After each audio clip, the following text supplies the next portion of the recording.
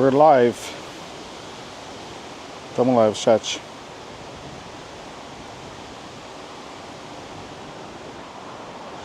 Beleza.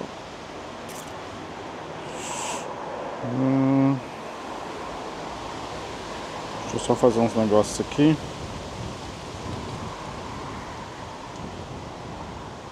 Time. Hello. E aí, DJ Firehead?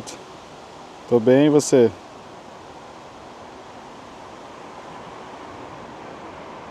Tamo bem, tamo bem. Deixa eu só fazer uns negócios aqui. Rapidão, chat.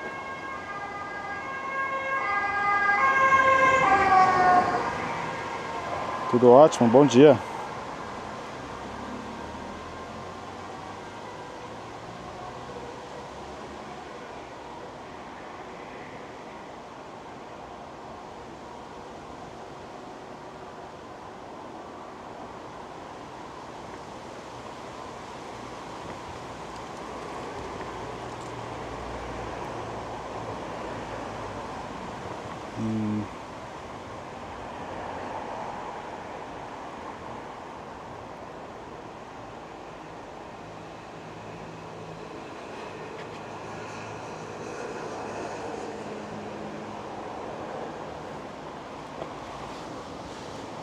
Sim, sou garoto de programa.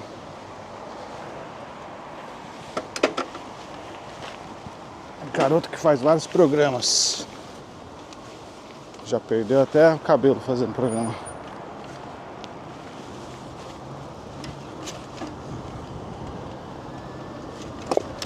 E aí, chat, como é que tá? Segundou nada, quintou, né? Vambora. Mais um dia aí de semana Twitchcon. Hoje aquecimento. Estamos indo para a cidade. Vamos encontrar nosso amigo narcótico. Nosso brother aqui de Rotterdam.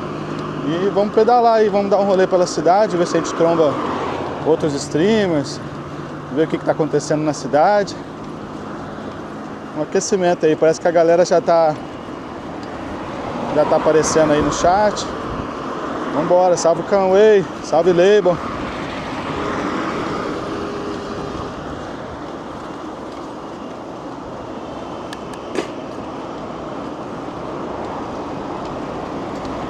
Tá uma ventania do caralho aqui.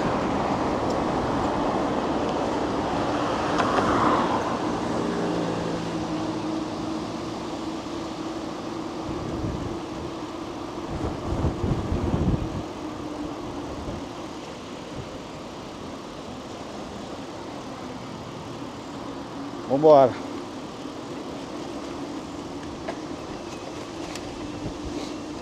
Tá tudo certo aí com a live? Vocês estão tomando Ed, né?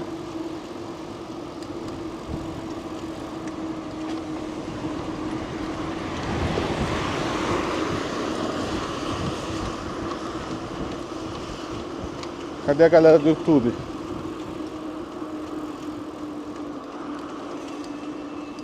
Tá, ventania, mano. Tamo 10/10, beleza. Salve Kleber. Salve Farofa. Valeu pela presença aí, tamo junto no YouTube. Agora eu tô vendo vocês, hein. Hoje eu tô lendo vocês aqui. Tô com um chat do YouTube hoje. Tamo preparados agora. Ontem eu não tava. Tamo 10/10, demorou. Então é isso, a gente vai fazer um rolezão pela cidade hoje. Ver qual é que é, o que os streamers estão fazendo. O pessoal parece que já tá chegando. Vamos encontrar nosso amigo narcótico ali, o brother. Dar um rolê com eles pra tomar uma. Vamos ficar aí. Vamos ficar de rolê. Eu esqueci de botar um ar no meu pneu aqui, mano. Mas tá de boa, vai. Não tá dos pior, não. Vamos de 10, aí sim, 10 streams consecutivas. Era pra estar 200, né, Lebo? Se a Twitch não tivesse pilantrado nós, porque você tá ligado que a Twitch que pilantrou, né? Aquela vez que eu dei um mesinho lá de tempo lá, eu dei um mês sem fazer live, um mês e meio mais ou menos. A Twitch pilantrou nós.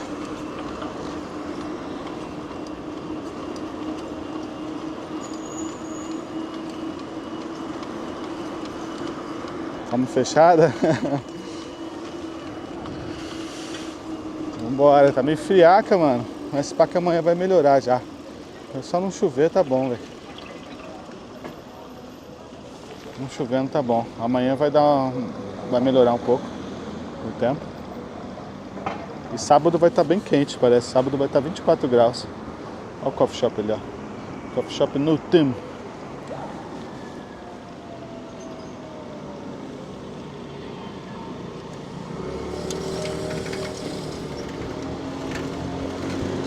Era pra estar uns 300, né, velho? Se pá, velho.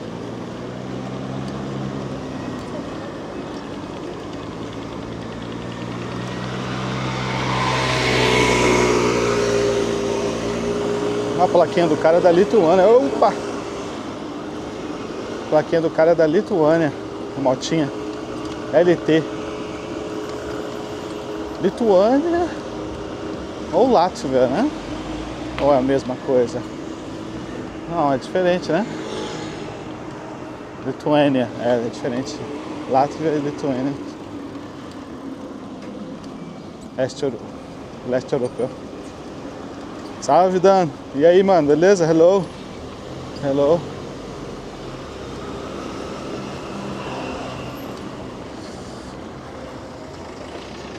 Thank you.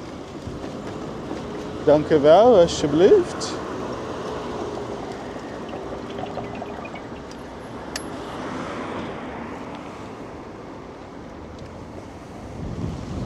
É triste, velho.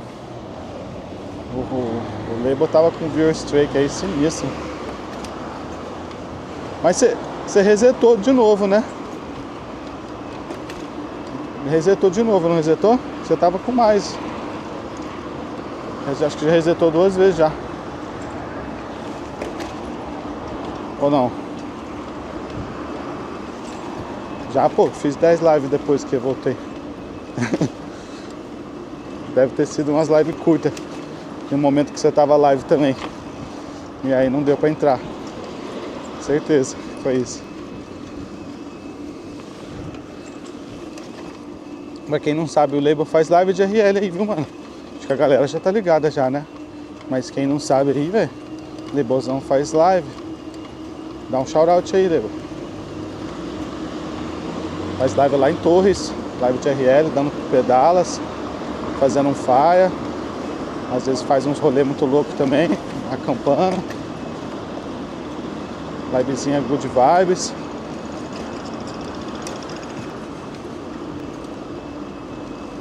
Exclamação SO, que aí aparece a carinha do streamer. Um dia eu tava em live e tu também. Ah, então, eu imaginei. Que aí acontece. Acontece. Às vezes a gente faz live no mesmo horário. Você faz live mais cedo, né? Porque geralmente eu pego a galera mais tarde, né, do Brasil, né? Geralmente eu raio da galera, porque o pessoal começa mais tarde, assim, tarde pra mim aqui. Mas o Label, ele é um dos únicos que faz mais cedo, mano.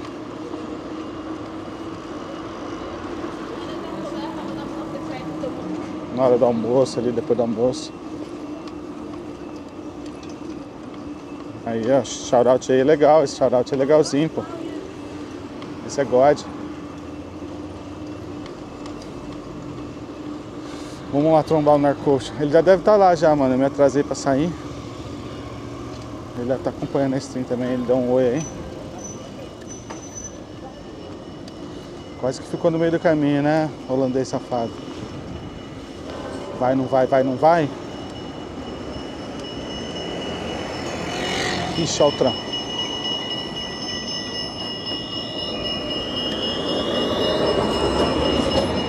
Cadê os streamers? Cadê a galera de cabelo colorido? Vamos caçar a galera de cabelo colorido aí. Cadê? Os e-girls e e-boys. Hey girl. Hey boy. Sabe, Adriano? Matinal, pô. Estourando. Aquele fininho de manhã. Esse daqui nem é fininho, o label só fuma o dedo, filho. Só fuma o beck inteiro. Não deixa nem a ponta. Queimando tudo até a última ponta. Fala aí, labelzão. Você era do Rio? Tem nada. Sotaque do Rio, você é louco? Nada, São Paulo, caralho. Olha as ideias, chat. Sotaque do Rio, ó. Tô falando igual carioca, porra. Aí, meu irmão, qual foi? Porra, que escroto, hein? Cadê o isqueiro? Caralho, vai se fuder, rapá. Que merda. Aí ficou carioca.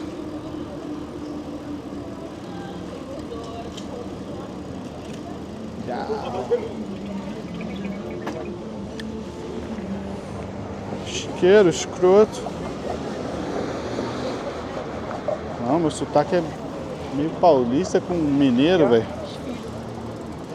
Porque eu tenho família em Minas, eu morei em Minas. Olha as crianças de fat bike. Esses aí é um perigo, velho. Sai andando pra caralho, rápido pra caralho. As crianças crazy, mano.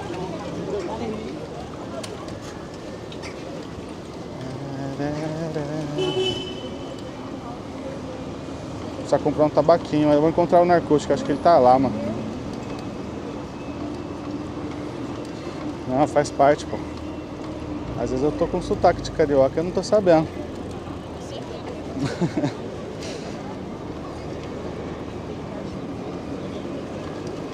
Hoje é feriado aqui, chat, então a cidade vai estar mais cheia. Hoje é dia da Ascensão. Ascension Day.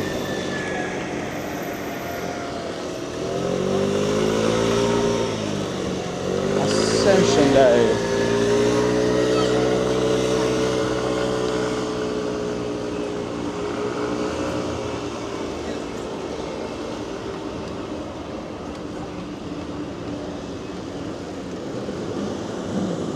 Chiqueiro. É engraçado. Ah, eu tenho uma par de amigos carioca, parente também. Eu sempre faço uma zoeira com eles. É de boa, pô.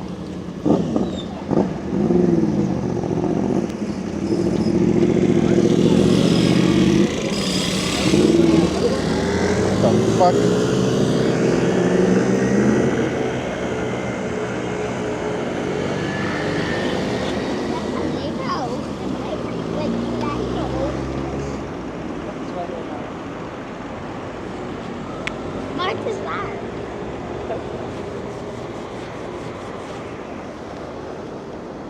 Fechada 2, você viu o cara fechando, mano? Tava pela direita também, né? Como você foi parar em Netherlands? Eu peguei avião e vim. Peguei o avião, fui até o aeroporto, aí você troca um negócio que chama dinheiro, que é um papel, por uma passagem de avião. Eles estão trocando lá, não deixa de aproveitar essa oportunidade. Eles estão trocando um negócio que chama dinheiro por passagem de avião. Aí você troca, faz esse rolê, tá ligado? E aí você sobe no avião, voa, atravessa o Atlântico e chega aqui, mano. Mó good, velho. Funciona.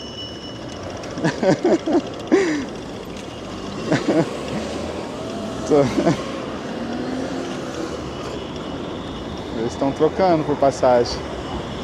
Cadê o narcótico?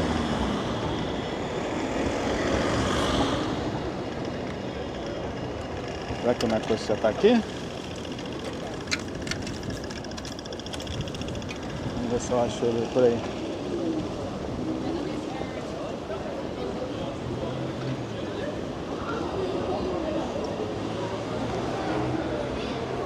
Não, mas a minha trajetória foi tipo, eu sempre tive vontade, tá ligado? De morar fora, sempre pensei nisso. Mas eu ficava empurrando com a barriga, aí teve um dia que eu comecei a me aplicar mais, comecei a estudar como é que faz para poder arrumar uma oportunidade aqui fora. Aí comecei a me aplicar, tomei muitos nãos aí, né? Fui melhorando meu inglês e tal. E aí um dia aconteceu. Aí eu peguei, vendi tudo que eu tinha no Brasil Peguei meus gatos, vim com a Rocket Falls, minha esposa. E tamo aí, mano. 4 anos já quase. Sobrevivendo. Salve, Narcuxo. Será que ele já tá aqui? Tá rolando um evento aqui, chat, que eu quero ver se eu posso fazer stream. Tá rolando um escorrega aqui. Só quero ver se o Narcuxo tá aqui primeiro pra depois te mostrar pra vocês. Tá rolando um evento aqui que eu acho que os streamers vão adorar. Isso aqui vai ser o lugar dos streamers vindo aqui. É um escorregador gigantesco ali, ó. Que sai lá do teto. Do rooftop. Eu não posso estar andando de bike aqui, mas estamos andando.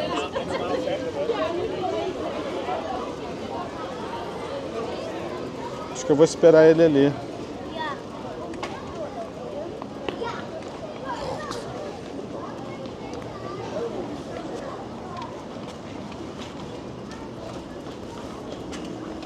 Vendi meus gatos? Não, eu trouxe eles. Mancada vender os gatos, não. Eu tive que trazer, pô. Trato os gatos igual filho, mano. Tem que trazer, né? Abandonar os gatos não dá. Foi caro pra caralho pra trazer aqueles filha da puta. Mas eu amo eles. Teve até que botar chip no gato, velho. Você acredita? Gato chipado. Gato da Matrix. E eles são da Matrix, mano. Eles são da Matrix, tem até emote deles aí, ó. Oh, the bridge just opened. Oh, okay. So Narcosh is coming. The bridge just opened. He was stuck in the bridge because the bridge needs to open for the boats. For the boats. Okay, I will be waiting here. Let's see if we can grab Narcosh. Catch. Not grab. Not grabbing him. Aí não pode de bicicleta? Ah, esse país aqui pode de bicicleta em todo lugar, Firehead. Dá nada não.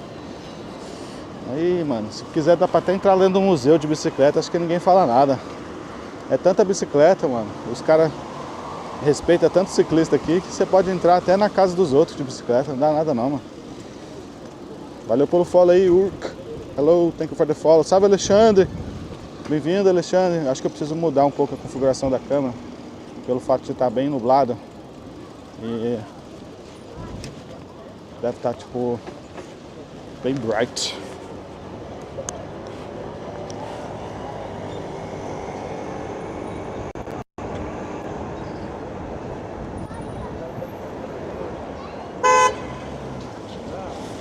A cidade tá crazy hoje, hein, mano? Hoje é feriado aqui, o pessoal tá na rua. Valeu pelo follow aí. Gato shapeado. Sabe por que eles estão na Matrix? Porque os meus gatos, um chama Neo e o outro chama Morpheus. É os gatos. Aí, ó. O primeiro é o Neo, o segundo é o Morpheus. Olha aí que belezinha. Meus gatos estão na Matrix, mano. Eles estão chipados. Eles estão no sistema.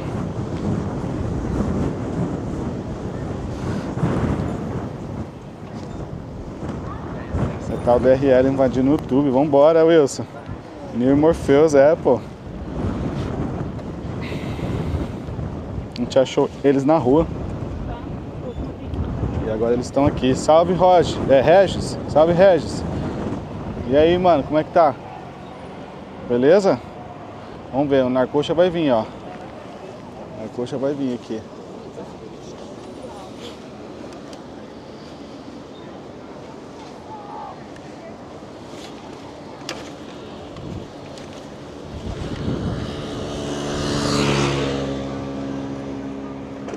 Let's wait for Narcoxa. Vamos esperar o Narcoxa. Nosso brother.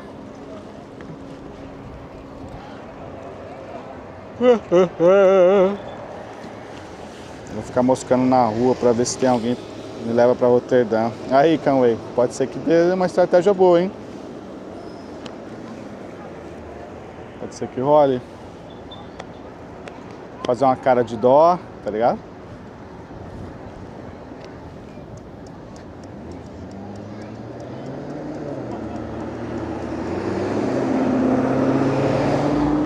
O que acontece nesse festival, é surpresa? Qual você fala? Esse aqui do lado? Então, vamos lá, vamos conferir. Ele é um Na verdade ele é um festival de rooftops. Ele é um evento que acontece todo ano aqui. E eles liberam alguns terraços de prédios para você subir e visitar a cidade. Então, tipo, a cidade aqui tem vários prédios, né? Rotterdam é uma cidade que se destaca por causa disso aqui da Holanda, porque tem prédios altos e tal. É uma pegada mais moderna a arquitetura da cidade.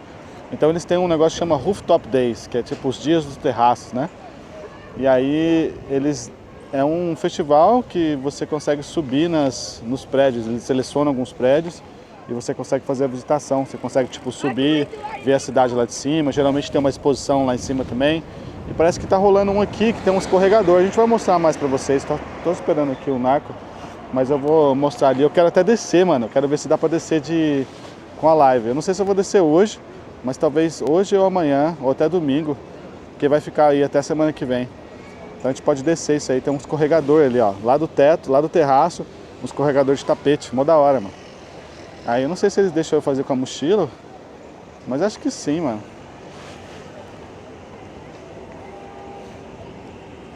Eu acho que hoje a gente não vai subir nada não, eu vou ficar dando um rolê com o Narcoche aqui, a gente vai ver se a gente encontra algum streamer, se a gente, sei lá, vê alguma coisa. A gente vai ficar aí, vamos ficar de bobeira assim, pela cidade, né? Tipo, a cidade agora vai rolar o Twitchcon, não sei se tá sabendo, mas vai rolar o Twitchcon sábado, né? Então a cidade vai lotar de streamers aí do mundo inteiro, inclusive o pessoal de RL.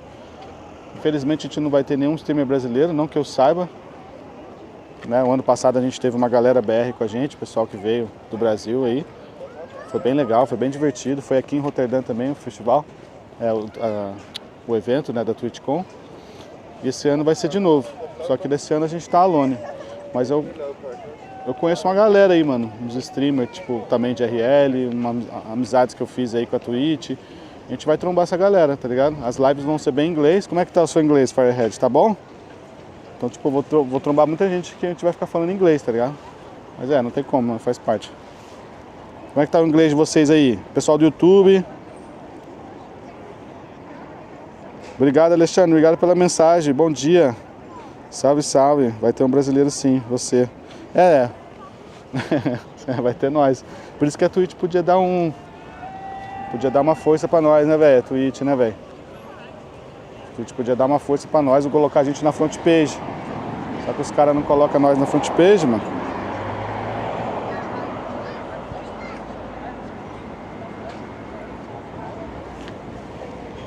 O inglês tá broken?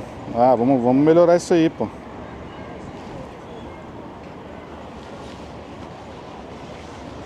A coxa tá presa lá na ponte. A gente pode chegar mais ali, acho que ele vê a gente. Achei que ele já tava vindo, acho que ele tá preso ainda.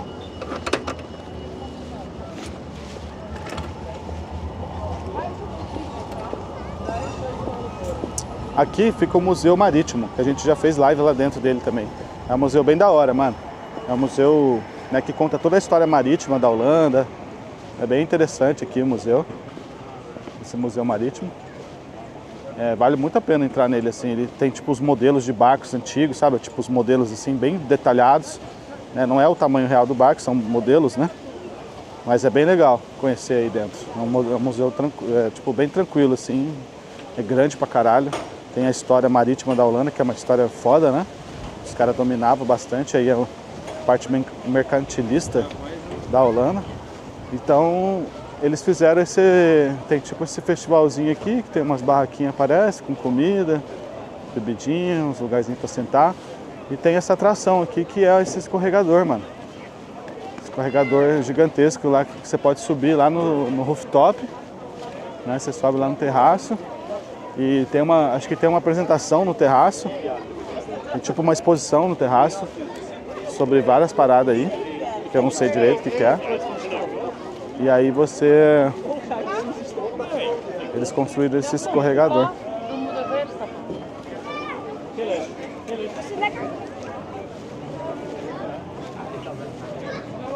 Ó, Rotterdam Rooftop, 29 de maio a 9 de junho, tá vendo o escorregador? É esse cara aqui.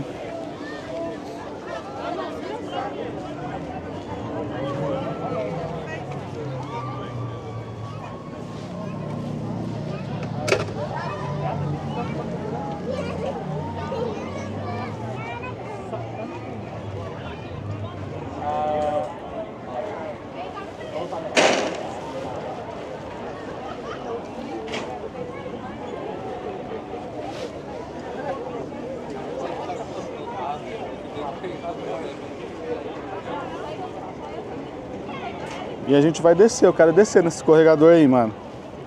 Nem se for pra galera filmar a gente descer lá, se eles não deixarem a gente descer com a stream. Mas parece ser muito de boa, mano.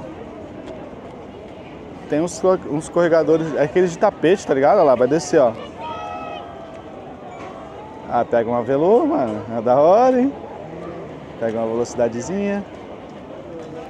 Você desce no tapetinho lá. Ah, é good, pô. Ah, é suave, mano. A Rocket, eu falei pra Rocket, ô Rocket, vamos descer isso aí. Ela falou, não, tô de boa. Eu falei, ô louco, Rocket, mó de boa. Ela, não curte essas paradas não. Eu falei, ô louco. Eu trabalho com back-end, mano. Só no back-end. Nada de front. Salve, Prod. Se quiser conhecer a equipe, dá exclamação equipe aí.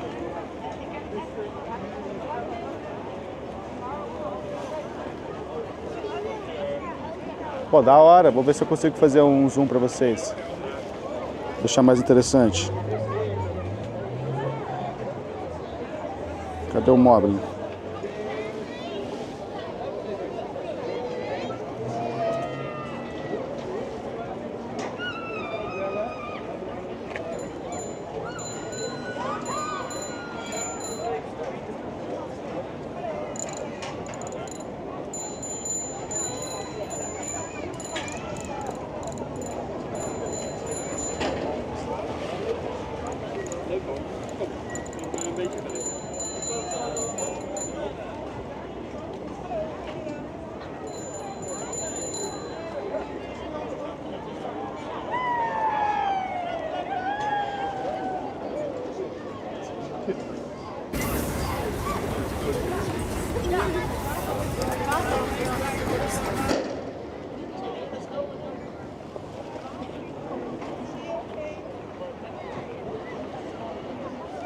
Saiu aí?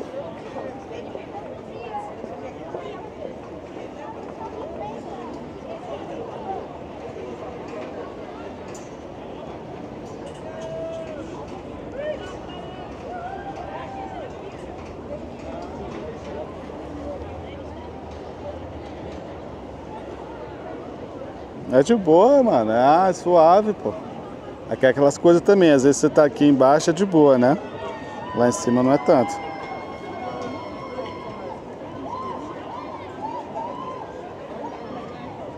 É good, pô.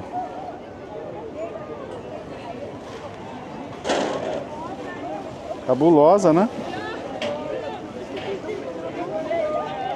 Salve, Matheus. Você mudou o nick, né, mano? É o Apolion lá. Eu nem saquei, mano. Ontem você tava na live, você mudou o nick. Eu nem saquei. Depois que eu vi lá que você mudou. E aí, mano, como é que tá? Bem-vindo. Onde tá o Narco? Aqui, acabou de falar. Hey, Narco! Are you doing good? Yeah, very good. Nice. Just check it out. Yes, I don't know how you call this. Like Clayban. Clayban? Clayban? Yeah. It's like a Escorregador. clay is a slide. Yeah. So And I think you need to pay 7 euros. And you can go to the rooftop. There's a exposition there.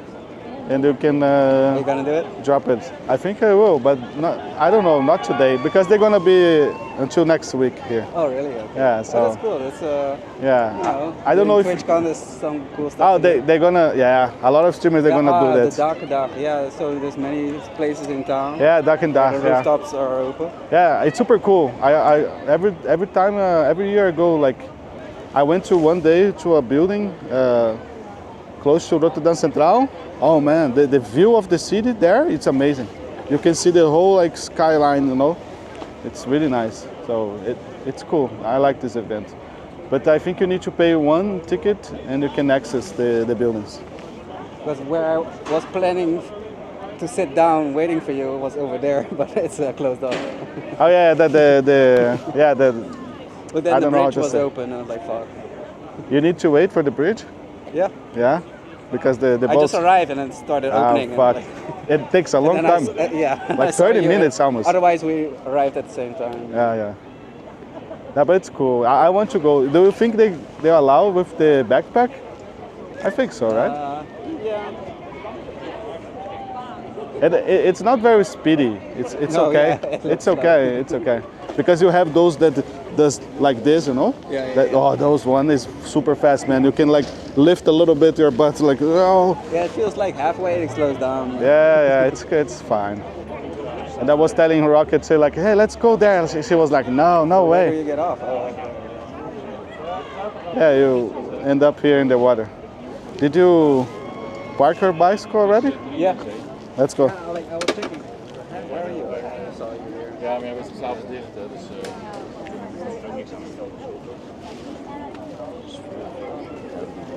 Narcótico tá na hora. Salve, Randall. The man, the myth, the legend. E ele já tá com as brejas ali. Tá com as brejas. Hey, Narco. You have some beers on your backpack. Yes. Random is here. The legend is back. I have 3 beers. Piscis. And they're called, yeah, this case. Nice, nice. Those are the only cheap beers you can get cold. Oh yeah, on the shop. Lidl stopped selling their cold stuff. Now they only sell the, the gekoelde blikken. Okay. Which cost double. And you have a Polish market close to you now.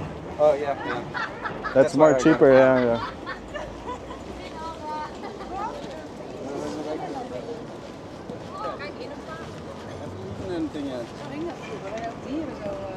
É, o seu nick anterior era mais da hora, mano.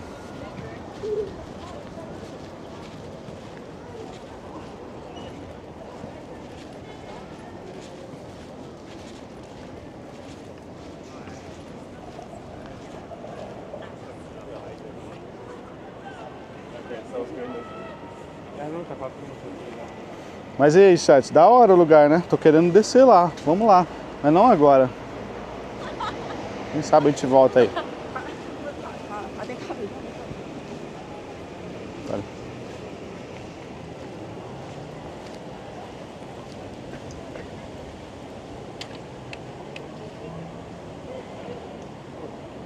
Fucking hungry.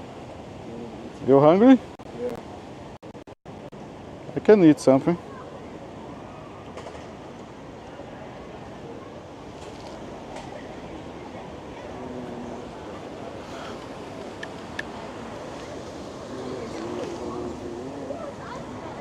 I need also to buy tobacco. Oh, works out because I need a lighter. I forgot my lighter.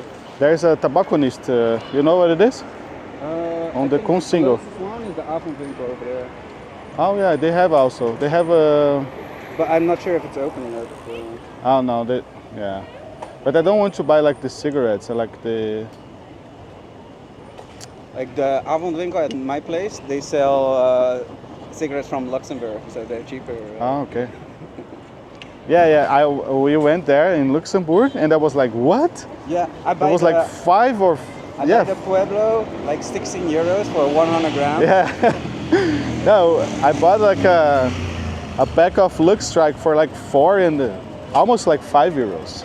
Yeah. And I was like, what the fuck? This is a rich place, and that's the way they control the the population, you know, like. Here, like, I don't know how much it is because I don't buy cigarettes, but it's fucking expensive. No, here is like 12 or 11. Yeah, what the fuck is that? Yeah. So I want to go to the tobacconist because they have the American spirit there. Ah, okay. And it's not that, yeah, it's expensive, but it's at least it's in the Consingo. Oh, Consingo? Yeah. I was thinking maybe out of Binnenweg, but yeah, Consingo. It's closer here. I mean, we can cycle, it's faster. Yeah, 705 is on the chat. Yo, 705. Salve, Narcotion. How you doing, man? You good? Yeah, he's a legend. He has only numbers in his name. I was like, why is it so busy today? But everybody's day off. It's the holiday, yeah?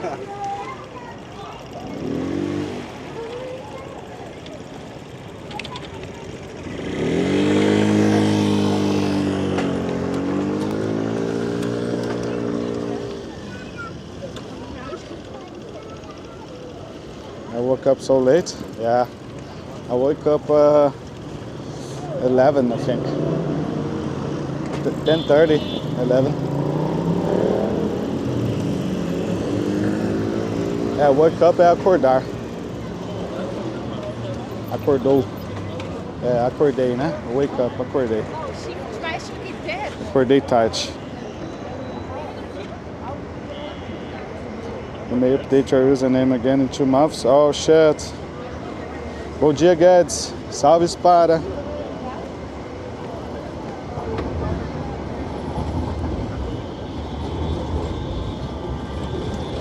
É, pô, seu nick tinha um... Ah, ele é diferente, pô. Tenta mudar depois, fora que se alguém pegar, né?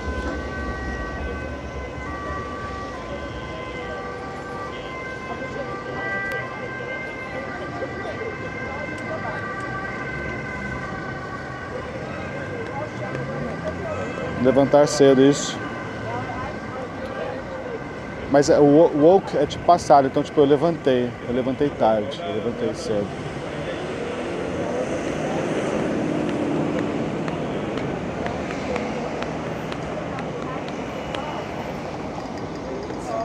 Breja na mochila, classic narcotion, yeah.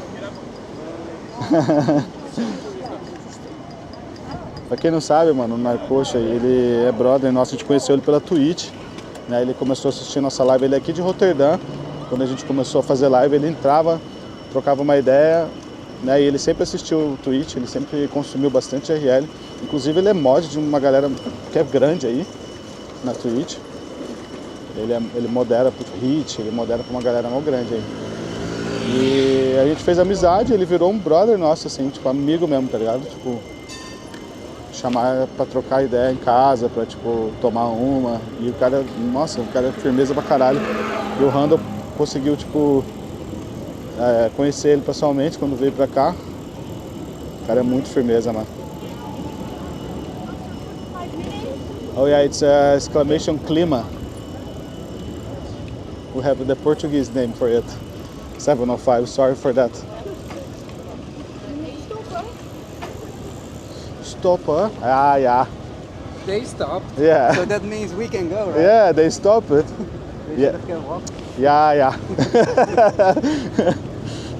But to be fair, yeah, it's a zebra crossing. You need to stop, yeah. We need to go there, That's all. Oh, no. you know? Yeah.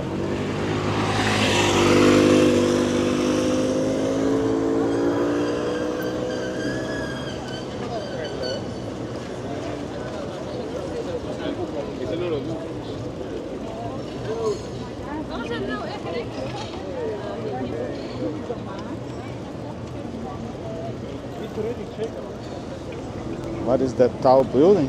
Which one? It's the World. Over there, right? Yeah. It's the World Trade Center, no? Is there any new buildings? Yeah, there's a building that they're close to the Laurenskirk. Oh yeah, that building over there. It's yeah, they are doing good. They are progressing.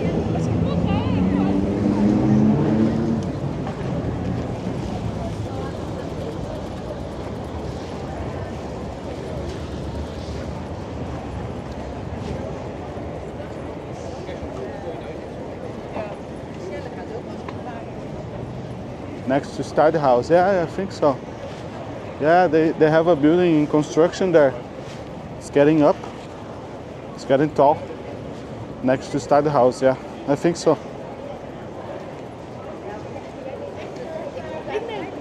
Hey, DJ Black. Such a tough journey to Twitchcon. Yeah, really tough, man.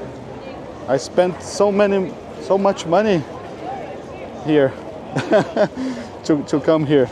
How are you doing, DJ Black? Are you not coming for Twitchcon? Such a long journey, man. I just need to ride my bicycle for 15 minutes. Ah, that's terrible. You know?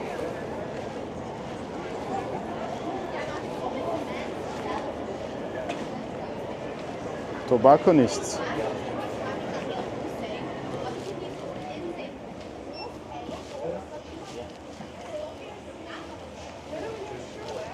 Let's see if I have a lighter also. I do.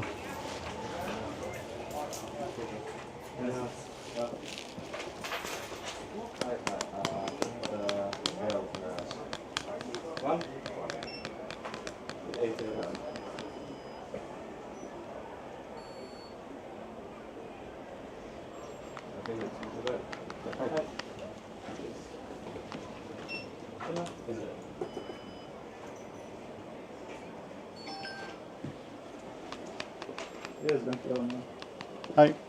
You have the American Spirit check?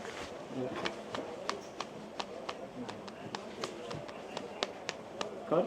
Yeah, pin. Yes.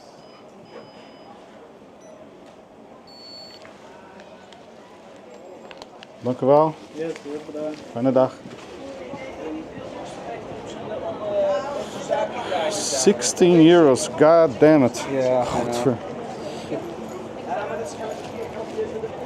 You want to make a cigarette now? Ja, sure.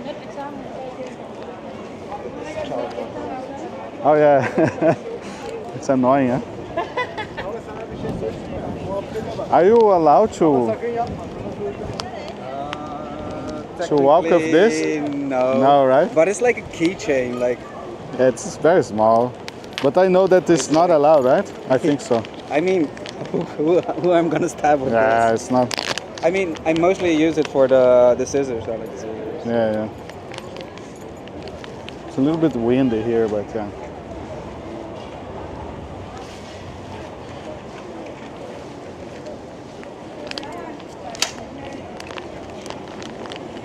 Yeah, it's not looking great for Twitchcon with the weather. But it's gonna get better. Okay, I hope so. It's gonna be like 24 on Saturday. Okay. Just wish it was sunny, you know. If it's not changing, huh? Yeah. Because oh yes, 25. That's good. Okay. Yeah, like cloudy, but Yeah, at that's least good. it's not raining. Yeah. If it was raining, it was like really shitty days. Like, it was like shit. I'm okay with like 20, 19. If it's not raining, you know. Yeah, today is like it's all right.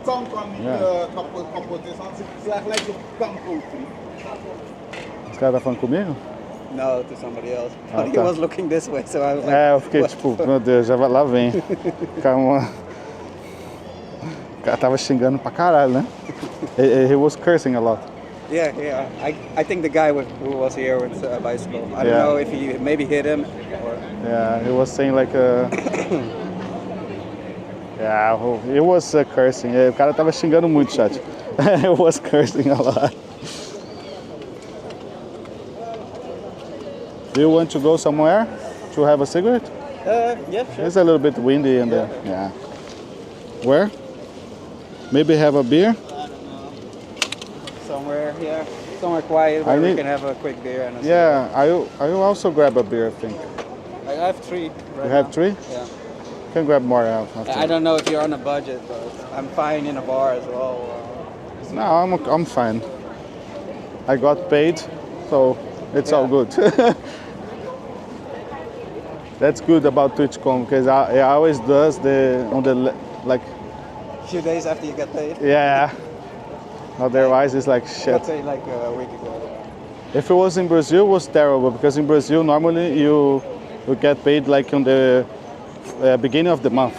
Oh yeah, that's annoying. Yeah, it's annoying. So you're broke as fuck. You know? Not sure which place is safe To have a beer, right? because I rarely do this only with you guys. God damn it, Nakosha. We are only doing this with the streamers. And we are like streaming doing this. We are creating the whole thing against us. Is the Irish pub here or? I think it's here. But they don't allow streaming there. Oh no. I tried many times. Every time I say like, no, I'm doing a live stream, I keep the camera to myself. It's expensive anyway. They go say like, nah, nah. I was like, fuck that place then. Yeah, it is expensive, yeah. But the beer is good, you know? We can go to the Brew Dog. Oh, where's They- that? It's straight here. Yeah, it's not cheap also, but like 1 or 2, it's okay. You know? And they have like a terrace, so you can smoke and Some quick food around there? Probably not. quick food. Yeah, like a McDonald's. ja, or a Surinaams broodje. Well, you can go to the Kapsalon. Kapsalon. It's good, eh? I actually like Murphy's though. I haven't been there in like 20 years ago. We can go to the Bread Dog. And yeah, we need to go straight there. You know, like the tunnel there? Straight here. Oh, this one? Yeah.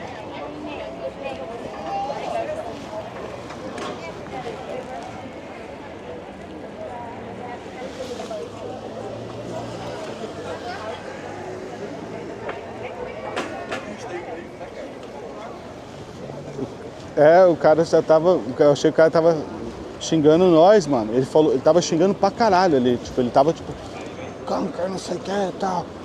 Tava, tipo, aqui eles xingam de uma forma diferente. Eles ficam falando pra você pegar uma doença. Tipo, eles falam, tomara que você tenha câncer. Ele tá falando isso pro cara, tomara que você pegue câncer, não sei o que, sabe? Os holandeses, eles xingam tudo relacionado à doença. A gente xinga, tipo, coisa meio, tipo, conotação sexual, né? A gente fala, tipo, pau no seu cu, não sei o que e tal. Fica falando, a gente, né, vai se fuder e tal. Aqui eles usam, tipo, doença, tá ligado?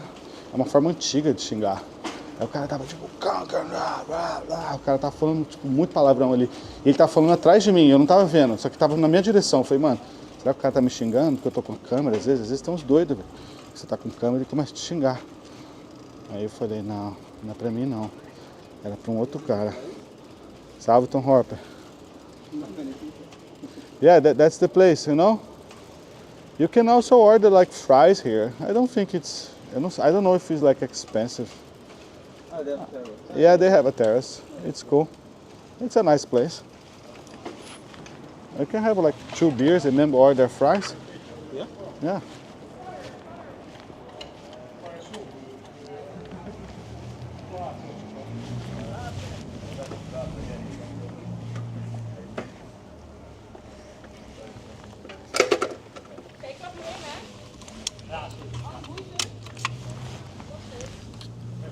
Salve, desisto. Esse collab aqui. Estamos com o nosso brother, né? Coxa, né? Ele não é streamer não, mas ele é da Twitch. Ele modera pro Hit, ele modera pra uma galera famosa aí. Mas ele é nosso brother aqui de Rotterdam.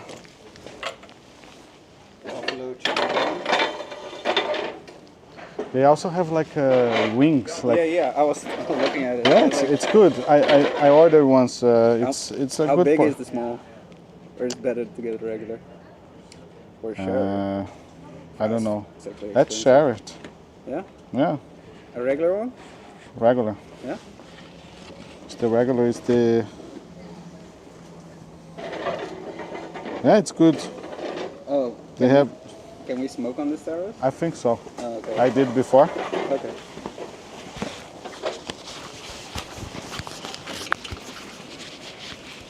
Salve, Benicúticos. Brejinha? Tem que ter, né? Brew Dog. Mas LGBT.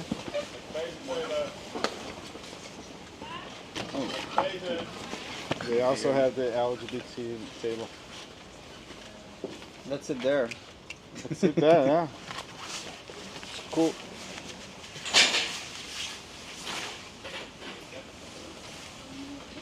Shit.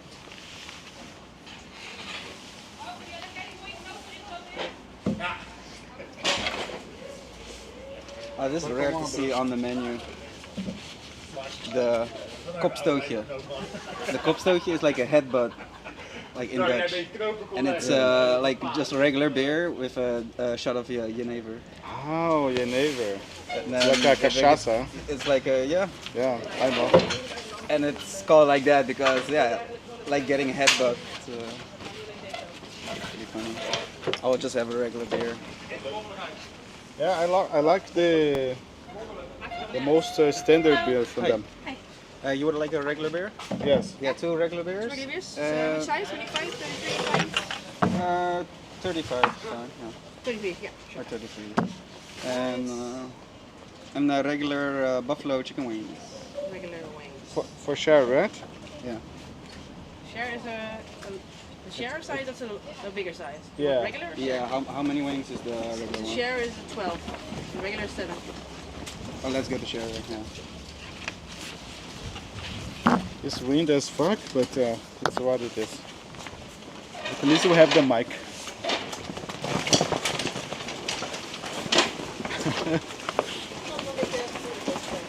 A Twitchcon vai ser aonde? Vai ser aqui. Suddenly win. Yeah. But I got my thermal, Oh, really? you know. I was like walking outside and I was like, oh, I don't need my jacket. But like I Yeah. realized when I'm sitting down, it's gonna get cold. Yesterday I was like this. I was like, no, let's go out. It's warm. No, it's not warm, dude. It's still cold. I guess like after cycling, you get warm and then you sit down and you can Yeah, feel the cold. and it goes away. Esse mano faz live? Não, mano. Eu vou apresentar você pra galera. Yeah. I'm gonna introduce you as in Portuguese for the people. Yeah, yeah, sure. Because they are asking for a stream. He wants to stream, and I tell him to stream, but he is keeping. Yeah, I know. For years I've been saying, Yeah.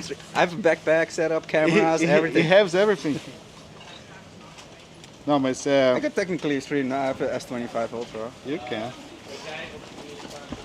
You can stream like in Thailand if you want, like in a bar with the cell phone, or just like Yeah. hanging out. Like, Então, galera, esse aqui é o Narcocho. Acho que vocês estão vendo ele aí. Eu conheci ele na Twitch, pela Twitch mesmo. Ele mora de Rotterdam, ele nasceu em Rotterdam. E ele achou a gente na Twitch. E a gente começou a trocar ideia, a gente se encontrou. E a gente virou amigos. He became a friend of us. And he knows Twitch for a long time. Ele conhece a Twitch há muito tempo, né? I think you are also mod for some big channels. Hitch, Hitch, Awkward Travel. No. Awkward Travel, Redenta, Yeah. there's a bunch more. Yeah. Ele modera para uma galera grande, tipo Hitch, Awkward Travel, Redempto. E ele tá na Twitch já há muito tempo. Ele tem todo o equipamento para streamar, mas ele fica sempre adiando. OGROL mod, Oh, yeah. 715 in chat. Yeah, 705. Yeah, he said hey Narcotion early.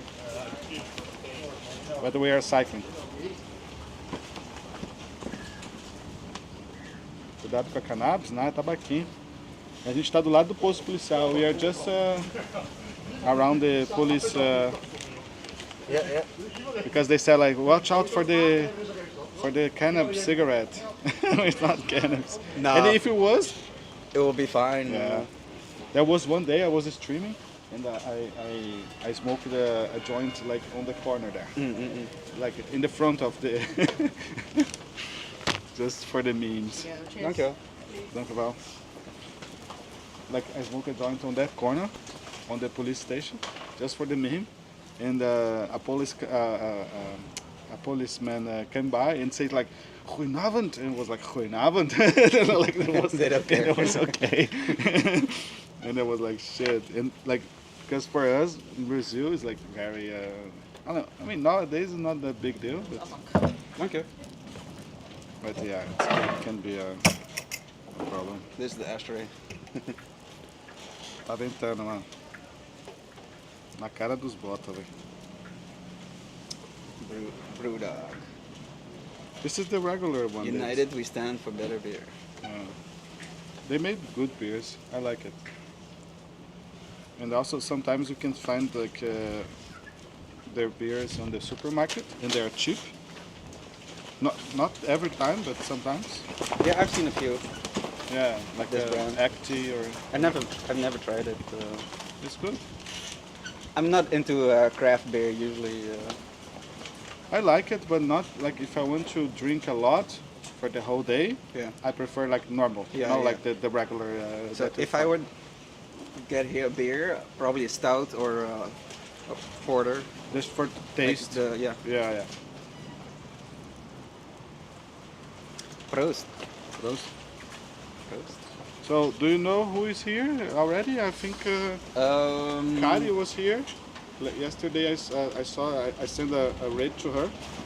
Honestly, it's less than last year, Oh yeah. but yeah, there's a few. I don't know because I don't actually follow most of these people. I think there's a lot of new people coming in. And now Hitch is on his way, and Sarah, his girlfriend. Yeah. I think it was Hitch is already in the Netherlands now. Looks like a Guinness kind of guy. Yeah. Like a stout. I like stout. Stout beers. So Guinness, but I can only have like one or two, and then I'm like full already. You already have a beer before? Yeah, one. Oh. Around 2. And I was like, when is going live? Then I messaged you. Oh, at 3. Okay, fuck. I will get a beer. getting delayed. Sorry.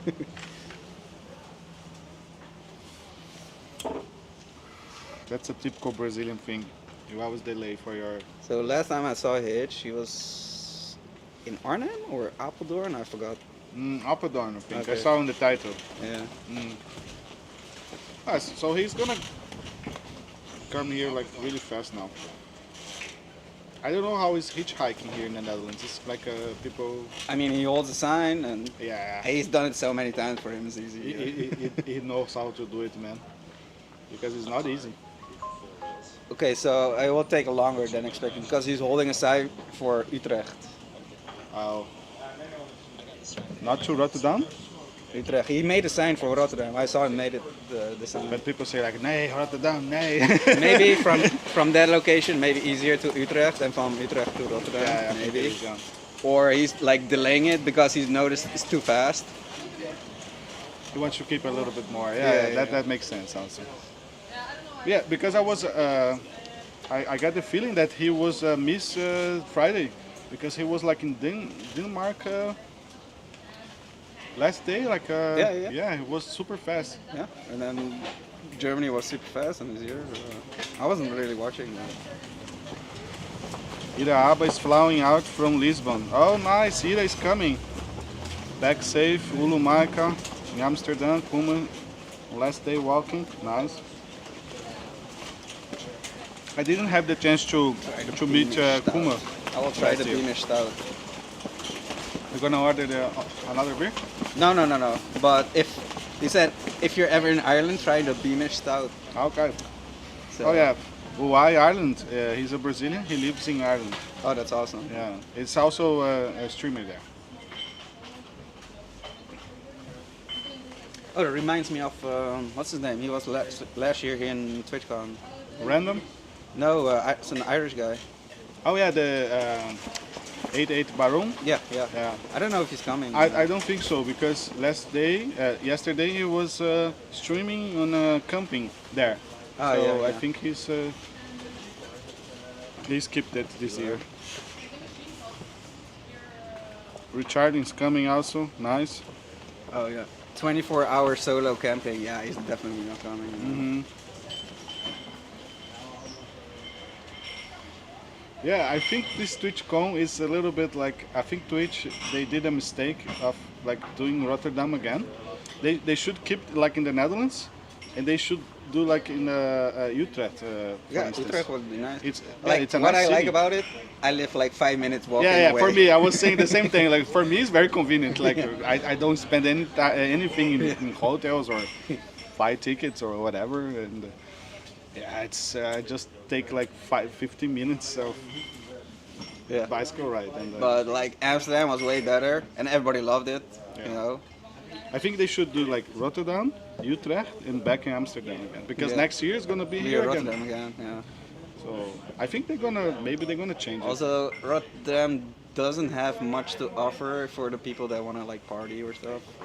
Yeah, the problem that in Rotterdam, I think you need to have a local, because if you want to explore by yourself, you can go like to places there's like nothing to see, you know. Yeah. So you need to kind of understand a little bit where Yeah, things the are. locations, yeah. Yeah. So you can get the most of it, because otherwise, if you, I don't know, if you start walking there, there's nothing there. So Yeah, like exactly. it's like fuck, you know. If you want to explore by yourself, Yeah. it can be a little bit hard, but I think Rotterdam is nice. You can like see a lot of things here, but yeah, it's also very like open city. Yeah, it's like Utrecht, for instance, you have like a old town, so people are gonna hang out in the old town. Yeah. You It's don't like a have- central location. Yeah, you don't have like an old town here. You know, like it's a little bit spread. Hmm. So yeah, it can be a little. Yeah, and also the convention, it's far. Yeah, it's kind of weird laid out, the city. There's not a main drinking area or whatever. Apart from maybe Wit de Wit, but Schouwburgplein. But even those are far away from each other. Yeah, It doesn't yeah. make sense. Yeah, people get spread. Yeah. Yeah. Yeah, I think Utrecht would be nice because they have those that convention center there. It's really big. Okay. Oh, nice. I forgot about wings. Thank you. Oh, this is gonna be messy. Oh yeah, it's messy. Look, We we need have some. these.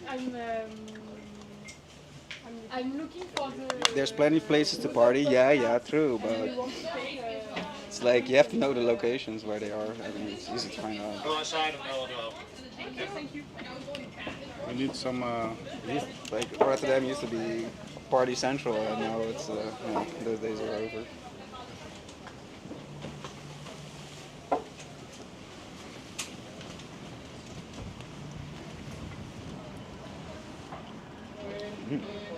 Zenica Rose is coming, cycling. There's plenty of places. Yeah, there is. But it's a little bit spread, you know. Franguinho aí, ó. Chicken, kip. Buffalo wings. It's good, huh? A little bit sweet. Ask Narcosh if he remembers the crazy people throwing eggs at us. Oh, yeah. Like, what the fuck was that, man? Out of a corner building, out of the window, people were throwing eggs. Like, what the fuck? That was crazy, man. That's makkelijk.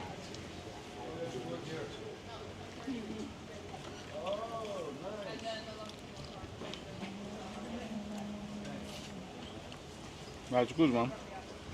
Not spicy. I think they have a spicy one. I ordered once.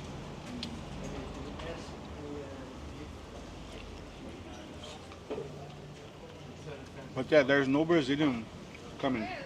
I think so. Oh, okay. I tried to look it up, but I didn't find any stream coming from there. It's a big trip, also expensive. Yeah.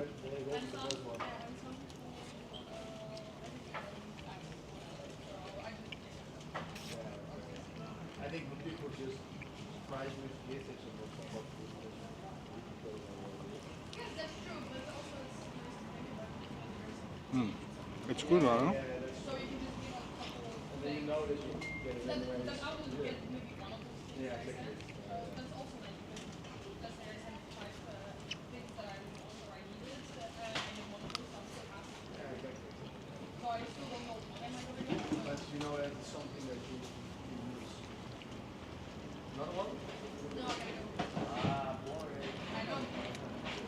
So I still have 2 days work tomorrow Yeah? and Saturday as well.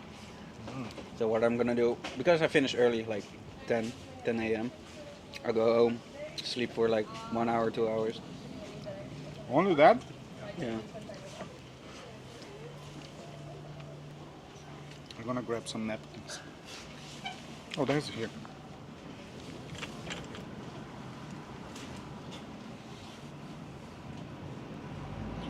Yeah, because you work in the after midnight, right? Yeah. So we have work today, and it's Friday to Saturday. No, oh tomorrow, yeah. Yeah. I wake up at 3 a.m. So.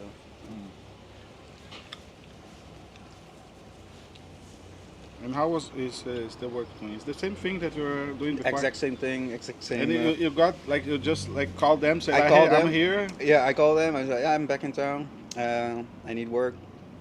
So I don't apply for it. I went straight to the boss and I asked them, hey, And do you they need know people? you. And they know me, and I worked there already 10 years. And they said, yeah, don't- you can start next week. Okay, nice. Yeah, you already know there's nothing new, and you can save some money. Yeah. No, that's good. Yeah, because applying for new jobs it's so annoying. Going all the way, the process, it's. Yeah, if you know the right people, you can get anywhere.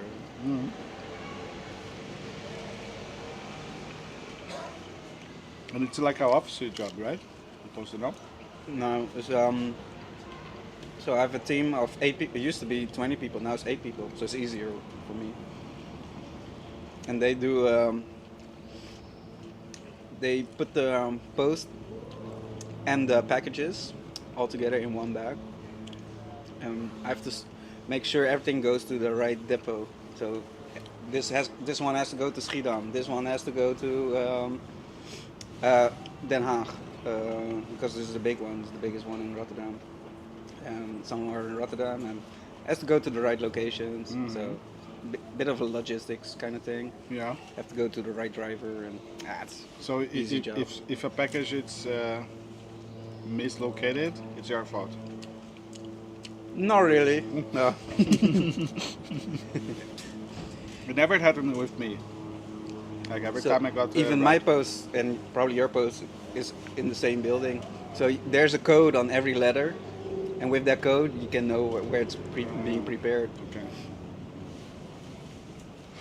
Yeah, I never had any problem like with delivery. Like it's really actually super fast if you like order something inside. Like, here in the Netherlands. In April we're still Next day. finding Christmas cards. Oh yeah. In April, still Christmas cards laying around. It's That's crazy. great. I think the amount also it's huge. Huh? Everybody's complaining because ever since they got public, like public companies, like the quality has gone downhill. Before it was from the government itself, and if you work there, you're an official ambtenaar, like you work for the government. Those times, yeah. You have a better pension or better benefits, huh?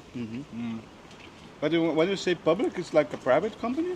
Oh yeah, yeah, it's a private company. Okay. It used to be just from the Netherlands itself. PTT, Okay. PTT Post. Normally it's the other way around, huh? Like, for instance, in Brazil, like there's a lot of we call like public service, which is like from the government. A lot of services a little bit like not fast, and it's like bureaucratic. Yeah, You know? yeah. And when it's like private company, it's a little bit more faster because private company they want to make money, so they make it in a way that it's more productive, I think. But I still like the public service in a way that you have like benefits and it should be like good. Oh yeah, They should make it good, but unfortunately it's a little bit complex. It's not that good. But it depends. Huh? There are some services that are very good. Like for instance, like in Brazil, you don't need to pay for health insurance. You can you have a free health insurance. Every citizen have, and it's worked really good. Depends where you live. Sometimes you live in a very far away city and can be a little bit not very good. You need to go to a big city to have like a treatment. Yeah. But normally it's good. They can you can have like a surgery. Like for instance, my grandfather, he has like the the surgery in the heart that they need to open the artery. Yeah, You know, like that type of surgery he made like without spending any money. Well, that's like good. it's like a very critical surgery, yeah? And they make only like the government paid it all, and it's really good. It's like but sometimes you can also take like long lines, you know, like wait for treatments and it can be because there's a lot of people and you also have private, but they're expensive. But that is one of the benefits there. Like every citizen,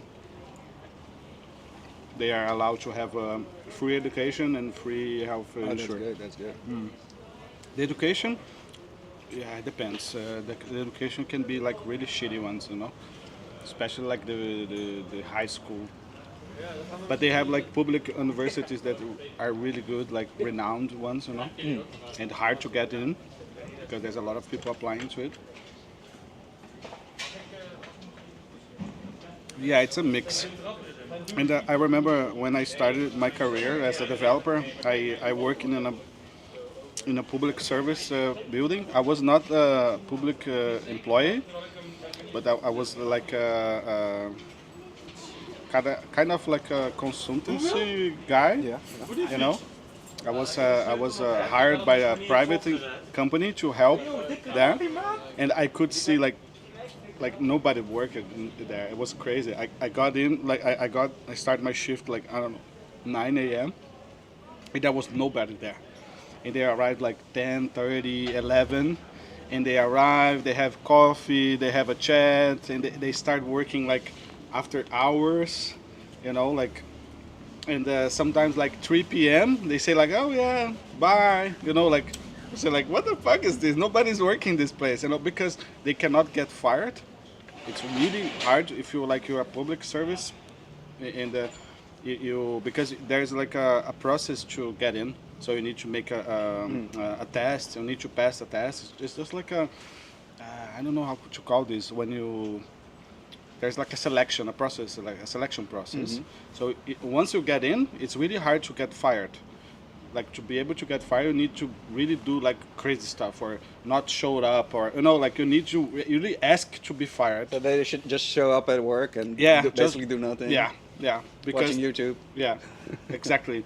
There was a guy there. He was like, he was coming. He was a little bit old, like already like don't give a shit, you know. And he was like, yeah. He was like drinking coffee, have a conversation, send some emails, and bye. You know, like I was like, what the fuck is this, man? Like that's why the country doesn't progress. There's nobody working here. In most places like that. When I went to school, I studied for sysadmin, system administrator. And my first job was like my boss basically said, oh yeah, don't work too hard because it's like an easy fix. They know how to fix it. They can fix it in 5 minutes. But they want more money. So they So say, it's gonna take like 2 weeks or something like that.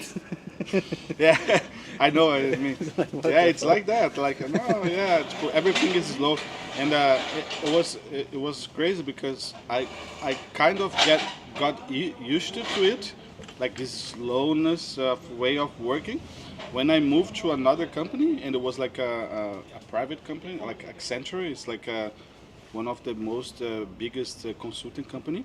I moved to that company, and it's like American company, you know? So like you need to work hard, show up that you're working, and show up early, leave late, like this kind of mindset, like workaholic mindset. And I was like, oh shit, man.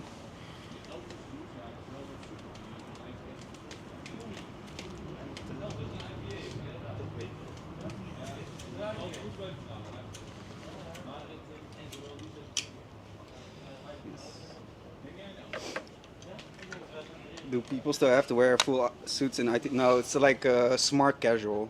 So just casual wear, but like a smart button-up shirt. That's good enough. Eu olhando pra tela, fingindo que tá entendendo tudo. Pratica o inglês aí, galera. Suits. Oh, in Brazil, I don't know. Oh yeah, depends of where you work. You still need to go suit, like banking,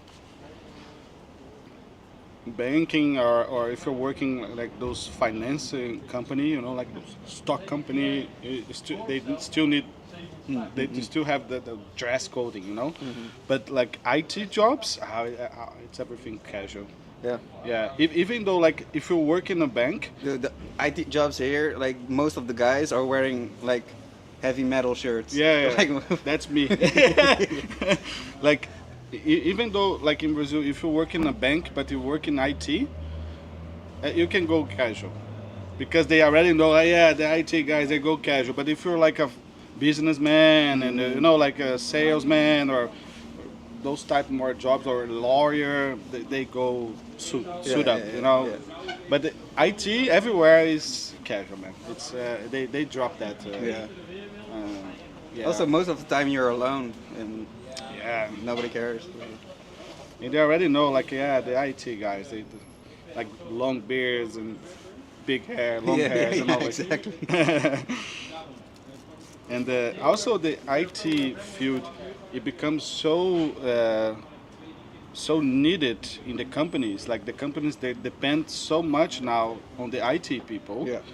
We kind of like turned the way around. So we're gonna do our way, because the best IT guys that we're gonna have, they like to work like this. So people kind of allow it. So otherwise nobody's gonna come with suits, because Exactly. fuck that, you know. I'm gonna go to the next company.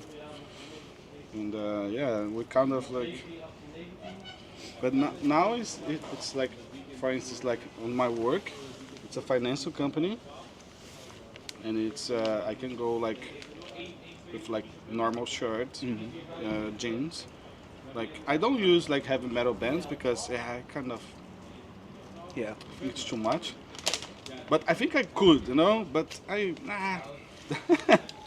Yeah, I want to feel comfortable. Yeah. like that as well. So I go like normal, like casual, like sometimes a hoodie, and it's fine.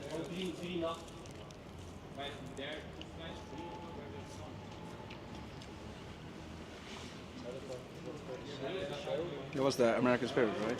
Yeah, it's a good one if you want. Yeah, I didn't roll because my hands are so greasy. So I used the cigarette. Yeah, you can take some napkins there. It helps. That was 10 years ago, so might have changed. Yeah. Galera, foi mal aí, a gente tá falando inglês, a Twitchcon vai ser nesse naipe aí, galera, vai só no inglês. I was just saying that we are speaking in English, and there are some people, they understand we are speaking English, but most of them not so much. Okay. But I just say to them like, it's gonna be all English all the way. For this weekend, yeah. Yeah, much. Yeah, pretty much. And I don't care, because the stream is like Portuguese/English, you know. Oh, I cannot. Like, I actually like. I incentive people like to start learning English, you know, because it's good. Also, you can enjoy other stuff. Huh? But the problem is, like in Brazil, you have a lot of things that is dubbed, and you don't have contact with English, you know, every day, like on a daily basis. So there's no reason to learn English. Otherwise, like, so people just like, you know, everything is in Portuguese. Like even the games nowadays, they come with the Brazilian Portuguese. Yeah. Not even like Portuguese from Portugal, like Brazilian Portuguese, you know? So it's because it's... That's a huge market. Yeah, it's a huge market, yeah. Like all the movies are dubbed, so it's really convenient. But also it also makes hard to people Rook learn is it. dodelijk. In French. If you made too. Roken is dodelijk. Rauchen is dodelijk. Rauken. Yeah, rauken is smoke. Dodelijk is... dodelijk? What is dodelijk? What is it? In German? No, in Dutch? Dodelijk. Dodelijk is deadly. Deadly. Yeah. Oh. So smoking is deadly. Oh yeah, dood. Dood is dead, huh? Yeah. Oh, okay. Dodelijk, deadly. Yeah. This is from the Turkish? No, this is from Morocco. Morocco, yeah. And yeah, they have a lot of French there. So They have French in Morocco? I mean, it was a French colony.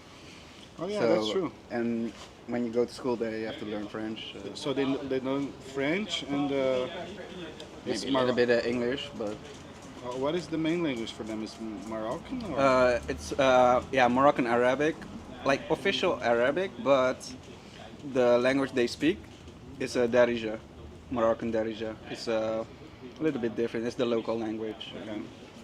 But it's similar to Arabic. Yeah, not really, but after like the Arabic went widespread all the way to Morocco, and like the people who are living there are Berber, Berber people. Those are the original people, and then the Arabic people came as well, and yeah, everything is Arabic now. So Darija is not a written language. So when it's something written, it's always in Arabic. But if people daily talking, it's always Darija. So if you know French and you go to Morocco, Everybody yeah? understands French. Oh, really? Yeah. Oh, that's good. Yeah. So everyone speaks French then. It's like a second language. Yeah. Okay. I didn't know that. Because like in Brazil, you have Portuguese only, and we don't even know, because when Portuguese came, there was indigenous people living there, and they have their own language, and we didn't learn that language. That language there still exists because there are still indigenous people that use it. I think we should learn it because that's the original language for the place. But now it's too late. Yeah, but it got forgotten, you know, like. Yeah, and it's like a very difficult language, like it's an indigenous language. So it's nothing compared to other languages. It's very different. It's funny because we also use a lot of because of the immigration, also like the African immigration there. We also have a lot of African words that we kind of incorporated in Portuguese, you know, and also a little bit of indigenous words also. So it's kind of like a mix, but Portuguese is the it's the main thing. But it stands out from the original Portuguese. Like sometimes if I listen to a Portuguese from Portugal, I have a little bit hard time to understand, like because they are more formal. You know, like and they make a little bit more casual the language. And they are very formal. They use like old way of saying, speaking. So it's interesting. Yeah. Good afternoon. Hello. Salve, salve Marcos. Salve David Jones.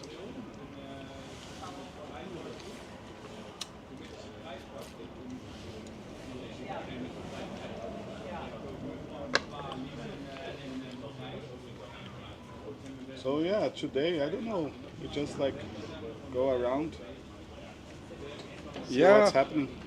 I was like, should I go? Well, I was like, fuck it, let's go have some beers. And It's a holiday. I also talked with Jasper.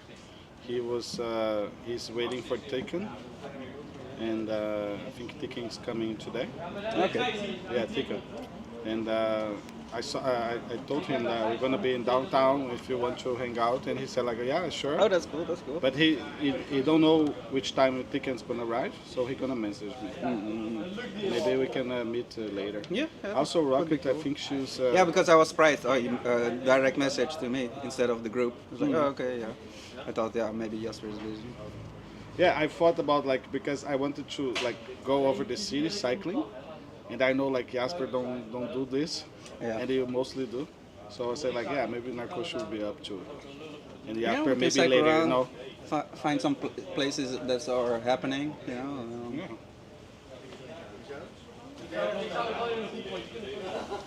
Tiken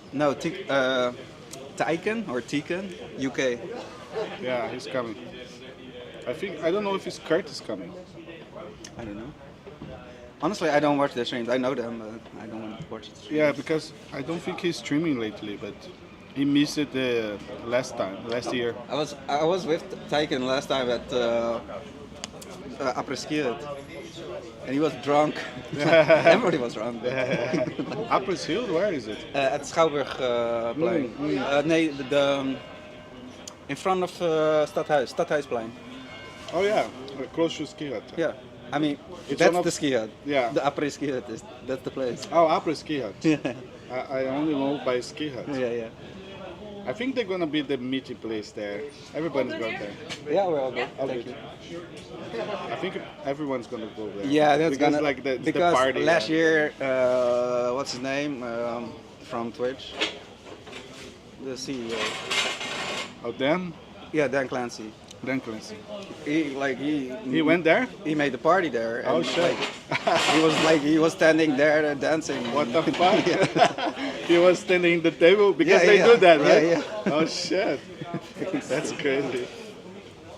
Yeah, I wonder because the ski hut is very restricted in a sense that if you want to go to the bathroom, they search you, and it's like a little bit Oh yeah. very strict. I had- and I was like, maybe they're gonna not allow the cameras. So there. I bought one beer there, and I was there all night because I had the backpack it's full just of beer. like- I was like secretly pouring Yeah, the whole because it's time. expensive as fuck, man. Yeah. Like it's not my cup of tea of place because it's loud, it's shitty music. Yeah. I mean, it's fun because it's like Yeah, I mean it makes sense for Twitchcon because I mean it makes sense to have it over there, you know. yeah, it does. And yeah, when the bar not allowing it, yeah, fuck Fuck that, yeah. And you said that also they allowed people coming in with the cameras there. They Yeah, everybody was streaming inside, outside. Yeah, we were mostly outside. Like Yeah. too loud inside. on the table. Yeah, it's too loud. Yeah. It's like Dutch music, loud as fuck, Yeah. and people get crazy. Right? Also, it's handy because at the Stadhuisplein they have the toilets outside, oh yeah. and it's easier than going inside, you know. You get searched and you need to pass in a metal detection. You know, it's like what the fuck is this? Like people come with guns here. Yo, I got a raid. Label 710 raidões. Galera do com 20 Label. viewers. Salve, salve Label, salve galera. Como é que vocês estão? Bem-vindos a Rotterdam, casa da Twitchcon. Valeu pelo follow aí, Andarilho. Tamo junto. Tamo aqui com o Narcoxo, tomando uma, comendo uns franguinhos. Sejam bem-vindos aí, galera. Pra quem não conhece, aí eu sou o Tusted, faço lives aqui de RL na Holanda. E a gente tá no aquecimento aí da Twitchcon. Tamo aqui trocando uma ideia com o Narco.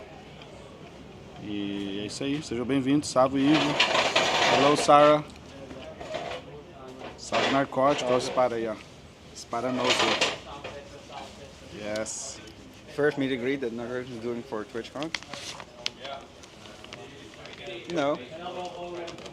First, what? I mean, I met pretty much everyone last year as well. You did, yeah.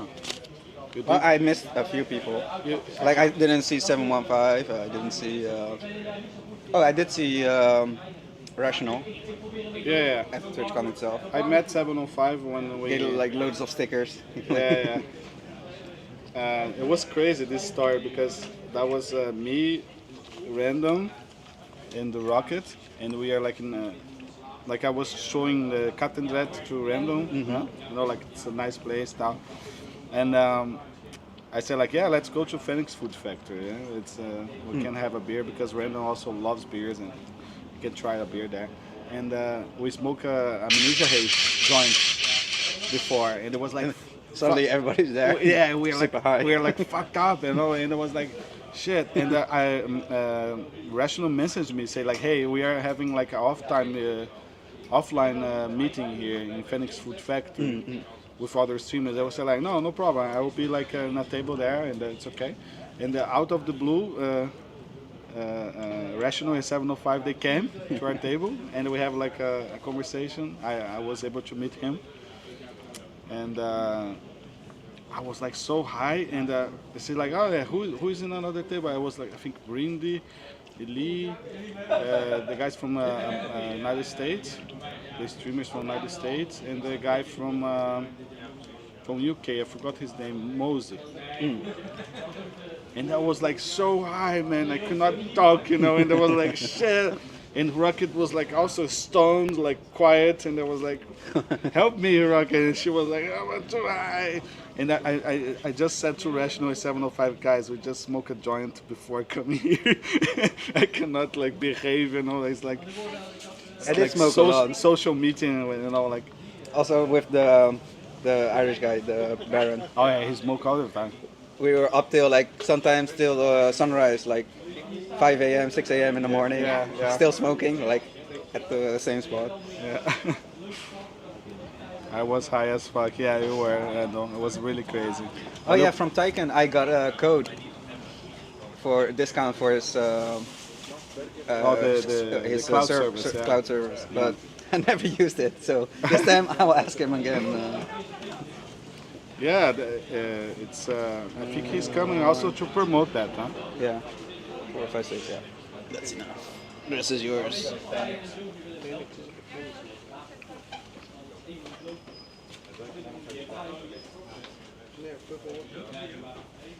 Valeu pelos follows aí. Salve, Denis. Yeah, with the discount code, it's pretty reasonable price. Yeah, I don't remember how much it is. It's Yeah, I mean either. 60 euros per month or something. Yeah, they have different tiers and depending on what you need. So I'll probably use that. But like I don't have a computer. I do have fiber internet, so I could, I guess, buy a computer and do my own server. But Yeah, it's convenient to have a cloud service. yeah, also when I travel, like let's say to Vietnam or some other countries, it's easier to have the cloud service. Especially like because here in the Netherlands, you don't have like those blackout things like when the energy goes down. Oh yeah, they have It's not- a lot in Thailand. Yeah, I like imagine sometimes that. like 1 hour no power, and so for people actually having a server in Thailand, they do, like they use the UPS, so I cannot speak English, but uninterrupted power supply, and it will keep powering your computer and your router. Yeah. So the server's still going even as the power down. So that's what you need over there because brownouts is common, especially when it's raining or windy. Yeah, it's the same in Brazil. Yeah. Like it's so classic there. Like especially like when I was living in Brazil, I was working from home. And sometimes like you have like an excuse not to work because your house don't have energy because there's like a blackout or something like a brownout, you know. And it's very common to say like, yeah, sorry, I cannot work. There's no energy because it happens so often, you know. Yeah. Because of the rains and everything, and because the energy cables they go over like the streets. So with like it's windy and raining. They go, they go fucked up. Also, what's common is even more common is the power just goes click, like Yeah. just 1 Reboot, second, yeah. but everything restarts. you know? Yeah, and you just lose your stream. Huh? Yeah. So I imagine how Redempto is doing there because No, he has a he has a it's cloud server now. So no, he has a friend, Assorted Cookies, one of his moderators. He lives in Khon Kaen in Thailand, and he does the server. So. Oh, he does the server. Yeah. So he has like the UPS things to keep on. Yeah, definitely. Yeah, in Brazil, I used to have one of this. It could keep my PC for 1 hour. Yeah, yeah. So for Thailand, yeah, usually 1 hour is enough, but It can be more, no? you might want to have 2 hours. Yeah. Sometimes it's like it's a big thing, huh? Like some substation got fucked, and it's like 3 hours or 4 hours. It's same in Brazil, same because it's like a tropical country and rains makes it even worse. But here in the Netherlands, one time I talked to a colleague, and I said like, oh, you don't have those power outages here. Rare. And he said like it's super rare, and if it happened, some like really big thing happened. Like if you got like out of energy in a city, something really big happened because it's not normal. Like And if it does happen, you usually know beforehand because they're doing maintenance or something. they have a schedule. Right? Yeah. But with my all the years here, I never had one, never. Salve Denis, like Suriname. Yeah, I imagine the same. Huh? Sarah, who are you with today, please? Is he a streamer? No, I'm not a streamer, but I probably should be. Yeah. You probably. Salve Otávio. The chicken looks great. Yeah, it's great. I'm not up to. You can grab one. I Already I'm had full. 6. Or you're full? I'm full. Yeah. Then I'll have one simply because of the sauce. Yeah. I like the sauce. Yeah, the sauce is good, but I prefer like because I have breakfast late, so I'm not like super hungry. No? Yeah, this is basically my breakfast, so I was really hungry. Yeah, because you work there. Yeah.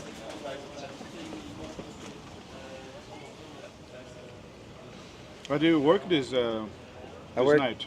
No, I worked yesterday. So I'm home early. Like I finish like around 10 a.m. Yeah. and then I have the whole day to myself. But I usually sleep around 8, 9.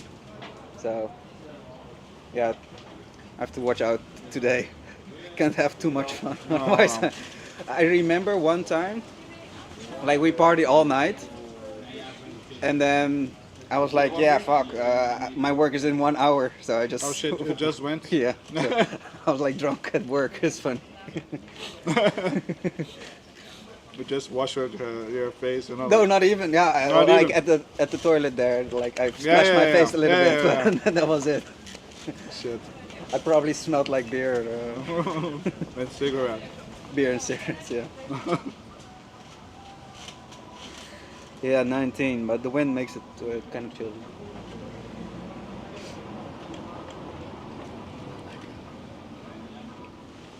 Yeah, it's a little bit more chilly. Galera, a gente tá falando inglês aqui, mas se quiser mandar mensagem em português, pode mandar aí, viu?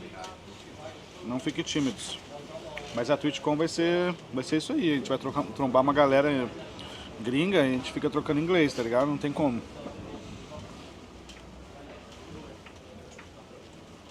That was good. This is yours. I'm good. You also have this thing that you can Oh yeah. take the grease out. But yeah, this Twitchcon, I think there's like new people coming in, you know, Yeah. like people that didn't come last year. So there's a lot of people that I never heard about it, and I was like, okay, it's nice also. Yeah, no Thai streamers this year. It's also very expensive for them, Yeah. for Asian, to come here. But they always came, like Just Kev and Pippin. Pippin was here in Rotterdam last Yeah, year. yeah, and they can like go around Europe and Yeah. have a bigger trip. Yeah. But there's no Thai streamers here? Not that I know of. Yeah. Yeah, I imagine maybe they skip it.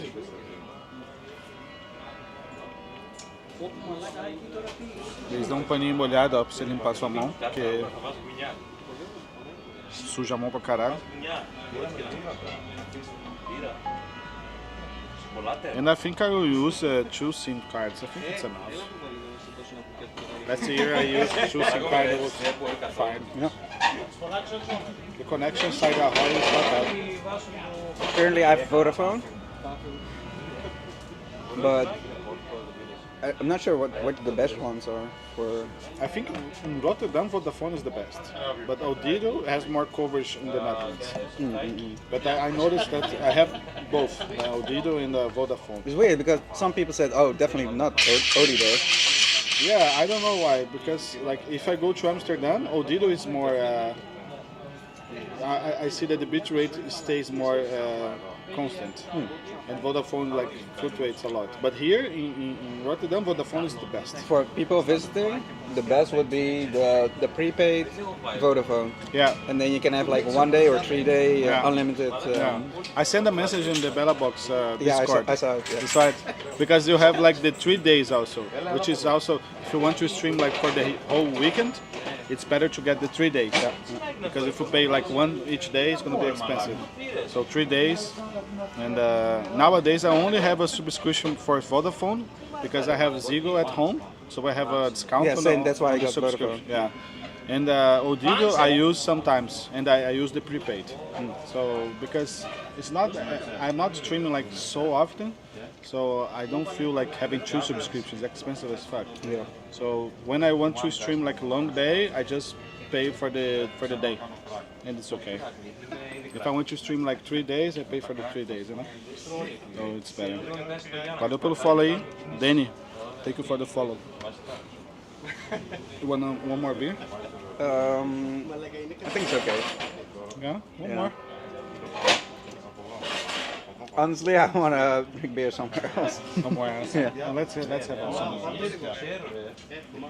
Also, I'm thinking of stream as well because at some point it gets boring sitting here. Don't worry about that. But yeah, it's part of the game.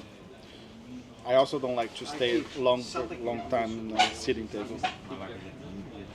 It's one of the things that I hate to do it actually, but it's part of the experience. You cannot be moving all the day. Yeah. That's ROL, right? Ah, the wings are good. Yeah, it is. Yeah. Όχι, ο Μάλα απλά είδε τις ξύλες κοπείς εκεί και του λέω δρόμους χρειάζομαι κάτι ξύλο κοπείς και έσκασα γελάει. Αυτά είναι ωραίο, ναι. Πολύ ωραίο. 250 ευρώ μόνο. I don't know who is in the town. Let's see if there's someone in the town. 70 ευρώ το άτομο. Πού ρε, τι είναι αυτό? Ναι, 10. Πού ρε, στα steak. 70 ευρώ το άτομο είναι. Όχι, μαλάκα. 50 ευρώ το άτομο. Πόσο καθαρά μπορεί να είναι αυτό? Αυτά που είναι κάθαρα. Αυτό θα κάνω. Τσόρο. Πριν 10 λεπτά θα πληρώσω. GG bro is coming also. He's coming from UK. 50 ευρώ το άτομο σίγουρα. Παραπάνω. Εντάξει, μετά τη μερέτρη που είναι σαν να είναι 15 σαν αυτό. Γάβρε μαλάκα κι εσύ. Μιλάς καθόλου. Τι ρε μαλάκα. 20 μάτς. Figue is coming to Twitchcon. Oh yeah? 25. He's from. I'm not sure. I'm not sure also. I mean, he's Asian, but could be from anywhere. Έχει αγοράσει σπίτι. Yeah, I don't watch him. So. Soek is going. Soek is cool. Kuma Monster. But I think he's gonna arrive today, maybe later. Yeah, Kuma Monster is walking again. So. I think I can reach today. I don't know. I've never seen this name, but apparently I'm a follower. Maybe he changed his name. Pandora's Boxers. Oh yeah, I think he's Cycling to Rotterdam. He's from Belgium. Ah, okay. I also follow him. I think he's back to. I think he had a different username because I've never seen this. Yeah, I think so.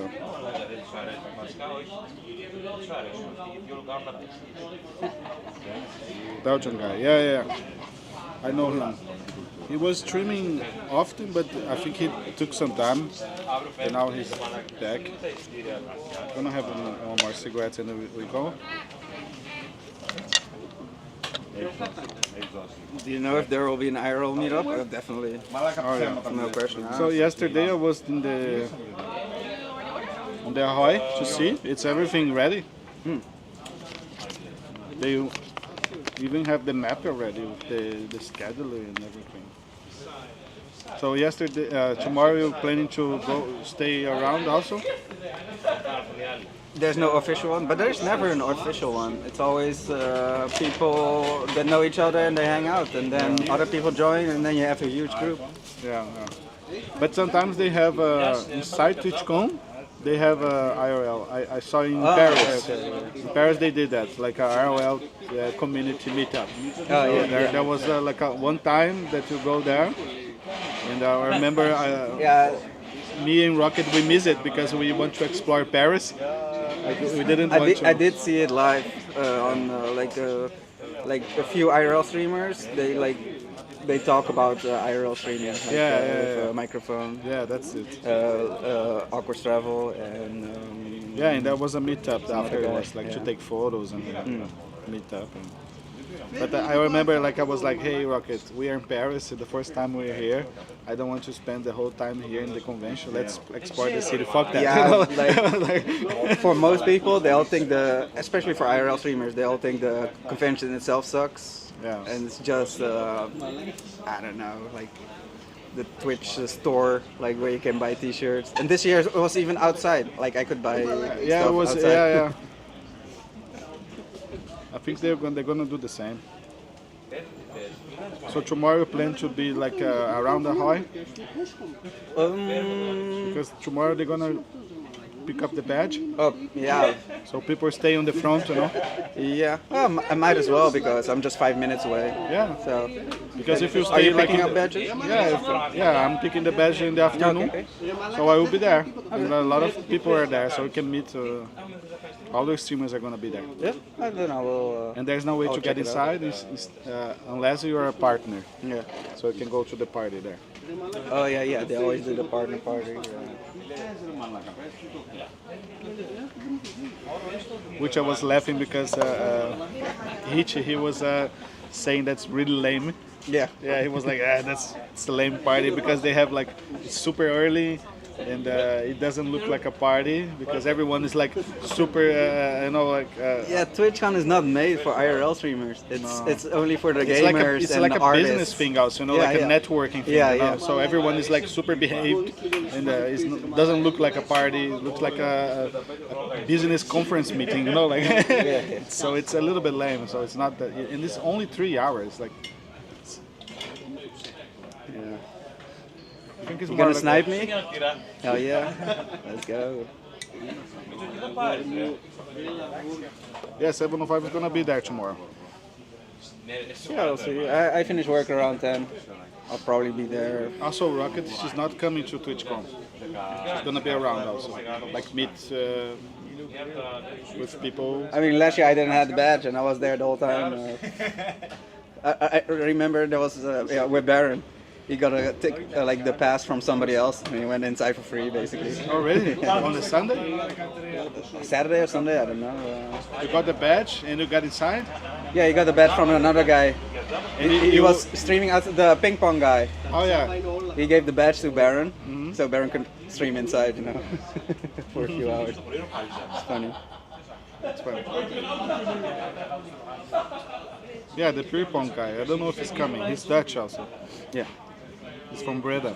I haven't seen him stream since last year, so I don't think he keep the streams up.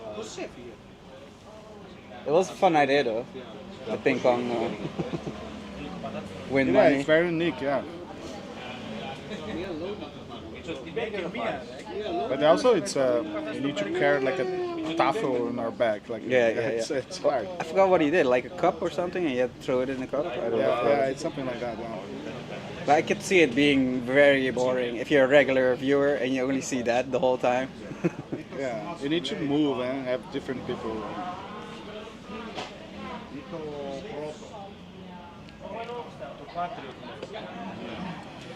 Stefan is coming also. Oh yeah? Yeah, 4 years easy, Amsterdam, Rotterdam. Yeah, Yeah, now my beers are warm. sure. we should have used this first. Or whatever, next time.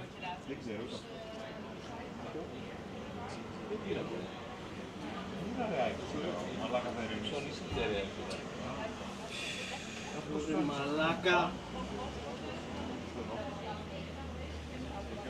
I was actually thinking about streaming Twitchcon, but on Kick. On Kick. Yeah, that's fun. Just for, Yeah. just for the fun of it. I think nobody's doing. Or maybe like mood stream. I don't know. Because lately I really love Kick. Yeah? You having good time there? Yeah. A lot of Thai streamers stream on Kick nowadays. Yeah. So it's nice.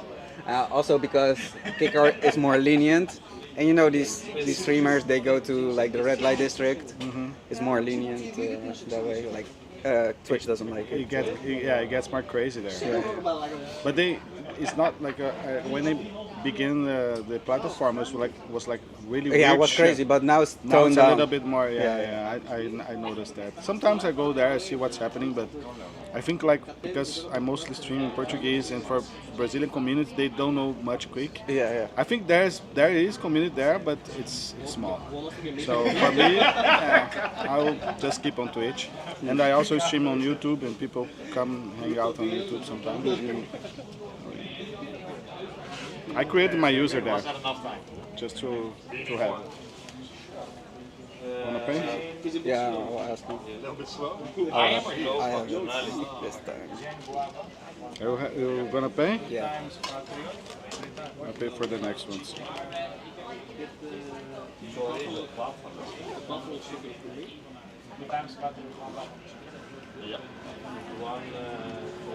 Yeah, so for me it's a high chance that will be on Kick. Yeah? But I will do it both at the same time, just to get affiliate at least. I will get the affiliate instantly because I have enough followers already. So. You don't only to stream. Yeah, I think I have to stream like maybe a few hours a week or something. On Twitch? Yeah. I think For 7 affiliate, days. 7 days. So On a 7 month. times. Yeah, and 7 a few times in a month. yeah.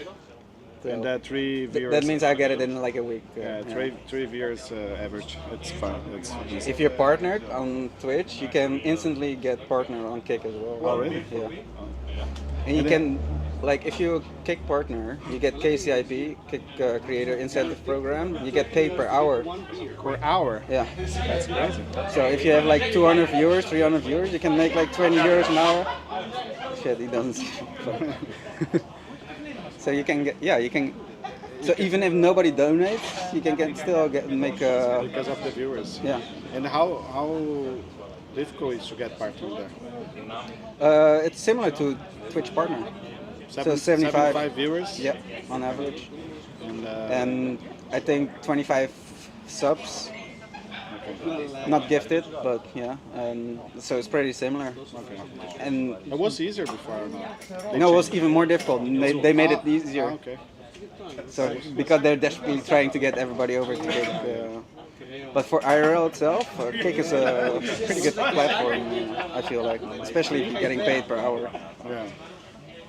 Yeah, I saw people doing. The mainstream is on Twitch, but they do Kick just for the money. Just because they are, just like you said, like they are earning money just like for the lurkers. Yeah, some people like if they want to transition to Kick, like they start the stream on Twitch, and when it gets later, okay guys, we're gonna go to Kick, move to Kick, and then hopefully. And they get a little bit more crazy. Yeah, yeah. So, but you can also multi-stream, but then the KCIP is like cut in half. Oh, so if you're doing on Twitch, they cut it in half. Yeah. Okay. But still, So they it's want like decent. exclusivity. Yeah. Okay. Before you were like you had to turn it off if you want to multi-stream, so you weren't earning anything. But now you can earn with multi-streaming, also to YouTube and whatever. Salve, Prod. Salve, Juan. Passou no Avenger, mas não era Barba Ruiva. É, tá cheio de Avenger agora aí. E aí, como é que vocês estão, beleza? Aqui é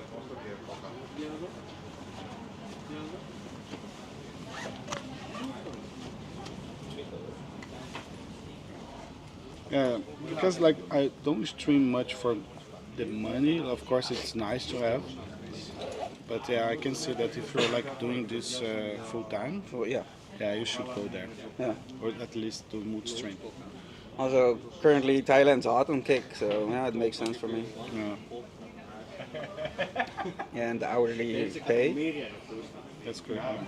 that means like it's safer. Like you don't have to rely, oh, how much I'm gonna make this month, how much. Yeah, It's yeah. always like you earn at least this amount. Yeah, that's good. That's good because yeah, people have like if you are full time, it's really scary to be like because sometimes people don't renew the sub or you have like a tough month and yeah, you're in this shit. You know? Yeah, there's one guy, he went just for a holiday for 1 month streaming. He got the KCIP and he never left, and he's still there after like a year or two. So yeah. It's nice also if you have a community already and they can move to Kick and keep there. It's okay. Like let's say for example Redento doesn't like Kick at all. So he said, "No, I'm staying on Twitch." So, okay, fair enough. Yeah, for him maybe makes sense to do mood stream at least, especially on because he's in Thailand. Yeah. It's more famous there. But yeah, he has his standards, I guess. Yeah. Yeah, because you know, Kick, the Kick chat is not always well behaved. No, yeah. But you're the streamer. You choose like what kind of people you want in your stream. That's true. It's like the community is like a mirror of the stream. Because there's plenty of streamers that I also moderate for on Kick, and the chat is nice because they know we're banning everybody that's not nice. Yeah. So Yeah, you can you cultivate control your own that community. You can control that. Yeah, it's not like a terrible. Nada especial. Twitchcon é sábado. A gente tá dando um rolê aqui na cidade com um brother e sabadão. I'll go inside. Wait. We'll go inside. It's better, huh? Yeah, otherwise we're standing here pretending. Tá ventando pra caralho, mano.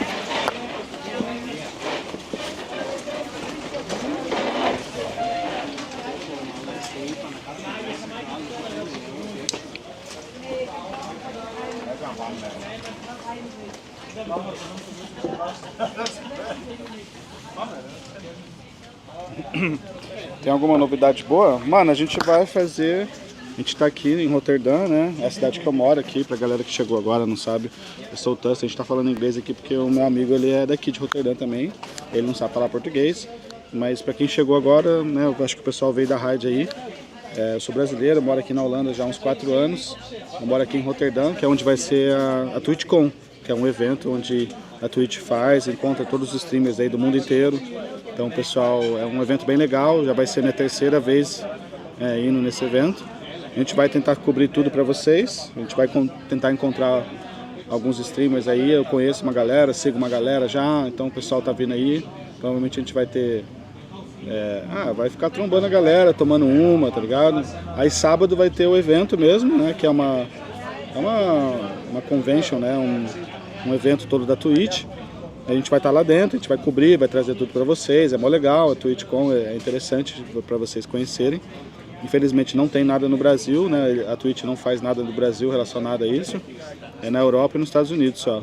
E como vai ser aqui na nossa cidade, vai ser fácil pra gente ir. Então a gente vai colar lá, sabadão. Hoje a gente vai ficar mais aqui, dando um rolê na cidade, né? Eu chamei o brother pra gente poder ficar trocando ideia. Ele também conhece muito a Twitch, né? Ele tá na Twitch aí faz muito tempo. E amanhã a gente vai pegar os credenciais. Você vai lá na frente para pegar a credencial. E aí sábado é o evento mesmo. Aí quem comprou o ingresso pode entrar e tal. E aí a gente vai estar lá dentro. E é isso, tipo, a novidade aí do final de semana. A gente vai fazer stream todos os dias até domingo. E daí a gente faz stream de RL, né? Bem constante aí. Então a gente dá uma explorada aqui, mostra como é que é a vida na Holanda, tá ligado? Então é isso. I'm going to take a piss. Can you hold this? Yeah, sure. Yeah? I'll be right back. Thanks, Marcus.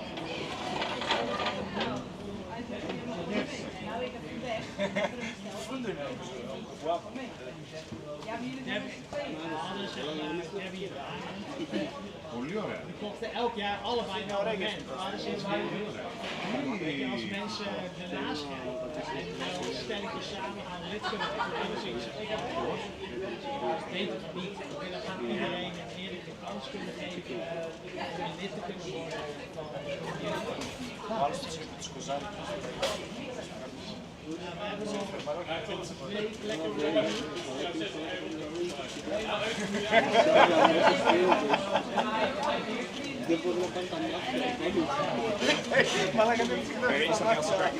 No, thank you. I just paid.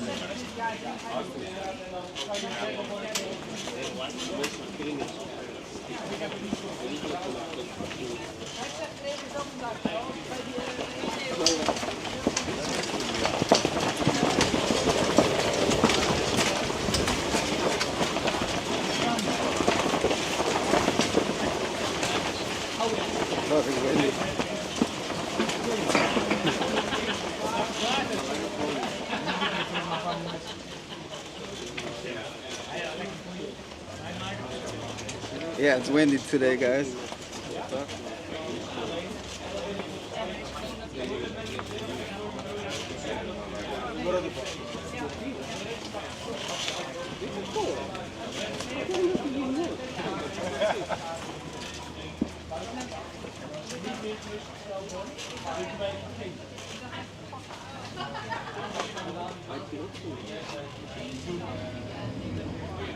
I wish I brought my jacket now. Gonna get cold. Yeah, It's gonna be like 15. it'll be fine. What are the plans? The plans is no plans. No, No plans, best plan. probably beer. beer, maybe later even more food. But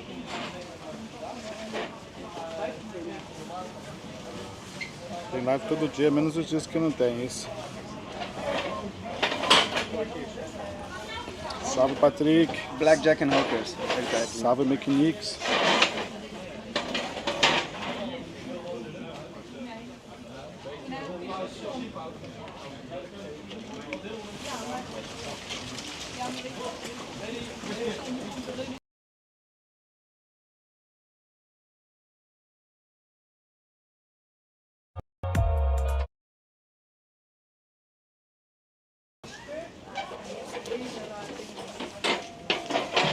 Maar er was dus een festivalslicht.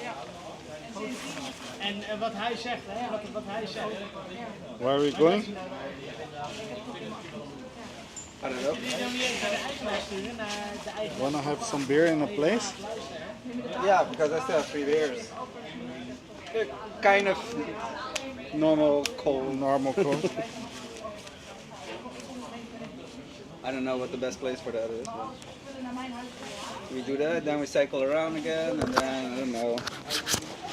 Maybe Vit, maybe some other place.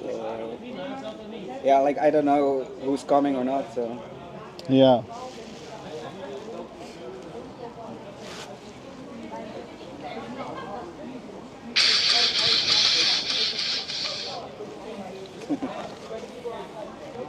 Martis, valeu pelo follow. Thank you for the follow.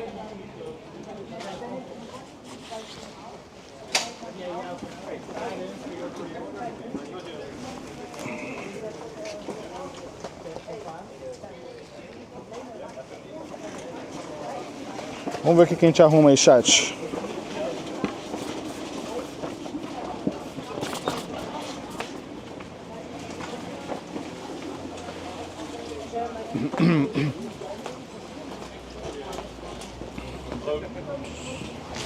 El Rude, long time no see. How you doing, man? El Rude. That's nice, El Rude. Yeah, I don't know. Maybe we should go to another bar because it's windy as fuck yeah, and there's no place to have beer. that's good. Let's go to have a bar and the beer's on me.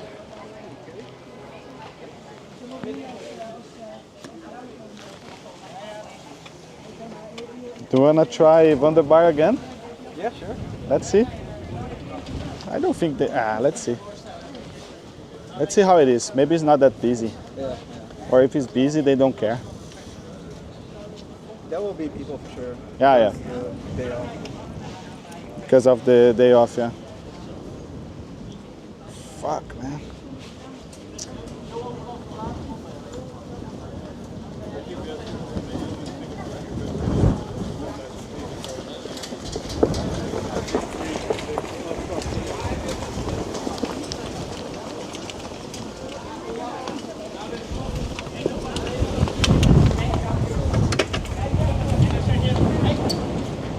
Let's go, lead the way.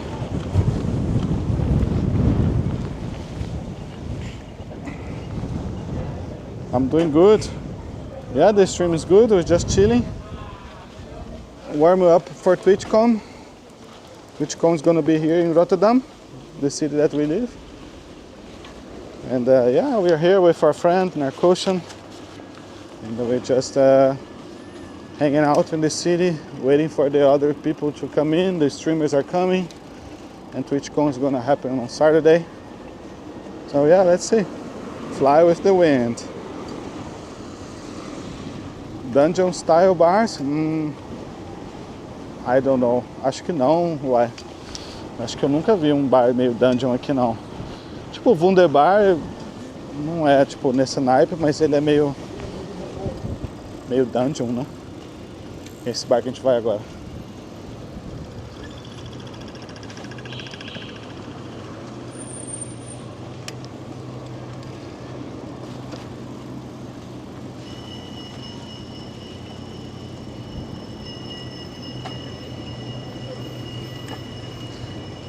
Então, a gente pensou nesse Irish Pub aí, só que eles não...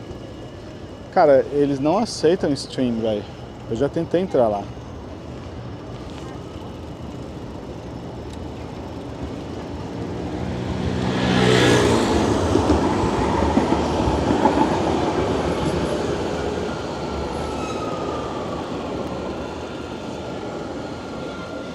can try the Irish pubs. Do you think they're gonna allow us in there? Yeah, I wouldn't even try. No, yeah. He said that they always say no. That Yeah, they say no multiple times.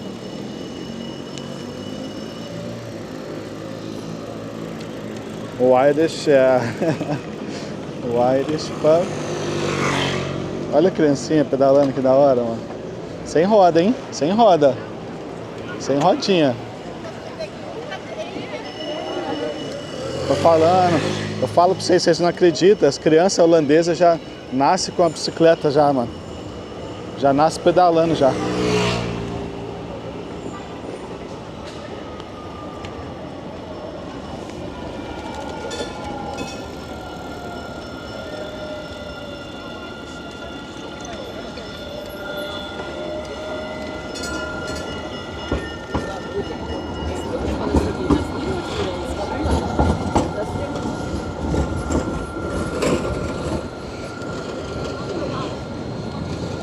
E é feriado aqui hoje, então a cidade está cheia.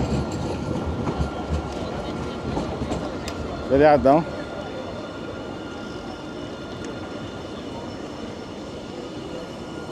Let's go to the Wunderbar. A gente vai para um bar agora, que é um bar que eu gosto muito, um bar bem underground. Vamos ver como é que vai estar lá.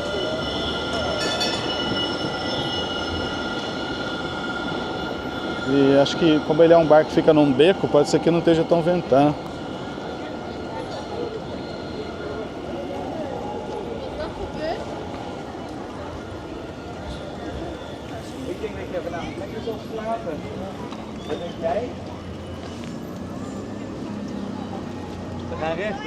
Where is the Wunderbar? In the Witte-Witte-straat.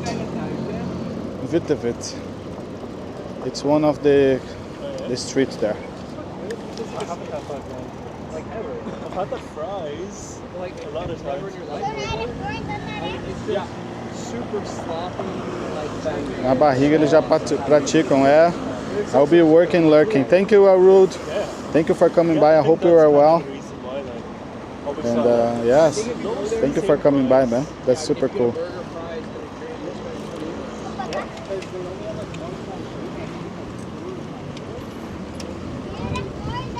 Have a good work.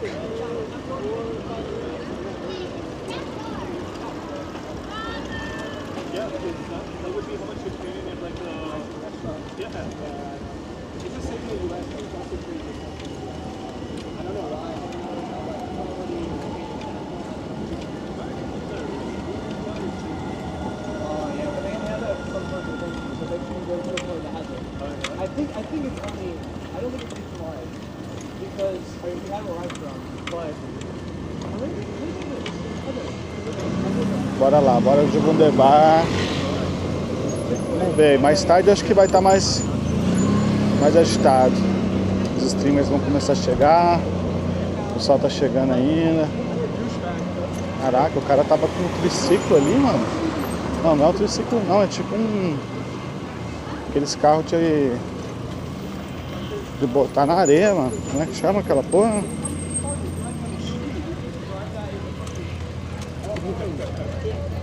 unless he is an actual father.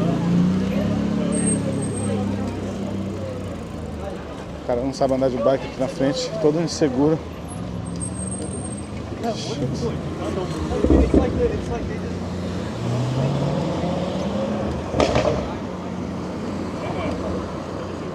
Vamos pra rua, vamos pra rua.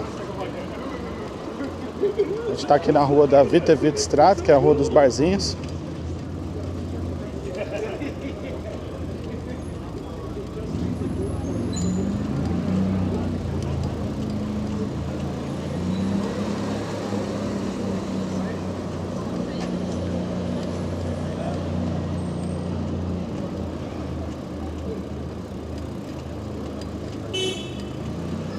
Ah, a cidade tá, mano. Hoje é feriado, né? Aí o pessoal tá pra rua mesmo. Normalmente não estaria assim, não. Mas é porque hoje é feriadão.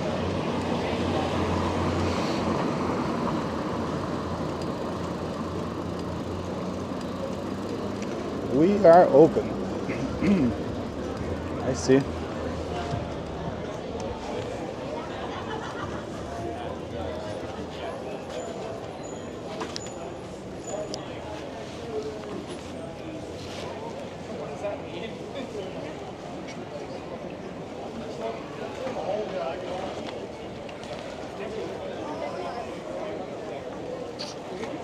What do you think?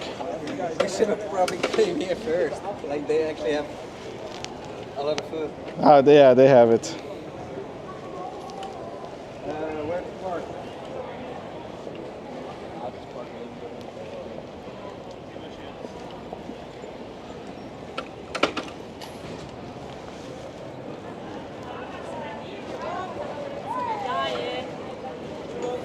Vamos parar nossa bike.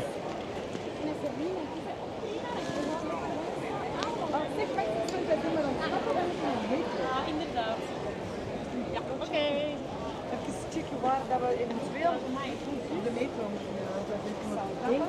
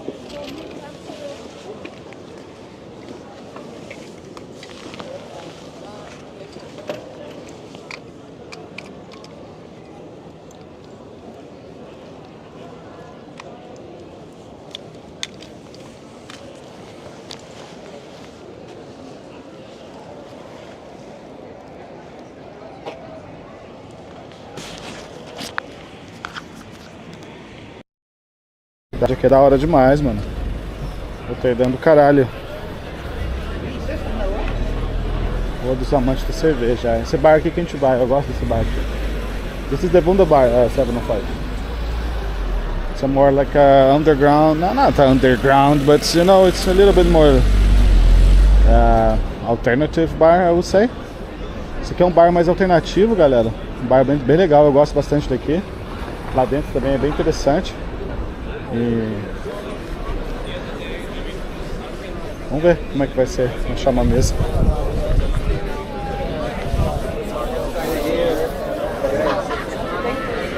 I think there we can have more.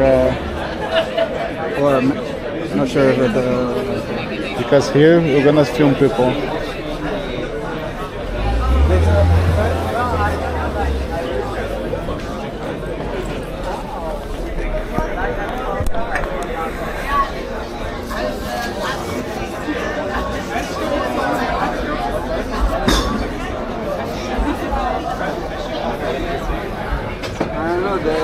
crossed off the prices. I don't know if they still have it.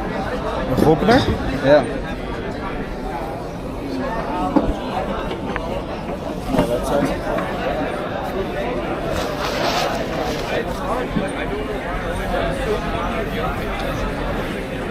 Esse aqui é a galera da...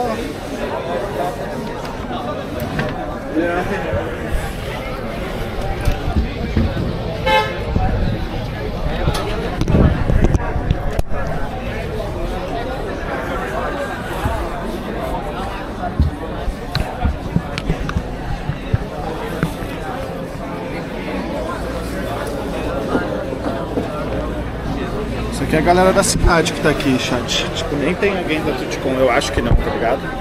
Mas é a galera mais da cidade mesmo. Se tiver alguém da Twitchcon aqui, eu não sei. Mas daqui a pouco o pessoal tá chegando aí. Mas porque é feriado, então tá mais cheio, tá ligado?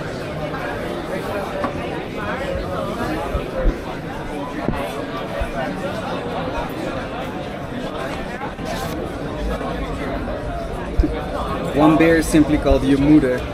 Oh yeah, I like that beer. Jasper introduced me that beer. That was it's a brewery. They used to have this beer. The bar used to have located in the Calex building. You know Calex Yeah, building? yeah. It was there, but it's not there anymore. And it's funny because you go there and you say like, hey, mag ik je moeder alsjeblieft? And it's like, they laughing about it, you know, like... That's funny. Tem uma cerveja aqui, chat, que chama Sua Mãe. Chama Sua Mãe e é muda. É sua mãe. E é engraçado porque se você chega pra pedir a ela, você chega e fala assim: oi, por favor, você pode me dar sua mãe? Me dá sua mãe aí. Tipo, é assim que você pede, tá ligado? E aí acaba sendo meio engraçado.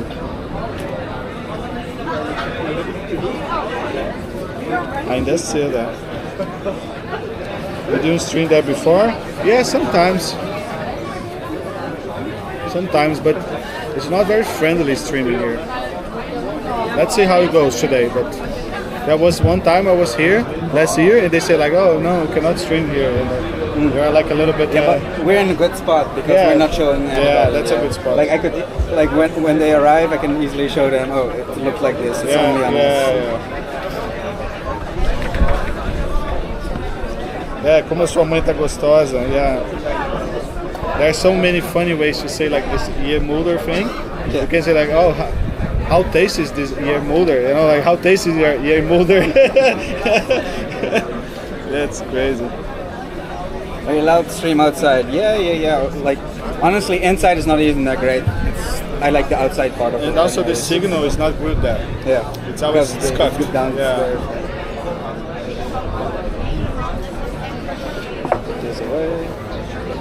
É, esse bar aqui ele é mais alternativo, tem uma galera mais alternativa. Essa rua aqui é cheia de bares e restaurantes. E esse bar aqui ele é mais estranho. This is more like alternative bar, right? Yeah. Compared to others here. Yeah. And which I like it. And they also have some events sometimes downstairs. Sometimes they have also concerts. There was one time I went there, I was streaming, I went inside, and there was like I don't know, it was like a metal punk band. Yeah. And it was super cool to watch, and it was free, you know. I was like, shit. So sometimes you go inside and you're gonna see some good stuff. Yeah, we were here one time. They played like hardcore. Yeah, I like it. Yeah, it's good. Eles têm, tipo, música lá dentro também, tipo, às vezes tocam, tipo, uns techno hardcore holandês, das antigas, tocam um som louco, tava rolando uma banda uma vez de metal, uns caras berrando, um sonzeira, é muito louco, é da hora pra caralho, tá ligado? Esse eu gosto desse lugar.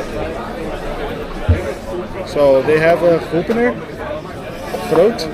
Yeah, I'll ask for 2 big beers. You order? No, not yet. Okay. If I taste those beers?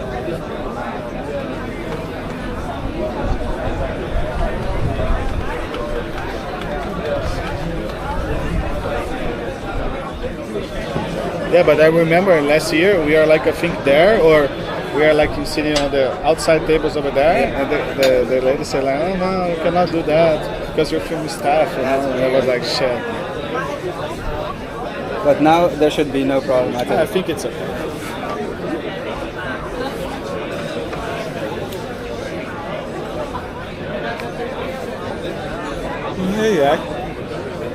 Hoje vai ser mais tranquilo, chat. Yeah, I saw that guy earlier, but he's probably not streaming. Which guy? That guy over there with the tripod. Oh yeah, they're streaming. But he's from Twitchcon, you think? Maybe. I don't know, but no streamer use a tripod like that. Yeah.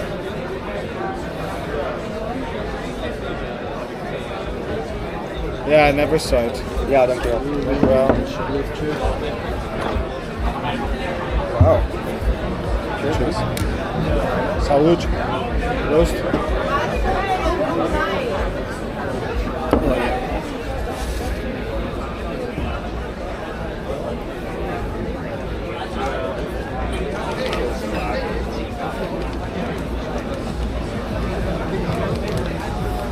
Cheers, guys. I don't have any cheers emotes. Ó, Farofa, você tá meio mal, espero que você fique melhor aí. Se cuida aí, Farofa.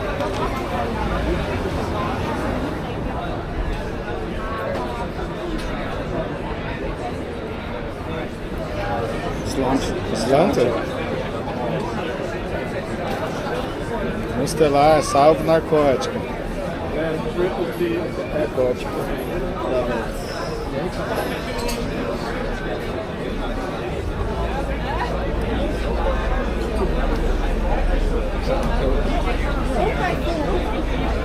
Think he likes it?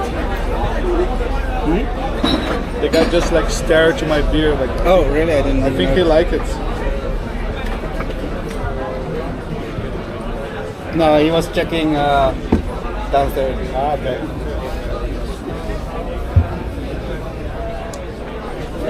It was weird. They weren't open during King's Day. Yeah. There was some days they are like not open. I think same like the other guy around the corner. I forgot the name of the place. Around the corner?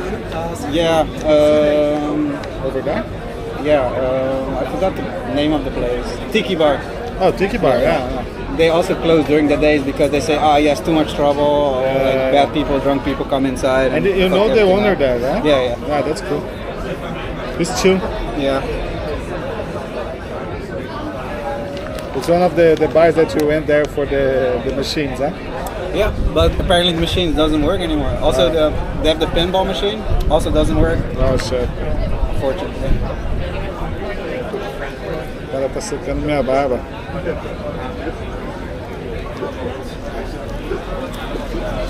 Ele não estava aberto em Kingston. Ah, é o doguinho que tá no aberto.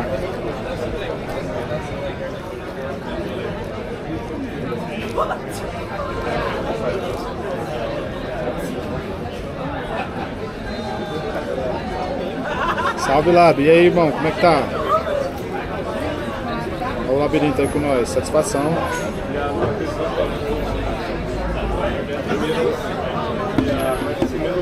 O pessoal tá com os cachorrinhos aí doentes. Melhorem com os cachorrinhos, com os bichinhos.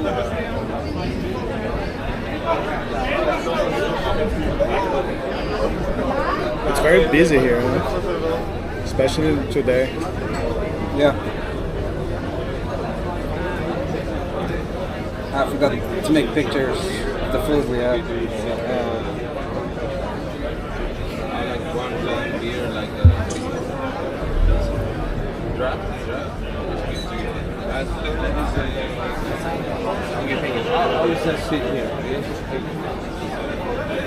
Um dia que você mais fatura, eles não quer trabalhar.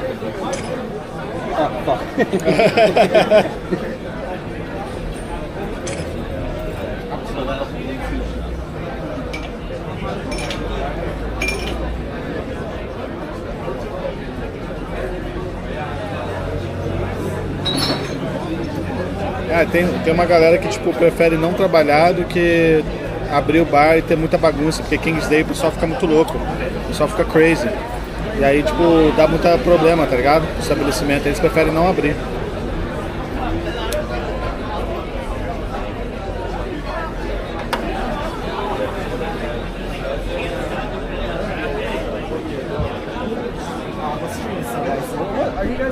So we went to Italy 2 weeks ago. It was amazing there.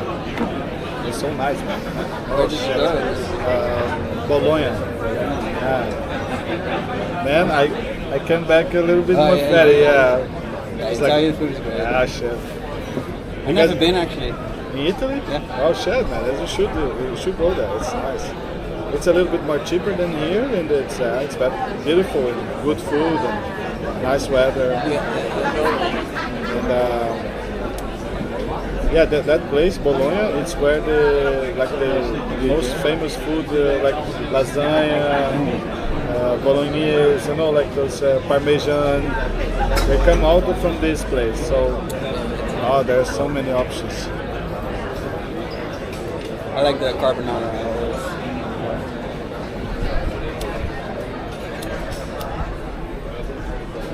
And pizza.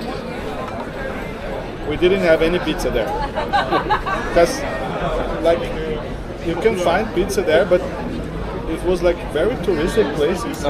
Because they have those touristic places, huh? And the rockets she did very she did a research for the good restaurants, the old ones, the more traditional ones, and we just keep on going to that place. Because it was more like a pasta thing, you know. That was good. That was good. So funny enough, most of my Italian food I ate pretty much all in Thailand. Yeah. They have a lot of Italian restaurants. Yeah. Oh, so they have Italian food. Yeah. That's good. Yeah. If it's actually owned by an Italian, it's usually good. Yeah. That's the thing. Man.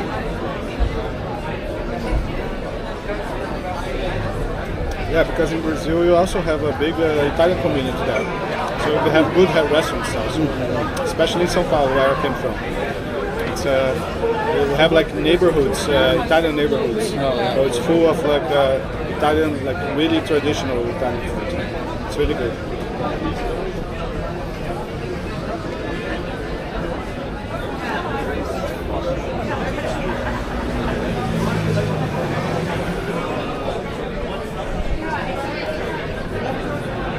Farofa is translating. Farofa. She's translating? Yeah. That's good. Thank you, Farofa. I mean, pretty sure, or pretty soon, you could have like subtitles that you could turn on and off for different languages. Yeah. But I wonder how it will be like, for instance, here, there's a lot of noise, so it can be a little bit... but I think the AI can take care of it. Yeah. I mean, if you had a microphone... Close, eh? Yeah, should work.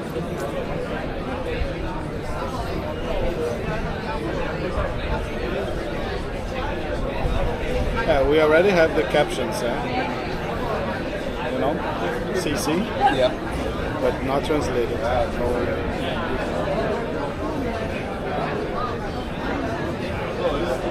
You've seen all the new AI videos? That's crazy, man. It's like hard to tell. It is. There was the one that they're making, like when you take a photo with your buddy or someone else, and they make the person to kiss each other. You saw that? Oh yeah. That's crazy, man. It's like, I mean, you can notice that's AI, but it's like very confusing. If you don't look for it, you won't know. Yeah.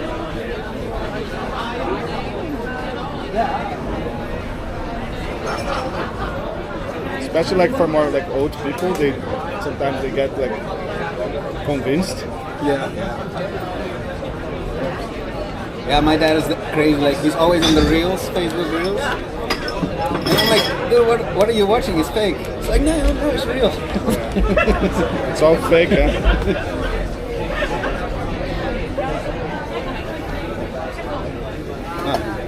You see also those videos like, oh, how was life in like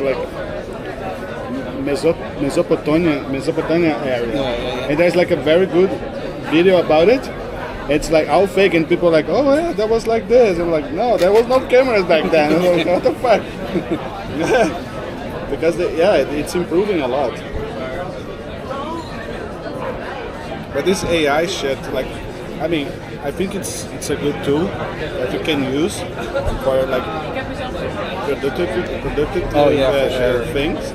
But it's the same time, like, it also, for instance, like if you want to go creative, like you're a creative artist or something, you want to do something creative. You have like a journey, you know, like you do a research, you look for references. You have a whole journey discovering what you want to do. And now you can ask to AI not to do the art itself, but you can ask to speed up this process. Yeah, also the emotes, we did it with AI. Yeah. Like boom, perfect emotes. It's like so you don't need to think anymore and be creative. You just ask it. Yeah. So what he's doing is like it's killing the process of creativity. So because now I don't need to be like ask for reference or go over books or something. I just ask it and they just deliver it, and it's almost ready. Yeah. and maybe it just like change a little bit. And Like if you want to intro a song, you can ask AI. Want emotes, ask AI. You want to like introductional video, you can all do it. Yeah, Rocket Falls, she works as a graphic designer, and she was telling me that it's sometimes her boss come to her and say like, hey, I got, because she also does like the branding, like the identity of the like a brand or something, and he comes with like everything generated by AI. He said like, oh, just vectorize, and she was like, no, but I can do like tweak a little bit, or no, it's good that way. And she just like vectorized, so it can be like bigger and small, and it doesn't lose the resolution. So like it just killed the creativity process, you know. I agree. So it's for artists, it's frustrating, you know. So I don't know, it's crazy, man. Yeah, for me it's just handy. Like I don't need an artist to do anything basically. Yeah. Like, for me also, like as a programmer, it helps a lot. Sometimes I need to, I don't know, implement something logic, and I know how to do it, but it takes time.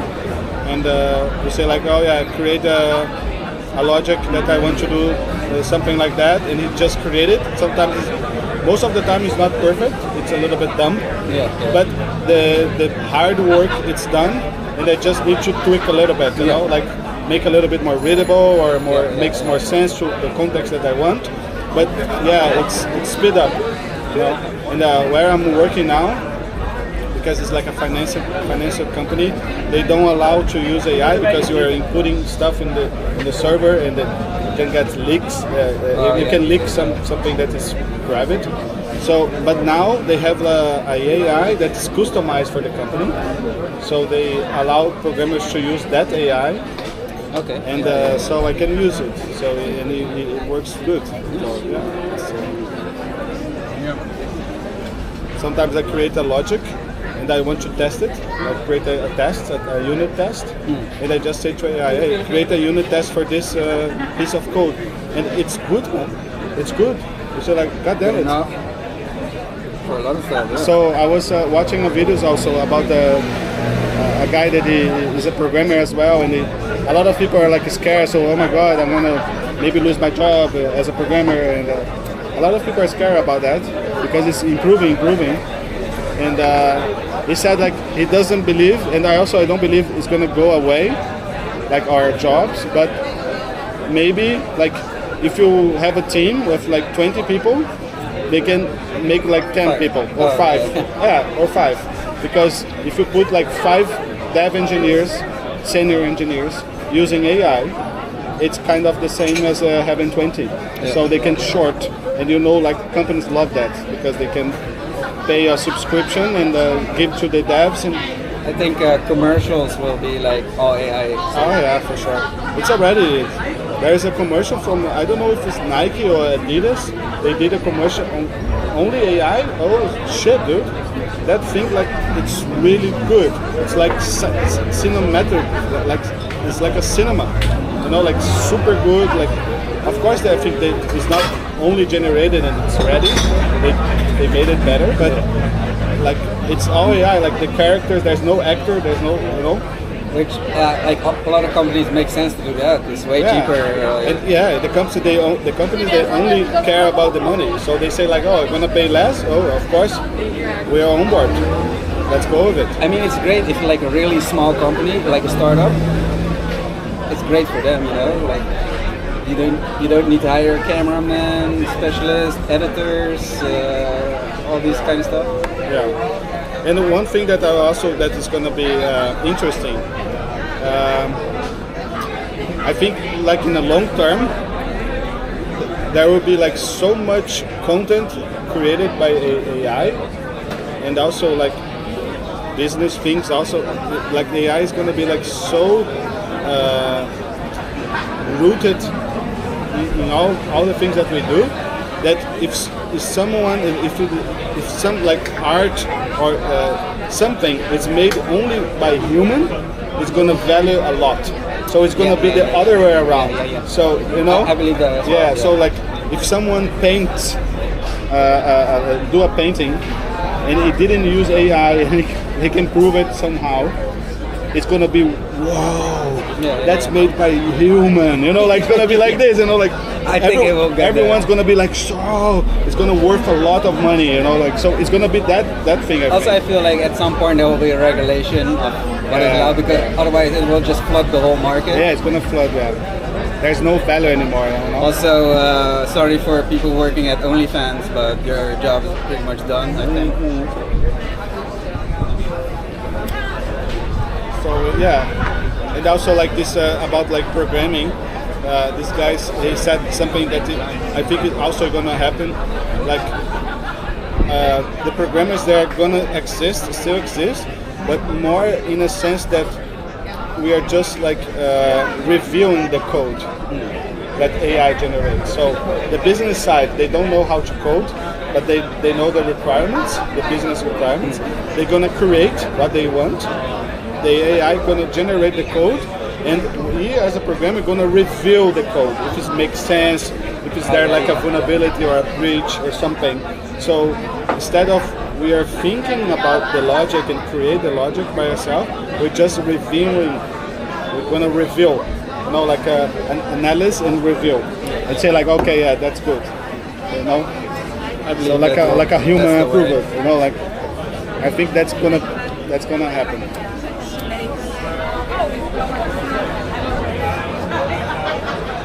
Also, the Western AI is like restrictive on what you can do.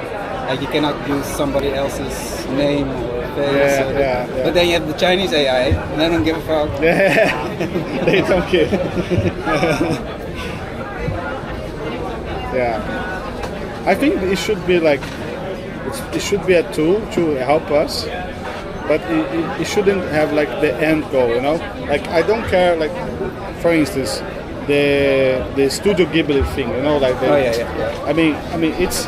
I think it's like it's not great because you are just stealing a work that it's done from a long time, and there's identity there. There's a whole, you know, like they put their heart in it, and it's just like replicating. But I'm not against like a normal person that like, you know, like I don't know, your father for instance, he just created his photo.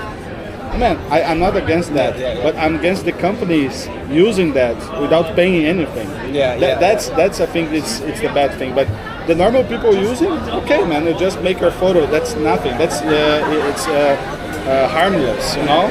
But when a whole company, it's earning money, up to like somebody's work, and they are not paying anything about it. That's not right, because it's a whole process to create that, you know. And there's like a lot of emotional things also they put it in it. So yeah. I mean, we just have to deal with it basically. It will change the way we do stuff for sure. Yeah, just like imagine like in the first industrial revolution. People are like having the jobs there. You know, just like smashing something. They took our jobs. The machines took the jobs, yeah, but yeah, the world continues, and you still have other types. So it's kind of like an adaptation, I guess. You have to adapt. Yeah. But I think some of the jobs they're gonna be like really ended. Yeah. For instance, like front end, like the programming for front end, I think it's gonna be gone. Because front end, like unless you want to do a very customized thing, but front end nowadays AI can do like really well. Like if you want to create a website with AI, it's just like 1 hour. Like you just say what you want, you paste the code, and it's ready, man. Now back end, where is like the engine of the thing, is a little bit more complex. So AI still doesn't get too much there. It's still pretty good, but it still need to, you know. And I don't know if you came to a point that sometimes the AI hallucinates. You saw that? So when you when you prompting, and the subject's a little bit more complex, like programming, for instance. and you're telling the AI, no, do this, do that, and actually using a good prompting, sometimes the AI he get lost on the context, and he keep repeating himself. I noticed this a lot of times, so it's not perfect yet, but it can be in some years, you know. So look at the video when Will Smith is eating pasta. Yeah. Like that was maybe only 2 years ago. Yeah. It was terrible, but now it's like super realistic. It's like what the fuck? Just in 2 years. Like let's wait another 2 years. Yeah, I saw like I saw a video that from the two girls, the singers, pop singers. How's their name? The most two pop singers. I forgot the name. I hate their music, but whatever, you know. Like two girls. They're young, the British ones and the American one. Qual que é as duas cantoras aí mais famosas, chat? Pop. Nossa, esqueci o nome. I forgot their names. But anyway, I saw a video there's like there's these two girls. One is like holding a phone, like in a selfie, and she's speaking Portuguese, and her lips, it's perfect. Her face, it's like identity to the person, and the other singer is like on the back, and she's like holding a chicken, and they're like in a farm, and they just look like two farmer girls, and they're like, oh yeah, you don't follow me yet, so follow me for more videos. And I got in, I was like, shit, man, like it's the two famous singers, like created by AI, and it's like perfect. It's like perfect. The faces, and they're like speaking Portuguese. It's crazy, and the lips, it's perfect. Yeah. That I thought was crazy when the voices and the voices like oh, Billie Eilish. Yeah. And it's like the voice is the same, but it's Portuguese. It's like what? Like what the fuck?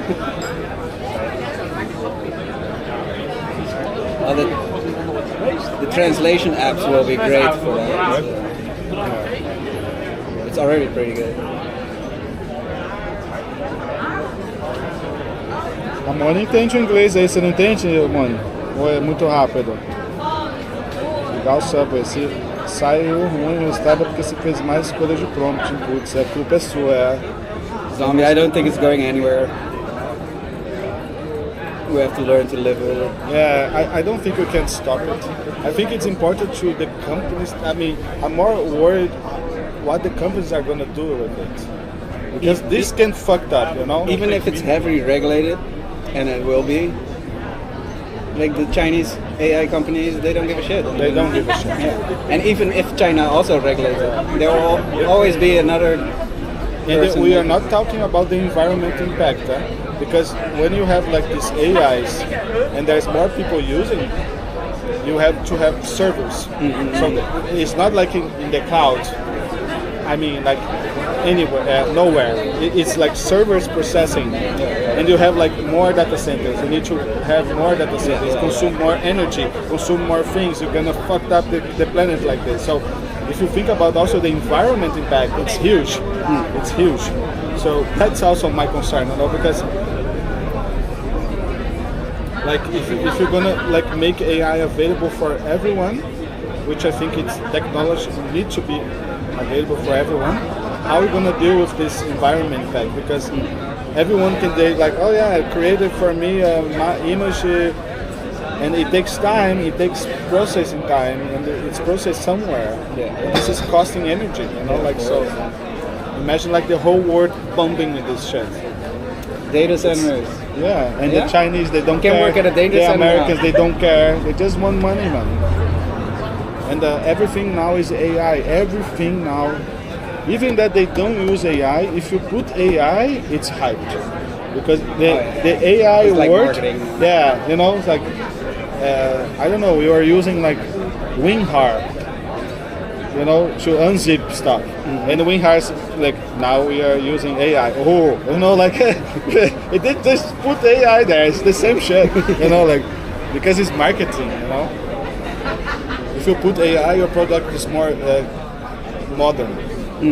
So just put the word there, even though they are not using it. AI power. Yeah, that's crazy. It's crazy. And also the scammers are using, huh? Oh, of course. They are using to they can for instance, like if I want, let's say they want to scam my mother, and they can watch the stream, listen to my voice, make a AI train my voice, and call my mother and say like, hey mother, I need some money. Could also be even with a video call. Yeah. What the fuck? So I'm just like creating content for the scammers now, if you think about it. That's crazy, man. That's fucking crazy. And people say, yeah, but you would know, like for your mother, you know your son, you know that's AI, but she haven't seen you in a while. And then the video call quality is a little bit off, and then it looks like real. And she gonna like, no, where you live? It's gonna, Rotterdam. No, where's your birthday? Maybe they know it, you know? Yeah. It's there. Fuck it, man. When I think about this, I just want to turn off. Turn it off. Yeah. And then the next day there's a Tusted live, but it's AI Tusted. Yeah. What the fuck? I'm like, what? Like I was talking about Rocket about this. Maybe one day there will be like I said to her like, ROL. They're not going to do ROL. ROL it's possible to do it. And she was like, maybe. I think like, it's possible, but at the same time, it's easily to be disproved because you're not there. Yeah. The AI is not there. If someone comes to the same place, no? Yeah. There's no one there. I mean, if you think about it, already kind of exists. Like, you know those channels that they have like walkings? They have like it's a live stream, but it's not there. Yeah. There's a lot of this already. Already it's kind of a AI, but it's not a AI. But I think there was a project that a guy did. It's like Jesus Christ. It's an image of Jesus Christ, like created by AI, and he answers the chat. Did you saw that? No, that's hilarious. I think it's not live anymore, but it was live for some time. A guy was experimenting. So it's like an image of Jesus, and the people were like in the chat saying like, "Hey Jesus, what do you think about it?" And the thing is, he has like a memory model, so he remembers you. Yeah. So he remembers the name of the chatter, and he can like create a context with your. So it's crazy, man. Yeah, what the fuck? We have that on Discord as well. Yeah. Like the Discord AI, let's say, and also like Twitch bots, also AI. It's actually really handy in certain situations. Yeah, I think on modeling Discord they have like an AI to answer the same questions all over again. The people they do the same. And it gets updated as well as soon as that's handy, because everyone comes every day asking the same shit. And say like, God damn it. You know Beck, B3CK? Yeah, he has a nice AI bot, and it remembers as well. It's really nice. For Discord? No, for chat. Oh, for chat. For Kick chat or the Twitch chat. It's really nice. So he knows, he keeps memory of. Yeah. That's crazy, man. It's the most scared thing. It's like, imagine you're like interacting with someone on like Twitch chat, and this person it's like AI and they don't have a clue. Yeah. This was, I'm not even kidding, this was like, I would say even 20 years ago, this was already possible with IRC bots. Yeah. And it was really good. Because on that time, you don't have anything, right? Because now we have like profiles, we have Instagram, you can actually know if the person is real or not. Even if they try to fake it, if you like do a proper research, you find out. But like Twitch chat, they always type stupid or not always, but sometimes, or you can see, it's a real person. Yeah. But an AI will always be like perfect. But correct. they can change that as well. A little bit. Do it a little bit imperfectly. A little bit more down or more human, more human. Yeah. Be more human like. Yeah, because like on back on times on like IRC, there's nothing, like just a name. We don't know anything about that person. It could be a bot, it could be someone, or it could be whatever. And it's just harvesting information of you. Yeah. Salve Azul. Olha o Azul Limão aí. Imagine AI stream. Yeah. Like it's gonna come. It's already there. Like, And I think it's gonna be like, it's gonna explode. Like, so many people are gonna watch that because they're gonna be like, oh shit, there's AI doing stuff. I want to do how it is. I want to see how it is. You know? at some point, like I couldn't watch an AI stream. What's the point? No, yeah, but you're gonna be curious to see how smart it is. Oh yeah. You know, just for the science thing. You know, like I would watch just to see, to test it, to see how far it gets. Also, like you cannot compete. Like, let's say like you're looking for content, but AI can create content out of nothing. Yeah. Suddenly a car crash behind you. Yeah. AI created. And it's content everywhere, all the time, you know, like airplane crashes. Oh shit! Like crazy shit all the time. Yeah. Oh my god. But one thing that there is a thing that is called Turing test. Turing. Yeah. You know the Turing test? Yeah. It's a way to know, like, you interact with some sentience being, but you need to figure out if it's a machine or a human by doing questions. This is like a very old thing to do in AI. And nowadays, if you do this with AI, you can get like you can think that it's a human being, really easy. Exactly. Because back on times you can, like, with 3 or 4 questions you can kind of like know that it's a machine, you know. Because you can use AI to detect other AI as well. But even then, it's getting more and more difficult. No, and now, like, when you prompt like ChatGPT and you say like, oh, I have this idea, or I want to do that, or something like that, and they go like, great, your idea is super good. So there's here some tips on how can you do it. If you need it more, like, it's actually like it's they have like a human language, you know. Mm-hmm. Like it also it hypes you. It creates a hype. It's not a machine talk to you, you know. Man, there's people using ChatGPT to do a therapy, therapy sessions, because it's very humanized, you know.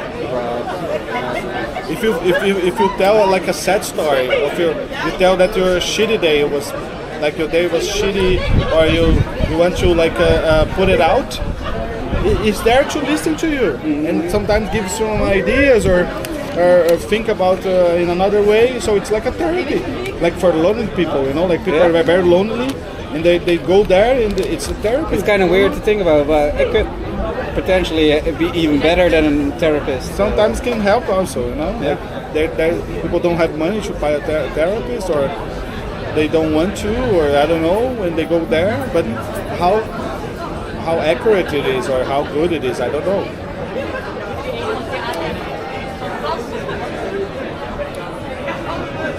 Imagine ChatGPT says, just kill yourself. Yeah. What the fuck, you know? It could happen. Like, there's no way for you, man. You fucked. You fucked, just end it. Don't end it. It can happen. There was some bad examples that happened. There was I think there was a case that the AI said the guy to exactly that. He said that he was telling his problem, and the AI was convincing him to end his life. That was a thing about that. And they shut down the AI. Oh wow. Yeah. See? Yeah, already happened. Yeah.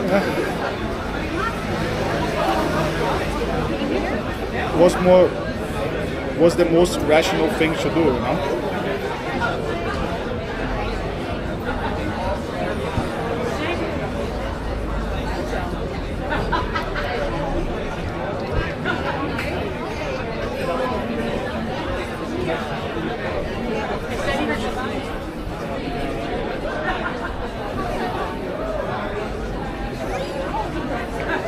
Salve, Cantimor. E aí, mano? Beleza? A corda sempre arrebenta pro lado mais fraco. I send the pictures of the bear and us, and I get this.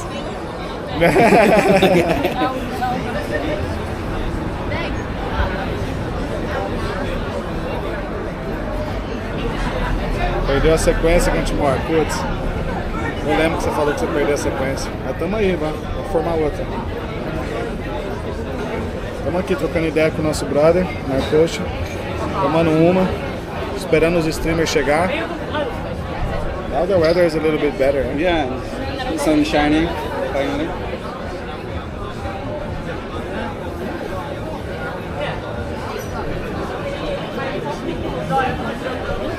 What about the last time we were streaming in the city? The J Streets was here.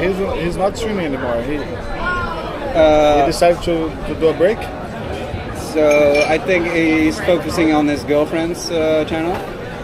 Oh yeah, she keeps streaming. Yeah, she's full time basically on Twitch and Kick at the same time. She was in Russia, right? Yeah, they were in Russia, but I'm not sure if they're still there. J Streets follows her. Like, together. But he appears in the camera. Yeah. Because I don't watch her. Sometimes he appears in the camera. Yeah. So he's more keeping the streams. So maybe all the community moved to her stream. Probably. Could be. He still has his it's like his second or third channel, like on 24/7, showing old videos, old spots. Yeah, that was the last time I saw him, so I want to see him again. Probably in Thailand again. Yeah, Thailand is the place for the streamers, right? Everyone goes there. Yeah. It's really good. It's the next Japan, basically. I think so. Yeah. Thailand is amazing, man. I want to go there once. And I'm afraid that I will go there and say like, shit, I want to live. I want to live here. Pretty well. Yeah, because I mean, even though I'm loving here, and I think I want to keep more years living here, sometimes I feel like, things are getting expensive here, and Europe is also getting a little bit, like problematic of things, like housing and immigration stuff, like those things. It's getting like worse and worse. Looks like it's gonna, like something is gonna happen soon. I don't know what it is, but I don't know. I have the feeling that it's gonna be hard to live here, especially if you're not from here itself. And even if you're like Dutch, you live here, it's hard for the Dutch people also. It's hard for them to find a house nowadays. Like if you're like a new generation, they cannot afford a house, like those type of things.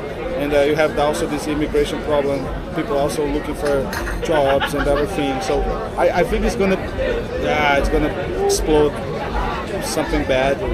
You also have like this movement. Because I could never afford a house here. Yeah, me neither. So, but in Thailand I could. Maybe like in 10 years, maybe if I save a lot of money, But the same like, in 10 years, 20 years, Thailand will also be in certain situations like similar, could be, I don't know, who knows. Genmore, what's up? Genmore, yeah. Money Queen. He's an OG. Money Queen, she's a Twitch OG. She has she watched Twitch since the Justin TV. Justin TV. Same like me. Yeah. My coach is also from the old times, and she loves Hitch and Sarah streams. Oh yeah. She watch a lot of foreign streamers.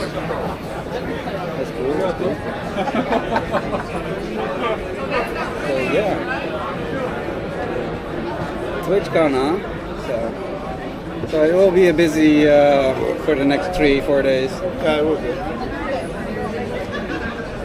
And everyone comes here with the stream.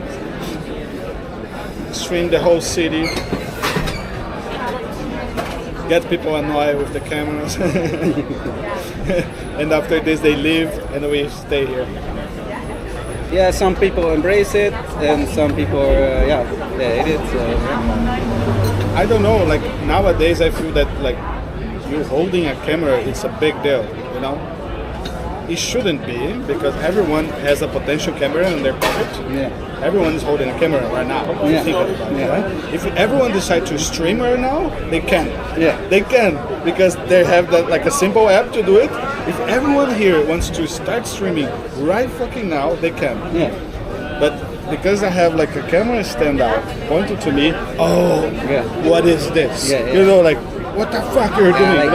since we're sitting here, I've noticed the crowd. Yeah, it's like looking watch- out, talking yeah, out, like- like, look at them. Yeah. What is this, like a podcaster thing? You know? So I can understand. Also, if I was not into Twitch or streaming at all, and I was sitting there and say like people watch talking to yourself. I or mean, to a when we camera, see like- another streamer, we're also like, oh, hey, is that guy streaming? You know? Yeah, but imagine that you are not into Twitch, you're not into streaming at all, and you see a guy talking to a camera by himself. You're gonna be a little bit curious. yeah. You're gonna be like, oh yeah, what the fuck is that? But not in an aggressive way, just like curious. And I can understand that. I would be the same. Yeah. But I don't understand when people say like, I'm not filming them, and they go crazy about it, or what are you doing? What the fuck is that? Like right now, we're not filming nobody except ourselves, and Yeah. if somebody came, hey, why are you filming? Yeah. Like crazy. So, also because of this Where's the other people that are listening? Yeah, I'm not gonna turn the camera, but there's a lot of people watching this way as well. Oh yeah. Yeah, we have a lot of people. A gente tem muita gente olhando pra gente agora. Tá Also, ligado? the people walking by, they usually see, oh, what is that? Yeah. Mag ik nog eentje alsjeblieft? You want another one? Yeah. A gente tem, tipo, bastante pessoas que estão olhando pra gente, tá ligado? Tipo, o que a gente tá falando e tem uma câmera apontada pra gente e isso desperta curiosidade. É isso que eu tô falando com ele aqui, sabe? Tipo, que agora todo mundo tem um celular aqui, todo mundo tem um celular no bolso, certo? Todo mundo tem um celular no bolso. E todo mundo, se todo mundo quiser abrir uma stream agora, todo mundo consegue. Qualquer pessoa consegue abrir uma stream agora, se eles quiserem. Porque um celular você consegue abrir stream com um celular. Só que, tipo assim, pelo fato de eu estar com uma câmera, né, apontada pra mim, num selfie e tal, no self-stick, isso cria já uma coisa diferente. A pessoa já olha e fala, nossa, o que é isso?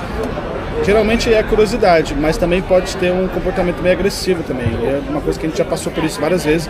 Às vezes a pessoa tem um comportamento agressivo só porque você está usando uma câmera. E às vezes nem está apontando para ela, está só para você. Mas isso é uma coisa que faz parte do IRL, tá ligado? Salve Mariana, como é que você tá? Mariana. You think he's crazy? I don't think so. Everybody knows vlogging, YouTube and that kind of stuff.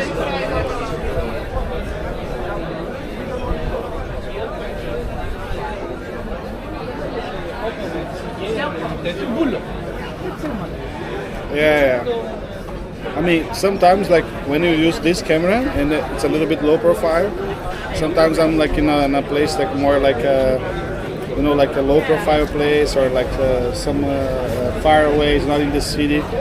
And sometimes you're like talking to yourself and they didn't notice the camera yet. They can be like, oh, that guy is crazy, man. Or maybe they also think, nowadays a lot of people talk with their AirPods. Yeah, but they check like there's no AirPods, so what it is.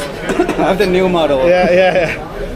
Sometimes when I want to be a super low profile, I put my AirPods and I go streaming. It helps because people look and say like, oh, maybe it's a call. It's in a call, you know? It helps a lot to like not call attention too much. True.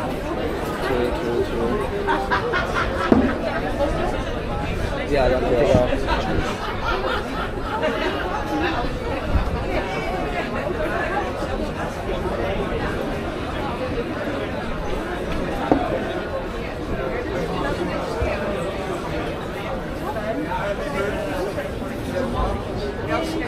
Invisible Mode AirPods, né? Eu já fiz essa manha já. Às vezes colocar o AirPod e fazer live ajuda. Ajuda você a ficar mais low profile, porque as pessoas acham que você tá numa call. Então eles meio que tipo assim, ah, beleza, ele tá numa call ali, tá ligado?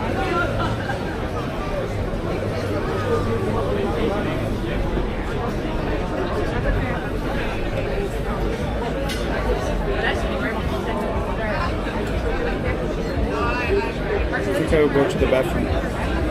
Yep. I'll be right back. Já volto aí, galera.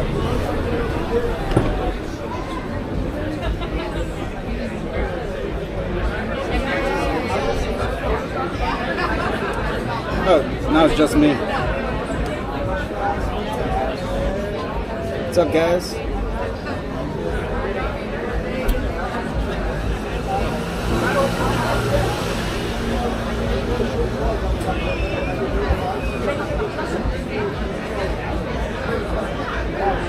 So we're on Bit to the Bit. It's a famous bar street. A lot of bars, food. Where are you from? I was born here in the Netherlands. My parents are English.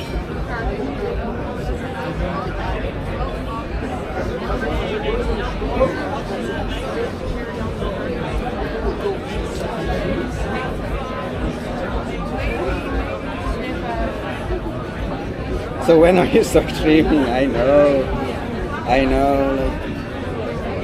So when I get back to Thailand, which is probably end of this year, I will probably start streaming. I have a new idea for it.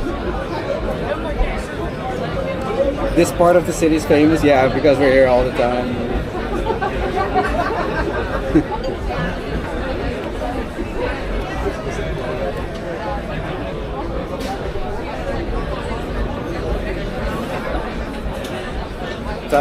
Still living? Well, I'm here for a year, but yeah, I was living 2 years straight. And I've been going to Thailand since 2019, before the COVID. Yeah, I love Thailand, it's great. Like I have a house there, I have a car there, girlfriend, so my life is okay.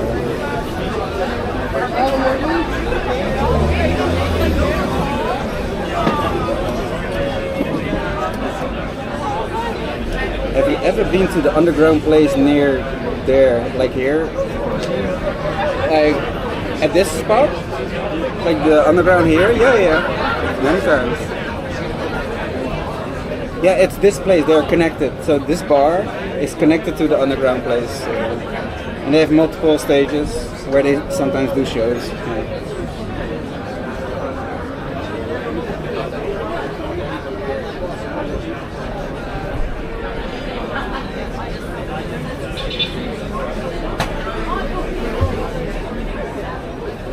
So my visa status at that time I just doing visa runs, border runs basically. So going to the next country for a week and then come back.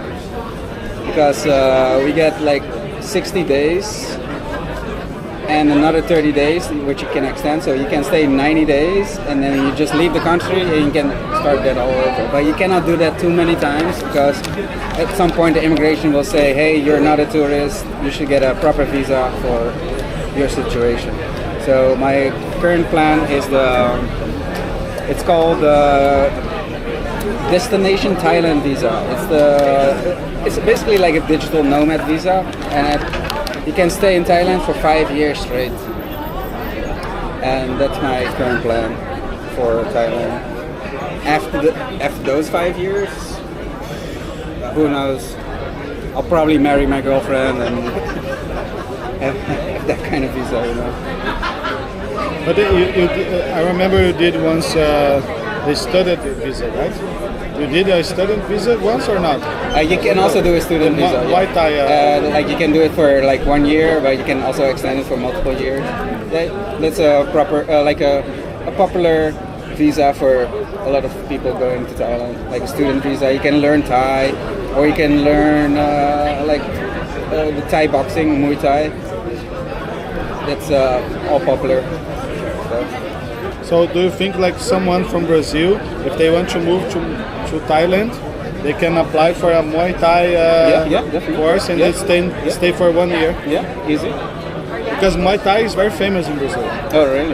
Martial arts actually is very famous there. Like Jiu-Jitsu comes from there. Yeah. So it's there's a lot of people who are into it. So that's maybe this is a nice opportunity for people who want to live there. And I think a lot of people does that because Thailand it's a really cool country to move because it's a tropical country as well. Yeah. It's I think also like the people are more warm, you know, like more close to each other, you know, the cultural wise. Yeah. Like compared to here, for instance. It's really nice. People are nice. Yeah, almost everybody. So yeah. But now your current visa it's expired, or you still have a visa there? No visa. So No visa. if I like, let's say I arrive tomorrow there, I'll get 60 days. 60 days. The And tourist it's like it's a visa exemption, so you don't have to apply for anything. If you arrive, you get 60 days, and you can extend this for another 30 days. So if I go there with my Brazilian passport, I got 60 days. Yes. It's like a tourist. Yes. Just like most of the places here in the Netherlands as well. It used to be 30, but then they extended it to 60. Yeah. Yeah. You don't need a visa to come here to visit Netherlands. You can just come by and hey, I want to visit, and you get 60 days. Yeah, for me, if I want to bring my girlfriend here, I have to do paperwork as well. It's not that easy.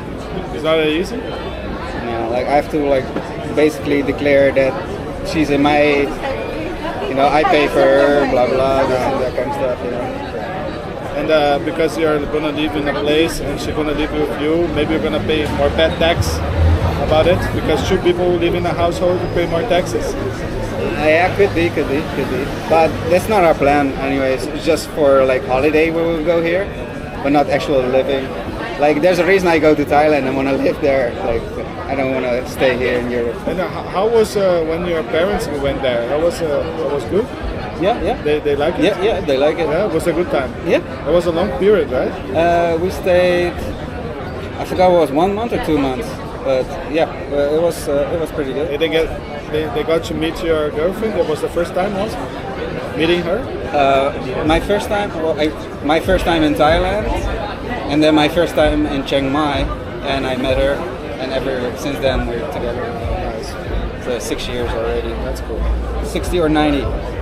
No. So if you arrive on a visa exemption, it's 60, and you can extend that for another 30 days. So that's 90 in total.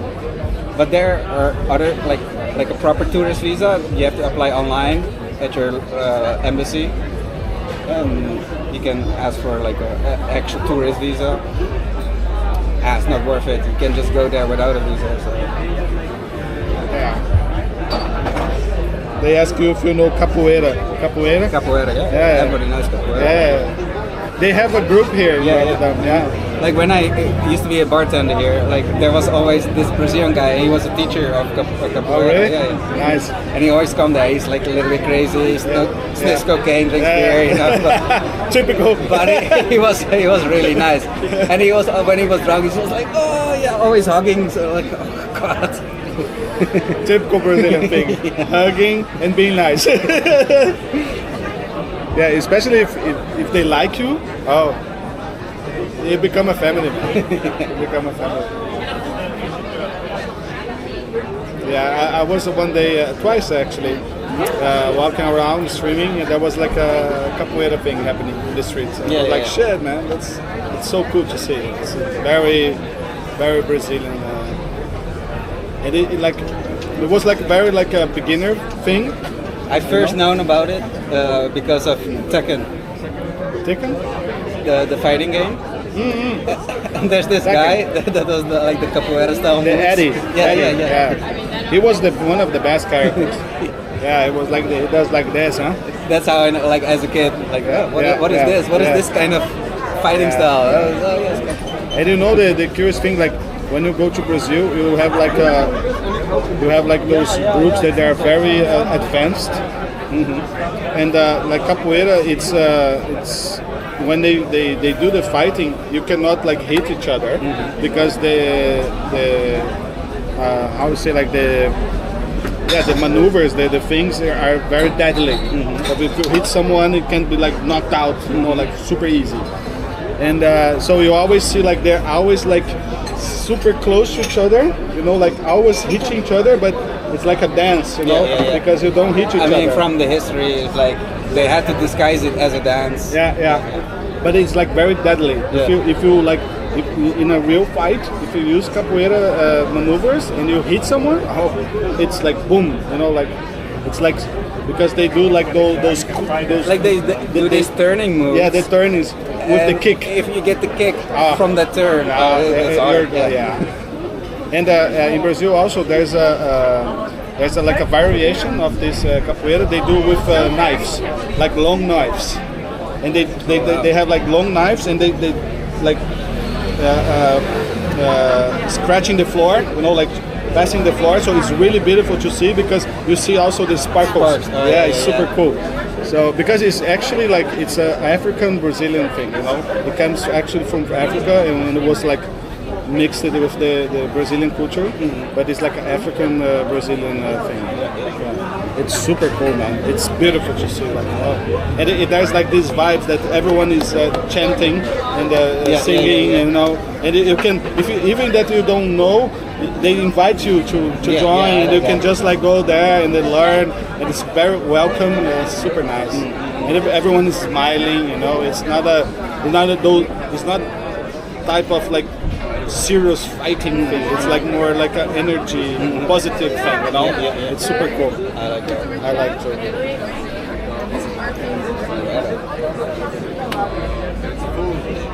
Machete. Yeah. They have like the berimbau. The berimbau is the instrument they play. Dang, dang, dang, dang. It's super cool. Is this weird? Yeah, it's a weird thing. It's just one string, and there's like a thing, and you can just dang, dang, dang, dang, dang. Machete, machete. Facão comendo alto, filho. I accidentally opened porn on my phone. Oh. And I saw it. No, I didn't saw it. You just said I didn't saw it. Well, it's part of the well, your girlfriend is away in her coaching, so yeah. That's the most cringe thing, you know, like you open up your... this one, right? Yeah. So it's one string, and you have this,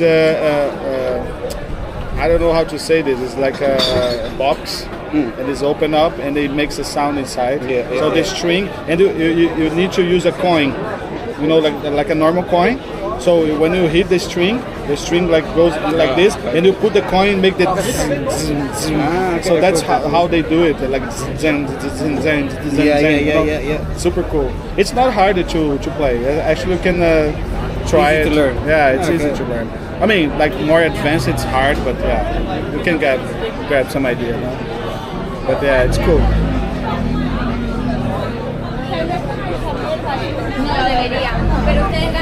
It's a gourd, cabaça. It's a gourd.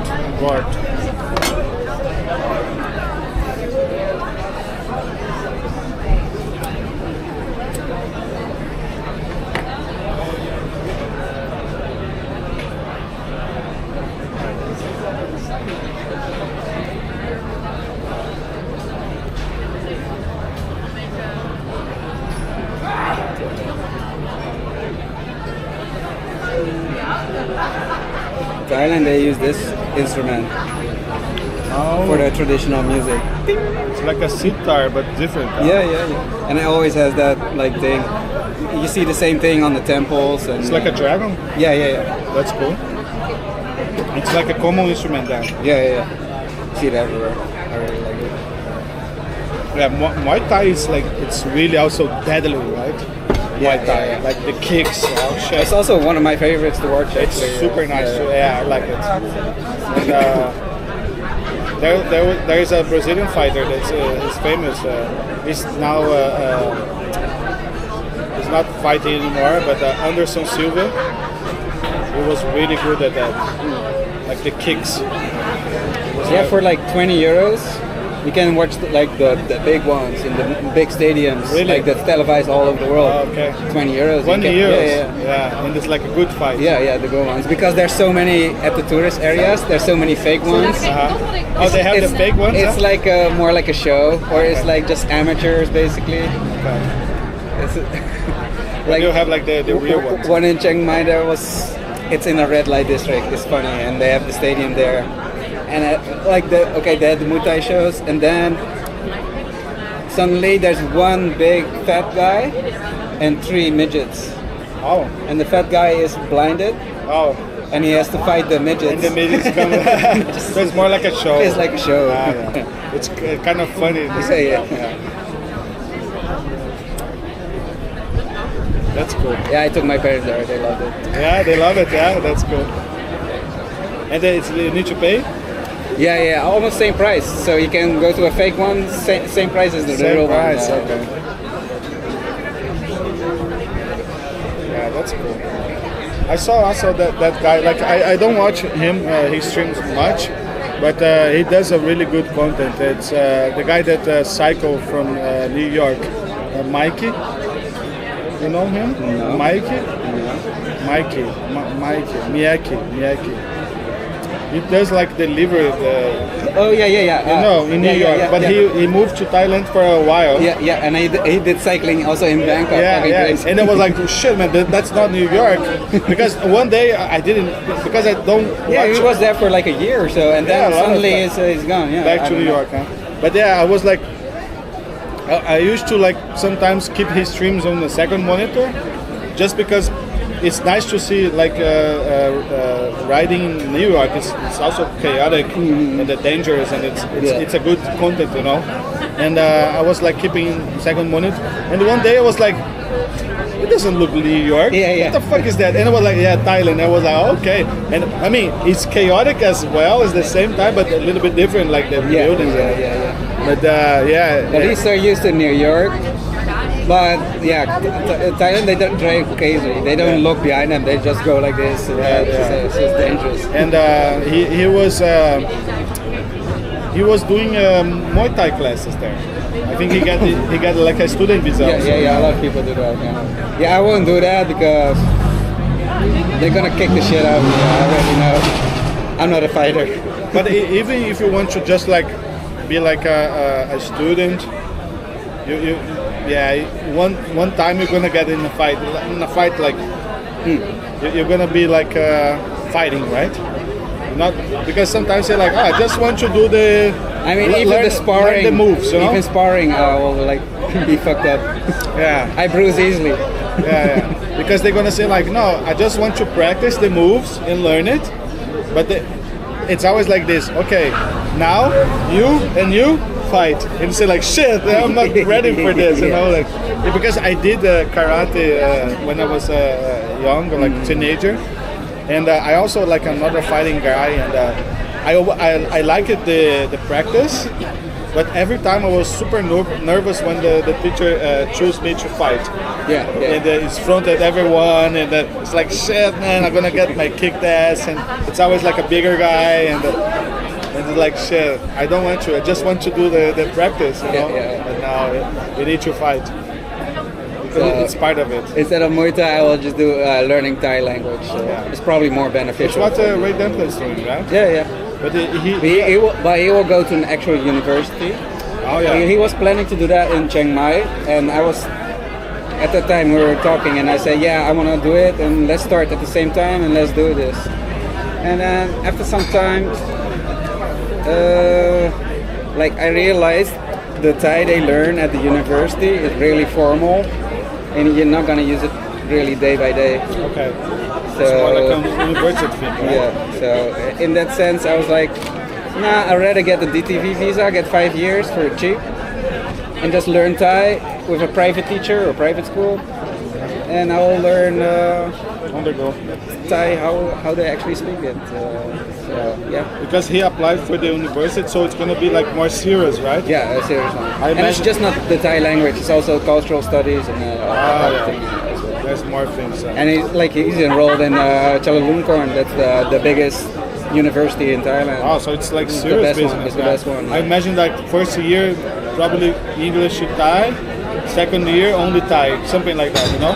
They said I forgot, but I think after the second or third trimester, it's completely in Thai. Yeah, because they force you to use the English. Yeah. That's actually that's a very good way to actually force yourself. Yeah. Because, like for me, coming to here, learning Dutch, even though it's a difficult language, the alphabet is the same. Even like the vocals sounds the same. Yeah. Is the same. Yeah. Because over there it's a tonal language. It's totally different. Yeah. The structure also, I think it's different. Like 5 different tones.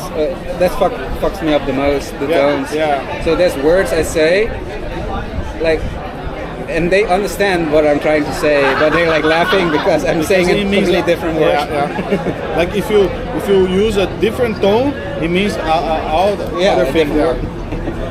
But yeah, at the tourist areas, they all kind of understand like what we're trying to say. Like in Portuguese, for instance, we have an example for that, and it's very common that the foreign people get this wrong. Like bread, it's pão, pão, because we have a till on top of the A, makes more nasal, pão. But if you want to say stick or like cock, it's pau. Yeah. See, so like, when a foreign people say like pão, they're gonna say like, oh, pau, and they're gonna say, I want 2 pau, and they go like, they laugh in your face because they want 2 dicks, you know.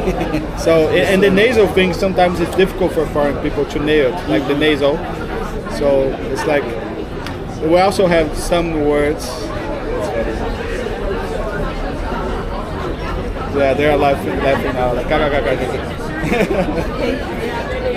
That's very common. That's very common mistake. Anderson's a legend, yes. So yeah, the reason Muay Thai became popular here in the Netherlands because we had a fighter called Ramon Dekker. Ramon Dekker. And this was years ago, but he was the first fighter to win against a Thai in Muay Thai in Thailand. Oh really? He was the first foreigner winning. He was like a Dutch guy. Yeah. So that's why it became famous here as well. Okay, yeah. So that, you can find schools here. Before that, it was just kickboxing. So kickboxing was popular, but now after that, like Muay Thai is getting popular, you know, and especially now with UFC and that kind of stuff. Everybody loves Muay Thai. I like to see fighting. It's not like my first thing to see it, but yeah. I think it's entertainment, but sometimes I say like, like UFC for instance is like it's not. It's yeah, for me, I don't like. I don't watch UFC. I don't watch, but also, sometimes like one fight, you know, like oh yeah, let's see. What I don't like about MMA, like the mixed martial arts, is the grappling. It's too much grappling, and it's also kind of overpowered. But they're all grappling, and I'm like.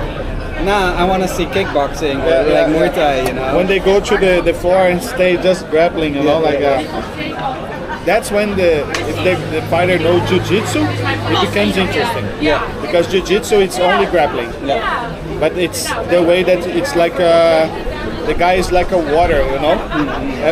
Even that you get the guy like locked in, he always way to, you know, and you have like those locks that is like instant type out. So it's really interesting to see that. But I also when it's too much, I like to see more action also. I think it's more interesting. That's why I like boxing is also interesting. Also, but the current state of Muay Thai is like watered down because they wanted Muay Thai to be popular all over the world, so they had to make extra rules, you know. Oh, okay. So that's why Muay Thai from Thailand is kind of watered down. But you can still find the original ones, you know, where they don't wear gloves. Oh. They just like the hard stuff, like the bandage. Just the bandage. And some surrounding countries, like Myanmar, they still do the original one. So the one in Myanmar is called Letway. Fuck, that's crazy. They use the head, elbows, sleeves, everything. Yeah. It's fucking crazy. And they have multiple rounds, and it's so many rounds, they usually fall dead or brain dead. It's like Battle Fury. It's fucking crazy. Blood everywhere. Yeah, Letway is the crazy version. How is the name? The guy from Fatal Fury, the Muay Thai guy? Yeah. I forgot his name. I love his character. I always play. He also goes from the King of Fighters, I think. That's why I'm on Street Fighter. I always play Sagat. Sagat, yeah. He's the Muay Thai guy. Yeah. He goes like with the knees, or high knees. Yeah.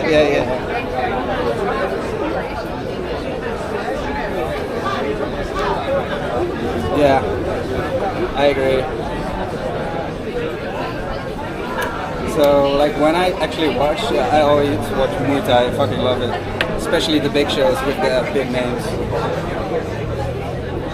Yeah, that was one time of my life I was into more UFC. I know all the fighters, also because Brazilian ones was very good.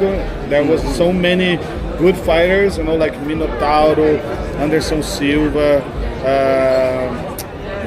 that guy, I forgot his name, Minotauro also. There was so many Brazilian guys. Like there's this guy also that they kind of like popularized the jiu-jitsu, the Gracie family. Oh man, there's a fight that you still can see on YouTube. It's a very old one, like you know, like those old MMAs. I want to check it out. I like these old fights. Oh man, there's this guy. He's a Brazilian guy, and he was one of the most famous for popularizing the jiu-jitsu. He's wearing a kimono, you know, like in the MMA, he's wearing a kimono with the tie and everything, and he's against like a fucking brutal guy, like huge, big guy, like Asian guy, and it's like it's totally like not comparable, you know, like the size, and he still wins because of the jiu-jitsu thing, you know, like he finalized in the jiu-jitsu, because in the like brute force, the other guy was like way better. There's a guy in Muay Thai is like he's already in his 50s or almost 60, but he still plays. Like he still wins fights. He's one of the best. I forgot his name. Like even if I remember his name, I will butcher his name. But he's like the number one, and he's like super cocky. He's like he will dance and like do stuff like that. Yeah. Like a Muhammad Ali thing, you know, like with the guards down, and you know, like just Anderson Silva was like this. Anderson Silva, he was a guy in MMA. He was like guard downs, you know, like the guard is down, and he was just like dodging, you know, and like smiling to the and like just getting to the mental games, and you know, and the guy was like more pissed off, and out of the blue, boom, you know, like like it's super good, man. But this guy, there was a fight, I watched it live, not in the place, but I was watching the TV. There was one fight, and it was against the American guy, I think the Irish guy, I forgot his name. Oh man, that was so hard to see it, because he kicked it, he did it like a medium kick, and the guy defended with the knee, and he hit like his... you know, this part of the leg here, and he broke.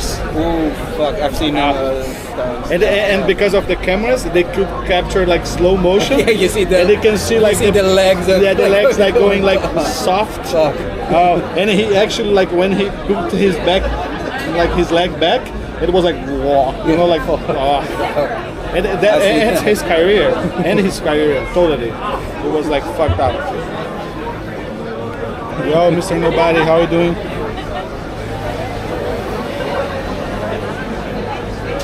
Borrachinha? Eu não sei quem que é Paulo Borrachinha.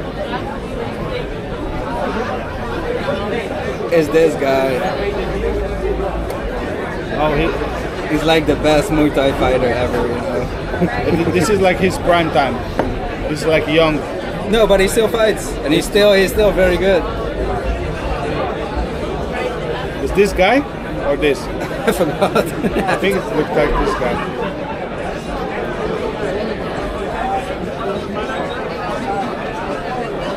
He's like really cocky and like plays But around. nowadays they use the gloves like this, like boxing gloves. But you can still find like original styles as well. But on television and like international, they have international. And they have also like, I imagine like if you go to Thailand, you go to like more underground places where they have the fights and they're more like original ones. Yes. And they bet a lot. There's money. Everybody betting money. It's just like that movie from Leonardo DiCaprio. I think the beach. Yeah, the beach. You know, like he goes also to a fight and. Where you go to really rural places, you can find that. Also, like chicken fights or the rooster cock fights. That's also happening in Brazil, but it's forbidden. Also in Thailand. Yeah, it's forbidden. And then everyone's like, Because they all gamble, and gambling is not allowed. yeah.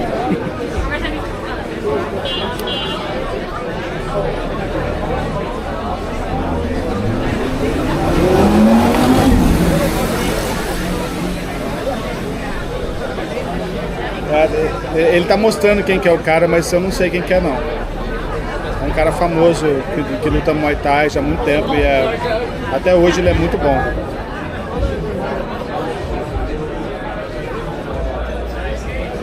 Salve Guto! Salve Guto! E aí, irmão? Boa tarde, salve, saúde. Olha o Gutão aí com nós.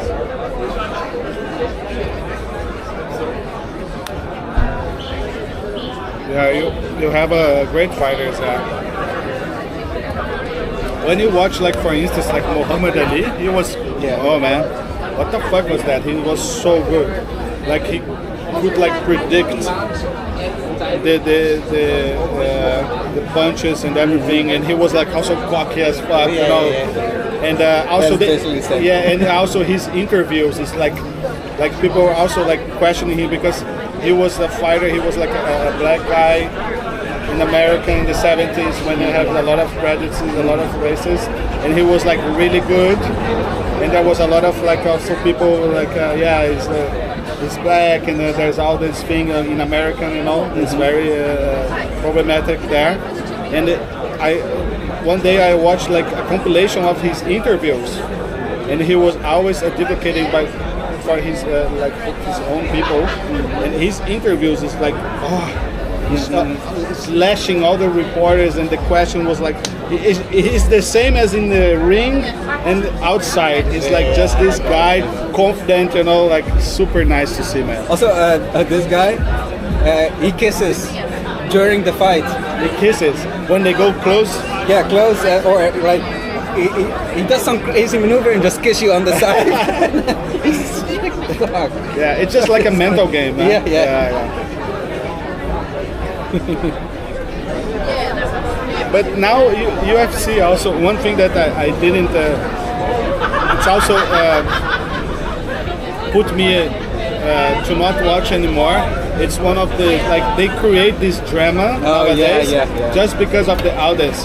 This is like so lame to see, you know? Yeah, that's part of the reason I don't watch UFC. Yeah, because I remember that this guy that I told you, Anderson Silva, he was in like almost like his prime, and he was like really good, and he was defending his belt and everything.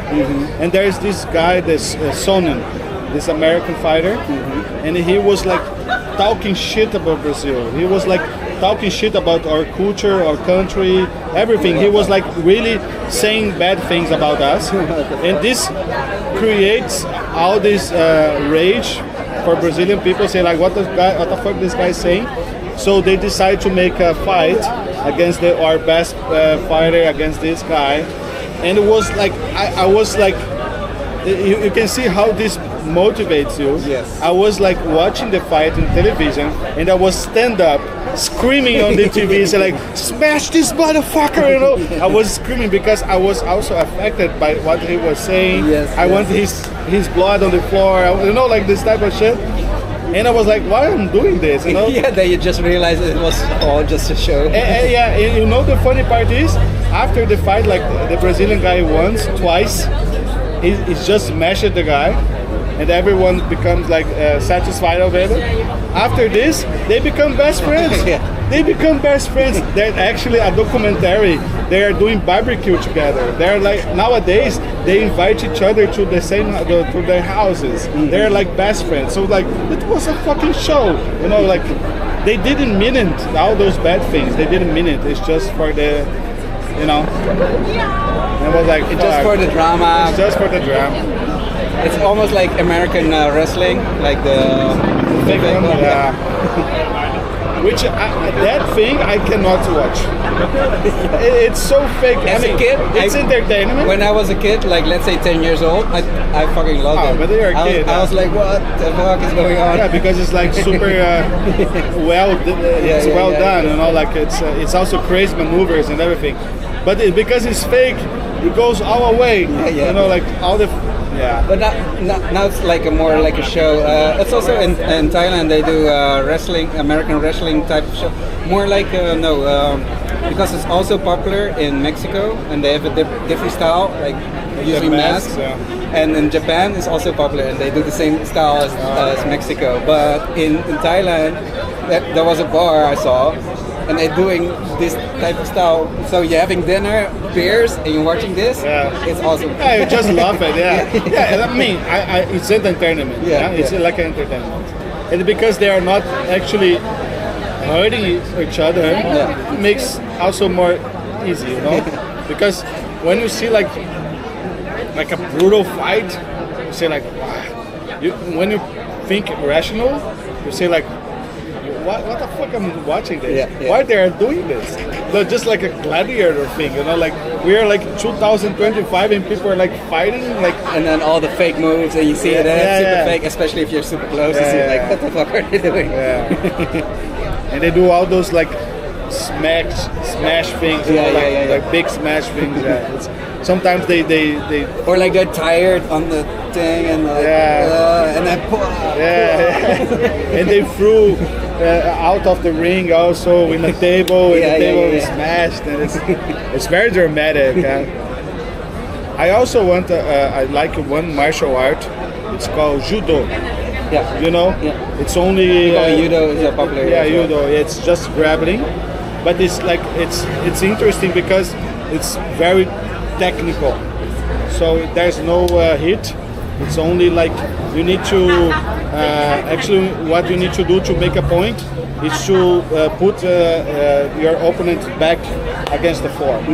So you need to do the moves. That's really interesting to see because it's a type of fight that is really technical. You know, like you need to really know how to do the moves. That's also Brazil is really good at it. Like Olympic Games, we always go like far of it. But it's in Brazil like our martial arts. It's so huge. Every city you go, even like the small ones, you have like academy or fighting place that you can train. It's there's so many, man. Like Muay Thai. You also have that one. I think it's a Japanese one. Aikido. You know, karate, jiu-jitsu, kung fu, all things, man. When I was a kid, I did karate. I think every kid. Every kid did. Karate is really nice. Do you know that film from? It's a Japanese. No, it's a Chinese movie. Ip Man. Ip Man. Do you know this movie? No. It's a very old movie about this guy. He was the master of Bruce Lee. Okay. Bruce Lee, he has like a master, like a trainer, a professor, and this movie tells the story of this guy. So there's no Bruce Lee in the movie. It's only like about the master and how he developed because kung fu there's many styles, and he developed one specific style of kung fu, which is one of the most respected ones. It's the one that your defense is the best attack. So it's based on defense, and you defend and attack. There's a movie about it. It's so good, man. It's an old movie, but it's so nice because it tells a story of this guy, and he's just like he lives in a Chinese town, and out of the blue, people try like he's the best fighter, but he's very humble. And because like in China back in the days it was very like a proud thing to like each city they have the best fighter, and what they do like the fighters they go like to each city challenging the fighter, the best fighter. They go to a city say like who is their best fighter, and then they go to the training place, and when they come to this city they go to the training place and who is your best fighter? Gonna challenge him, and they say like is that guy that lives in the mountain, and they go there and the guy is just like having tea, you know, like he's having tea with his family. It's a very like interesting scene. It's called Ip Man. Ip Man. This movie it's amazing. I love this movie. It's so accurate. Ip Man. Ip Man, yeah. Okay. And it's like, so he's like having tea with his family after lunch, and come this guy like so pumped up, say like, hey, I want to challenge you, and he goes like, okay, just wait a moment. I just have lunch with my family. Come inside, and he offers some tea, and the guy was like, oh, I want to fight, and it was like, and it was like, no, wait, and he started like a fight, you know, and he asked like permission for his wife, like, can we fight at our house? And no, okay. And he's just like defending, you know, like so just defending. He just like boom, attack. And he's just like, he kicked his ass like so badly, and he's like comrades, like the guy that he challenged him, it was like, oh yeah, he's good. So the thing is like, this is just like an intro of the movie. But the whole movie also, it's on the World War II.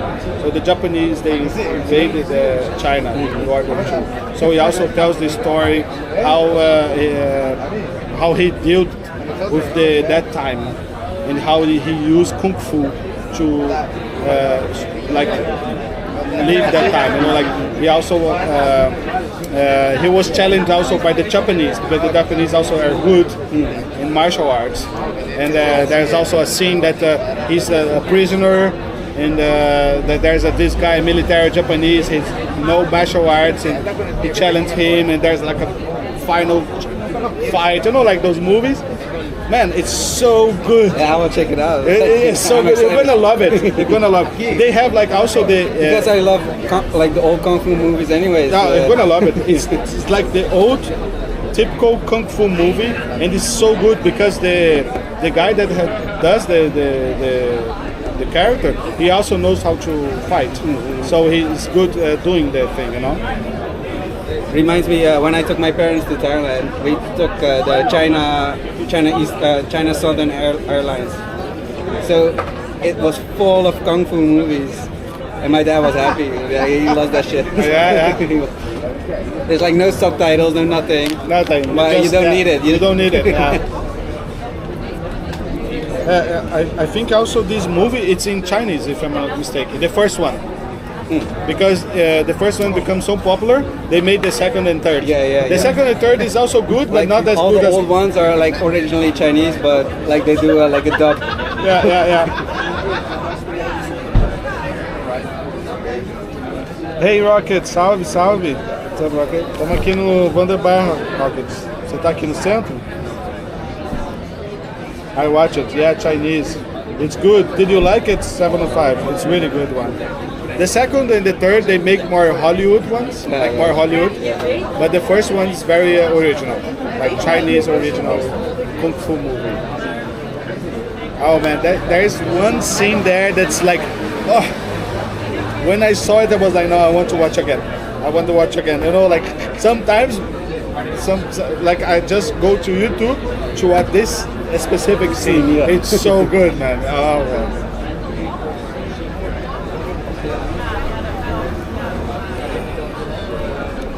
And he was the master of Bruce Lee. The kung fu that Bruce Lee learned, it was from this guy. There's like photos from like Bruce Lee very young, before he moved to America, and there's a photo of this guy, because it's like a real story. So there's this guy, the master, and Bruce Lee is like, he's really young with the guy. There's like real photos of them. So it's really cool because it's not a fake story, you know, it's like it's a real story. So it makes more interesting. Yeah, I'm gonna check it out. You're gonna check it out, it's cool, man.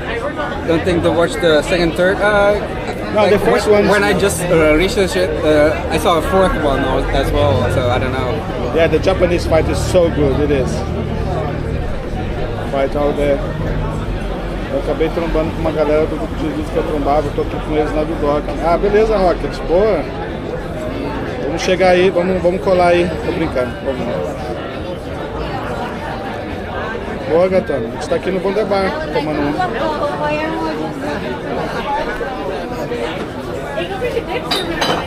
Se quiser colar depois.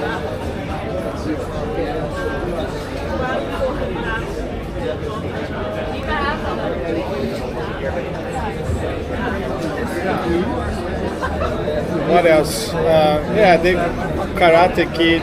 The first ones are nice. they are doing a new one now. Did you watch it? Not watch it, but I think the it's, series. no, I haven't watched it. no, me neither. But no, there's a new Karate Kid movie. Oh, really? Yeah, I think they're gonna release yet. It's not out. Yeah. It's probably gonna suck. It's gonna suck. Even the old Karate Kid movies kind of suck. But they bring they bring the main character again as Oh, really? yeah, you know, like the American guy. Yeah, the Karate Kid. Huh? He's like coaching the new kid, you know, because the Mr. Miyagi is dead now. So it's I think it's Jack Chan is on the Gonna movie. do the wax on, wax off. Yeah. Mr. Miyagi, yeah, I love it. Mr. Miyagi was the shit, huh? That scene also that when they go to the I don't know which one. I think the first one. They go to the school, the rival school. And the guy kicks his ass, and Mr. Miyagi shows up to save him, and the master of the school challenged Mr. Miyagi. Oh man, that fight's so cool, man. Mr. Miyagi's he's like really chill guy, you know, like just waiting for the like, you know, like guards down. So good. Mr. Miyagi's the shit. And there's like all the bonsai thing and Then Jack Chan already do a movie with Jaden Smith. There's this movie, the Karate Kid with the son of Will Smith. There's this movie, but now they are releasing a new one. If you check it out on YouTube, it's gonna come a new Karate Kid. There's a new one. It's a Chinese guy, a Chinese kid, and I think Jack Chan is in the movie as well. And there's also they bring the original Karate Kid, and he's old and he's gonna coach. You know, I forgot his name. Also, they did the series, right? You mentioned the series. Yeah. And the series is actually the main character is the rival. Yeah. I haven't watched it, but I saw like. I watched it like couple episodes, like first and second. It's not bad. It's actually interesting what they did, because instead of picking up the original one, they pick on the rival. Yeah. And it's nice to see, because they make kind of show like, because of that, his life went to shit. So he was like not able to find job. He was getting old, and it showed like that his life was like fucked up because of what happened. And it's like kind of his way to come up and like be the good guy now, you know, kind of, you know. So it's interesting, but also it's not. Oh, it released today. Oh, May 29th. They released today, god damn it. Yeah. So maybe it's in the Cinepate. What's that? It's like Jean-Claude Van Damme. And he does I think it's a Muay Thai, I forgot. Like kickboxing. The White Dragon thing? The movie? I forgot the name. It's old, like an 80s movie. Yeah. Or maybe early 90s. I love it. Fuck. The Van Damme movies are so good. Yeah. He was a hero. Yeah, he has that movie that... Is it Bloodsport? He challenged a Muay Thai guy on the final... And the guy like... he threw like a dust on his eye, and he become like blind, and he was like, you know, like with red eyes. And it's so good, man. It in Brazil we call something with the white dragon. It's the white dragon. Okay, yeah, that's funny. Yeah, I think it's Bloodsport, but I'm not sure. Maybe chat knows that.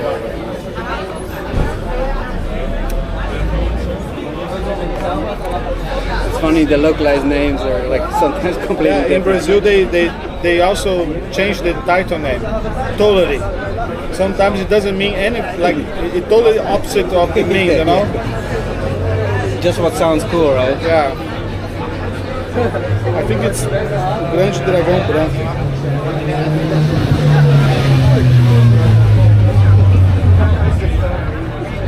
Yeah, Bloodsport. Yeah, yeah. We call it the Great White Dragon. There's nothing with it. Because it makes sense. He's a white guy and he's gonna do. He's gonna go to Asia. Because kick some ass. I think he's in Thailand, right? I think so. Yeah. Like I don't know where the scene is, like the movie is filmed, but it. Hong Kong. Yeah, could be Hong Kong. Yeah. And Jacques Van Damme, he's Belgian. Yeah. He's Dutch Belgian or French Belgian? I don't know actually.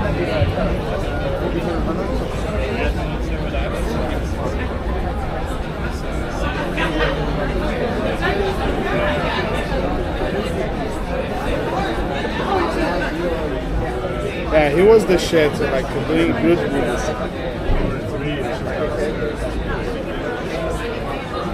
When I was a kid, I loved those 80 movies. I still love the 80 movies. Yeah, it's so good. The 80, 90 movies like about fighting and also like Steven Seagal movies. Also, everything was more violent. It was more action-packed. Yeah, kind of. Jack Chan movies also was nice. I like Jack Chan movies. Like the first ones. After it becomes a little bit comedy. Oh yeah, the first one was really good. Yeah, I like always old ones.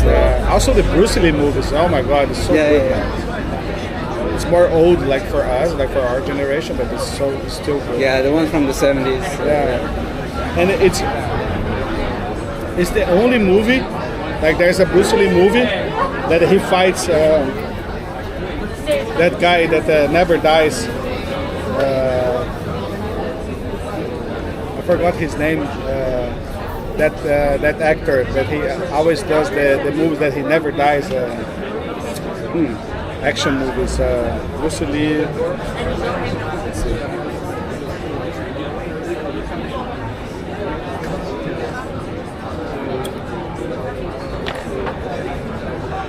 Chat will know.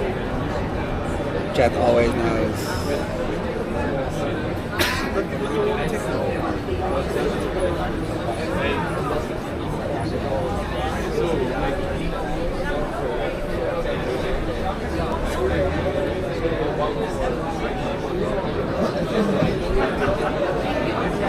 Yeah, why the fuck does you love to give random names? I don't know, man. We do it. It makes sense. Like he's like the white dragon going to Asia to kick some ass. So he's the white dragon. Right? They always try to make sense to the context, you know, of the movie. But it's always crazy because when you translate, there's no. But imagine all the English versions we know of all these Chinese movies. It's probably also completely different. Yeah. Yeah, because they structured in a different way.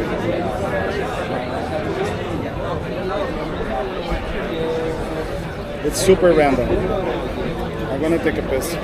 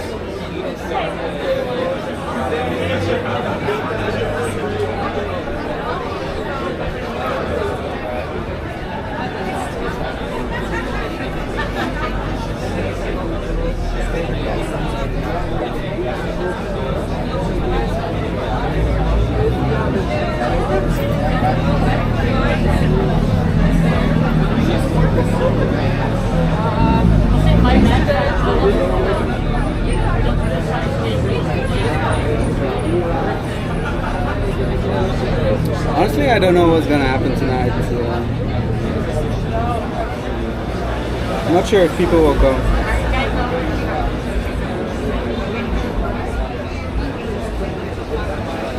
I think the main thing will be like tomorrow and Saturday and Sunday, of course.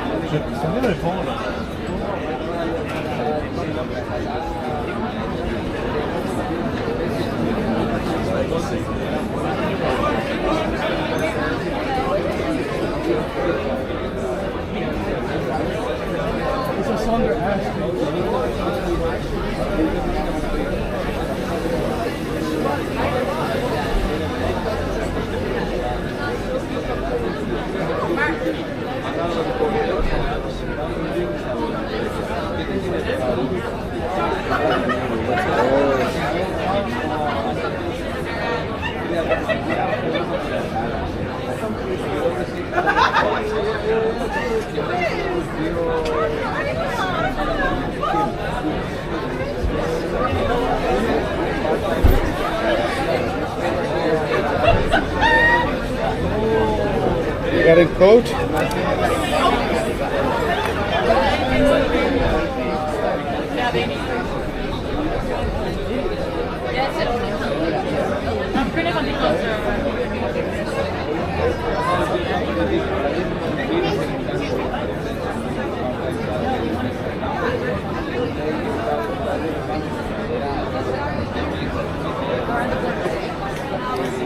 Let's see the streamers if they're here already.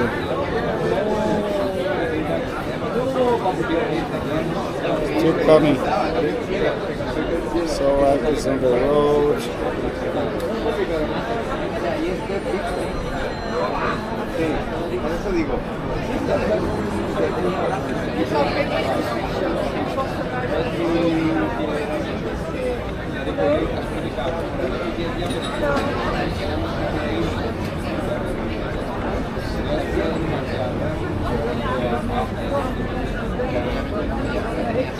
O pessoal ainda tá vendo.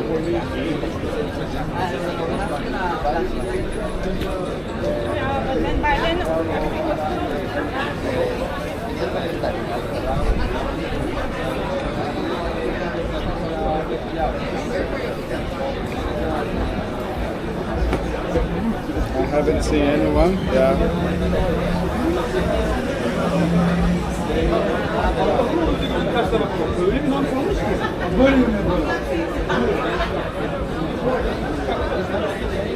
Yeah, she's in the Den Haag today. Den Haag. I don't know what what is your thoughts about Den Haag? Den Haag. Yeah, do you like that? Yeah, it's okay. Yeah. I mean, we usually when Dutch people go there is for Scheveningen, the beach. Yeah, that's the most popular thing. I don't know. Every time I went there, I said like there is not much to do or see. Yeah, I agree. I prefer Rotterdam. Honestly, the only times I go there is for the Thai embassy. Yeah, you need to go there for the Thai embassy. Yeah, it's close also. You can get the metro. Yeah, that's easy. It's almost like the same city. Yeah, it's so close. I mean, it's growing so much together that even the airport has changed the name to Rotterdam The Hague Airport. Yeah. It used to be only Rotterdam. Yeah, and it was Sestinghoven. Sestinghoven. That's the name.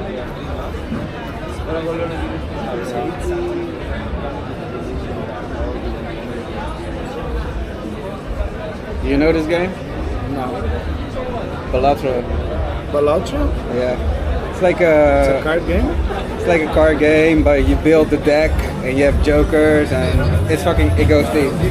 It's fucking. But it's online or like? No, just single player. Single player. But they need to combine cards? Yeah, like a poker hand. So you have different poker hands. Like like typical 4 of a kind, full house. So you need to combine the cards with the hands. And then it scores, like I have this and it has a multiplier and honestly try it out.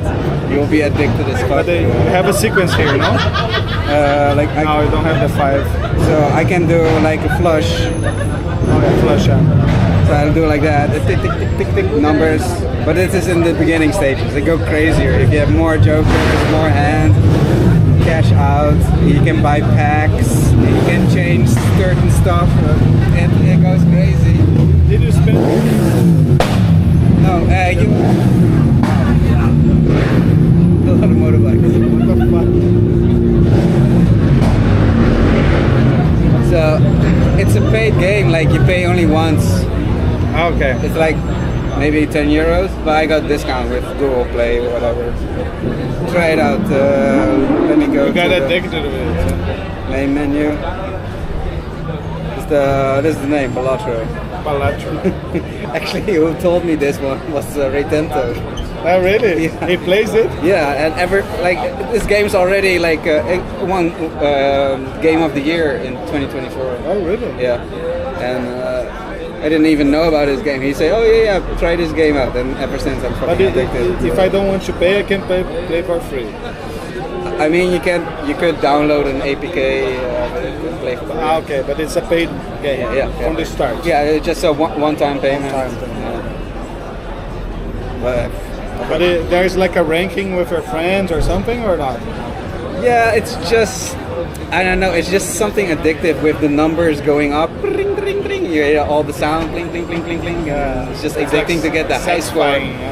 And you have challenges, and the challenges get more difficult. So It's like a satisfying thing. it's like a roguelite deck building game, but centered around a poker game. But you build up your character in a way that you like. Yeah, you build your deck basically, but it's all pretty much RNG, like random, because you need to get the jokers, so you can have like 5 jokers, and there's like 150 different jokers, like almost like Pokemon, and they all do their own little things, and some you can combine with each other to score even better and better. See. I don't have any game that I'm playing on mobile, so maybe it's. I rarely play games on mobile. Sometimes it's better to play a game just instead of being like brain rotting. It is a brain rot game because you're. But it's a brain rotting in a. And you can do it like faster and then put it down. Like nowadays, there's so many things happening. You go to Instagram. I mean, I don't use TikTok, but like Instagram, for instance, man. Like I was talking with Rocket about this. Sometimes you have like a free time, you know, like just like I'm gonna hang out with my phone. If I'm not on Twitch, I'll go to Instagram and I started to like I watch a video and let's see what next. And I started to do that, and after like 30 or 40 minutes, when you like, oh, that's enough, and you skip it and you go back to the first video that you started, you say like, oh man, I'm so weird. Like, Er zijn al 5 uur en 24 minuten aan het praten. Hey, it's a live stream, man.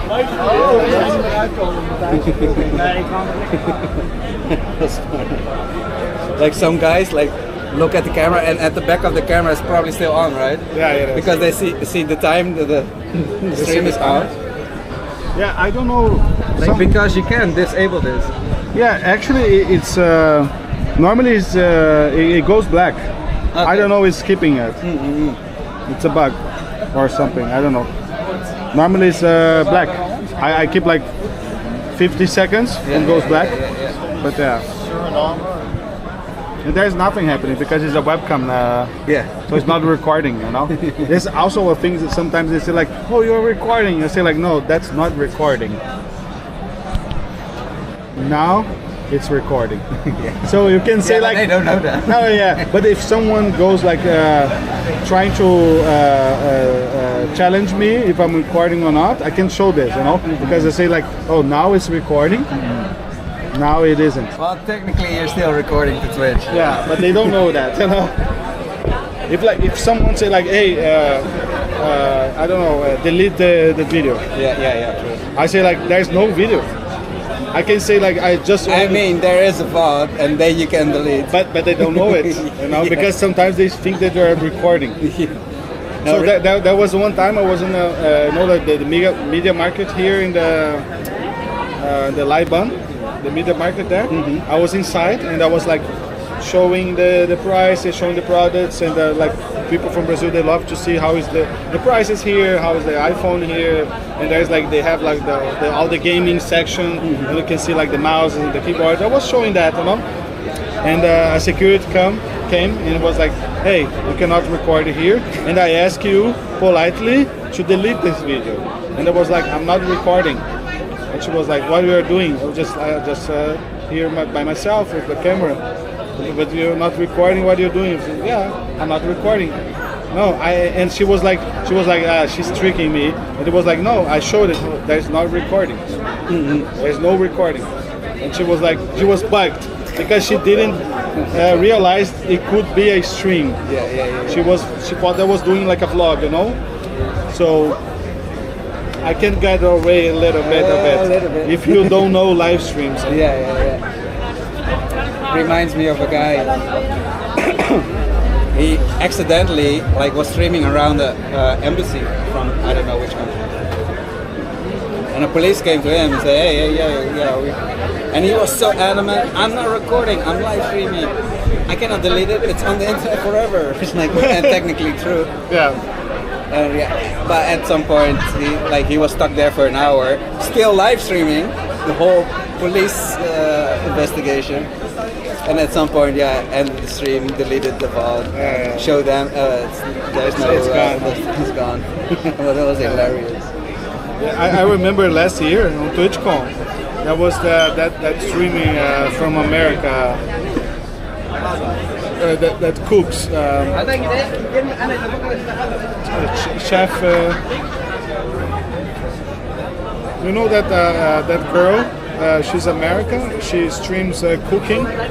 IRL. Is it Chef Negging? Chef Negging, yeah. Yeah, I met her. You met her. We ate kapsalon over at the. Oh really? Yeah, that's cool. So she arrived in Rotterdam for the Twitchcon, and she just go live, and she was walking close to Erasmus bridge, and she was just like, yeah, let's go around, let's explore.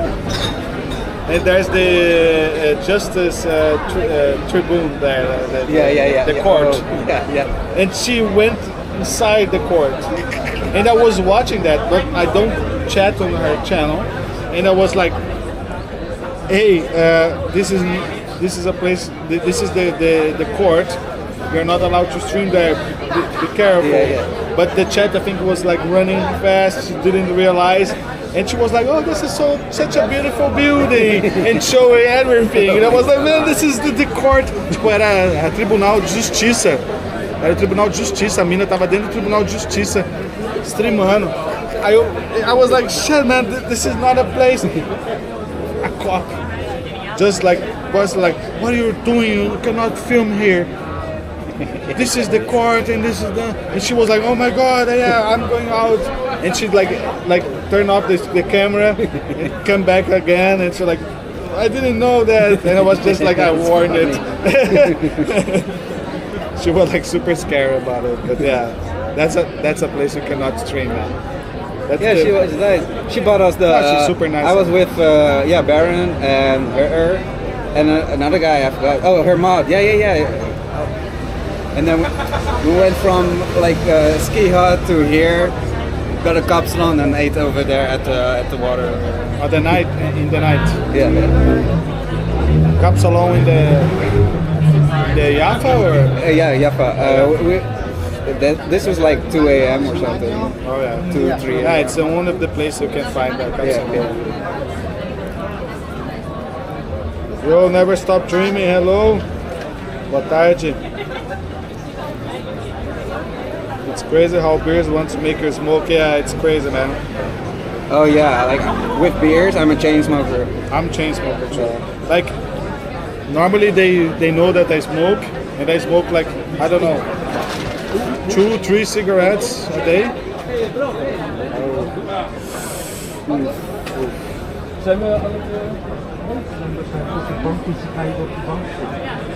That's not good.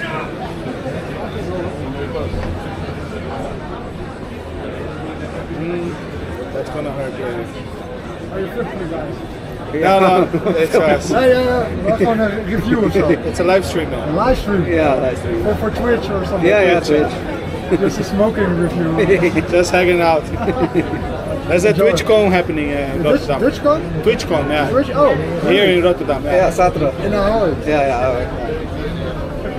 Nou, geniet ervan. Dus je gaat veel meer mensen zien binnenkort. Kijk, wacht.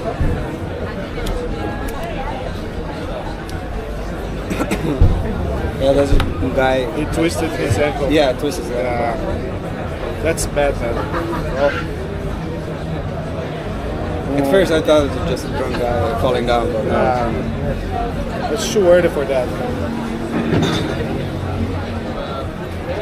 O cara acabou de torcer o pé na nossa frente, mano. E foi feio, parece. O cara até parou.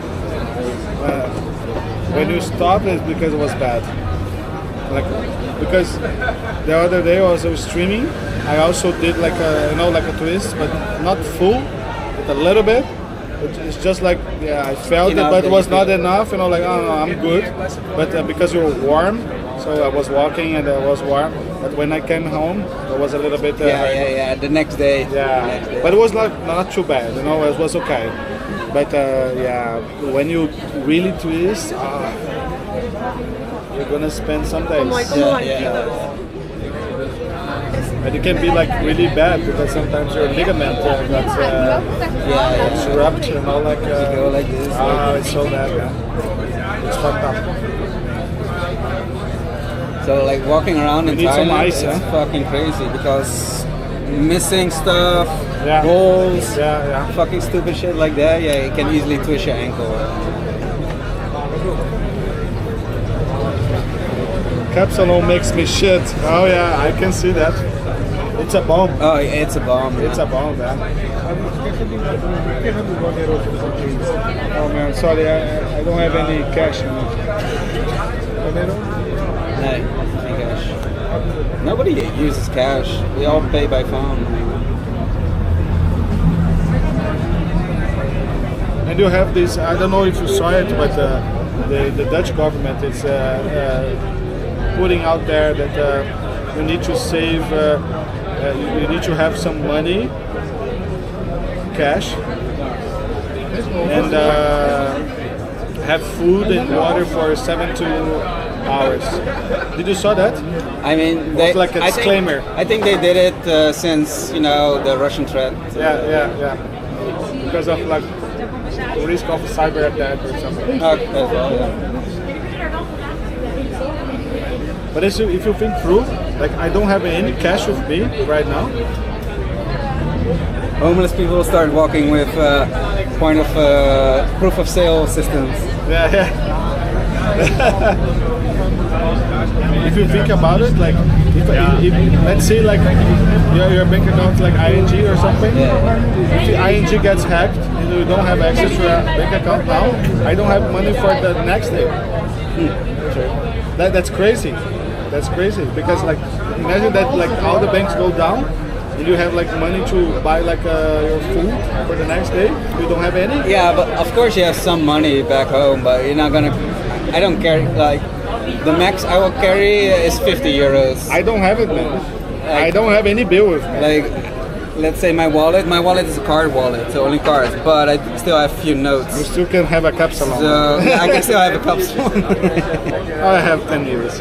Yeah, a capsule. I usually do 50 because when something goes wrong, I can get a taxi home or something like that. Yeah, that's good. But yeah, that's crazy. Like you are so dependent of the iPhone, the banking thing, that you don't realize that.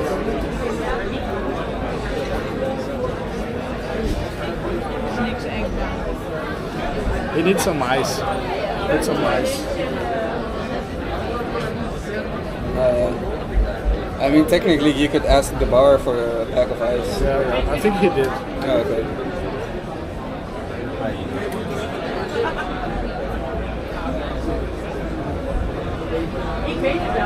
Now she's interacting with people like really. I mean, it's a good. Maybe it's a good thing. It's a good opener. I need to see it a little bit. Hey, how are you doing?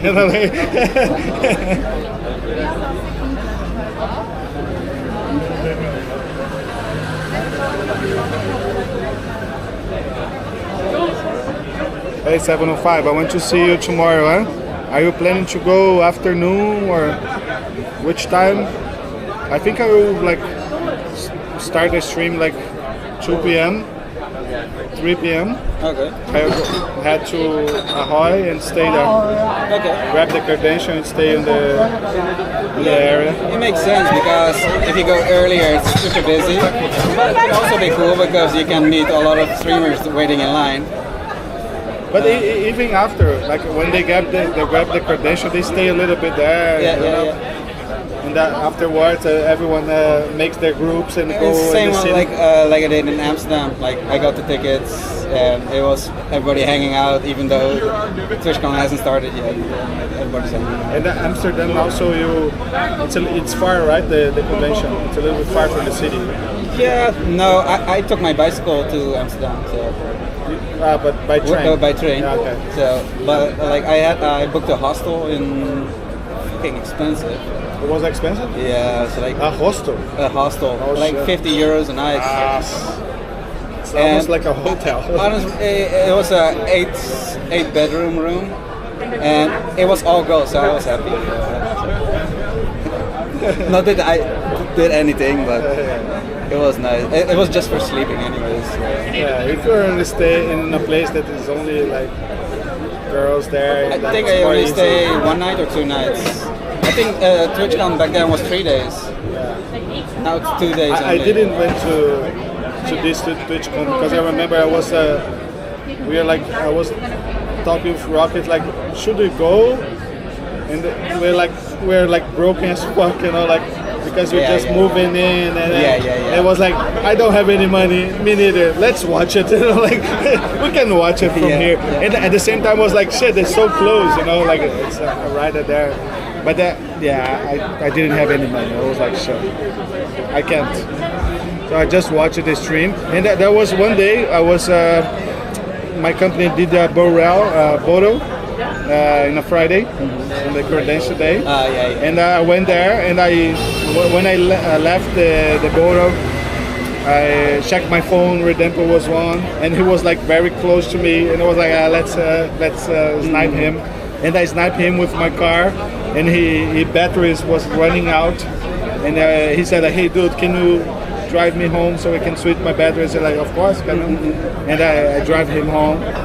I say like, oh, now I know where you live. It was like, oh, don't tell anyone. It was like, no, okay, of course I'm not doing. But and it was like fun. I hang out with him. I think Twitchcon Amsterdam was the best European Twitchcon. Yeah, I think it was more fun there. So you want to have one more beer? Yeah, one more, and then I don't know what to do. Actually, we need it, but yeah, we'll figure it out. I was thinking, maybe people coming. Like, I can stay max till 9 because, like, I have to wake up 3 a.m. But do you sleep until 3 a.m. or do you stay awake? No, I'm gonna sleep. Yeah. Yeah, if I have like less than 3 hours sleep, then I stay awake. That's easy. Yeah, because sometimes when you go to sleep, to get up again, it's really a hassle. You know? Also, it's better to stay. Also, I have to cycle back home, and then from home, cycling back to work. In that sense, like it made sense the last time. Fuck it, I'm not gonna go home for 2-3 hours. I'm just gonna sit at this bar and go to work drunk.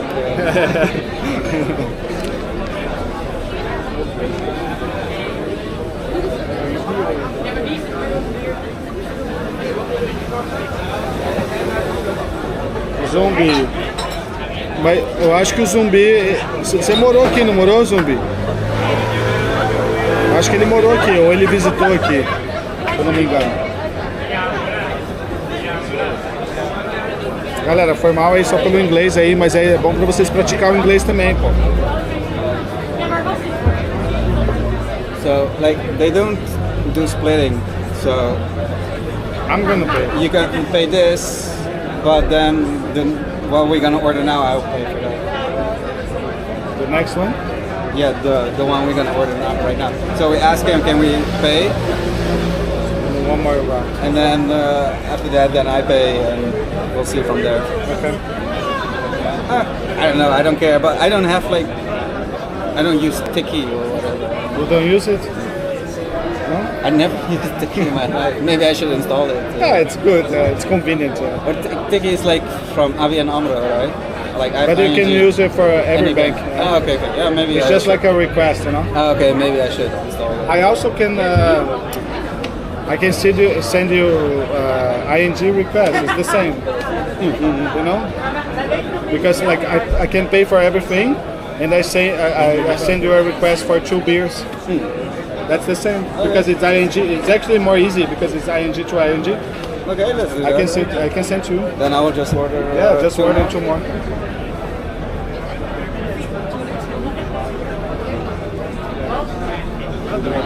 É, então, ele morou aqui, isso mesmo, o zumbi morou aqui, ele conhece Rotterdam pra caramba, mano. Ele morou em 2 anos aqui. O zumbi conhece pra caramba Rotterdam, ele tá com nós aí, ó, é da hora pra caralho isso, mano. Você conhecer Rotterdam, é muito bom isso. Você consegue dar sua visão também daqui, tá ligado? Ele conhece os coffee shop daqui. Você chegou a voltar pra cá depois que você mudou, Zumbi? This guy, Zumbi, is from Portugal, but he lived in Rotterdam for 2 years. Yeah, he said it earlier. Oh, he said it earlier, yeah. He knows Rotterdam. Yeah, nice.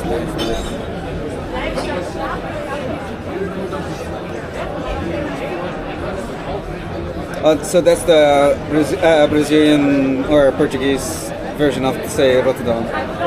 Rotterdam. Yeah. Rotterdam. You have the till in the A, but he didn't put it. But the correct way would be the till. So there's a little bit nasal. Rotterdam. Rotterdam. Which I think is a little bit weird, but yeah, it's the way in Portuguese. That's how it goes.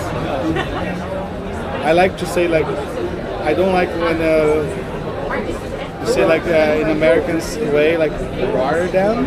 It's like very Americanized. Yeah. I like to say like Rotterdam. Rotterdam. Rotterdam. Oh, that's so good. It's so nice to say. Also. And then also when I'm speaking with like a Dutch people, they say, "Wow, where you live?" And we're speaking English, say like Rotterdam, and they say like, "Okay," because it's not like Rotterdam. Yeah. Rotterdam. It's Yeah, but when I speak to other people in English, then I also say always the English version. So I will say because Rotterdam. otherwise they don't understand. Yeah. They say, "What? Where is it?" So like also like specifically The Hague, Den Haag. It's like almost completely different. Yeah. The Portuguese is Haia. It's Haia. It's even more different. And they know because of the tribune, international tribune. Yeah. When you say like, Tribunal de Haia, they know what it is. Where the international criminals get justice. Onde é isso? Rotterdam, mano. Holanda. Segunda maior cidade da Holanda. Gravenhagen, yeah. Rotterdam is the place to be. I think only posh people from The Hague says it like that. Yeah. Like, They still say it like that because that's the original name, right? Yes, but also depends on your district, because I know when I at my job, it's sometimes The Hague, but sometimes Gravenhagen. They put the address as this. Yeah. Okay.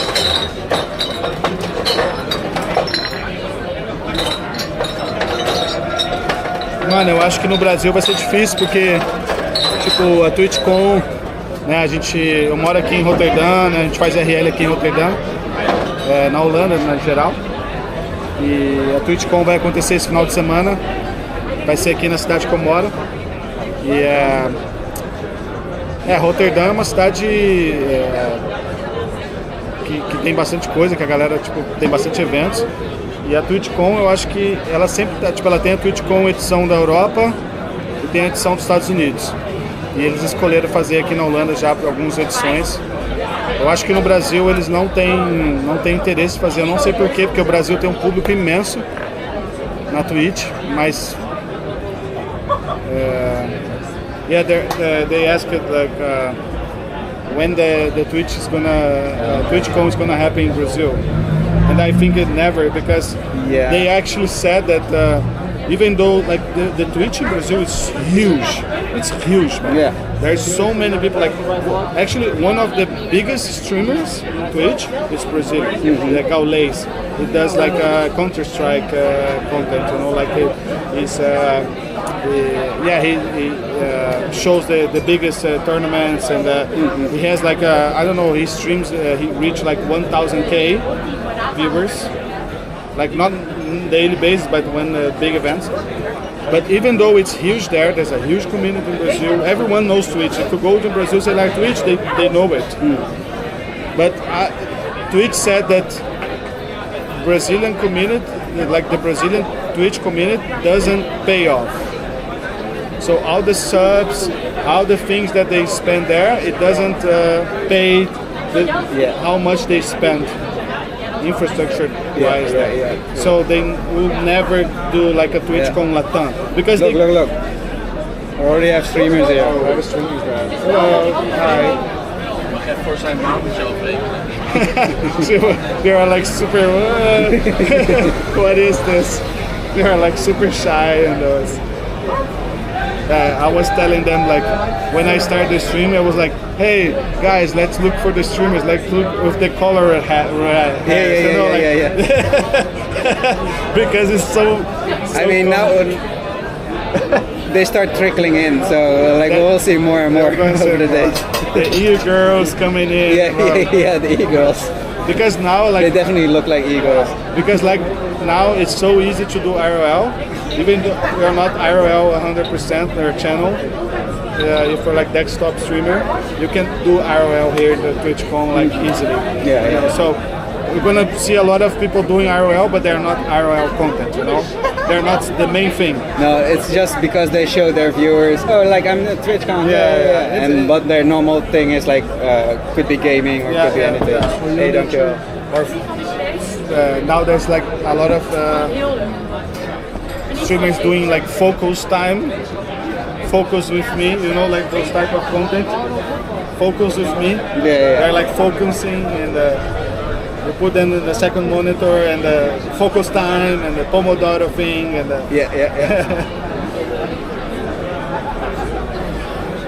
I don't think they realized we were streaming as well. Yeah, I think it's like too. We should have said, hey, Twitch. Yeah, it's honestly, I don't want to speak with them. I mean, I was like, okay. There's no chairs here anyways. Valeu pelo fora aí, mano. Então, seja bem-vindo aí. A gente tá trocando ideia em inglês aqui, que a gente tá com um brother nosso aqui de Rotterdam. A gente faz RL aqui na Holanda. O canal é 100% de RL. Você curte RL aí, seja bem-vindo, tamo junto. É nóis. E a gente vai estar fazendo um rolê da Twitchcon, mostrando como é que é a Twitchcon. Sábado vai ter o evento, a gente vai estar lá dentro. Mas é igual você falou, cara, eu acho que tem um potencial para ter a Twitchcon no Brasil, porque podia fazer uma Twitchcon Latam, pegando toda a América do Sul, acho que seria grande, eu acho que muita gente iria, mas eu não sei por que eles não fazem, infelizmente os caras não fazem. Mas se tivesse, acho que seria em São Paulo ou Rio de Janeiro, acho que São Paulo melhor, talvez. Mas seja bem-vindo aí, valeu pelo follow, tamo junto, mano. A gente faz live aqui em português mesmo, só que por estar trocando ideia, a gente vai trombar muito streamer gringo e tal, e a stream vai ser mais em inglês, mas pode mandar mensagem aí em português, a gente tá aí, demorou? Saúde, valeu pelo follow aí, seja bem-vindo.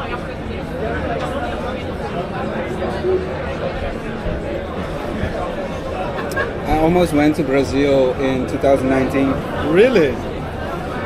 How was your... Because I follow... I don't follow him anymore. I think he stopped streaming, but he was a retro gaming streamer from Portugal, from Brazil. Cogumelando, that was his name. Cogumelando? Yeah.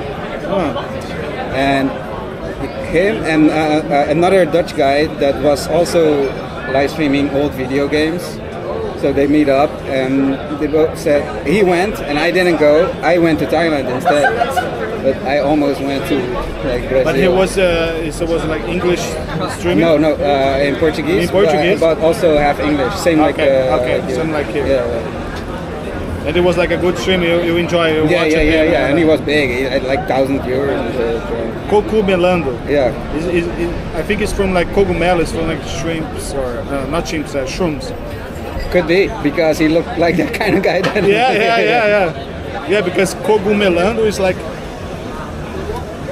Yeah, I cannot translate this. It's like a very Portuguese way to do, but it's like something related to shrooms. Yeah. He looked like that kind of guy. He looked like a stoner. And So I almost went, but yeah. Farofa!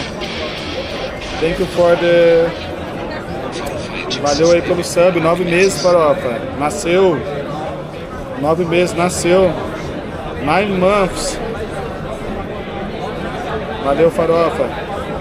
Qual que vai ser o nome da criança, Farofa? Você que escolhe. Oh, they know it. Ele faz live de jogos retrô, muito tempo que eu não vejo, mas sei quem é. Yeah. They know it. So that was the guy I was supposed to meet in Brazil. That's cool, man.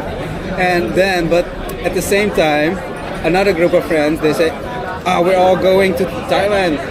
Join there. So I went there. Yeah, I mean, because I was looking already at tickets. I was like already telling my mom, oh yeah, I'm going to Rio de Janeiro. Yeah, I mean, I recommend people going there. I think they're gonna have like a really good time. But at the same time, if you go by yourself only, you can a little bit like. Yeah, but the only reason because he invited us. Okay. So you have a local. Yeah. That's the best. Yeah. If you have a local, they're gonna show the good stuff. They're gonna know like if you're doing like crazy stuff or not. If you're getting like in a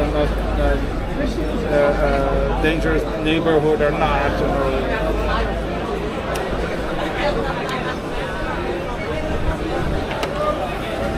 Não tem nenhum polo comparado a São Paulo. Eu sou de São Paulo, mano. Eu concordo.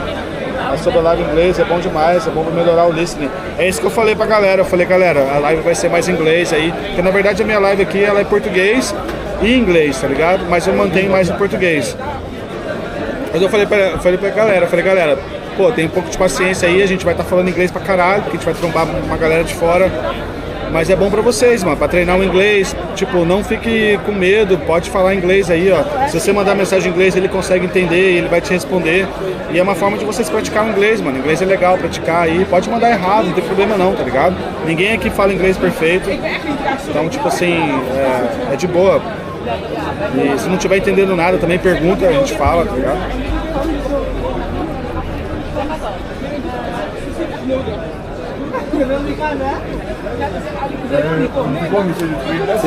Getting busy. Fubá.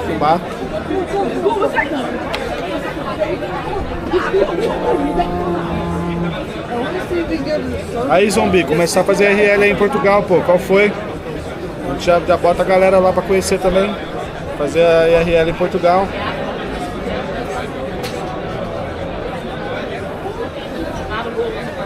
Olha o tom aí, vai rolar um backzinho mais tarde, vai rolar. Pode mandar o inglês aí.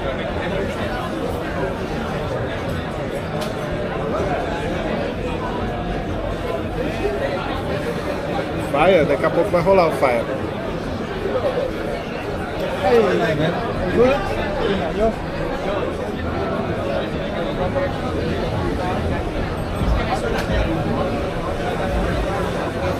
Inglês é fácil, né, mano? O cara deu latim por fora.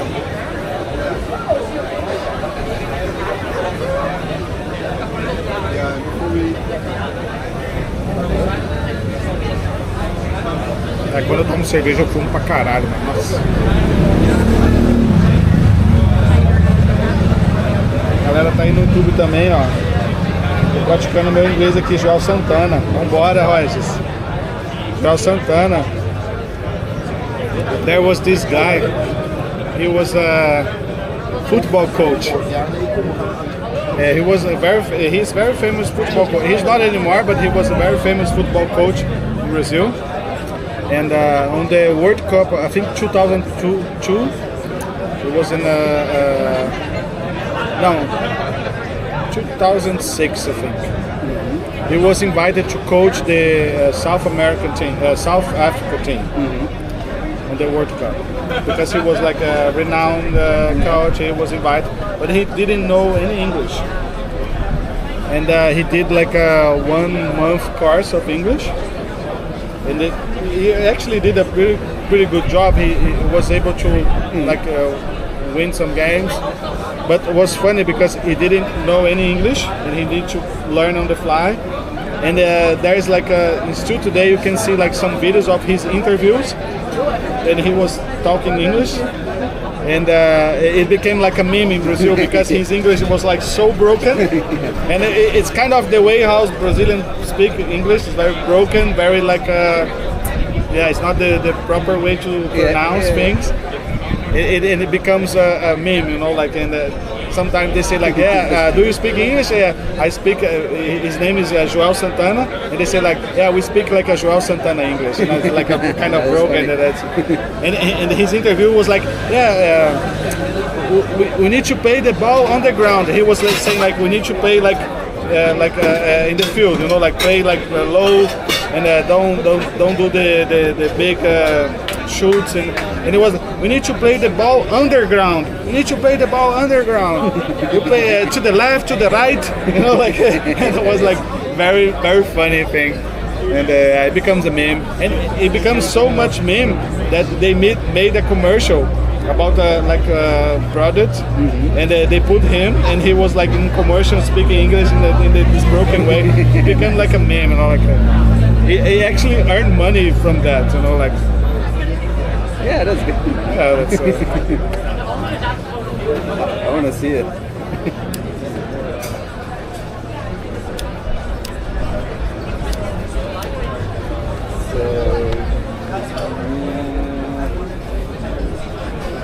I mean, there's a lot of people walking around in Rotterdam.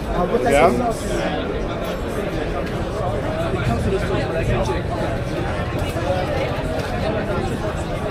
A ciência, aqui a gente fala bastante de ciência e história. Às vezes eu falo mais que o homem da cobra. Falo pra caralho.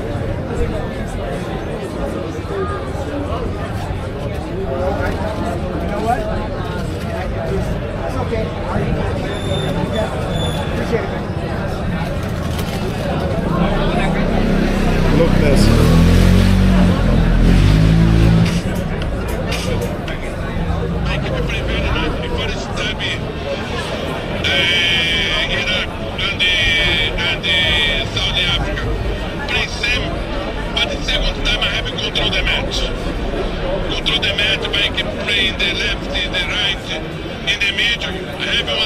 In the middle. Opportunity for score. Iraq mark in the middle from behind. He have them in second time make to join. One player experience, sempre mais chego. E another player que have experience que play very good Steve Pinap, but I don't matter. He said play, he said pray. Pray. He played from the behind, he played from the middle. Middle. The middle is middle. I heard because I hear you and Rocket talking and how you pronounce certain words. Yeah. Because in Portuguese you pronounce every syllable. And in English you don't do that. You cut some syllables. Yeah. And that's hard for us because when you try to pronounce even today there's some words that I cannot pronounce correctly because I try to pronounce every syllable. If you do that, you're gonna be wrong. Yeah. So sometimes you need to skip a little bit and so it's even living 4 years speaking English every day, I still don't lose my accent. And I don't want to because I think accent is part of you. Yeah, I mean my English sounds very Dutch, even though my parents are English, I will never get rid of it. I like it. And I like, because also in Brazil there's one thing that I think is really bad, because when someone tries to speak English in Brazil and they are like struggling and they are learning, people mock them.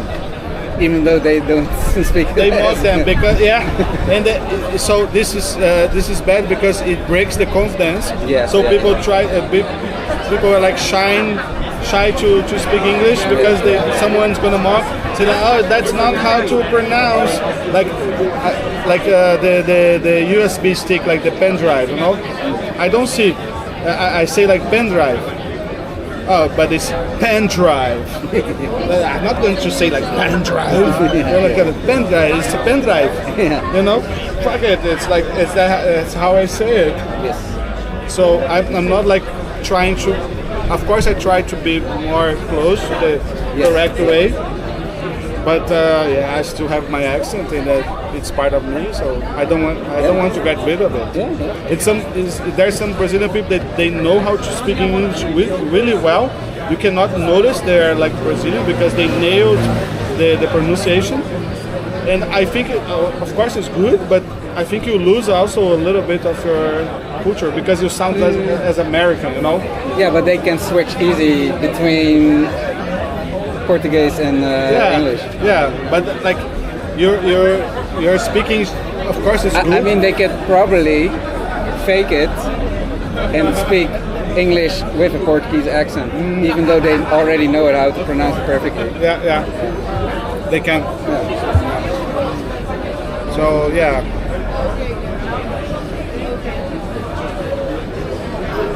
Camisa do Cavaleira. That's great. Cavaleira Conspiracy. The True Sepultura. A verdadeira sepultura. Cavaleira Conspiracy.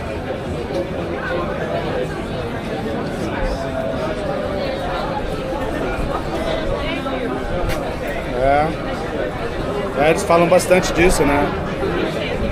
Sepultura fala bastante de várias músicas que eles falam sobre a época da ditadura. Acho que tem um CD, na verdade, que eles falam bastante sobre isso. KOZD.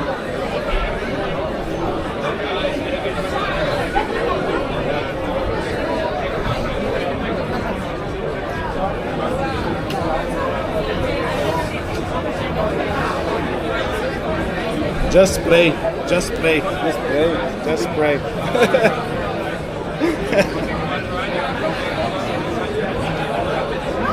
It's very funny, man, because I think I told you in Jasper that the German streamer, he went to Brazil and he went to the favela and oh my god, because I could understand everything was happening and it was like, because it's IRL, it's and like, he doesn't know what's happening. Yeah, you told me this. And it's like IRL is happening so fast, you cannot like, in the chat it's like running the chat goes too fast. And I was like telling him, dude, don't get the fuck out there, man. I was like, shit. Galera, tinha streamer alemão que ele foi para Paraisópolis. Ele foi streamar em São Paulo e ele entrou dentro da Paraisópolis e ele foi assaltado lá dentro. Na verdade, ele não foi assaltado. Os caras meio que tipo pararam ele porque ele tava filmando. Aí os caras quiseram ver se ele tava tipo gravando. Ele apavorou, saiu correndo e os caras ficaram com o celular dele. Mas os caras não quiseram assaltar ele. Na verdade, ele não foi assaltado, tá ligado? Na verdade, ele não entendeu nada que aconteceu. E o cara vacilou, na verdade. O cara entrou dentro de uma das favelas mais perigosas de São Paulo, achando que bonecão com a camisa do Brasil. He was like wearing a Brazilian football shirt. Say lá, no, I'm good. Oh man. Oh my god, football shirt. Oh man. and like if he was like me with the tiny camera, maybe you can pass like more low profile, but he was like just like those girls with the self stick and everybody sees you. Oh, what the fuck, dude? And there's like so many things happening, like traffic dealers there. There's like like criminal activity happening everywhere. So you're like filming everything. You're like, even though that he was like showing himself, it's crazy. They're gonna say like, what the fuck you doing, man? Like, and the thing is like, he was not assaulted or robbed. What happened was like, they wanted to see if he has like what he recorded, because they didn't realize he was a live stream. They realized he was recording, so they stopped him. They like grabbed him and they say like, "Hey, I just want to check what you have in your phone." So they grab his phone and what they are like checking if they recorded something, but there was nothing there. And he got scared and he just like run away. So technically he was not robbed because the guy wanted to give him back. But he couldn't understand Portuguese, and I was telling him, dude, they don't want to harm you. They just want to check what the fuck you're doing with a cell phone in a dangerous place. Like, you shouldn't do that. Not even the locals do that. They're like, get the fuck out of there, man. What the fuck are you doing? Like, Oh my god. oh my god. I was like so anxious seeing that, because for me also was like a very nostalgic thing, because I live very close to that place. I used to live there very close. And if you look in the map, the favela is huge. It's like almost like a city inside the city. So it's like in the map you can see like the borders and everything. Inside the city, there's like a big favela thing. And when I went to work for many years, I always passed like in the border of this favela. It always was like a little bit tense time. You know, like I'm passing a place that it could be a little bit dangerous, but it was okay. I never got robbed there, but it was okay. But he was inside, deep inside. It was like, no, man. Fucking selfie stick. It was like, and Hey, content. Because it is, and it was like getting the numbers, you know. And but he lost two phones, the iPhone and the Android phone. I'm not surprised. Não foi o Dasher. O Dasher, ele tá ligado.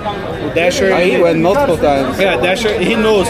Yeah. He knows Brazil. He went multiple times. He also knows Portuguese. So he can communicate. Like, not like very... like a big conversation. Is he retired? I think I haven't seen him. Yeah, sometimes I see like he coming back, and but not like consistent. Yeah. I met him at Twitchcon in Amsterdam. Yeah, he sounds a good guy. Yeah.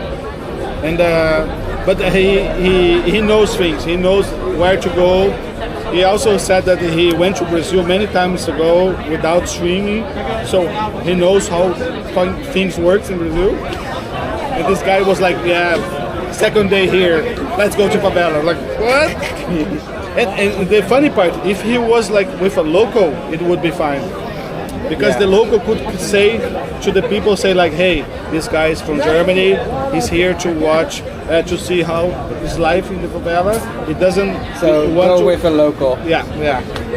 And the guy said to him many times, there was a guy say like, hey, what are you doing? It's okay, I can understand, but next time you do it with a local. Because if you don't do a local, they don't understand what you're doing. And it's like carrying a camera there, it's the same thing as carrying a gun. It's a threat. It's a threat because you can film criminal activity, and they're gonna say like, no, we're gonna film all the things happening, you know.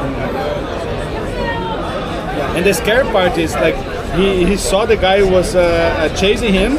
He went inside the bakery to kind of like, you know, like inside a commercial thing. Maybe they don't go in. No, man. The guys just go inside the bakery, grab him, and the employee of the bakery was trying to reasoning, you know, like say, no, don't do that. He's like, hey man. Like put it in our place, you know, like get the fuck out of here. No, it's not your business. Like mind your business. My business is for him. And it was like shit. It was like shit's going on now. And it was like fuck, dude. Yeah. And if you think about it, those guys, they are not really criminal guys. They're just like those street. The eyes of the streets. Yeah. You know, they're not the big criminals, because the criminals they hid. They don't stay on the streets. But those guys are the guys that are seeing if everything is okay. Yeah, and they give the information to and they have the radio. There was with the radio. Yeah, there was like passing the radio with each other. It was like, dude, these guys they're from the traffic thing, you know, like they have the radio, because the radio is to say like, hey, the police is coming, so everyone hides. Oh, the police is gone, everyone goes to the street, you know, they pass the radio. We call like we call aviãozinho, it's like a little plane. It's like the guy that makes the calls. Yeah. You know, like, or like the because we also have the thing that like especially in Rio de Janeiro, when the police is coming to do a raid in the favela, they fire up the fireworks. Oh yeah. So they can warn the criminals to hide. So if the fireworks goes up, everyone goes hide. You know, like, police is coming. You know, like yeah, it's crazy, man. You told me this about this German guy before, and it's funny even the second time. I have to see a VOD or something. I think he deleted. He deleted. Yeah, okay. Just like a lot of live streams, you should have been there, you know. It's forever gone. Yeah, and he called me after because I messaged him in Discord, and I say like, hey dude, are you fine? Because he lost her phone, and it was like, are you fine? And he was able to grab another phone. I don't know. Maybe his personal phone was like hidden, and he called me and he asked me, should I go back to retrieve my stuff? I say like no. I say, no, man, because even though they didn't want to rob you, I think it's really gonna like you're gonna be a hard time to find them. And even though you don't speak Portuguese, how are you gonna search for them, you know? Also, if you're trying to look for people, that's suspicious. That's also suspicious. Yeah. And I can understand that was scary because he was in a place. He was almost out of the favela. I was actually giving him directions, saying like turn left, turn right, and he was almost out. He was almost out, but they caught him in the border, you know, almost out. And I told him like because that place was not their safe place for the criminals, and they want to bring him to the alley where they know where is my hiding to do the check, and this scared him, and I can understand. Imagine you're like in Brazil, and people are take you to an alleyway. Oh, I'm gonna get killed. I would think the same, you know, like I would say no, I'm dead now, you know, like. But that was not the case. They just want to check the phone because there's one rule in the favelas: you don't rob people because they sell drugs there. If you rob people, the people that have money that go there to buy drugs, they're not going to go there because they think if I go there, I get robbed. So makes sense. The criminals itself, they say like, here you don't rob. We need to make a safe place for the people that have money to come here buy our drugs, because if you rob here, they're never gonna come. So actually, if someone rob, like let's say like someone like self-police. Yeah, if someone rob in the favela, they get knocked up because you're actually creating a bad name for the place. Because people say like, no, don't go there because you're gonna get robbed. I have to say these criminals are smart. Because I went to a lot of times when I was young. I went to a lot of times to buy weed in these places, and it was the most safe thing because they know that you are not from there, but you are there for this, and they're gonna treat you. No, come on, you're welcome because you're buying. So they want to make you safe, but you don't need to record. Recording is another stuff. So if he was there without recording, would be fine. Because they're gonna say, just another gringo. He's harmless. But recording? No. It's crazy, man. Oh, Marlies. Hello, Marlies. How are you doing? I missed our stream. German streamers. Yeah, we're talking about... Marlies in chat. Yeah, Marlies in chat. We're here with Narcotion. You know it. We're talking about the German streamer, George. he was in Brazil, and yeah, he was in a very scary place, favela place, and unfortunately he lost his phone there. And I was telling him the case. I was watching, and I was like super anxious because it was a very dangerous place to be. And yeah, but at least he was fine. Yeah. And content. Yeah, he was fine. Nobody like hurt him. He lost 2 phones, but still, he made it out alive. He said that it was like an old phones. Yeah. It was like an old iPhone and old Android phone. I think he was like actually saying like if it happened, it's not a big deal. You know? Yeah. Also, Dasher got robbed in Brazil, but he did also a very classic mistake. He was in Uber, 5 a.m. in the morning, and the Uber was passing a very dangerous place, and he was with window open. When we have the window open, people just do it like this. And a girl did this. A girl was like, "Hey, yeah, you're not from here." And she looked at his personal phone. It was on his lap. The personal phone was on his lap, and she did like this and ran away. And it was the personal phone, like the iPhone. Hey Marlies, where are you? Are you coming to Twitchcon? It was her in Vienna and did similar things. Oh shit, George, he likes dangerous content, huh? I want to meet him one day. Say like, dude, I was there. I was watching you.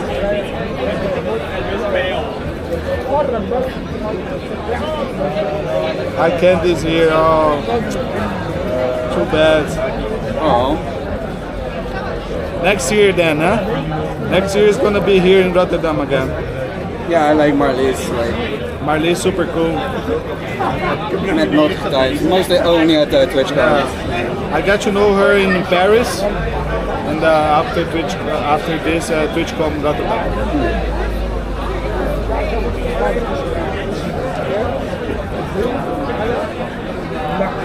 You also know her, Money Queen?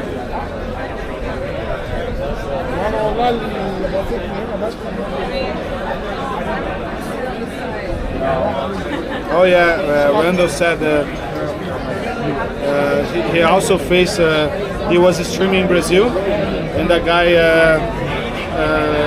confronted him, tried to rob him live.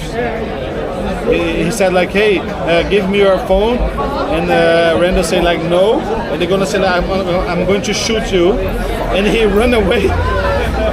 He ran away, and I think the guy didn't have any gun. He just scared him. Tried to scare him. But there was a scary. Oh my god. Oh shit, my pants. Man, doing IRL in Brazil, it's a challenge. It's a challenge.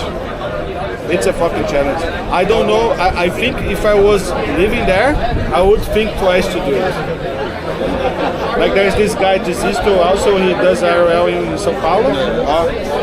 And he goes like he doesn't go in favelas because he knows what he's doing, but he goes to some sketchy places, and he got robbed once because he was super drunk, and the guy just take advantage of it because he was drunk, he was not paying attention, and the guy just grabbed the phone. But he's super careless because he was born in São Paulo. He knows the place to go. He knows he's a local. But even though he goes to very sketchy places, and it's always like, dude, watch out. And he's super smart because when he goes to these places that he knows that can be wrong, can go wrong, he doesn't look chat, and he uses a Sony, and he doesn't look chat. He puts his phone on the pocket, and he just go and talk, and he doesn't like show off so much. So he knows where to grab the phone. So yeah, these streams are the best. I like them.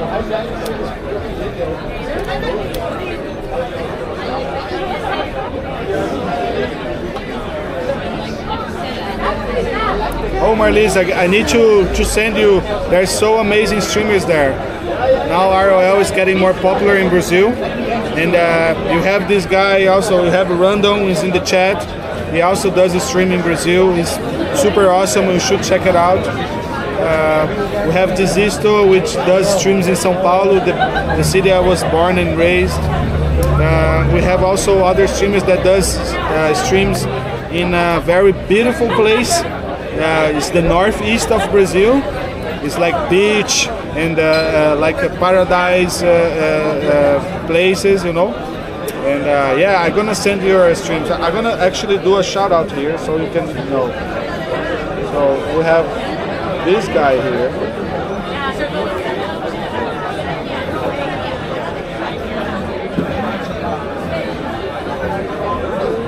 We have this guy here.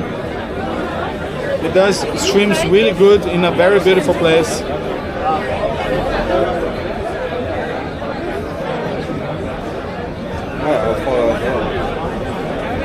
Also this guy.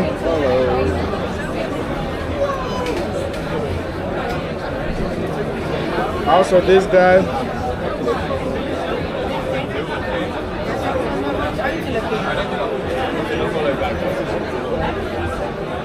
And if you want to follow a girl, Isabella also does IRL streaming in the south.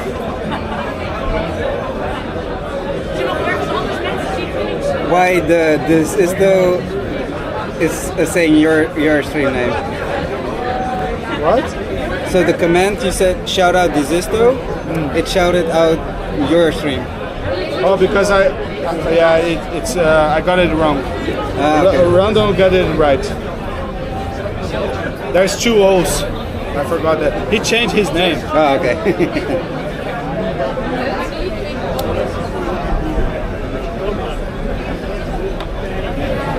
These are recommended streamers. They are very good. They show different places of Brazil. It's different locations, northeast, southeast, south. So you can really talk to them in English as well. They are really welcoming, showing how Brazil it is, culture-wise, and nice places, and it's really nice to see. IRL is becoming big in Brazil right now.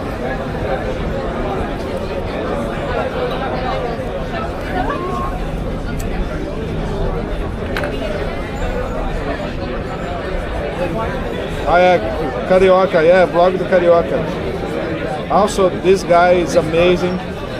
He does in Rio de Janeiro. He also mentioned.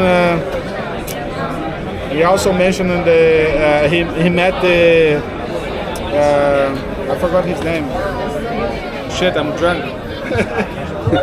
I'm as well. He's drunk. Look. It's already empty, and he still have a full beer. I still have a full beer.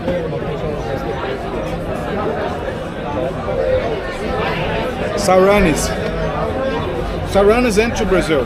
He went to Brazil, and he met Random and Vlog do Carioca. It's another guy that does IRL. Yeah. I didn't know. But this Vlog do Carioca he does in YouTube. He also does in Twitch, but he's more consistent in YouTube. Yeah, I know Saranis. Drunk already? Yeah, we started early. Yeah, we started early. Yeah. Santi. We have so many good IRL streamers. Not even 8 p.m. No, it's 8:30 already. We have so many good IRL streamers. I'm very happy with it because when I started doing IRL, there was one guy, and he was already like famous and big. And the thing is, like, he does like a really good content, but he does like more in the private places, you know, like events, restaurants. He doesn't go like out the streets.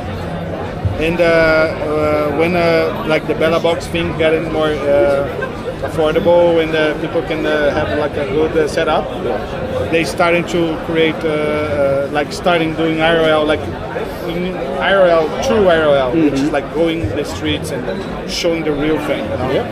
So all these guys, they are showing that.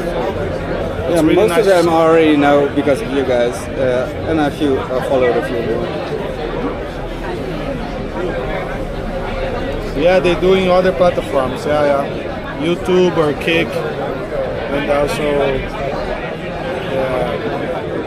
also IBD maluco, huh? It is a variety stream. He does desktop in ROL, but he's such a loving guy.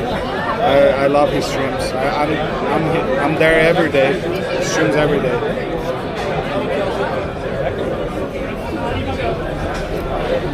E é claro, galera, para vocês que estão aí, não conhecem Marlies, she does RL stream in Austria and also other places. Check it out.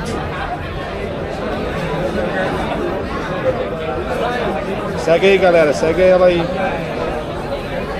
She also does RL streams, ela também faz stream de RL, vale muito a pena. Ela é muito gente boa, muito simpática, a gente encontrou com ela em outras edições da Twitchcon. Muito gente boa. Que pena que ela não vai vir para Twitchcon esse ano, mas talvez ano que vem ela venha. Ela estava aqui o ano passado. There was like an older couple, and the guy said, "Oh yeah, the live stream," and his wife. I love it. Man, the other day I was in a very, for me it was very different because I went to last weekend it was the bunker dag. You heard about it? Yeah. When they opened all the bunkers and you can visit. I love it because I love World War II. I watched it. Yeah, so I was there and I choose because they open all the bunkers, so you need to choose a region and explore that because it's impossible to go all over. So I choose Zealand. So I went to Middelburg. I've never been there, and it's a whole different place, huh? I can tell you that. And that was, I love the place. It was really nice, but I went to the Vlissingen, and it was totally a different vibe in the city. It was like, I was like, is this the Netherlands? Like the people are different. I felt I was like an alien there because everyone was watching me, like staring me, because I think like Vlissingen is a place that everybody knows each other. And I was like a very different person there. Because Vlissingen is not really a place where tourists go, so everybody's gonna watch. What the fuck is that? Huh? But there's so many history there. Yeah. Like World War II history, and that I was there for that. But I can see that it's like not very, like a tourist place. And operating. Yeah. 4880.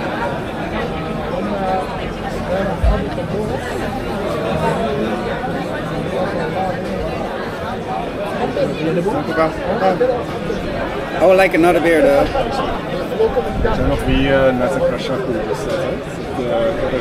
I want to go to Vienna so hard. Also Rocket Falls. She wants to go to Vienna, Austria also. And we're gonna go there someday for sure. We're gonna plan to go to there. It's one of the places that we have on our list to visit. And because we love history, and there's so many history there, and also cultural things. And and we're gonna talk to you when we're gonna there. We made the chat full English. Yes, let's go. Vambora, chat. Falar tudo inglês aí. It's crazy. Last year people loved streams and want to be on camera. Now they hate it. Yeah. I mean, it's this thing about the camera. It's like we have a say in Brazil. It's we say like it's 8 or 80. Like it means like it's I don't know how to explain this. I mean, I can already understand. Like you can understand. It's you only do it like this or like full on. Yeah, kind of like, because people at the same time when they see the camera, sometimes they love it what you're doing, and they're so like curious and they want to be in the camera and they love it, and but or they hate it. Yeah. You know, like the whole opposite.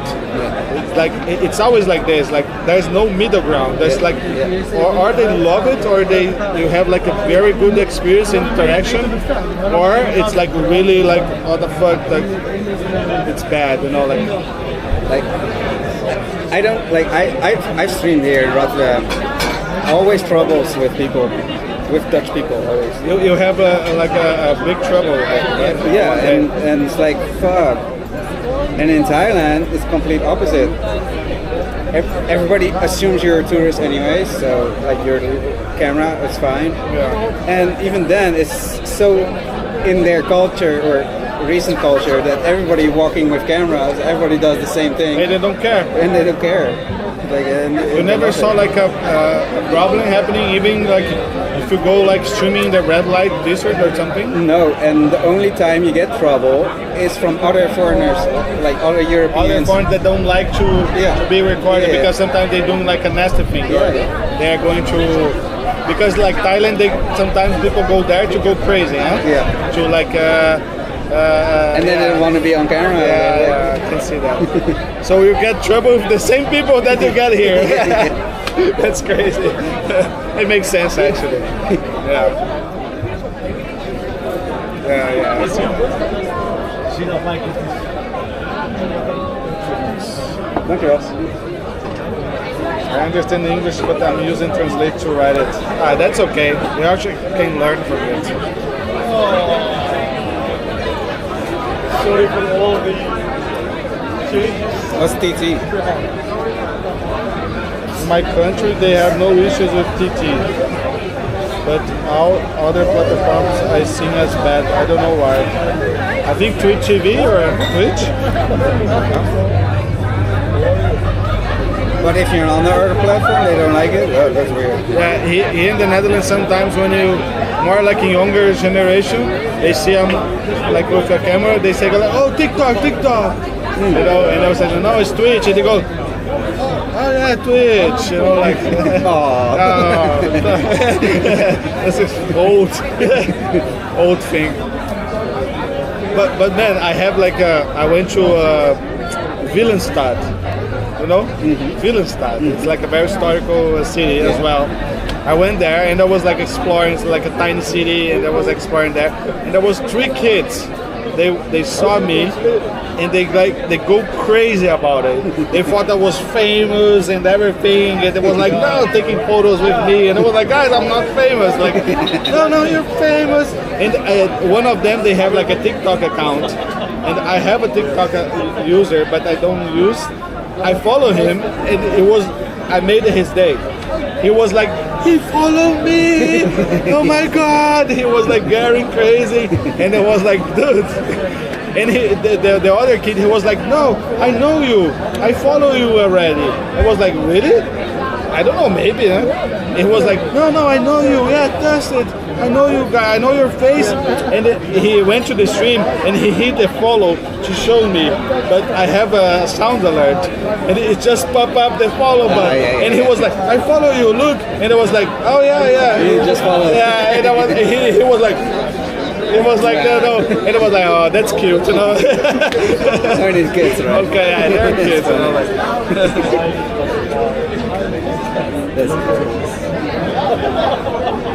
That was fun. The famous Tusted. Not really. Yeah, TikTok. Oh yeah, TT is TikTok. Oh, okay. Yeah.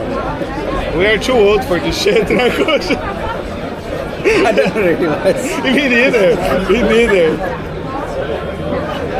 I until today, I still don't use TikTok.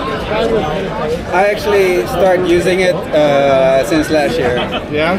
And honestly, if you let the algorithm like gets to know you, what kind of content it goes you well, like, right? It's pretty good. Yeah. Rocket told me that. But the problem is, it's same like the Facebook Reels or the YouTube Shorts. Just got like the You brain go like rotting. instantly. Yeah, like because when TikTok started, it was like only like this dancing thing, like silly things, you know. Yeah. But nowadays it's not like this. Like if you create like a bubble of content that you like, it's actually good things about it. Rocket Falls, she has a profile there, and she's not going to start to dance or something. Actually, my girlfriend streams on TikTok, but it's like food reviews. Like, yeah, that's nice. I like that.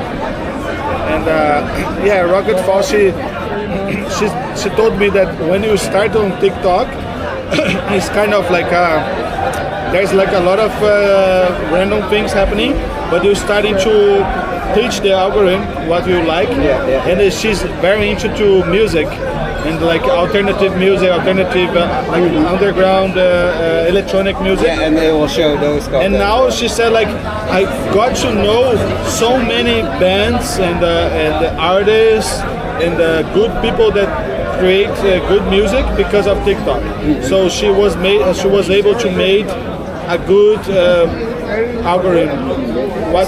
So I always make a new account for any new platform just to have my name, so nobody else can steal it. And sometimes I check it out, it's nothing for me, and I kind of start liking TikTok for some reason. And you were able to do narration for TikTok? Yeah, without any characters? Just that's good. Clean. Only for YouTube, I don't have a clean narration. I couldn't. My user is Tusted with an underline. There's this asshole with this name, and he uploaded one video, and that's the end. Like I can never get that name. Like narration? Yeah. For which? YouTube. YouTube. Yeah. Oh, so YouTube you don't have it? Yeah. So for YouTube it's narration 1337. Okay.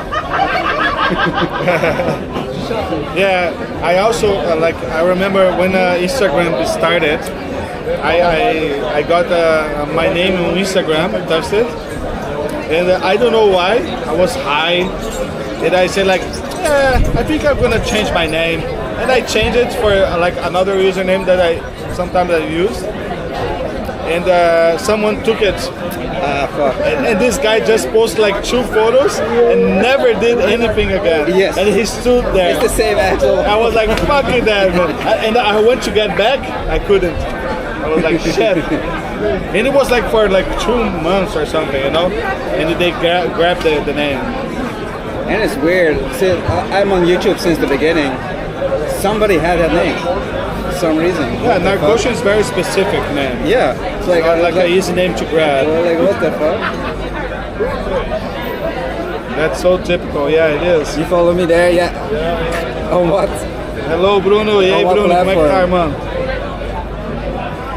So I'm Narcotion on pretty much all platforms, except for YouTube, where it's Narcotion 1337. Zumbi said, put him in the mental yard if I download TikTok, guys.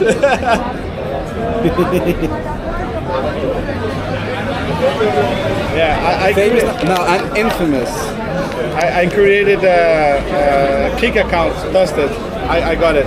Oh yeah. Because of Jasper, actually. There was one night I was talking with Jasper, and we were like, there's this new platform Kick coming up, and it's like, I would never stream there, but I created an account just to secure my name, and they say like, I think I will do the same. Yeah. So I created an account, it's there, so. I did the same thing as well. But you know that the Kick, if you're like, let's say like there's another Tusted, and they get more followers or get more famous or fame, if they want to get my name in Kick, I think they can. It's the same as Twitch. I mean, Hitch wasn't never Hitch. It was Hitch live _ something. Oh yeah? On the beginning? Yeah. On Twitch? Yeah. It was like a very strange name. Yeah. And the Hitch username was already taken, but that username was never like was. It was like a user or viewer. Or yeah. So if you have connections, and he's a big streamer, so he got the name. You know? They just go like delete. Come on. And they say like, fuck, I got the name, man. That's unfair. Yeah, Marlies knows. She's a model. But, But actually, his name on Twitch is amazing, because it's Hitch on Twitch. That's so good. That's so good. Yeah, and it's short, easy to remember. Easy to remember, and it's also attached to what he does. Yeah. So it's perfect. Yeah. It's like the perfect username. It is. Ah, gatona, você vai pra casa? Cola aí, gatona. Vem dar oi aí. Like there's probably a Marlies somewhere on Twitch, but Marlies couldn't get it, so it has to be _81. Yeah, probably. Yeah. Gatona, vem dar oi aí, não? Pockets. She's going home.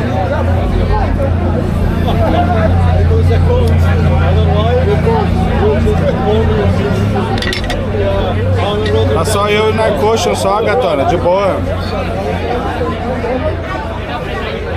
Inactive for years. Well, are you partnered? I'm not sure. Is Marlies partnered? I think. Do they still partner managers on Twitch? Because you can ask. I think so. Ask them. I think they have. Because if it's inactive for years, they can take it. Mas de boa, gatona, relaxa, suave. So I have also another username on Twitch. It's called Super Cafe. Super Cafe? It's yours? Yeah, and somebody took it because I never used that account. So somebody took it, like probably through Twitch manager. And I never got an email about it. All right, it's gone. Fucking my account. Just delete it. Outer table. No more managers. Yeah. Yeah, no more managers. Yeah, it sucks. Yeah, it was. He's coming to Twitchcon, by camping and hitchhiking. He's the true RL guy. I think he's doing RL for 7 years or something. I think longer. I'm not sure.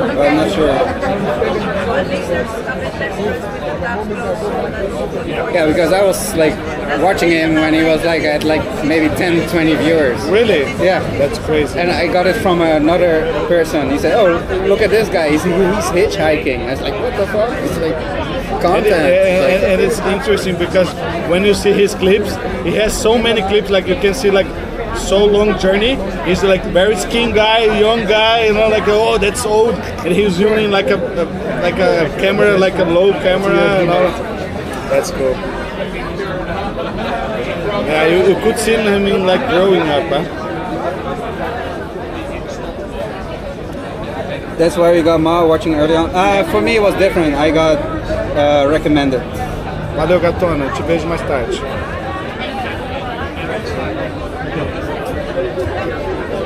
I would like to say hi to them, like, hey, Hitch, your man. Your streams are great. Yeah, I've met in Amsterdam, Twitchcon, and last year's Twitchcon here in Rotterdam. I honestly didn't want to say hi, but Marlies said, "Oh, come on, say hi to him." But I saw him from a distance. He's fucking drunk.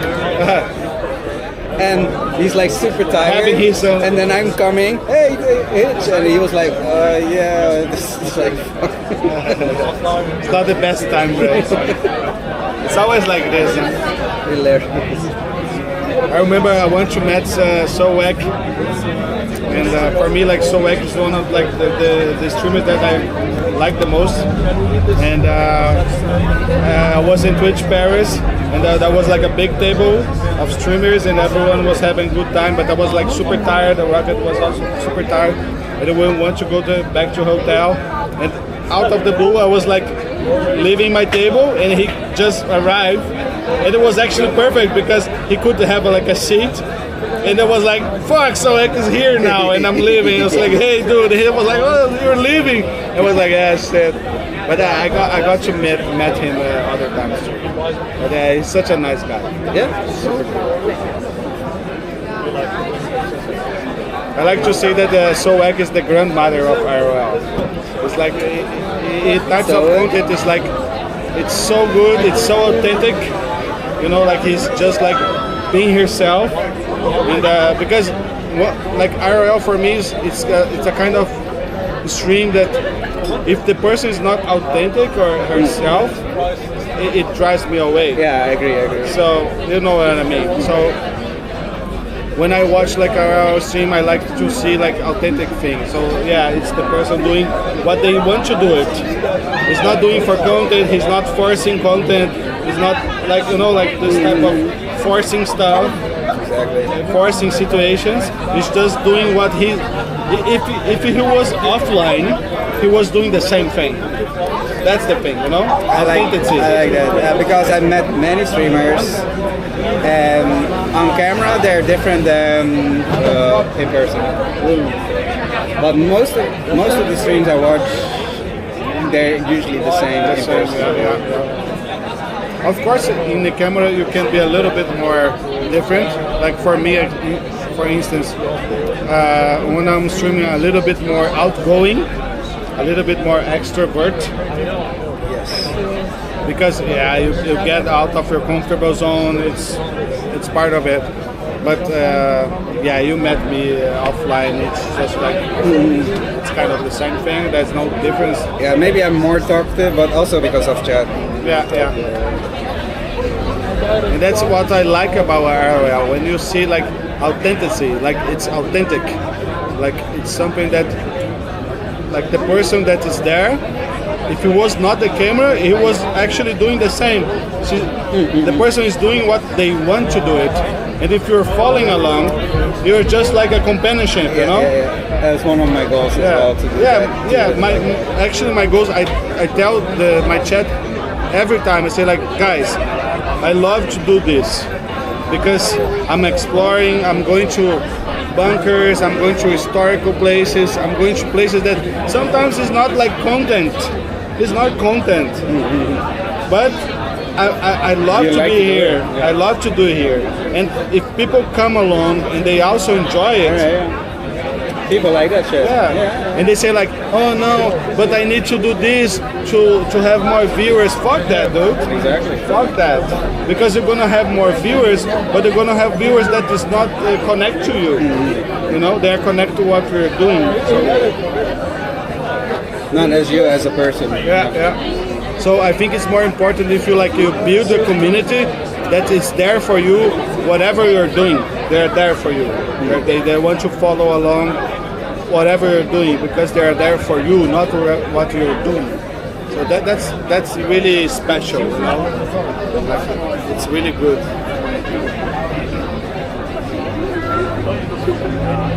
Salve, Bruninho. I'm gonna break this.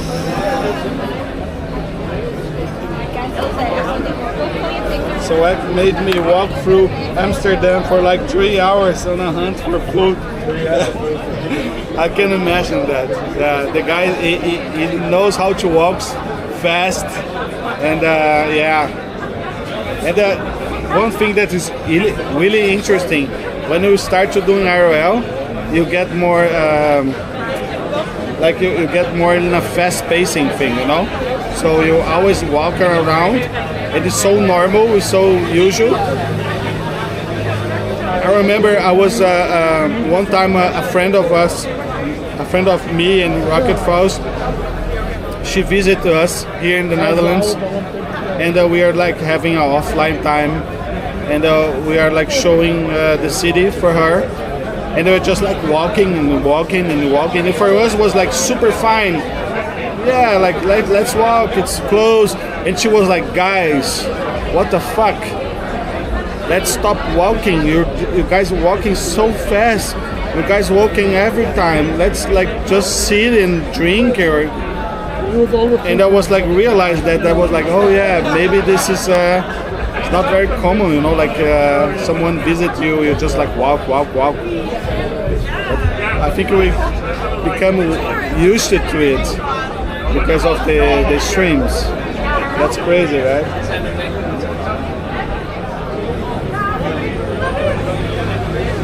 E aí, Bruninho, como é que você tá, irmão? That is my first and only IRL channel, and I like so much. I told you so many times. Yeah, I got more. I know it. Tô ligado, Gantimor. Você curte pra caralho, você tá com nós. E é uma satisfação imensa ter você aqui, mano. Toda vez que você aparece no chat, mano, pode saber que você tira um sorriso, velho. Você tira um sorriso meu, tá ligado? Da hora pra caralho ter você aí, velho. Muito firmeza mesmo. Muito bom. Todo mundo, velho. Todos vocês aí, velho. Eu sempre falo pra vocês, tipo, a minha stream, ela não é a stream mais, tipo assim... Ela não é a stream mais animada, ela não é a stream mais conteúdo, ela não é a stream mais doida, tá ligado? Tem muitas outras streams aí que você vai ver um monte de doideira, você vai ver palhaçadinha, você vai ver um monte de coisa. Mas, cara, não é isso que eu quero fazer, porque não sou eu, tá ligado? Se eu fizer isso, não sou eu. Não vai ser eu fazendo, vai ser um personagem. E eu não é isso que eu quero criar aqui, tá ligado? O que eu quero criar com vocês é, tipo, mostrar a vida real, mostrar como eu sou, o que eu gosto de fazer e, véio, quem conecta com isso, quem gosta também, quem tá junto, vai se conectar, tá ligado? Tem uma parada que eu ouvi uma vez, mano, de um cara, ele falou, velho, não tem como você agradar todo mundo, é impossível você agradar todo mundo. As pessoas, é como se fosse um imã, tá ligado? Um imã, se você coloca um imã junto com um ferro, ele vai conectar. Se você coloca ele do outro lado, ele vai repelir. É a mesma coisa, velho. Tem pessoas que vão entrar na stream e vão falar, não é pra mim, tá ligado? Não quero ver, não tô afim. E tá tudo bem. Tá tudo bem, velho. Eu não tô aqui pra agradar todo mundo, tá ligado? Eu não tô aqui pra agradar a galera, pra todo mundo, pra ficar de bobo da corte fazendo palhaçada e a gente ficar, né? Eu tô aqui pra mostrar a vida real, mostrar como que é a minha vida aqui, compartilhar com vocês, ter conexão com as pessoas do Brasil, que eu sinto falta pra caralho do Brasil, tá ligado? É uma forma também de eu conectar com a cultura brasileira, de eu ter vocês aqui, tá ligado? Tipo, de me lembrar de onde eu venho, tá ligado? Tipo, das coisas do Brasil que só a gente conhece. A gente pode estar falando inglês aqui, a gente pode estar, tipo, tá ligado? Vivendo em outro país, mas a gente tem coisas do Brasil que só nós a gente conhece, só nós sabe. Então, tipo assim, é isso. Eu quero criar, tipo, autenticidade. Pra mim, tem que ser autêntico. Se não for autêntico, não vale a pena fazer, tá ligado? Então, vocês vão ver tudo que eu fizer aqui, velho, vai ser, tipo, da forma mais autêntica possível, tá ligado? Então, é isso, mano. Tá ligado?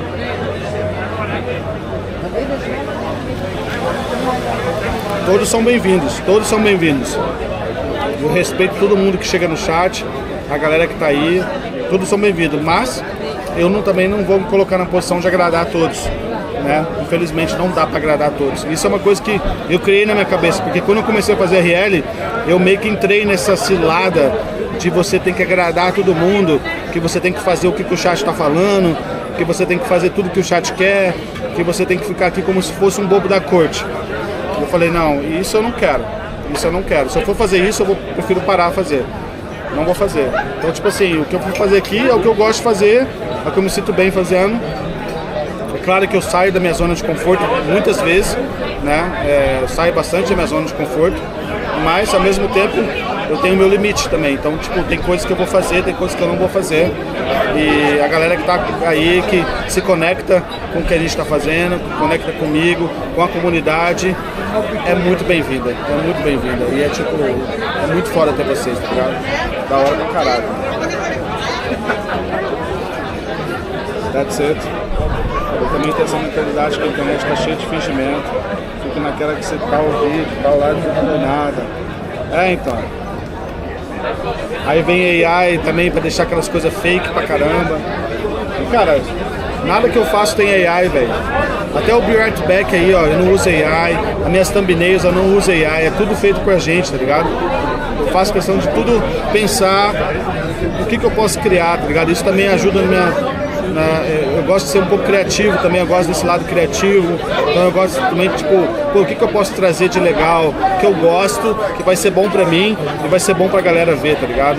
Então, tipo assim, lógico que eu penso no que eu vou fazer, qual tipo de conteúdo eu vou fazer, o que vai agregar, o que não vai agregar, eu penso nisso também, só que tudo isso tá dentro do meu interesse também, tá ligado? Tipo, é muito difícil eu tá fazendo uma coisa que eu não quero, muito difícil, vocês não vão ver aqui nessa stream, eu fazendo uma coisa que eu não quero. Muito difícil. Pode ser que, tipo assim, por alguns minutos aconteça, mas geralmente, no geral, vai ser, tipo, geralmente vai ser o que eu quero, tá ligado? E lógico, o que a comunidade também pede. A galera fala, pô, mano, a gente podia fazer isso, e é uma ideia legal, conecta legal, a comunidade também, tipo, influencia muito, tá ligado? Tipo, ó, a gente podia fazer isso, o que você acha? Né? A gente já teve várias ideias que a comunidade propôs, né? Isso também é da hora, é uma troca, não é só eu, tá ligado? É uma troca. E cara, o que é o mais importante, a comunidade, ela é o espelho do streamer. Ela é o espelho do streamer. E essa frase você vê em todos os lugares. Eu vejo isso em todas as streams. A comunidade, ela é o espelho do streamer, tá ligado? Então, tipo assim, se vocês estão aqui, mano, é porque a gente tem alguma coisa em comum, tá ligado? Seja porque vocês gostam de deixar no segundo monitor, seja porque vocês gostam do que eu falo, do que eu mostro, tá ligado? Então, tipo assim, a comunidade é um espelho do streamer. E isso é muito real, tá ligado? E tipo assim, isso é bonito também, porque eu consigo conectar com pessoas, eu consigo fazer amizades. O Narcotion mesmo, velho. O Narcotion é uma pessoa que eu conheci pela Twitch. E a gente tem uma amizade fora da Twitch. Ele é um amigo meu que eu considero, tipo assim, ele tá aqui agora com a stream, mas, velho, a gente já, tipo, o Narcotion, eu chamo ele pra minha casa, tá ligado? A gente se encontra offline, ele é um brother da vida, tá ligado? Ele é um brother. Então, tipo assim, a Twitch, ela permite também a gente fazer amizades, a gente se conectar. Então, tipo, isso é muito da hora, velho. Isso é muito da hora.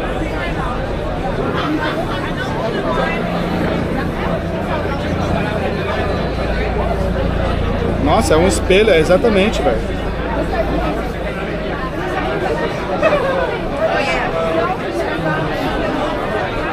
A vida de vocês quiserem que seja. É lógico, total. É isso. I'm gonna take a piss. Vou mijar, já volto. You went like 4 times already. I only went once. Yeah, I was like wondering, like, what the fuck this beer is going on?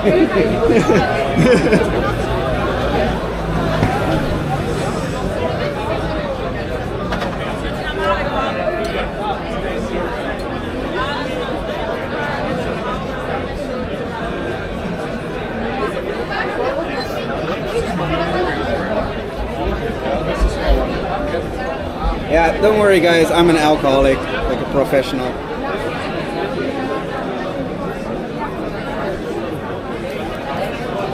I think my bladder size increased.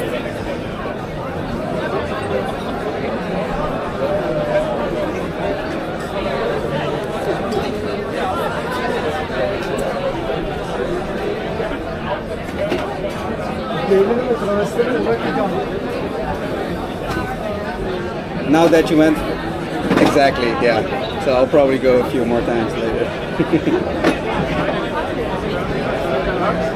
The secret is to delay the first time.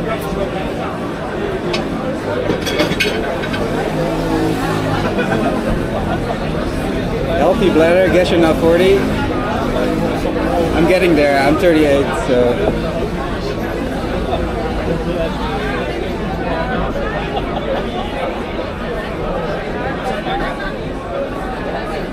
I mean, he has Ireland in his name, so he knows how to do it.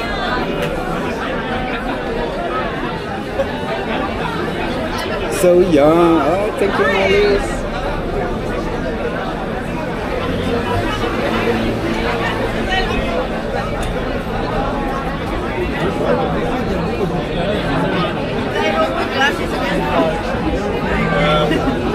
Honestly, I have to wake up in 6 hours and I'm still here drinking beer.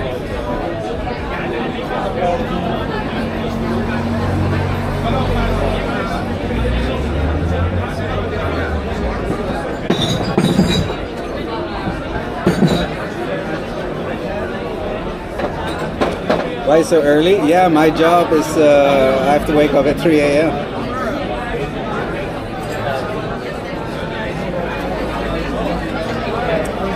Hydrosoluble, I didn't know. So the more you pee, the more you smoke as well. Yeah, well, I just smoke because if I'm drinking beer, I just chain smoke the whole time. The whole time. Like in the daytime, I have a morning cigarette, you know, with a coffee, that kind of stuff. Me too. After dinner, or after breakfast, I have a cigarette or something like that. But yeah, when I'm drinking, packs. Me too, man. It's crazy. Cigarettes go brrr.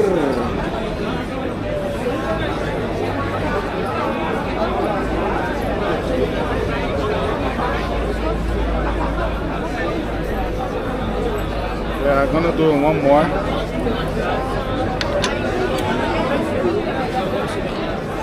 You still have tips? Yeah, you want some? No, I still have it, but yeah, it's. I have enough. How much money you can save? I don't wanna know. Yeah, I get mine from Luxembourg because it's way cheaper. Yeah, it's cheaper. 705. Every time I think about that, I remember a friend of mine. He said, like, he stopped smoking, and he said, like, to me, dude, after I stopped smoking, I became rich. I'm rich now, like in a funny way, you know, like, because yeah, it's very expensive. Yeah. And especially in Brazil, like cigarettes is very expensive nowadays. Really? Everywhere, yeah. Yeah, it's. I mean, of course, if you pay like euros, it's not expensive. But if the currency from Brazil, it is. So it's there's a lot of tax, you know. Do you work in another time zone? No, this is specifically for my job. It's like super early, but the plus side is I'm finished early, so I have the whole day to myself. But yeah, it works for me as well because I can, like with my girlfriend in Thailand, I can, you know, we wake up at the same time, we go to bed usually at the same time. So we just FaceTime each other. Oh yeah, because you have how many hours is difference? Currently 5 hours. 5 hours. So I thought it was more. if it's winter time here, then it will be 6 hours. Okay. Brazil is 5 hours also, but it's 5 hours early for them. In Thailand is 5 hours later. Yeah. So one thing that also I struggle a little bit of streaming, it's like sometimes I want to enjoy more my day, like try streaming early, but it's super early for them, like 6 a.m. Yeah, you have to know. And I was like, shit, 6 a.m. nobody's here, wake up. But the funny part is, sometimes when you start streaming super early, you can reach people that you didn't go to bed yet. Yeah, they stay up. Yeah, or they actually wake up super early. Oh, okay. But the viewers is more low. Yeah. So one thing that I also noticed when I start streaming, like my streaming ends like I don't know 10 p.m. here. It's one of the peaks because people are actually getting out from their jobs in Brazil and they have time to watch. Yes. Because normally they are working. So sometimes you are working, I cannot watch a stream, you know. So when I ending my stream, it's one of the most higher viewers. So and I cannot, I can't do anything it's about it. Time zones, man. It's time zones. And you're specifically targeting the Brazilian community. It's more,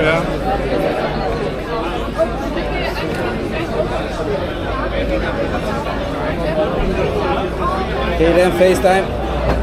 My phone that I FaceTime is pretty much 24 hours on. Like I mean, we end the call when we go into work, but when we she's back from work. Boom, FaceTime.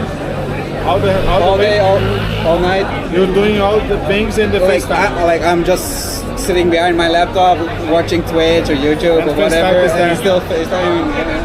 And sometimes you don't have anything to. It's just like we're sitting each other. Quiet. Sometimes quiet. Like sometimes you're consuming something and she's consuming other. Yeah, and then we don't talk for hours, but we're still. But we're here. Sometimes. Where are you? Oh, yeah. It looks like you're living with each other. Yeah.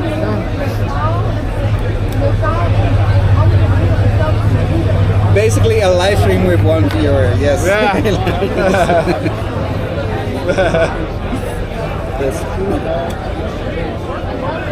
Do you think there is like in the deep web, like you know, like those deep web things? Do you think there's like live streams there? Showing a lot of like crazy stuff. Crazy shit, yeah. I think so. Must be. Like it's the internet. You can do everything, especially on the deep web. That would be scary. I never like research about it, but yeah. Me neither. I don't want to see crazy shit. Me neither. But I wonder, like, oh, like is like I want to see it, like how crazy does it get? Yeah. But I wouldn't actually want to watch it. It's the same like everybody saw animal porn at least once because you want to see what's actually happening. Just for the science thing, like curiosity. It's like people watch this. Okay, I have to check it out. Is at this least once. actually real? You know?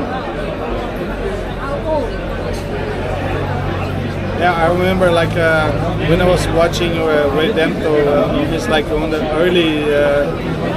early streams he was doing like with the phone, and it was like I don't know 35 viewers, and oh man, it was really interesting to see how crazy Amsterdam can get, because he was showing all the things, you know?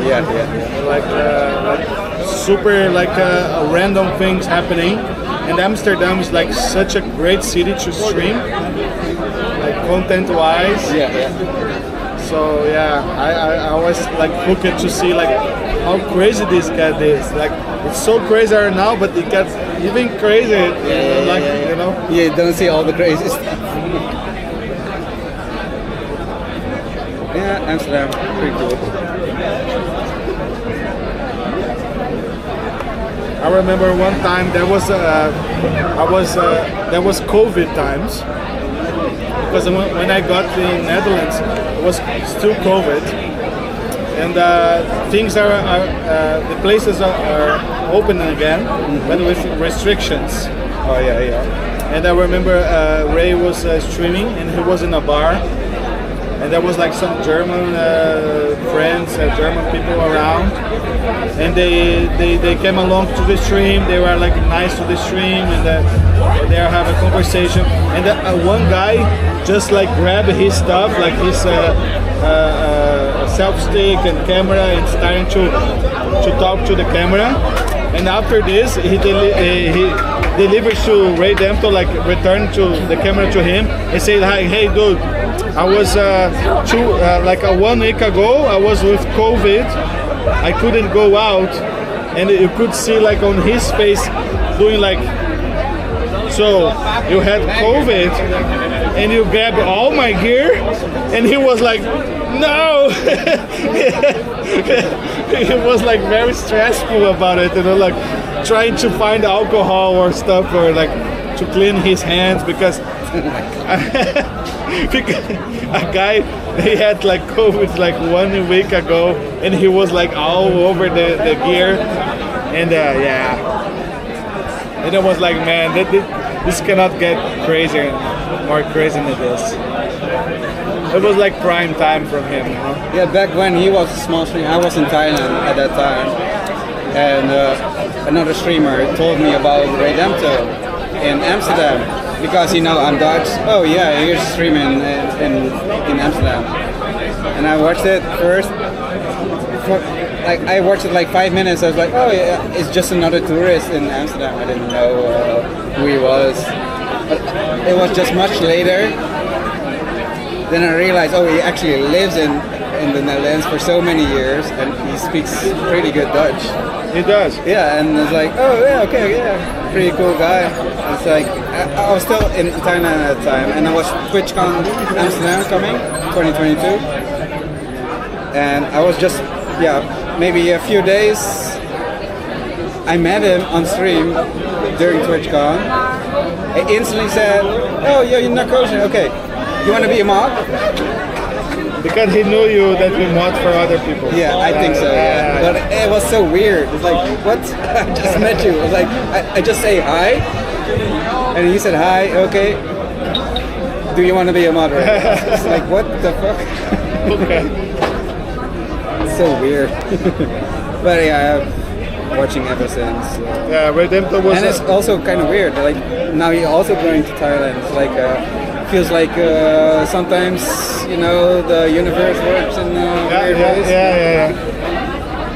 It's just his mod aura. 715. I love you. Yeah, one thing that was interesting, because I got the job here in the Netherlands, but I was in Brazil still. So I did the interview, I got the opportunity. But there's like 3 months to make the visa. So we're like preparing, me and Rocket Falls, we're like watching a lot of things about Netherlands. And one day she came to me say like, hey, there's one guy, I was already like a Twitch viewer, but I didn't know IRL too much. I was like more watching gaming stuff. And Rocket Falls say like, hey, there's this guy, he lives in Amsterdam, and he goes like all the way like in the streets, and he smokes weed, and it's super interesting because he's showing how the life is there. And I was like, okay, let me see it, and I got hooked. I was like, shit, man, because we are like consuming so many things about the Netherlands, like YouTube videos, and YouTube videos, everything is perfect. Everything's like, oh yeah, the tourist place, the weather is great. That's why I love IRL streaming. Yeah, so I could see how it is live in the Netherlands because of his streams. So I got into it, and it was like he was reaching like 35 viewers average. So it was like very in the beginning. So I was like, I got hooked to IRL because of him. And when we came here and I met him, he said like, dude, you know Twitch already. I was doing like some gaming streams sometimes. He said to me like, you know Twitch already. You are in a different country. You have a ton of things to explore. Just pick up your phone and start streaming. And I was like, yeah, maybe I will. Which you did. And I was like, yeah, why not? Well, first you did it on the Rocket and Tusted. Yeah, we created the Rocket and Tusted thing.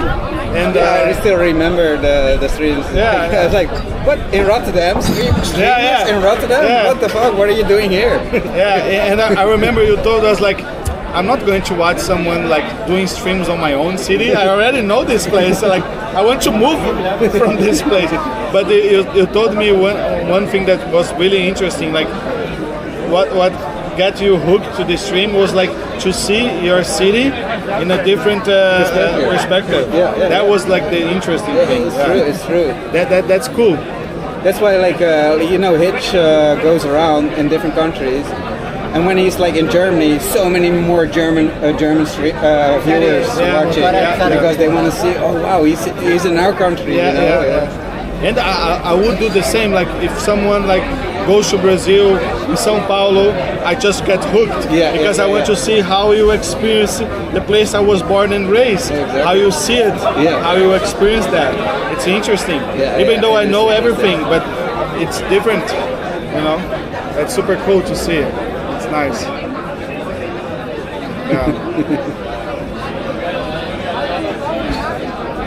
Yeah, Ray.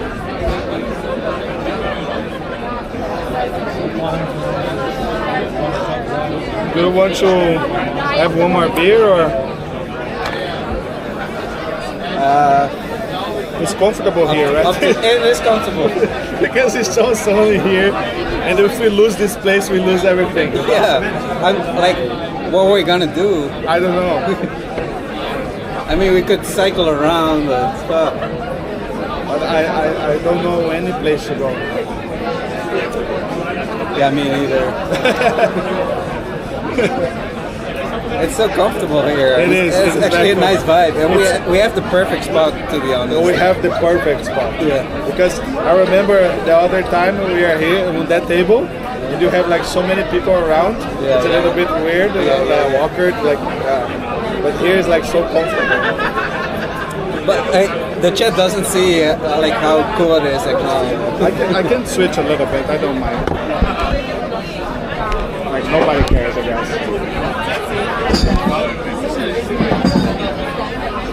You can see his butt. You can see the guy's butt. No problem.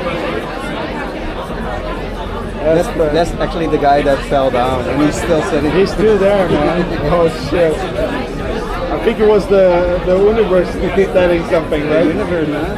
Yeah, the universe, man. Oh no, a crack. What's the crack?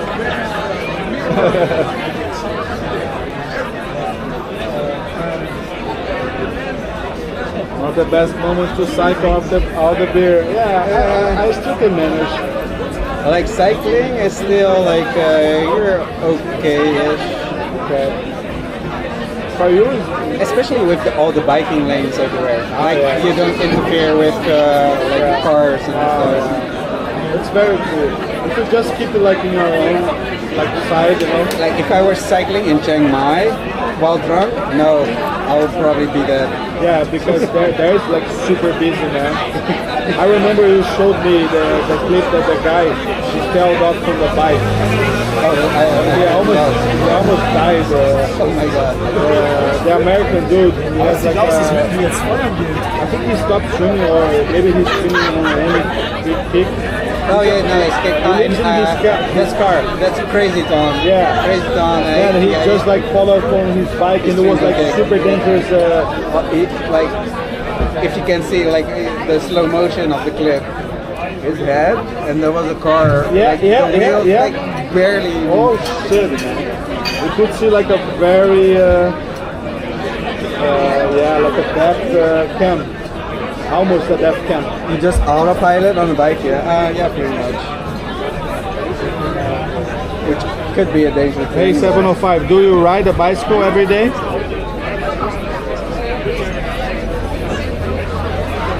I think so, right? I mean, everybody learns on a bicycle. So every car driver knows how bicycles react in the traffic, so they know because they used to be cyclists themselves. Yeah, that's the thing. Yeah. I always tell them that here in the Netherlands, the cool thing is about cycling. It's like every person is a potential cyclist, so they know how to respect a cyclist. Because in Brazil, for instance, a lot of times the cyclists they get pushed over because the car they don't have patience. Yeah. They don't give a fuck about cyclists, get off of the road. But here, sometimes, like you know, when you're riding on like a very narrow road that you actually share with the car, sometimes the car he stays on your back because he knows if he goes over, you can get out of your balance or something. So he prefers also, and he prefers to also stay and wait for you. And I do the same for cars in small streets as well. Like I'll just pull aside and drive through and I can go. It's also faster. So that's a good thing because here in the Netherlands, every person is a potential cyclist. So they know how it is. So they know how to respect. That's good. That's nice. It's similar in Thailand a little bit because everybody was starting on a motorbike, even when they were a small kid. And then all the cars know how the motorbikes react, so they allow people to go through the cars, so you don't get in front of the traffic light, weaving in traffic. I think they have like a corridor for the bikes. Yeah, it's like, I mean, it's traffic, all the cars, but the motorbikes just go through all the cars. You know? Also in São Paulo they do that. Yeah. But they have something that we call corridor, the corridor. So sometimes you're like stuck in the traffic, but you see like in the mirror, a bike is coming, you just like do a little bit of like you just open space for them to pass. Yeah. And it's just like a common thing, you know, like just let them go. Because they're gonna try to maneuver. But like, I used to go to school for like 7 years. Then my bike got stolen and I had free public transport. Oh yeah. Everybody got their bike stolen here once at least. I never had it. Oh, you get it one day. No. My bike is expensive, so I hope it's still there. Electric bike. It's an electric bike. I think in total I got three bikes stolen. 3 bikes. And it was just the normal, because you have 2 locks, right? You have the first lock on the wheel, and you have the chain. Yeah. But it was stolen with the chain? Well, the first one I was just an idiot and I put it somewhere. I didn't have a lock, and I was like, just quick in the shop and go back, was gone. So someone just took it. Yeah. Also, a few times they just take the seat. Just the seat. Just the seat. And I'm like, fuck. I have to cycle home, step. You know, you can cycle standing, you know. Yeah. Otherwise you get in there. Buy a cheap one, dude. Yeah. I have a cheap one. I have an expensive one. Like my current bike is a really cheap one and only has 3 gears. Can I have 2 more?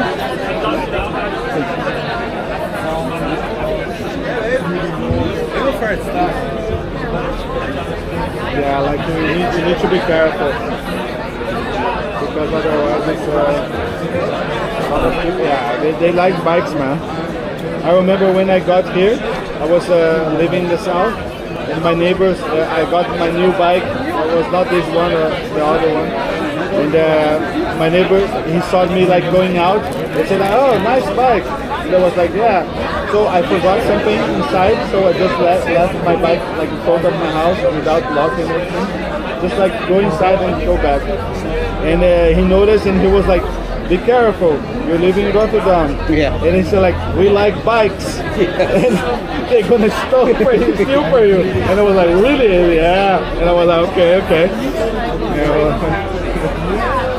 One time I had a bicycle. I was at somebody else's place and I parked my bicycle in their garden, but it's a front garden. I just parked it there, but it's not locked. And I went to the shop, came back, and I see the fucking guy on my bicycle riding away. Oh. And like he's on the bicycle, so I'm walking. So. You could see him. Yeah.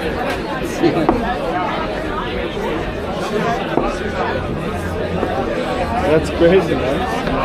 I was like, fuck me. And he was like he was still on the pavement, not on the road, like slowly driving away or cycling away. And I was like, fuck, it's gone. Actually, I should have paid for that. No, that's good. I can send you a ticket. Not a ticket, a request. Send you a ticket.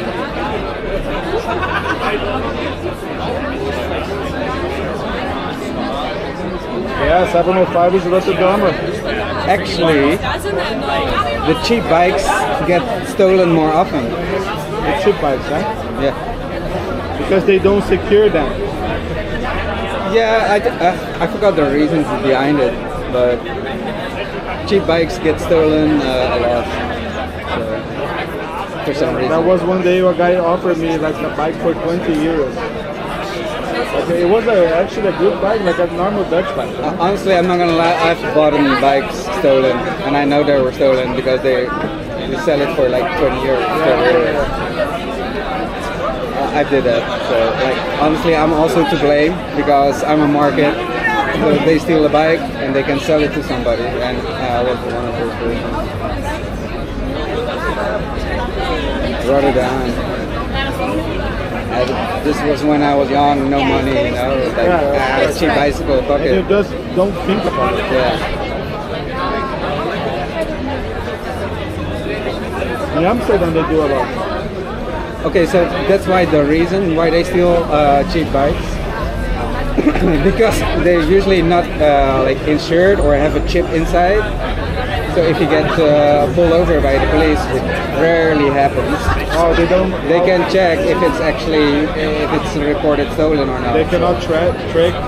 Yeah.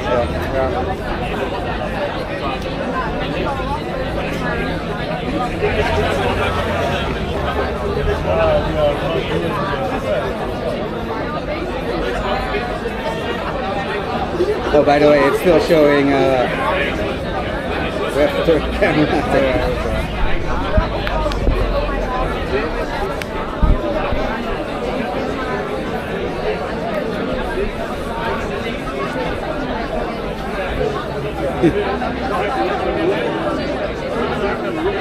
Eu ainda quero ir para Lisboa. I still want to go to Lisbon. It looks like a nice place. Also Portugal, like in general, like Algarve. Have you been there? Yeah. I like it. Where? pretty much Lisbon. And Spain, a few. It's not that often. I mean, it's so popular for Dutch people to go to Spain or Portugal. One day I will go there again, I guess. It's really nice. It's also way cheaper than here. It's way cheaper, yeah.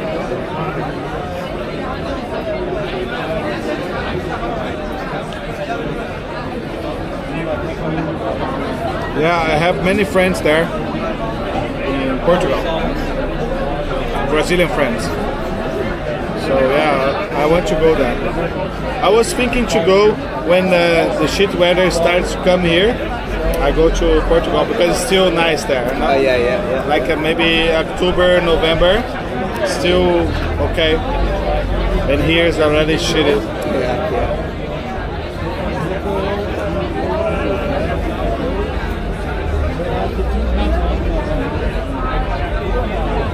So how long you have been here? Gonna stay here for 6 months. 6 months. Already 6 months. And another 6 months coming. Yeah. So you're gonna face the shit weather again, the winter. A little bit. A little bit. Like, I mean, early December is not that too bad. It's usually January, February where it gets cold. And what is the best season to go to Thailand? So the best season, which is also the high season, is the from October till I would say February. It's summer there? No, it's no, that's where it's the coolest. Oh, the coolest. And it's too warm. Still fucking warm. Yeah. In the daytime, still 35 degrees. Okay. But just like Brazil. Yeah. I mean, but it's way cooler. It's not like 40 degrees or something. And the rain season is not there. Rainy season is right now. It's just started, and it goes till like September. And honestly, for where I live in Chiang Mai in the north, with the mountains and everything, rainy season is the best because all the jungles and everything is so green and nice and luscious. The rainforest. And also the rain, like people think it's like raining all day. It's more like for 1 hour there's like heavy shower, like a monsoon, and then it stops.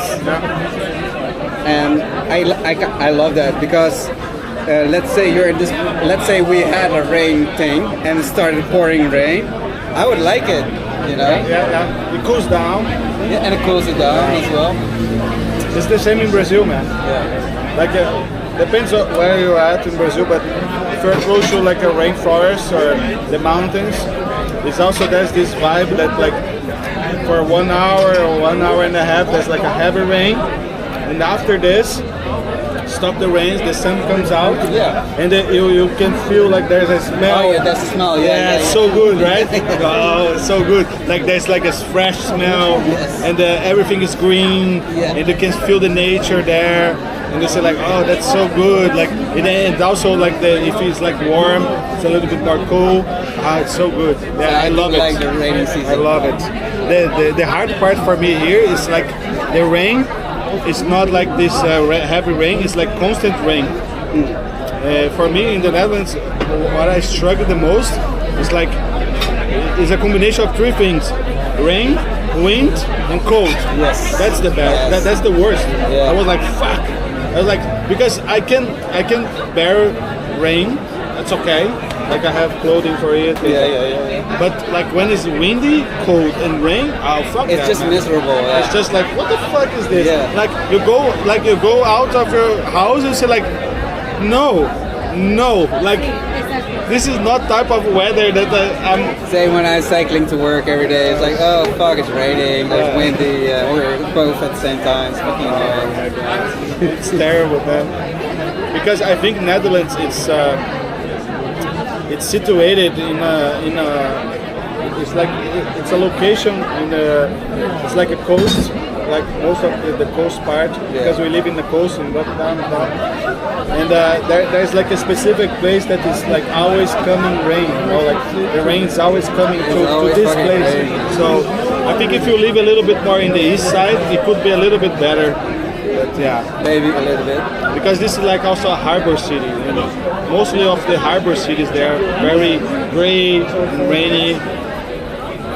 It's kind of depressing sometimes. It is. If it's it is. cloudy, raining, and it is. Same in the Suriname. Yeah, 705. Same in Suriname. Yeah. Valeu pelo follow aí, Otávio. Tamo junto. So I've noticed you said Suriname multiple times during this stream. So do you go there often? 715?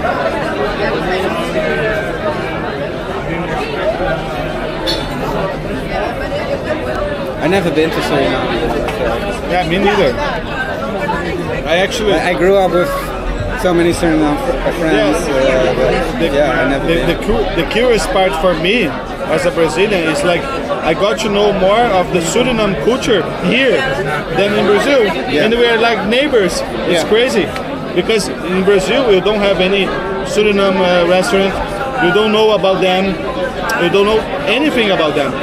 Maybe like in the north states where they have like borders with Suriname, maybe they have more influence there.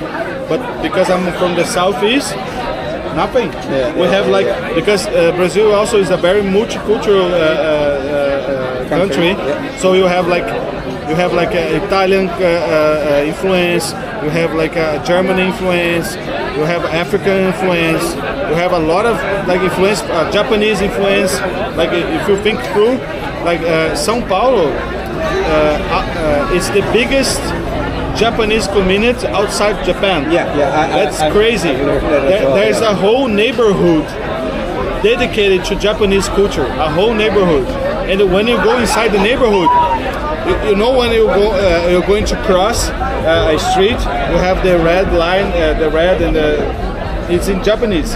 Oh God. Yeah, and they have like the Japanese lamps, like you know, like the lightning posts are like the Japanese, and it's like a Chinatown. You know, it's a Chinatown. So there's so many multicultural there, but Suriname, no. I don't know why. I don't know. I think so because also if you look like Suriname, the most populated area, it's on the north. North, yeah. The part that creates the border with Brazil is just forest. It's just jungle. So nobody. So you don't have like a connection, you know. Yeah. So I think this is one of the reasons.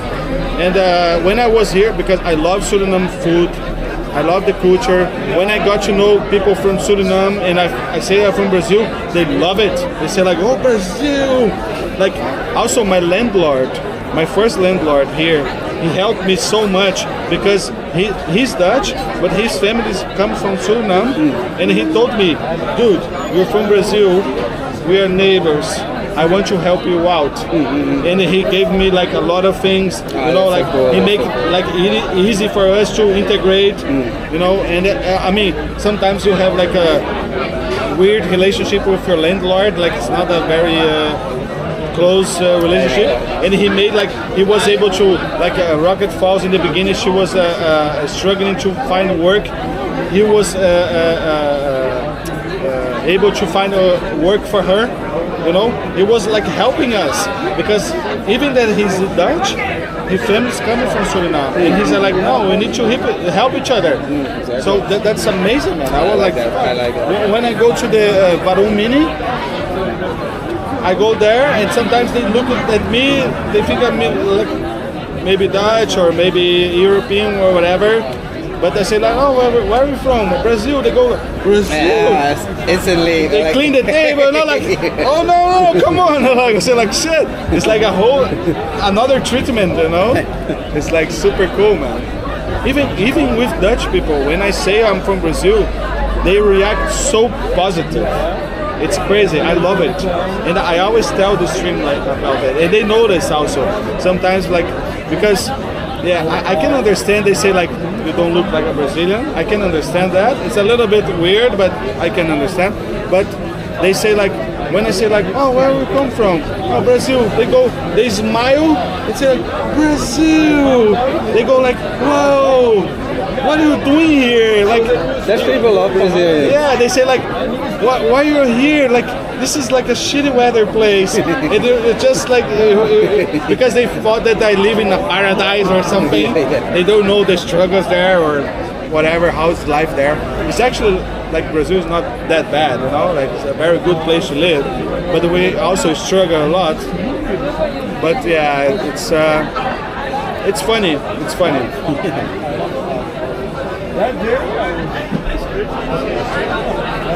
Sintra is beautiful too. Yeah, Sintra. I want to go to Algarve. I want to go to Porto. I want to go to Lisbon. I also want to go to Ilha de Madeira. I really want to go to Ilha de Madeira. And yeah, that's the place that I want to visit in Portugal. Baby Coin, thank you for the follow. Welcome in. Valeu pelo follow. Seja bem-vindo. I love Portugal as a whole. I think I'm just fed up with big cities. They feel more European cities. These are like their own thing. That's good.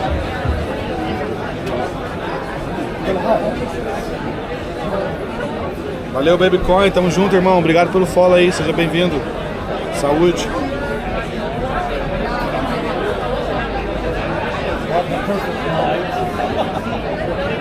Someone on one spot I was a Brazilian. Oh, 705. You can go as a Brazilian.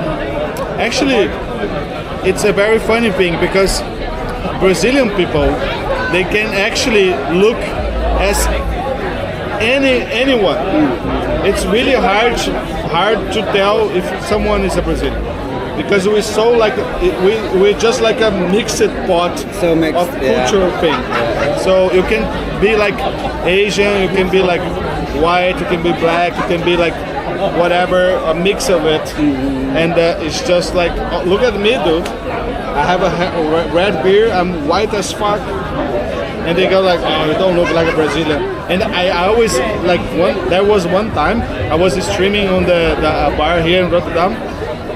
And there was like just a crazy lady, not crazy, but she was drunk. And she saw the stream, she was like, oh, what are you doing? And I was like explaining a little bit, and oh, where you came from? And I was like, Brazil. And she was like, Brazil? You don't look like a Brazilian. And I immediately make the question, like, how the Brazilian looks like? And she was like, oh. And she just went away. And I was like, okay. I saw it. It's a little bit like, like she was like, oop. Like, so yeah, it's really hard, man, to tell. Like, we can be like everyone, you know. Like it's Same like the South Africans. Yeah. Going to Asia. Oh, I'm South Africa. You're white. Yeah, like yeah, because there's like a whole thing about it. One thing that I also noticed here, it's a little bit weird to say, but I noticed that it's a little bit weird how Europeans see that. When someone sees me, they're gonna judge me as a white person. That's straightforward. Yeah. But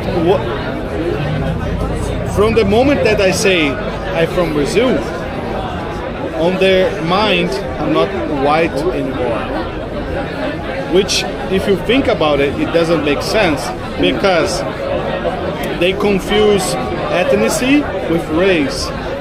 Because I can be white and be born whatever place, but I still get judged by a white person. So if I go inside a mall, Still, in a racist point of view, you get more points than a black Brazilian. yeah, that's what I'm trying to say. Because if I go inside a mall, let's say I go to a mall here in Rotterdam, the security, they're gonna look at me and say like, that's a white dude. I think that's okay. But if I'm black, because oh, it's a black person. Because I'm a white dude, but he doesn't know that I'm from Brazil. If he knows I'm from Brazil, oh, maybe I need to keep an eye on it because he's not a white person, you know? So when I moved to here, I noticed this and I say like, yeah, I think Europeans, they have a little bit of like, they confuse ethnicity with race. Yeah. Because it's true. Yeah? when I say to Dutch people, there's a lot of racism in Brazil, they go like how come? No, there is. Because in Brazil, if you are a white person, you have privilege. You have privilege. If you're a black person there, you're gonna suffer a lot, especially for the police. If I'm going inside a favela as a white person and the police come by, they just go like, yeah, okay, it's just like a normal dude. If he's a black person, they go, oh, he has something, you know. This exists there. It's crazy. I don't understand. Also, it shouldn't be, but there it is. So So when a person say to me, "You don't look like a Brazilian," I can understand, but it's a little bit offensive if you think about it, because it's like what the fuck? Like how does a Brazilian look like then? When you ask them, they realize, oh, maybe I need to think a little bit more about it. So yeah. But it's a complex subject. Some people don't know their history or the world's history. Ignorance. Yeah, ignorance. Yeah, it's a part of the human complexity, right?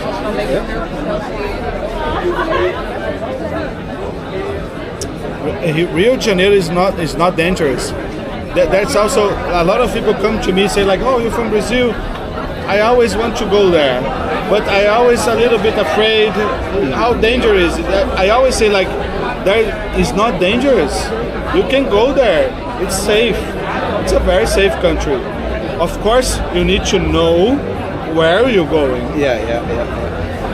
Just like kind of every place you go, you know, like also in Rotterdam. If you go like more like a little bit more like in certain areas, yeah. I mean, they clean it up, but you can get a little bit trouble. Depends of the time. Depends of a lot of things. There's a lot of variables to it. But just to any place, like there's like time and location to it, you know. So if you go to, let's say you say like, hey, Tusted, I'm going to Rio de Janeiro tomorrow. I can give you a little bit tips how not to do things or not to get in trouble there, but. Man, if you go to like the most like populated area, the beach, the neighborhoods that you're gonna see like Google Maps saying to go to there, it's gonna be super safe, super safe. You're gonna say like, this is paradise. That's why a lot of European people, when they go to Brazil, they get in love with the country and they move to there. My brother, for instance, he lives in a town. It's in Rio de Janeiro, but not in the city. It's like it's a very touristic town, and there's so many Europeans there because it's a safe city. It's a little bit smaller city, so it's safe, and it's such a good city. It's just like Thailand. It's like a paradise. You know, you have like good beaches. But also, it's like clean. when you said, as a lot of tourists there or Western people living there, I feel like there's also the police will protect it more compared to other places. Yeah, of course. Of course. If the police knows that you are foreign and you are getting inside some dangerous area, they're gonna stop you. Say like, oh, don't go, because they know that you are like not aware. Yeah. But even though like if you let's say like the dangerous place in Brazil, it's the biggest city, like São Paulo, Rio de Janeiro. It's where like the social thing is unbalanced, so you have more criminals. When you have like social unbalance, there are people that are struggling and they go into the criminal thing because it's easy. It's more. But if you go to the countryside, it's such a like it's a safe place, man. Like people are like very loving, and even if you're like foreign there, they love foreign people. They want to show you everything. They want to grab you by the hand. They say like, look, this is the place we live. They want to integrate you. You become their family. They're gonna invite you for like parties and houses. Let's have a coffee. It's gonna be like, because I noticed also, like there was one time I was in Belgium streaming, and I got in the bar, and there was a guy sitting with his friends, a Belgian guys, and he noticed my camera and said like, hey, what are you doing? Like just like for curiosity. And I explained to him, and oh, that's cool. He said like, where are you from? From Brazil. And then he started speaking Portuguese. And it was like, what the hell? And he was like, yeah, I live in Rio de Janeiro for 1 year. I did a research there. And I was like, shit. And he's like, you wanna sit down? I was like, of course. So I sit down, I have a conversation with him, and he told me his story. In summary, he said like, I have like the best moment of my life there, because even though people don't know English and I struggle a little bit with the language, every place I went, they embraced me. They took care of me. They liked me. I was always welcome, and I was like, that's the way we do it. Even though that we don't know where you came, we like to show you things. We like to make you feel comfortable or happy, or So you're not going to have a bad time there, for sure. I believe so. If you don't go into favelas, that's like the German guy did. Just avoid. Just not with a camera. I mean, you can go there, but with a local. With a local. Okay. With a local. So because also then buy some drugs. Also, let's go. Yeah, but also it's a thing like in favelas, most of the people that live there, they are very friendly. 90% of them. Yeah. Because they live there and they're not into the criminal activity. They live there. They are very happy. They are very humble. They are very like also the same thing that I told you, but also is the place where the criminals hide. Yeah. So, you know what I mean? So it's not dangerous to go to the favela. The problem is like if you go there and you don't know what you're doing, you don't know anyone. That's the dangerous part. So, because it's a little bit unfair to say that the favelas, everyone is bad. No. 95% of the people in favela are very friendly, are the best people, the best. Because they are very like true to themselves, humble. Even if they don't have much, they're gonna offer you something, you know? They're gonna invite you to have a coffee or whatever. They're gonna help you out. But it's where the criminals hide. So that's the problem. And you know what's the saddest thing? Even for Brazilian people, if someone lives in favela, they get judged for it. So if I'm looking, let's say I live in a favela and I'm looking for a job, and I go to an interview and they say like, where you live, and I tell them, they're gonna say, no good, you know. So that's the best, the worst part, because people that live there, they get judged. They get judged, and they always be stuck there. Yeah, stuck. You cannot progress with your life because you get stuck. So that's the most saddest thing there, because there's so many people good, you know. There's so many communities and a lot of good things happening. It's like crazy. Thank you.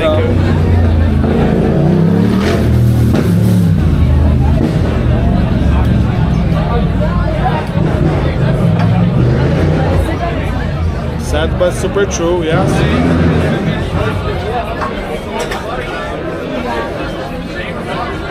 You have a tip?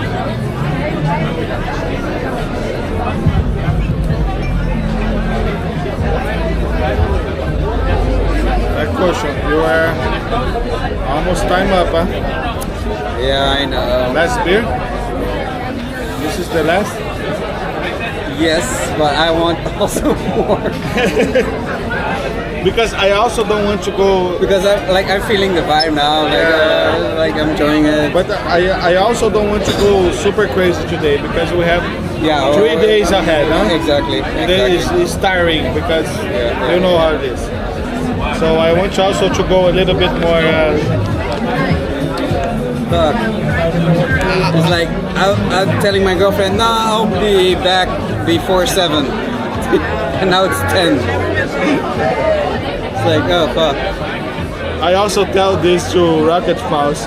No, today I'm not going to go crazy.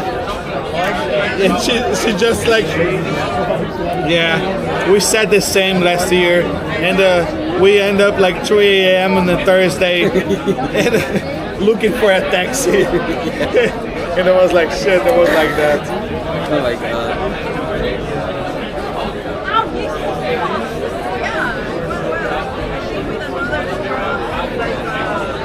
Ah, você lembra, Randall? Quinta-feira a gente trombou o Narcotion, a gente trombou o Barrel e aí a gente ficou procurando táxi pra caralho pra voltar pra casa, mano. Você lembra disso? I will be home for dinner, capa.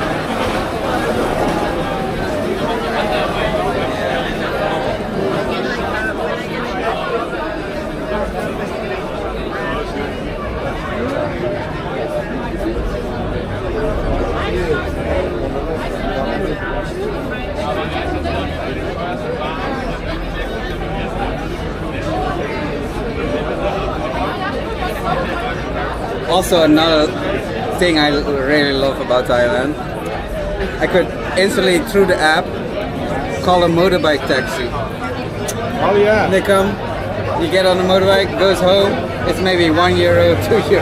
That's it. Yeah. But one thing that I was watching Ray Dempe stream one day, and he got one of those motorcycle taxi, and they didn't offer them a helmet.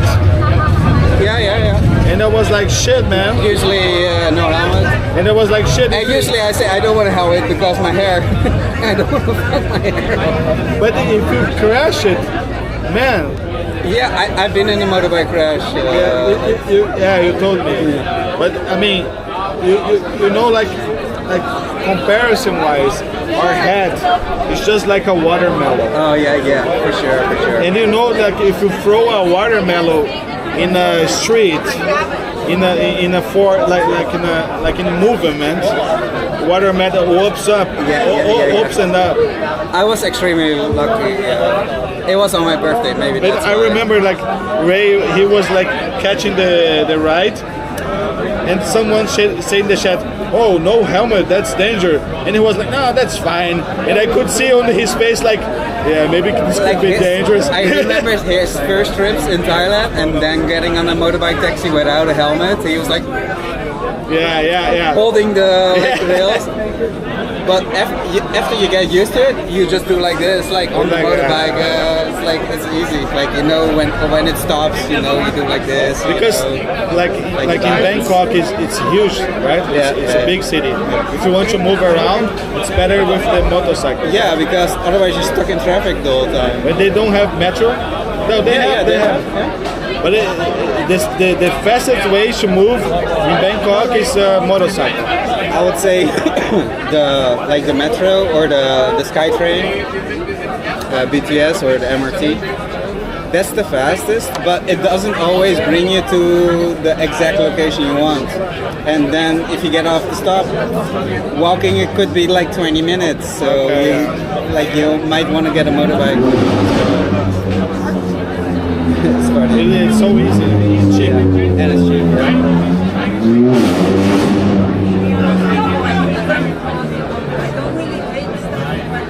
So ever since that accident, I started wearing helmets, my own helmet. So I bought an expensive one actually, a showy helmet. So you carry with you? Yeah. I mean, if I get on the motorbike, I just put it on. They bring me to the place to put it off. I'm usually go to the place where to play pool, put it there, and it's always safe. There was speaking about pool, There was one guy today. I was before I left my house, leaving my house. I was looking someone who was in Rotterdam. There was one guy playing pool on the Delfshaven. He was playing pool and streaming. Oh, really? Yeah. I don't know him, but there was today. Oh, today? Yeah. I think he's a small streamer. And yeah, he was there. He's a Dutch guy. Okay. But I think he streams in English. Yeah, makes sense. I still want to I miss pool so much. I still want to take chat to the pool. We should yes. have a... Please. Let's go. I want to play pool. But you need to take a little bit low, Narcocha, because when I play... guys, this guy is a pro. He's a pro. I'm not a pro. He's a fucking pro. I'm an amateur, but I know how to play. No, he's a pro, man. For us, he's a pro in pool. Ele joga pra caralho. Mano, o maluco manja muito de sinuca. Eu fui jogar com ele sinuca, eu não encostei na bola. I didn't touch the ball. Like, I think about it every day. Like every day. Like, I always look at the Reddit for billiards. Always looking at the latest stuff. Really? Like, always. Let's go to a pool. Yeah, I like it. Pool. I like it, but I don't know how much. I think they recently do like membership plans here. Maybe I'll check into it if it's cheaper, that way. Like if we can get a membership, it's way cheaper. We can try one thing. We can set up a pool day. And I have a head strap. Yeah. And we use this. That was my plan. I already told you Let's do this. Yeah. I will take my gear and we stream. And you can use the head strap. I actually have many options. I have the head strap. I also have the thing that I bought for the airsoft thing, which is just like a clip here. So you need to use a hat or something. Yeah. And then you just clip it. And we can do wireless, so you don't have a cable. Yeah. You just put the backpack on your back, or maybe just let the backpack close to the table. I think it's fine. And you can see how it is. Random is funny because when I was playing in Thailand, and there was an old Western lady, like could be 70, playing pool. I destroyed her. Like, a lady? Yeah, old 70-year-old lady. Really? And I told everybody, you could be my grandma on her dying bed, but still be able to play pool. I will still try to destroy you. I know it sounds bad, but... That's Narcocha right here. He destroyed us. I was like, no mercy. No, let's go to the pool. And we went to the pool. A gente foi jogar sinuca, e aí eu falei, o Narcocha sabe jogar, ele falou que jogava e tal, eu falei, beleza, eu também sei jogar. Mano, o maluco é profissional, eu não encostei na bola.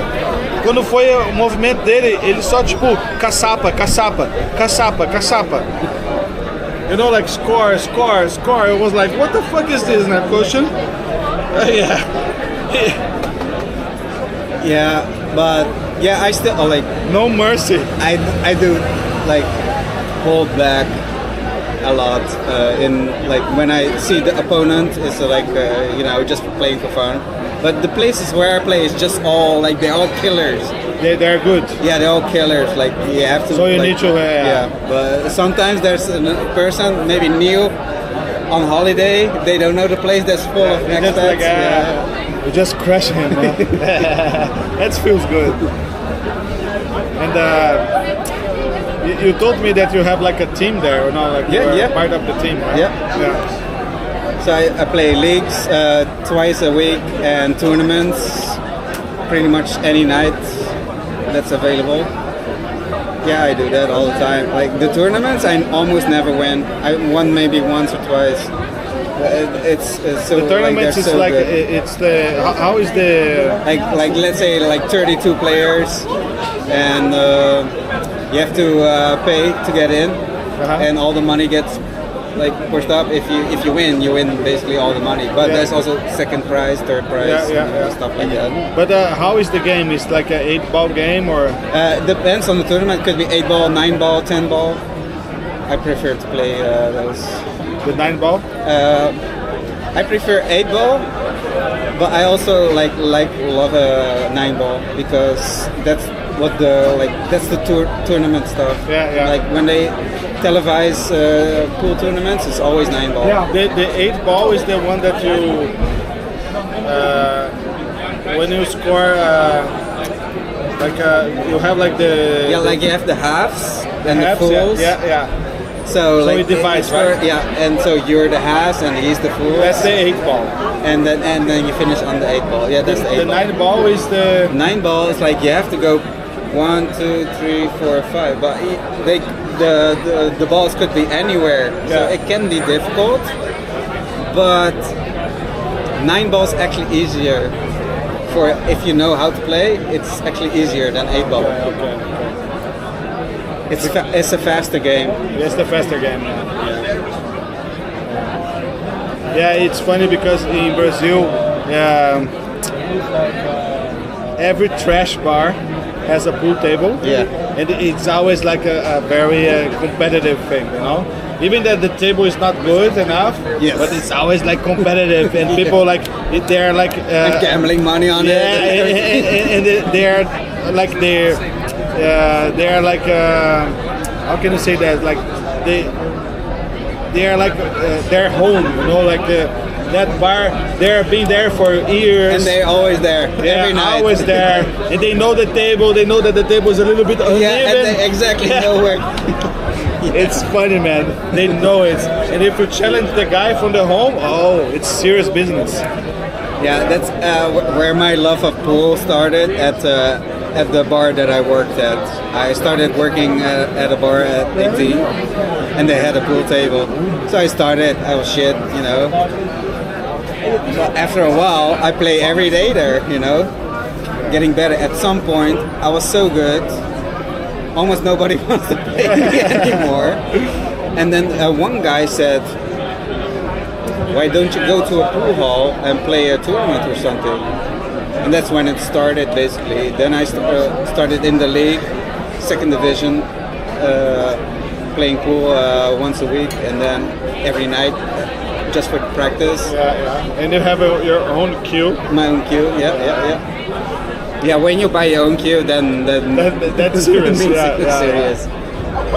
So when you see a guy bring his own pool cue and a glove or something, it's serious. Yeah, I noticed when you were like, I could call a pro because I noticed when you bend to make the shot, it's totally different. Oh yeah, I do the snooker style shots. When I saw that, I said, "Oh, he knows."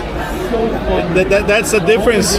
So when I play money games in bars in Thailand, so that nobody knows me there. The owner knows me, but it's always tourists, new people. They don't know. Yeah. I always play like shit. Normal. Like chilling. Get And serious, money on it. Yeah, exactly. Boom! That's crazy. That's amazing. Cool shark. Yeah. You put your shirt.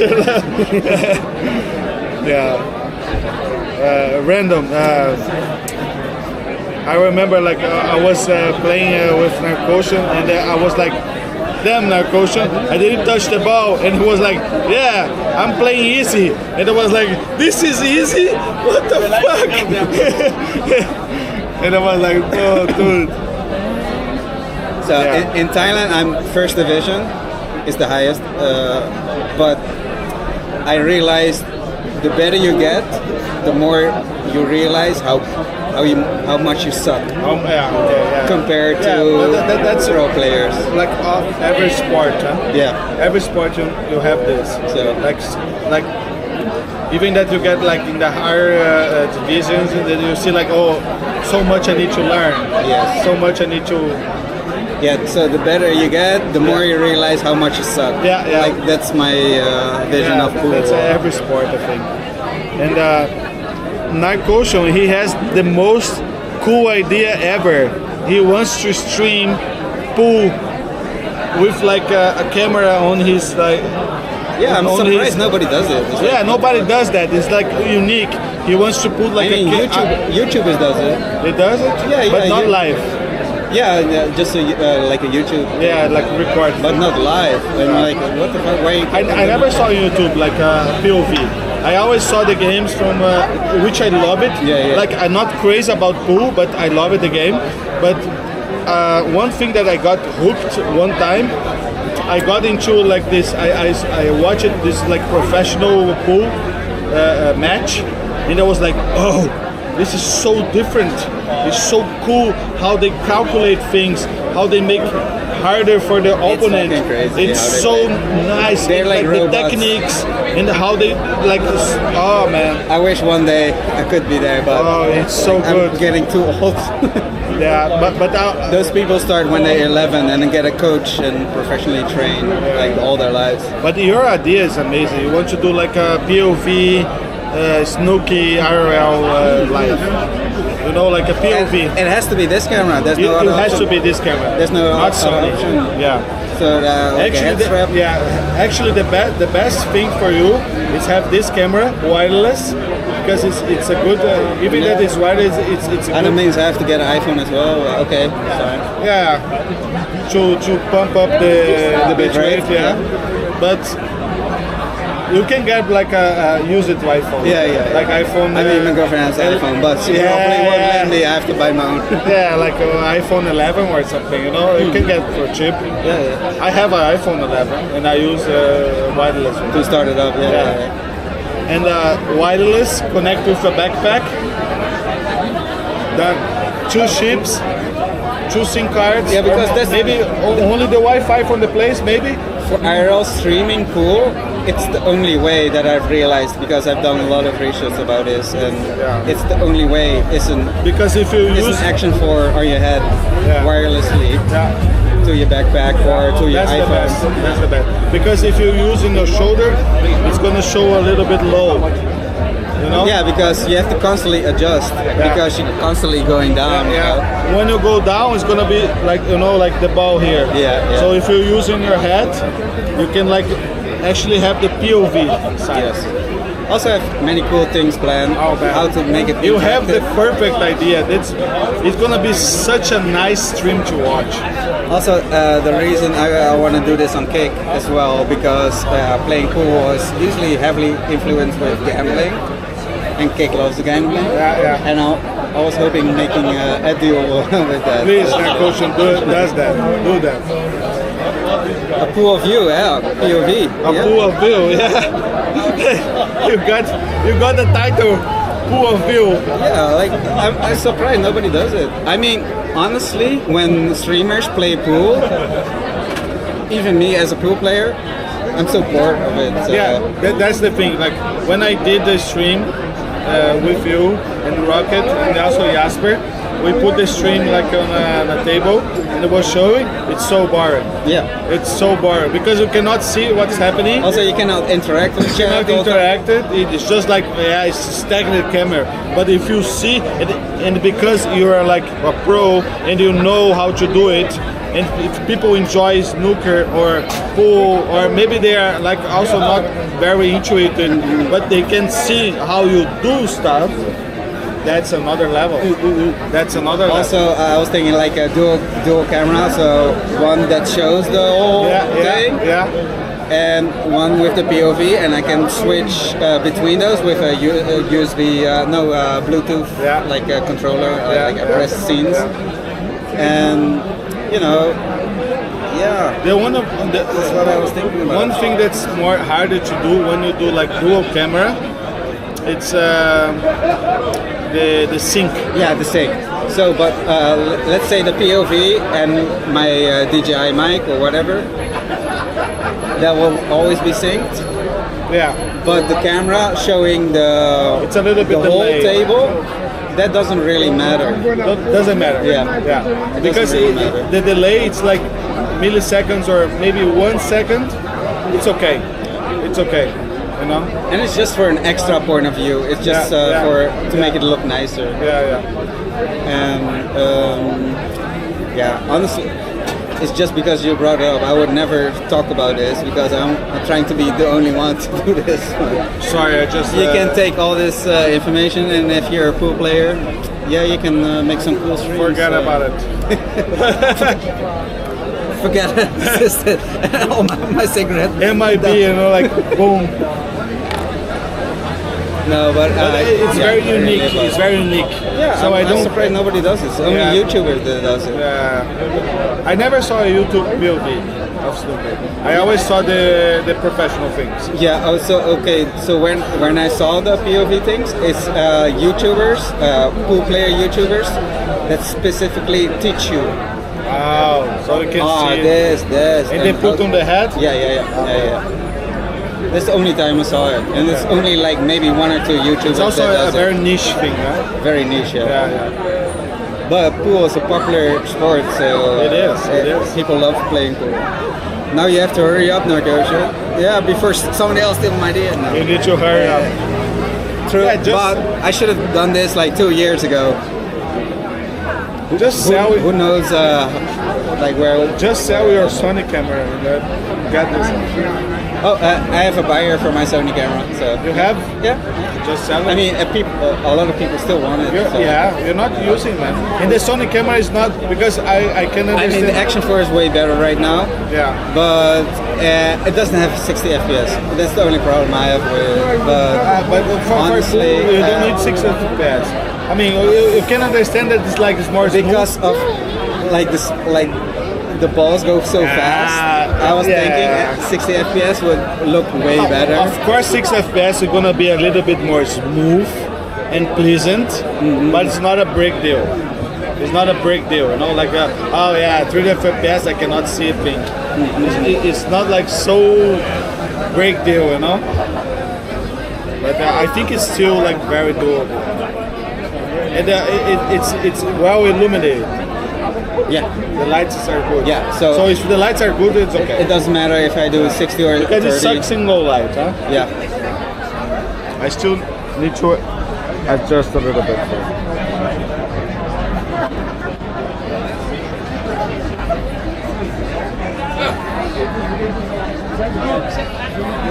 Just do it. Don't overthink.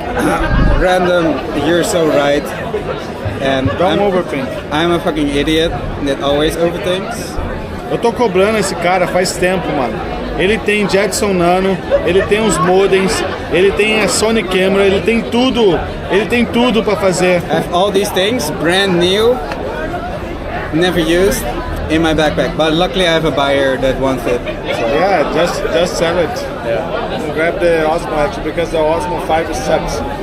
Yeah, I know. Yeah, Osmo 5 is sucks. Also, Osmo 6 probably gonna suck as well, so. And that's coming soon as well. That's crazy. The 6? Yep. It's coming soon. Yeah. This year, right? October maybe. I think so, Yeah, the thing is the DJI, they don't know that we use their cameras for streaming. Just start, lady, you will improve. Yes, I was like, my problem is I'm like a perfectionist.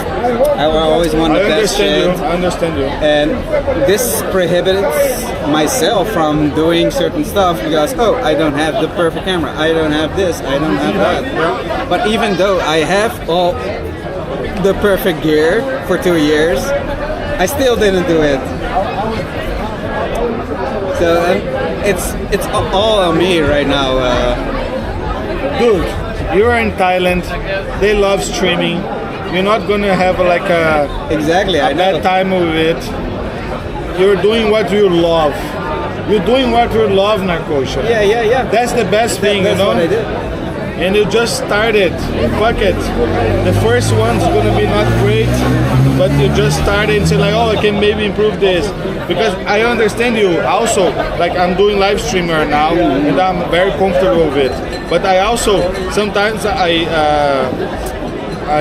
punish myself, say like, I could like grow up my YouTube channel. I can like post my clips on TikTok.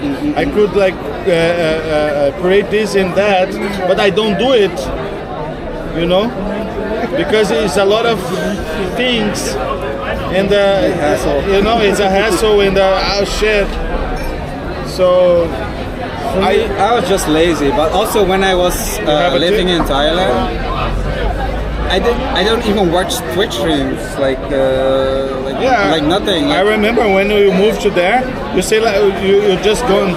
Yeah. Like, where's Narcotion? I unsubscribed to everybody, and I simply didn't watch it because anymore. you live in another country. For me, it was new and like you live in the life there. Yeah, but after like so many years right now, and I know the feel of the country and everything, and you feel comfortable there. I feel very comfortable, and fuck yeah. Now I feel like I should start streaming again. Brazilian gang will watch Narcotion. Hell yeah! Thank you, Randy. Oh yeah, they will Narcotion. Yeah, this time I will. And I because we have a Discord, which is called IRL Brazil. It's a Discord. It's just like a Bella Box Discord. It's a Discord that we use for people that are into streaming. And they want to get to know how to build a setup and how can I start it. So me and Random, we create this Discord to share knowledge about IRL. And there's a lot of people there. We create a community there, and people are like, if they have like, oh, I want to get into IRL, what do I need? And we help them, you know. And also, new streamers, when they start, they go live, and there's no one watching them because you know how hard it is to start on Twitch. There's like one viewer for we were streaming for 1 month, and there's one viewer, right?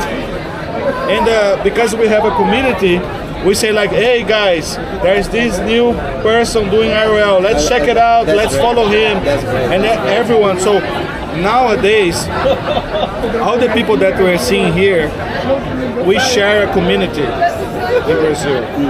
And so we are very helpful in a way that if you're starting now, there will be people there watching. It's not going to be a huge, but there will be people there interacting with you. If you're starting, you want at least like, let's say 5 people. At least. Like, and hopefully talking, you know. Yeah, because the hard thing about IRL is when you start, you need interaction. And there's nobody chatting. Yeah, you need interaction. And at some point you're like, you don't know what to say. Yeah, you know. Yeah, I know. Mogen wij 2 biertjes alsjeblieft? Dank je. I know. It's really hard. Like I've seen struggling streamers. Like the last how many years Twitch is going? 15 years. And doing really good stuff, huh? They like. Yeah, quality streams, but they only have 2 viewers. Yeah, and like, what the fuck is going on? And they're doing really good stuff. And then they get demotivated, and it's like, oh yeah, there's no interaction. No interaction, nobody's chatting. They get demotivated. Yeah, I know. Yeah, there was one guy that we loved his streams, and unfortunately, like his streams was like getting a little bit low. And there was one time he said like, hey guys, can someone go to my stream because there's like 1 hour that no one sent a message. So I can feel that, you know? And it's really hard for you because there is a technique when you start streaming. I always tell them, people that want to start streaming, just continue talking. Yeah, because there's a technique like just say what you're thinking. Yeah. Even though there is nobody is watching, you're practicing how to do IRL. And actually, sometimes you think there's nobody watching, but there's actually like at least 10 people watching. Yeah. And sometimes the numbers they don't see like correctly, you know. Yeah. So you just think out of your mind. Just say it. Because if you keep quiet, it can be a little bit boring. People go in and nobody's saying. Every time you went to the toilet, I was like, oh fuck, I was quiet, and then I'm just saying random stuff and like I don't know, just to keep on going. Yeah, lurkers, and honestly, there's more lurkers than people chatting. It's normal, and also I'm a lurker. Like I watch Tusted all all the time, and I never say I know. anything. Sometimes I don't even say hello. I just watch it. And Like, I think this is beautiful because you, 705, most of the time you don't understand shit what's happening. Like you can see what's happening, but you don't understand. Yeah. But you're still there. You're just lurking. just watching around. You right? say hello, say like, whoa, we're here. That's nice. Yeah. You know? Like even like at the bigger streamers, like Hitch, I almost never say hi. I'm just there lurking, basically. Me too. I don't say anything. Yeah, lurkers are part of the normal stream. That's how it goes. Lurkers are the best. And I can say this from my own experience. Sometimes I'm watching a stream for hours and I didn't say anything, but I'm hooked and I can tell you everything that happened there. And the streamer, they don't really realize. So you are streaming and you say, oh, there's nobody interacting, but there's someone that is just like this. Yes. Watching you. Yeah. Like this. Actually really watching. He's actually watching you, but he's not interacting, but he's watching you. Yeah. There's so many people that are doing that. Yeah. Also, sometimes like I have a stream open just because I always have one stream open at least. But maybe I'm not even watching. I'm watching YouTube or playing a game. But I always have a stream open and have the audio playing. You go over there. Yeah. That's how it goes. That's how it goes. And that shit, I appreciate it sometimes. Like, you know, like sometimes I'm like in a very isolated place, streaming, and I'm having my vibe there. For instance, I was not this time, but some months ago, I was in Zealand, and I was like having a very chill stream, very chill.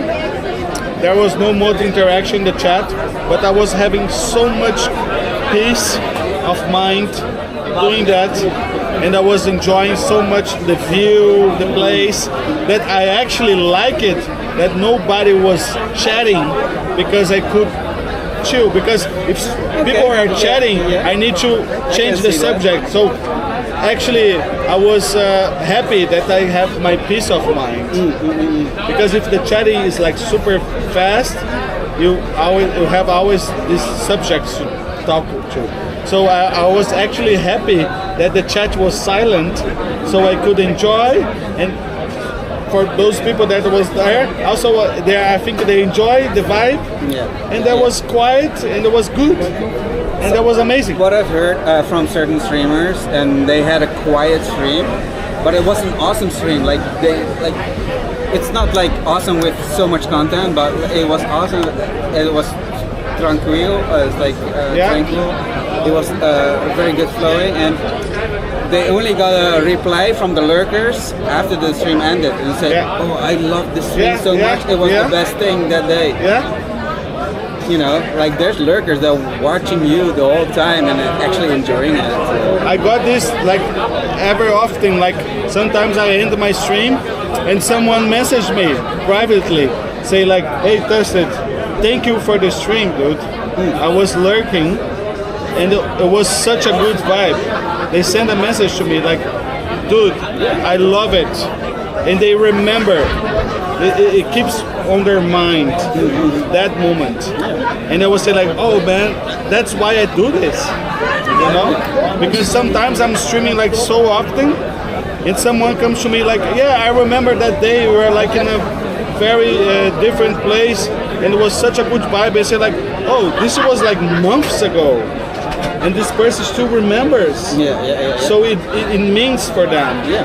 So I would say like, "Fuck, this is so cool, man," you know? And sometimes say like, "Oh yeah, there's no interaction." Fuck interaction. Like interaction is good, but it's not the end goal, you know? Sometimes people just lurk, and that's good.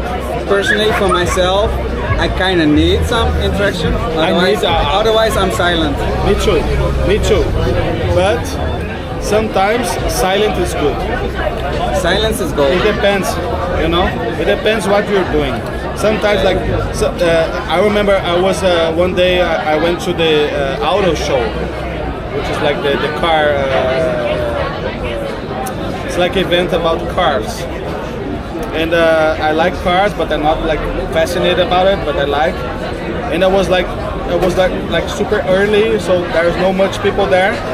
So I was like showing like Ferraris, Maserati. It was like fucking good content, and it was, but there was no much interaction, and it was like fuck, man, it's not working. You know, like Yeah, some people will feel demotivated. Yeah. So, but after this, people are starting to, oh yeah, you're here. Oh, nice. No, that's cool. Because also the time zone interferes, so people are like come late.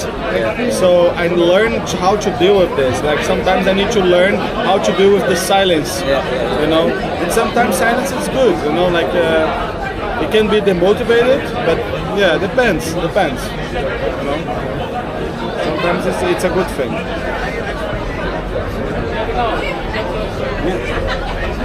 I wanted to say something, but I forgot. It doesn't matter.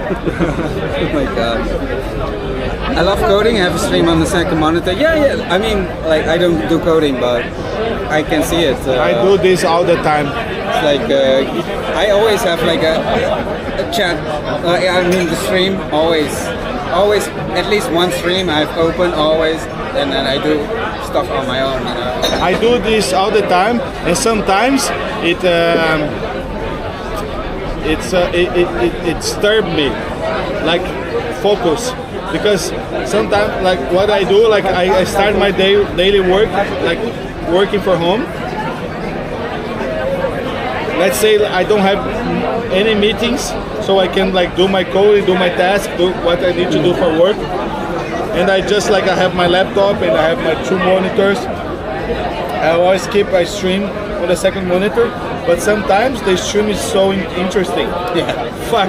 Keep watching. Yeah. Sometimes I just close my laptop and like watch the stream. It's like shit. Sometimes something happens like loud. Yeah. What's going on? I put my headphones because sometimes I'm not listening. I put my headphone and stop working, you know. Sometimes it can be disturbing. Yeah. What's going on? E aí, Isabela, beleza? Seja bem-vinda, Isabela. Welcome. Where's the guy? Isabela, como é que você tá? Tudo bem? Seja bem-vinda aí. A gente estava falando sobre streamers brasileiros. Aí eu dei um shout-out pra galera toda do Brasil. Tinha um pessoal de fora aí no chat, ainda tá. E aí eu dei um shout-out pra galera toda do Brasil aí. E aí eu falei, ó, reconhecer um pouco lá do sul do Brasil, Cascavel. Check it out. Bom demais, muito bom. Estamos aqui, estamos tomando uma, já tô ficando meio bêbado já. Mas a gente tá aqui no aquecimento da Twitchcon. Tô trocando ideia com o nosso brother aí, Narcocha. Brother que a gente fez na Twitch há muito tempo atrás. E Narcocha é muito firmeza, nossa. I love this guy, he's amazing. E estamos aqui trocando ideia com o Narcocha, falando de várias paradas. E é isso aí. Danke very much. Tschüss.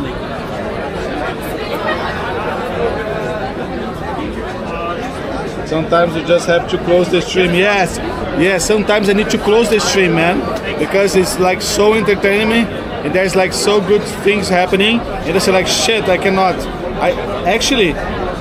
I need to turn off my computer, like my home computer, because I have a laptop just for work, and I just like say, dude, I say like it's 3 p.m.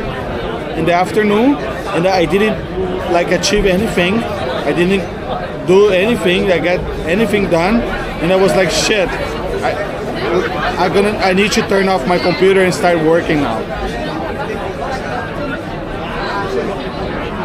Vamos, a gente vai abrir live todos os dias. A gente vai abrir live amanhã, né? Hoje o pessoal tá chegando aqui na cidade, né? Vamos ver se a gente encontra alguém, mas acho que agora acho que não vai encontrar mais ninguém. Amanhã a gente vai abrir live também por volta das 10 horas aí do Brasil, 11, 10 horas.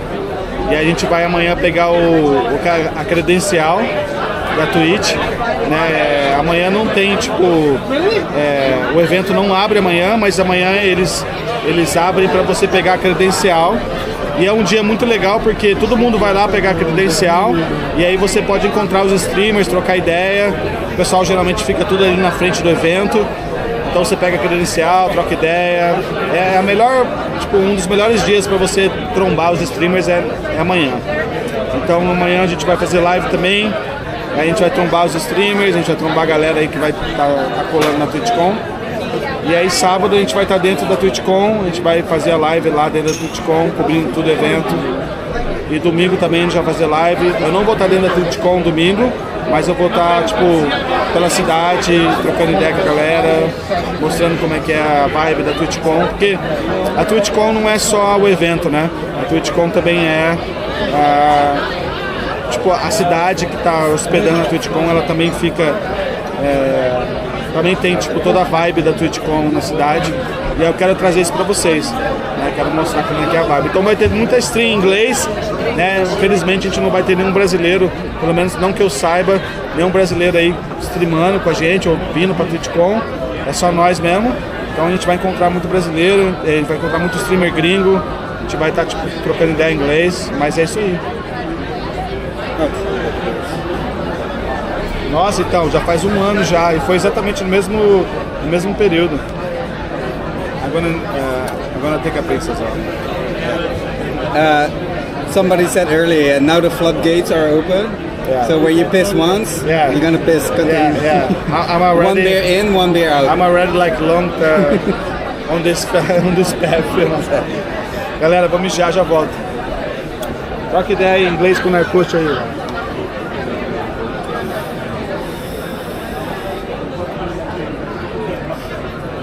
See, now I'm gonna be quiet, like, oh my god. Now it's all on me. It's like, oh my god, 280 viewers. No, it's only 26, but it's fine. Now courage to start the stream. I mean, I could. I have a selfie stick and I have an S25. I could start streaming actually. This is a trial run. Dude, I hang out with streamers so often, like I'm kind of used to it.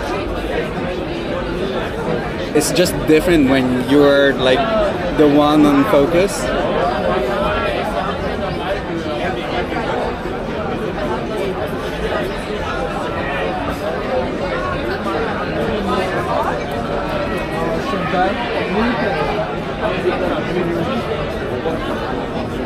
See, right now I have no clue what to talk about, and it's only you guys that I can react to, basically.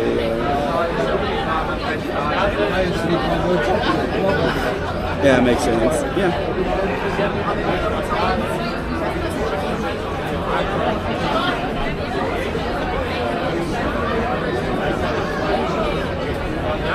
So I have to wake up in like 4 hours. Oh my god. And we got another beer.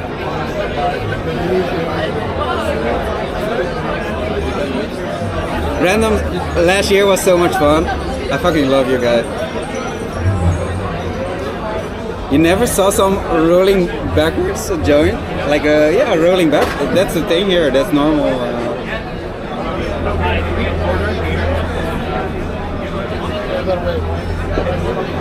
Isabella, always blown away by how many times your boyfriend starts going to the bathroom. Yeah, after the first time. Yeah, it's like, it's a saying, like the floodgates are open. So when your first piss, then many pisses afterwards. It's basically one beer in, one beer out kind of deal.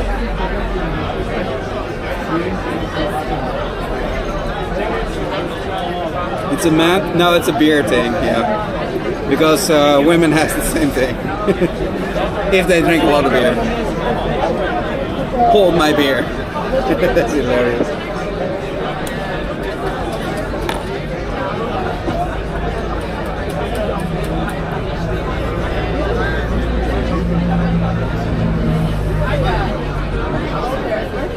Yeah, rolling inside out. We call it rolling inside out.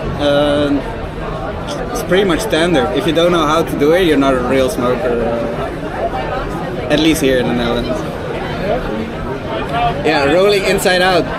Roll inside out? Do you roll inside out? No, I don't. It's not a real smoker, dude. No. You mean like joints? Yep. No, I don't. I tried once, but I couldn't. I mean, it's difficult, but you get used to it. Like when you. Like, I tried once, and it was like. Yeah, it fucks up. Yeah, I was like, fuck it. I just didn't. Honestly, when I get like really drunk, I will roll the normal way as well because it's like too much hassle rolling inside out. When you do like outside out, it's you use less paper. It's better, right? Yeah, less paper, looks cleaner, looks cool. Looks cool. Looks cool. You have a tips? Yeah. I remember Ray Dempler is a master doing that. Yep, yeah. And he does like also the burning thing that you burn the Oh yeah. the spare. I like the licking and ripping it. Yeah, that's clean cool. That's because cool. that gives the cleanest one. I think I'm out. You're out? Yes. Shit. I think I'm out of tips. That's no problem. I mean, you can just roll.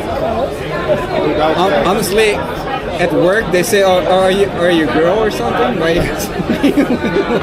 It's like a Wide West thing, you know, like without tips. And then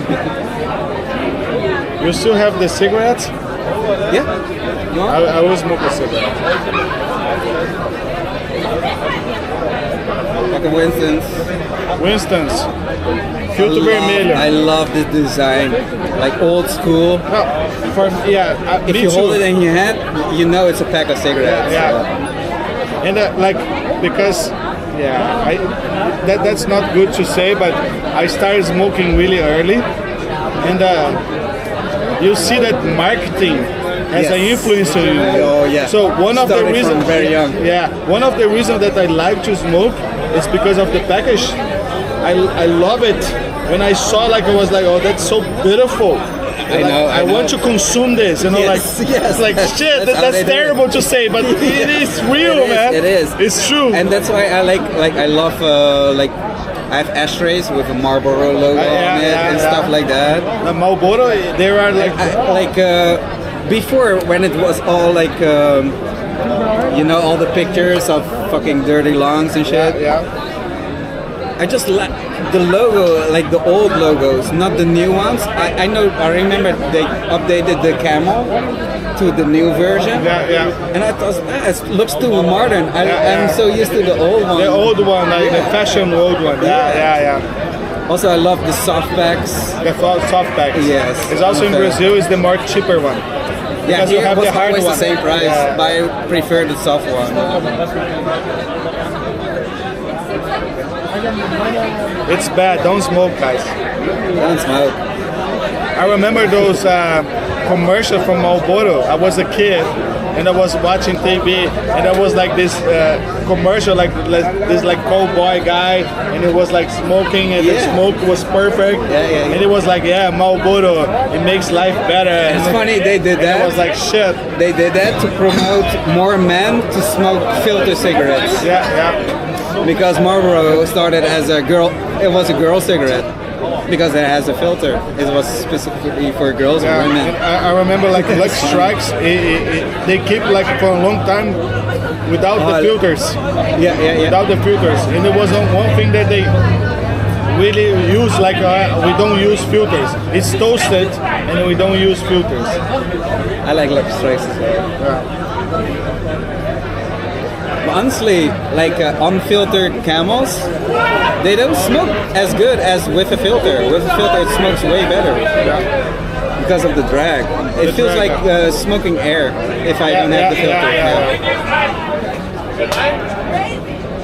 That's crazy, man. And one of the things also, when I was a child, I was following Formula 1. Because of all the designs on the cars. Because of the Ayrton Senna, one of the greatest pilots ever, like the Brazilian one. Mm-hmm. So Senna, his car was red and white because of the Marlboro thing. That thing was beautiful. Same with Michael Schumacher. Yeah. Olha o IVD maluco chegando aí, galera. Salve, salve. Salve, MVD, tamo junto. Dá-lhe Twitchcon. Aí, ó, mandou 21 meses aí de sub. Obrigado, IVD, tamo junto, irmão. We just got a raid. Yes. I mean, I have the same chat. I can see it.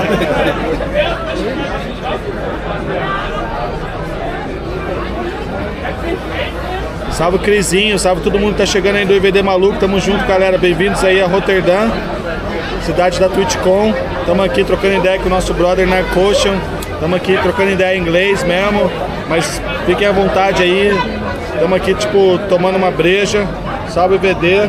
Valeu aí pela raid, tamo junto. Todo mundo aí que tá na stream aí, não conhece o VD maluco. Faz stream também de RL, faz stream de games. O cara é brabo demais. Vale a pena conhecer o canal dele aí. Segue o mano, brother demais. Tamo aqui, Twitchcon Aquecimento, VD, tomando uma, trocando ideia, irmão. É nóis, velho. Tamo junto, irmão. Queria que você estivesse aqui, velho. Se tivesse aqui, ia ser foda demais. This guy is one of the best streamers I watch. Really? I love him. I love him. He also does RL. IVD? Yeah, IBD maluco. It's like IBD crazy. Wait, how do I... Na próxima você vai estar aqui, velho. Mano, na próxima, velho. Já começa a juntar uma grana aí. Na próxima eu quero que você tá aqui, velho. Você vai dormir lá em casa. Vão receber você aí, eu, a Rocket e VD na Twitchcon. Vai ser foda demais, velho. He wanted to come, but yeah, it was too expensive. But maybe next year. Oh.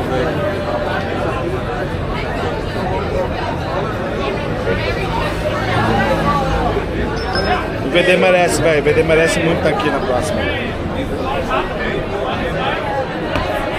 Ano que vem vai ser aqui de novo. Pelo menos é o que a Twitch falou, né? Vamos ver como é que vai ser.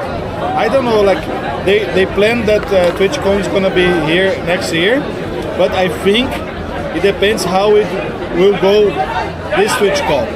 Because if this TwitchCon is a little bit floppy, I think they're gonna change it. No, I think they already had an agreement, Like already planned. Like a contract, huh? Yeah, like a contract. So I think it's next year as well. It's settled. Yeah, it's settled. Yeah.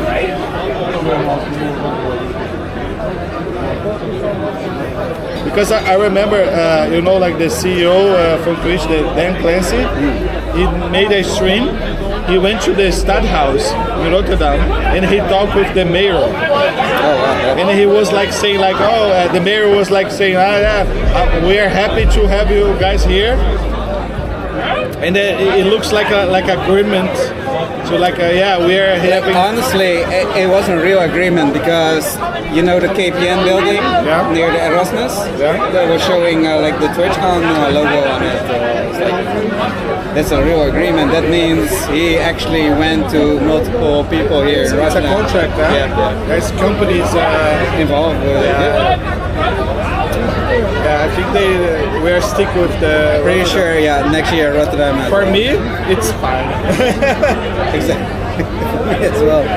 For me, it's perfect. Honestly, I think Amsterdam would be way better. Even Utrecht would be really nice. Yeah. And actually, for me, if he's like in the Netherlands, it's perfect. Even though, yeah. I mean, my first TwitchCon tickets I bought was for TwitchCon Berlin. Berlin? Yeah, which was cancelled because of COVID. Twice. Well, like in 2021? I think 2020 was 2020, yeah. And they refound the tickets? Yeah. So I got the money back and I still keep the badge. The badge? Okay. It's a rarer badge, huh? Yeah. I don't like the new badge of this year. It's so lame. Yeah. And actually, I was wondering because I saw like the number 10, and it was like it's like because of the city, like new team, but actually it's like the 10th edition. Yeah, I didn't know, and yeah, it doesn't look good. Yeah, it doesn't look good. What is the one from last year? I forgot. It's a windmill. Oh yeah, the windmill. Yeah. I like the one from Amsterdam. Yeah. Tulip. It's tulip. nice. That's nice. The badge that I like the most is the Las Vegas badge. It's the Twitchcon Las Vegas. It's kind of a casino thing, right? Yes. That looks really cool. Yeah, this is one thing that I think I would never go is to America for Twitchcon. It's so far. So far. It's expensive as fuck. I would never go to a country simply because there's a Twitchcon. I went to Paris because it's not. I mean, it's close by. It's close by. It's just like like Europe is almost like, let's say, one country and you can go anywhere in Europe very fast. It was like a 5 hours 5 hours drive. That's okay. For us Brazilian, 5 hours. I remember you go to the next village. I remember I was driving and then Jasper was with us, and we stopped by like in the middle of the trip. We stopped by just like to grab something to eat, and he was like super worried with me, like, hey dude, are you fine? Do you want to switch places because maybe we are tired? And it was like, no, this is normal for me. Yeah, it's only be 5 hours. I used to drive like 5 hours to visit my parents in Brazil. That's like, this is fucking normal. It's like 5 hours for me is nothing, dude. It's nothing. Like 10 hours is tiring. 10 hours is tiring. Yes. But 5 hours, it's okay. 5 hours, it's okay. And I was like, shit. I was looking to Rocket Fall and was like, what the fuck? On a motorbike? 2 hours, 3 hours, and then your butt hurts so much. And also the wind and everything. Yeah, I mean, if helmet. But it's different. But I was talking to Rocket and say like, so in the next village, like the next village, 5 hours. 10 hours we started to hallucinate it. There was one time I was in Brazil with my brother. That was crazy, man. Because my parents, they live in the capital, which is Brasilia. And from Brasilia to Minas Gerais, which is another state, it's 12 hours drive, 12. And we just like, no, let's go. We're like young and fuck it. Yeah.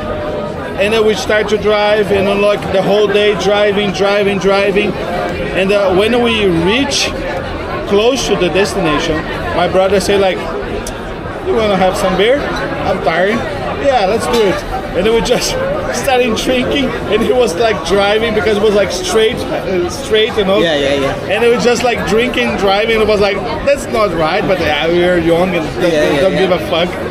And we were just realized when we reached our destination, my brother, he got a message from his friends, say like, yeah, they're in a bar, let's go there. And we just like park the car, say like, yeah, let's hang out in the bar. Like after 12 hours driving, we just like, straight into the bar.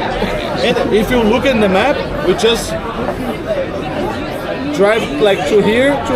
In Brazil is like this. Yes. You know, it's like crazy. 12 hours is just like this. Just one straight road? Crazy. One straight road.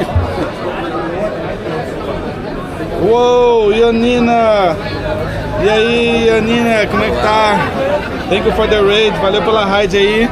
E aí, Yanina, como é que você tá? Valeu pela raid aí. Sejam bem-vindos. Drunk da eu peituda. Boa noite. Sejam bem-vindos aí, a galera que veio da Ionina aí, tamo junto. Satisfação, valeu pela raid aí, a gente tá aqui.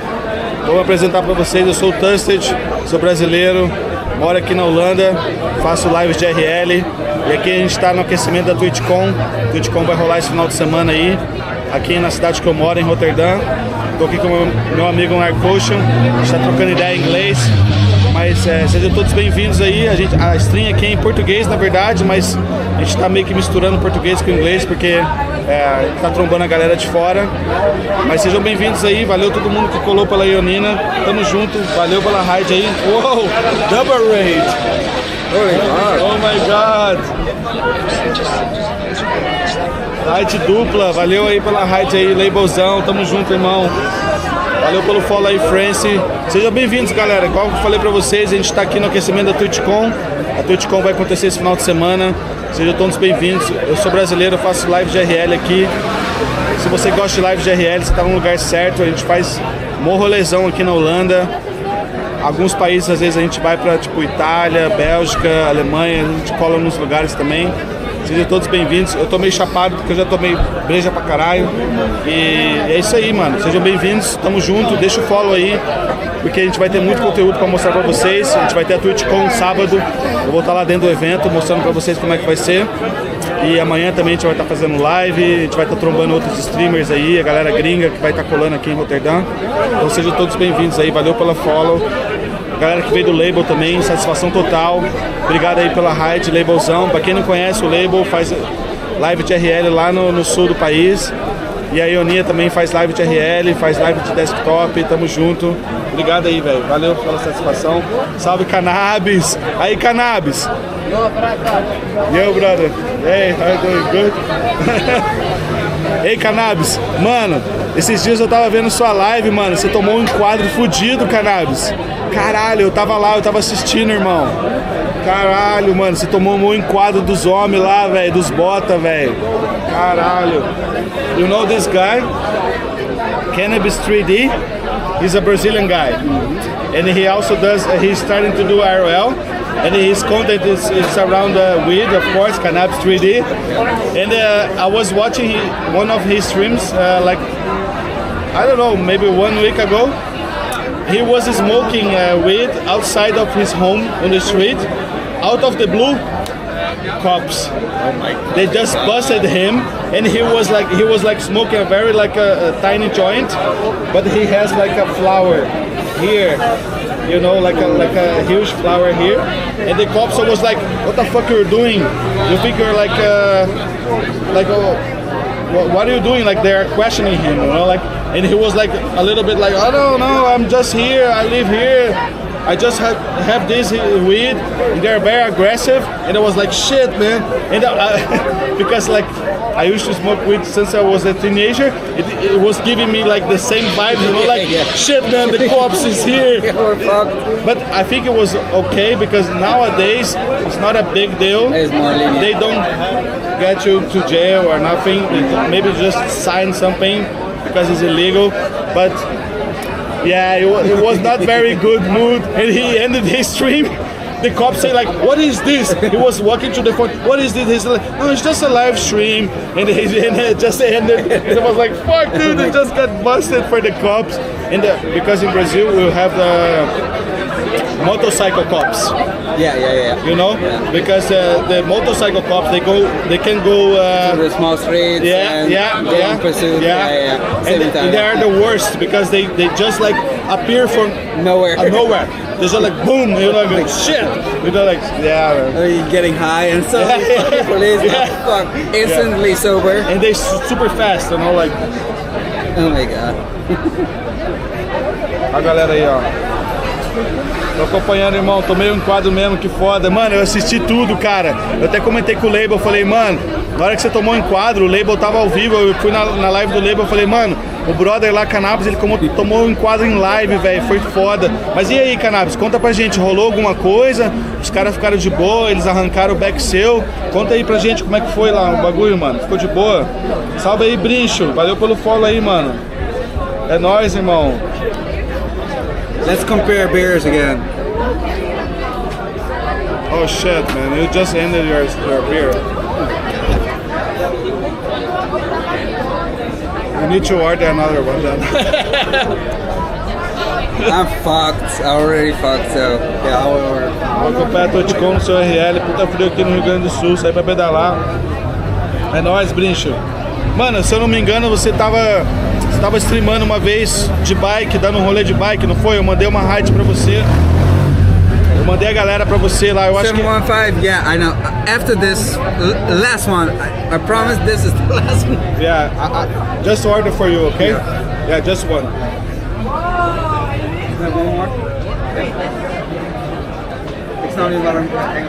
Os homens embaçam. É nóis, irmão, é nóis, velho. Valeu pela presença aí também, tamo junto, irmão. Eu mandei a raid pra você lá e a galera não conseguiu conversar, a galera não conseguiu mandar mensagem, mano. Tira aquela parada de follower chat, mano. Aquilo lá só atrapalha, tá ligado? Deixa aberto pra galera mandar mensagem, mano. Mas é nóis, velho. Valeu pela presença aí, tamo junto. A gente vai estar aí fazendo RL na Twitchcon. Vamos estar também, tipo, legalizando uns back aí de vez em quando aí. Vamos ver como é que vai ser. O foda de fumar back eu fico muito louco, mano. E tipo, quando rola a Twitchcon, você encontra com muita gente, tá ligado? Você encontra com vários streamers. É tipo bagulho emo social, tá ligado? Você troca ideia pra caralho com a galera. E, mano, às vezes você fuma um back, você fica perdidaço. Mano, ano passado a gente também teve a Twitchcon aqui em Rotterdam. E a gente entrou na Twitchcon. E como, tipo assim, aqui na Holanda, tá ligado? É mais de boa pra galera fumar, você pode fumar na rua e tal. Mano, a gente fumou dentro da Twitchcon, velho. A gente tava com um brother também do Brasil, o Randall, que tá aí no chat, ele veio pra Twitchcon. A gente tava lá na Twitchcon, dentro do evento. Aí tem a área de fumante, a gente foi na área de fumante. A gente trombou uma streamer que é brasileira também, que faz live lá em Amsterdã, a Stephanie. E ela tava fumando um beck. E a gente falou, nossa, e aí, Stephanie, beleza? E ela falou, mano, vamos fumar com nós aí. A gente fumou um beck no meio da Twitchcon, velho. Foi da hora pra caralho, velho. Foi muito foda, velho. Bate aquela ansiedade, ó. I was talking about smoking weed, especially on this event now, because it's like Twitchcon is very social, right? You need to interact a lot of people. And sometimes when I smoke weed, I become a little bit more like introvert. Exactly. That's why I didn't smoke at all. Yeah. So I was telling them that, like, sometimes they say like, oh yeah, here in the Netherlands, you, like, smoke and everything, but it's like, yeah, it's difficult, guys. If I smoke, I'd be like, oh shit. Like I had a time that I didn't smoke for like 4 or 5 years. Yeah. Like no weed, and I'm slowly getting back into it, but I cannot smoke like how I used to. Like, no. I smoke joints like cigarettes. By yourself. Yeah, like anywhere, doesn't matter. Yeah. I go to the doctor before I go to the doctor. Yeah. Me too. I go to work. Could smoke a whole joint and talk with my parents with no problem. Yeah. Now, if I do this, I'm fucked. They're gonna say like, "What the fuck is happening with you?" I was like, "Oh shit, sorry." Like, you know, like it's crazy, man. Nee, alleen één beetje. I was telling them that there's one thing that is cool inside Twitchcon. Last year, I was inside Twitchcon with random, and we just want to smoke a cigarette. So there's like a cigarette place to smoke, like a tobacco space. Inside the tobacco space, when I went there, Stephanie Quattro was there, smoked a joint, and I was like, "Hey, Stephanie, how you doing?" So we smoked. We smoked with her. Yeah. And I looked to Random, and it was like, "Random, I'm crazy." But inside the smoking area, there was a Heineken stand selling beers. And there was no one in the line. I was like, what is this? Twitchcon in the Netherlands. I can smoke weed. I can have a beer.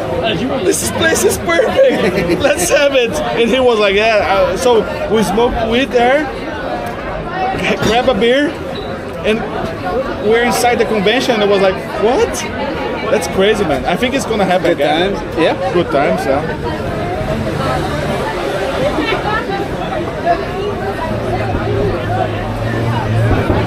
Imagina a qualidade dos bichos que acaba ela carbura aí. Minha meta agora é calcular a Twitchcon. Mano, então isso é uma das coisas que, tipo assim, igual eu tava falando pra ele aqui, tipo assim, no Brasil, mano, eu tava muito acostumado a fumar um beck inteiro, sozinho e de boa. Porque, velho, é prensado, tá ligado? A gente consegue lidar bem. Agora aqui, irmão, o bagulho é outra fita, tá ligado? Tem uma galera que segue a gente que curte, tipo, um beck e tal, curte fumar. E os caras sempre falam, pô, Tusted, vai fumar um beck? Você quer? Eu falei, galera, beleza, vamos fumar. Só que assim, mano, o bagulho aqui é mais forte, tá ligado? Não dá pra eu fumar um beck inteiro. Se eu fumar um beck inteiro, eu não consigo nem fazer live, velho. Então, tipo assim, o Randall sacou isso. O Randall, ele veio pra cá. A gente fumou a Amnesia Haze, que é uma strain aqui, a Amnesia Haze. Mano, a gente deu 2 bolas. Ele olhou pra mim e falou, não, velho, não dá, velho. Não dá. Mano, você dá 2 bolas, você fica loucaço. Você fica tipo, caralho, o que tá acontecendo, irmão? tipo assim, THC 22%, tá ligado? É forte, mano. I was telling them like, I mean, it's a haze, you know? Because when you smoke weed in Brazil, mostly the weed is like not very good quality, so you can stand more, you know, like because it doesn't make you so high. But here, the quality is like like strong. It's strong, so I cannot have like. You'll be like, yeah, fuck, man. Like, yeah. If you're not used to it, if you don't have a tolerance, yeah, it's fucking strong. It's fucking strong. I mean, it's a haze, dude. I mean, it's a haze. It's like boom. It's just like a bat on your head. It's funny. He said amnesia is like a bat to your head, but for me, amnesia haze is like normal. It's what I use if I want to be normal and get high at the same time. I mean, amnesia haze is like the standard for you, right? Yeah. Yeah, because you can here in the coffee shops you can grab more the Cali weed, which is like way more stronger. Yeah. Like over like 35% of THC. It is like fuck, dude. It's very strong. Yeah. And since I stopped and getting back to it, I like the cheaper ones, like amnesia haze is the cheaper haze. Yeah. I like the indica ones. Indica. Yeah. I like indica, but only when I go to bed. Yeah, because it makes you sleepy. Yeah. Yes. Yeah. Yeah, you smoke indica, you go like, oh shit. Yeah, it's Lançado é 2% de THC, mano. Não, local fechado você não pode fumar, mano. Aqui, tipo assim, você pode... É um pouquinho diferente do Brasil, por exemplo, quando você tá sentado num bar, tá ligado? E tem um toldo em cima, mas é uma área aberta, você pode fumar. Tipo, igual a gente tá aqui num lugar, tá ligado? Vou tipo, até virar a câmera pra vocês verem. Então, tipo, a gente tá aqui num lugar, tipo, é um bar, um botecão, aqui em Rotterdam, tá ligado? Tipo assim, você consegue fumar de boa, tá ligado? Aqui você consegue fumar. Se quiser fumar um bag aqui, tá de boa. If I want to smoke a weed here, it would be fine, right? Yeah, you can smoke weed there. Everybody smokes weed there. Yeah, I can smell it. Yeah. Like, especially this bar, that's why I always go to this bar, because you can smoke weed. Yeah. Então, tipo, esse bar aqui, ele é um pouco mais alternativo, tá ligado? Ele é um pouco mais de boa. Mas é lugar fechado mesmo, tipo lugar dentro do bar, você não pode fumar cigarro, eles não deixam. Então, tipo assim, lugar aberto, se tiver tipo na rua, você pode. Se eu quiser acender um beck aqui também é de boa, é suave, tá ligado? Mas cigarro... Vou falar pra você que cigarro é mais banalizado do que maconha aqui, velho.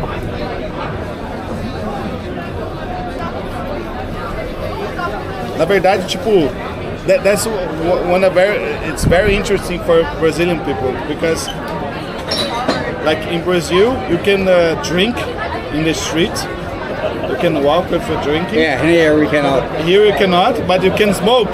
Yeah. So that's really like what? It's a brain fog. It's like what the fuck? Because like in Brazil, it's super illegal, and sometimes like people also there's like this cultural thing, they judge you. So they see you smoking weed, they say like, you're smoking weed, you're like it's a it's illegal, it's a criminal thing. They're gonna say look like, at this pour. Yeah. The bartender likes me. Yeah, because sometimes it's like this, huh? Yeah, so it's like this is the English pint. It is. Yeah. And então, galera, aqui você não pode beber na rua. Você não pode beber na rua. Se eu comprar uma cerveja e sair andando na rua, é ilegal e eu posso ser multado por isso. E provavelmente eu vou ser multado por isso. Então, tipo assim, eu não posso comprar uma cerveja e sair andando na rua bebendo. Mas eu posso fumar maconha na rua à vontade, velho. Eu posso, tipo, passar na frente da polícia. A gente já fez isso até em live já. Eu já fumei um beck na frente da delegacia de polícia e o policial cumprimentou a gente, tá ligado? Tipo...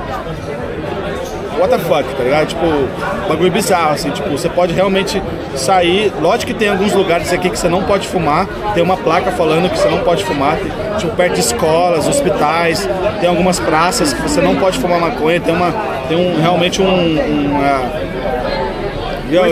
Which country? Brazil. Brazil. Yeah. Vlog. It's a live stream. Live stream. Yeah. Wait. You know Twitch? Come in the live stream. Wait. Yeah. Somalia. That's Brazil. Hey, Portugal. Portugal, yeah, Portuguese, huh? That's good, man. Live Nice. stream. Yeah, live stream from Brazil. Have a good time. No. Yeah, I'm good. Enjoy. It's so funny, they're trying to sell us cocaine. Yeah, eles tentaram vender. O cara me ofereceu pó, tá ligado? Tipo, what the fuck? Hey, oh, you want some cocaine? Não, o cara ofereceu. Ele virou pra mim e falou assim, I want something. Yeah, they didn't say cocaine, but sometimes it's very straightforward. Sometimes I'm passing here with the stream, they go with me like, hey dude, cocaine. It was like, no, I'm good. I was like, what the fuck? Like the middle of the street. Yeah. And I imagine like if you want to buy it, it's not the good quality, huh? The quality will be on the street. It's gonna be bad. But they're expensive. Rotterdam is the main ingest for cocaine into the whole of Europe. Yeah. So you can get good stuff if you know the right people. Yeah, if you know the right people. It goes it goes from South America to Morocco first, and from Morocco then to Rotterdam, and then from Rotterdam to the rest of Europe. I think also Antwerp port. Oh yeah. They go there because I think Antwerp port in Belgium, it's less, not very. Like they don't watch too much. Yeah. Maybe it's more easy. More easy to go. Yeah. But I think that was one stream. I was filming the containers on the Master River. Yeah. And someone say like, oh yeah, that's a really big batch of cocaine coming. Oh yeah. It could be. Yeah, I was the one that said that. Yeah, I think Like you were the one. Like the container ship. I say, oh, there must be a lot of cocaine. You were the one, yeah. Because you know.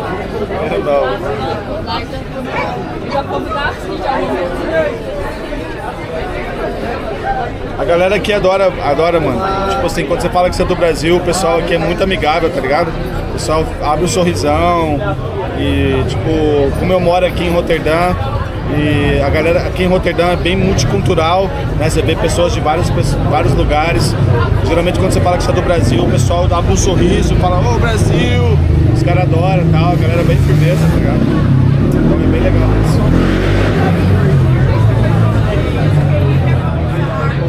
Yeah, regulated. Yeah.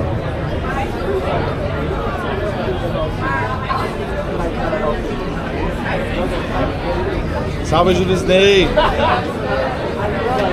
Mas tem essa curiosidade aí que você pode, tipo, aqui você pode andar na rua, fumar um beck, você não tá fazendo nada de errado. E se você estiver bebendo na rua, você tá fazendo algo de errado. Essa é a... Vocês ficam aí com o impacto cultural aí, bem viagem. Pra mim isso, até hoje isso, eu moro há 4 anos aqui e até hoje pra mim isso é surreal. I was telling them that even that I live here for like 4 years, to be able to see people smoking weed freely and not drinking, it's surreal for me. Like it's like it, because just like I told you many times, like I grew up when I went to smoke weed, it was like such a hassle and a problem, and you think about your parents, think about someone gonna snitch you, or you know, like a police also. Because when I started smoking, it was a little bit more aggressive. If you get caught, you go to the police station and they call your parents and you sign and it sticks with your name. So then you fuck. Yeah, you fuck because you have like a file, you know. You don't go to jail, but no, just a police officer. But you have like a history. Yeah. You know. Nowadays it's not like this. It's a little bit more easygoing, but for me, like I remember like smoking weed in Brazil was like adrenaline. You have like adrenaline, you know, like oh shit, like we're doing that. Yeah, like, and I have to quick and fast. And you know? I think you didn't have this feeling here, right? No, not at all.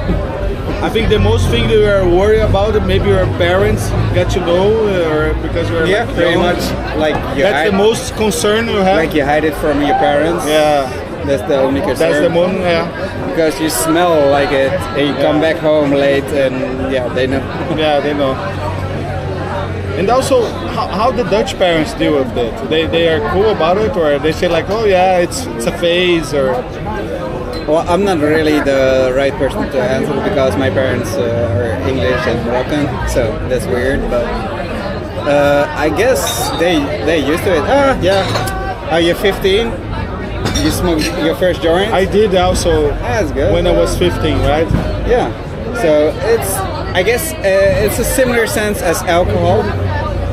Like you get drunk on 15, you puke, you look like an idiot. Yeah. And your parents say, it's okay. It's not a big deal, huh? It's not a big deal. It's not like, oh no, my son is a drug addict. Yeah, because in Brazil you have this concept that if you are smoking weed, you're going to have, next step is going to be like hard drugs. So they worry about that, you know, like oh yeah, he's going to like cocaine and heroin or something. So there's this concern about it. But here I think they say like most of the Dutch people that I speak about this, and they say like I say like do you smoke weed? They say like no. I used to do like when I was a teenager, but not a lot of anymore. people grow out of it. Like they smoked as a teenager, and then it's like, oh yeah, whatever. Doesn't make sense to smoke anymore. Still to this day, it's always alcohol. That's the number one. And if they want to, if they feel like it, they can do it, and there's no pressure. Or, oh yeah, I'm smoking weed. It's just like it's so normalized, and that's actually a good thing. It's so normalized that it doesn't create this. I know what you mean. Because when you forbidden, then you I want it. I want it. It's forbidden. It's forbidden. But when it's not forbidden, like of course, like by law, you need to be like 18. 18. So like I understand when I was 15 till 18, I was like trying to get ask this person, they can get it from there. Okay. I remember one time giving money, they went to the shop, I never saw them again. It's like fuck. Yeah, that was one day I was in Albert Heijn, and when I went out, there was like a group of teenagers, and they look at me, I look at them, and I was like smoke a cigarette before I go home, and they look at me again, and I was like okay, and they come to me say like hey, they started to speak in Dutch. I was like sorry, ik spreek geen Nederlands. They said like oh, we want to buy like a drinks. And could you go and buy for us? And I was like, no, not really. At this time, beer was from 16. 16. So now it's 18, but it used to be 16 when I grew up. Nobody cares if you bought beers. Yeah, but I refused because I was like, no, dude, I'm an expat here, you know, like I'm not doing this shit. I'm not buying drinks for like a minor. I did it once. Like I went to the coffee shop and there was I saw myself in them. Yeah, I can see that. And I was like, you know what? I will get you some. But honestly, honestly, I would never do that again because that will get me in like trouble. fuck that, man. Find another person. Like that.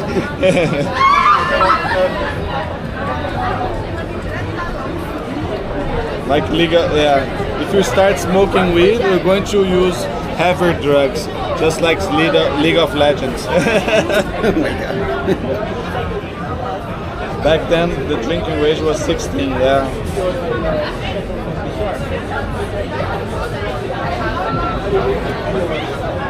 Worse than cocaine.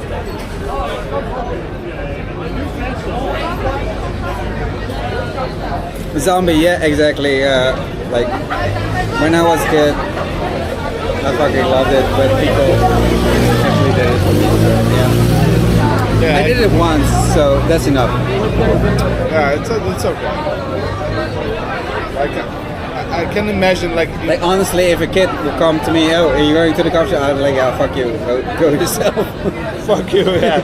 I would do the same. Nowadays, like, you know. But yeah, it's for us it's a very different. Sometimes I like to take the stream inside a coffee shop to show how easy it is. How is. Yeah, also the coffee shops depends where you go. Some hate it, some are okay with it. Yeah. Like the reef here, for instance. If I turn the camera down, they're okay with it. I can go inside with the camera down. Yeah. They don't. But most of the coffee shops in Rotterdam, they don't like it. The camera. Yeah, I've noticed this. Like my first time of streaming, I went to many coffee shops. Almost all of them were like, no, except for like one or two, and they were like, "What? You're live streaming? Where's this? I'm gonna watch it." Yeah, that's cool. Yeah. I think in Amsterdam you can find more of those. I guess so. Like the one Redemptor goes. The Balboa coffee shop. They are so friendly streaming. The Balboa, because they know it. They understand what you're doing. And they say like, yeah, if you don't keep like filming the people, it's okay. Just film yourself and it's fine. Yeah. And I remember I was there and the guy was like so nice to me. And they say like, yeah, I'm from Brazil. Sometimes people want to see how it is. And they said like, yeah, no, show them. And he was like showing the package with weed, and they were like closing up and all like, oh yeah, this is this type, and I was showing the menu. Yeah. And he was like getting That's into how it should be. Yeah. And like in Thailand, it's like this, right? Yes. Thailand, they are very friendly. Oh my god, that's so good. Yeah. Like streaming wise, no troubles at all.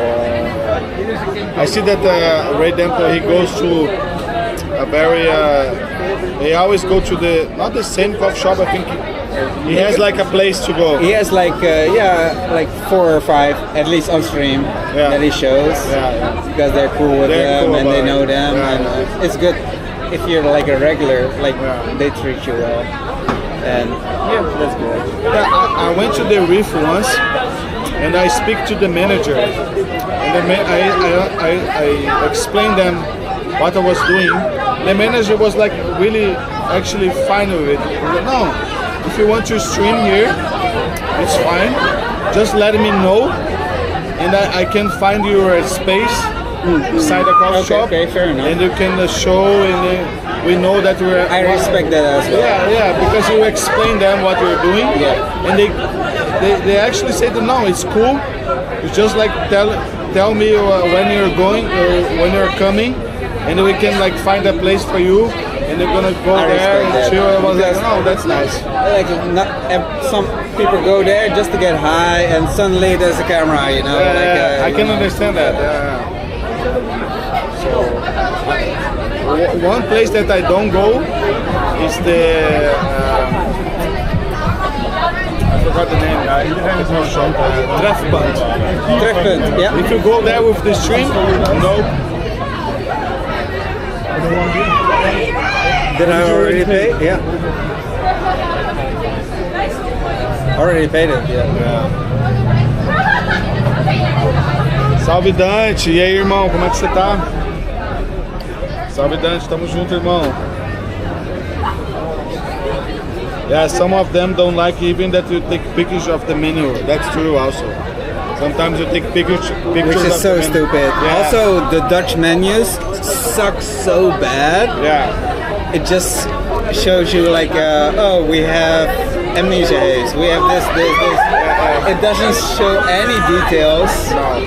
It's actually pretty crappy here in the Netherlands compared to, let's say, America or California, where they show you the percentage of the weed, how many indica versus sativa, and all the good stuff. To have this, you need to go like there's a coffee shop in Den Haag that it's just like it looks like a fancy store. It's actually more expensive, but when you go there, it's a whole experience. The guy explains you what types of weed it is, how many is percentage. If you tell them like, I would like to smoke a weed, to have a weed to watch a movie or be creative, or I don't know, go outside with my friends, they recommend you. You know, like there's a personal feeling. So, and when you buy it, it gives you a package with all the info. Yeah, this is rare. And it's not that rare. This is rare. It's usually just a menu. Here, this is it. What do you want? Oh, 1 gram. Okay, here. Go. And I remember the first time I went to a coffee shop here. The first time I went to was in the Feyenoord. I went there. There was a menu. Imagine it. For me, coming from Brazil, watching the whole menu, I don't know what I want. Yes. It's all new for me. So I got in and I was looking to the menu and the guy was like, hey dude, what do you want? And I was like, no, I'm just looking. And he was like, okay. And like 5 seconds later, hey dude, what do you want? And I was like, shit man, I don't know, it's like so confusing. There's so many options and it's my first time here, you know, like, fuck that. And I was like, shit. So the only thing that I saw was like White Widow. And I know the name, White Widow. And it's like, and it was like, okay, White Widow. White Widow's my And he was like, how much? And I was like, 5 grams. And he was like, okay. So it was the first time, the first and only time that I bought 5 grams of weed, because you don't need to buy 5 grams. You just want 1 gram, it's okay. So I bought like a whole package of weed, and I was like super happy. I was like getting out of the store smiling, you know, like, oh shit. And it was like, woo. And they were like, go, you know, like super fast. That's the typical Dutch shop. In the neighborhood. Especially with tourists, like when they see you're a tourist, they're like, it depends where you go. Yeah, it was a neighborhood coffee shop. So they just want, people know what they want. They're not choosing. No, like if you have a neighborhood coffee shop, you always go there, you know what they have, and the owner always say, oh yeah, now we have the good stuff for this range. You should buy this, not this, you know. You don't look at the menu. No. And people were like in the line, and that was a little bit stressful because people are waiting, you know. And it was like, shit, I don't know, man. This is all new for me. And okay, White Widow. So funny.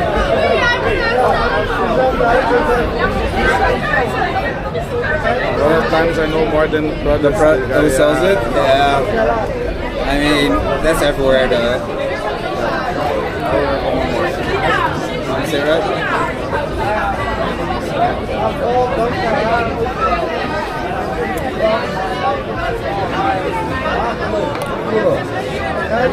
Now, Portugal, when I sleep, I will probably,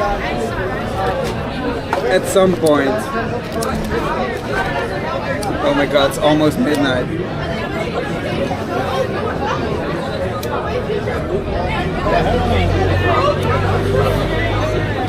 So this is the last time. Oh yeah, this is definitely the last. Yeah. Me too, for me too. Because I have to wake up in 3 hours. Narcotion, ele precisa trabalhar daqui a 3 horas, galera. Ele trabalha 3 horas da manhã. The last of the last of the last, yeah.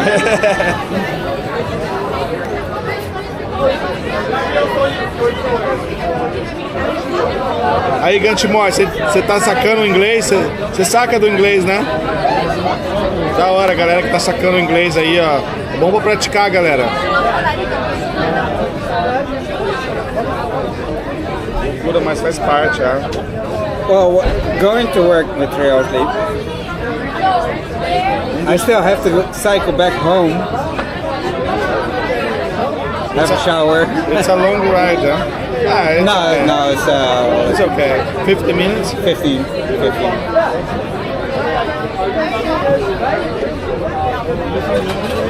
Ah, tá de boa, gatona. Tô meio chapado aqui. Daqui a pouco eu tô indo pra casa já. Essa aqui é a última breja. I'll be fine. I'm a professional. You're professional. A professional alcoholic. Não, mas você tá mandando bem, pô. Você tá entendendo a conversa toda aí, Gantimor.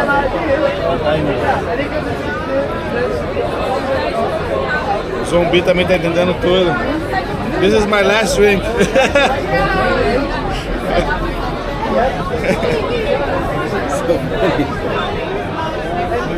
Rocket Falls, she's not going to Twitchcon, but she will be around.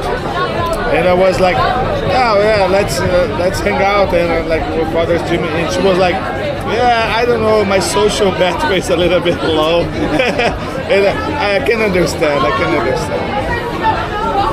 Come on, Rocket, let's go.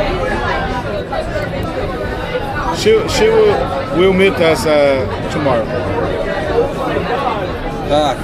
It's gonna be a heavy few days for sure. It's gonna be heavy. And you guys don't eat? No, we had chicken wings. Yeah. I don't know how many hours ago. We had chicken wings. 8 hours ago. And we're surviving off beer.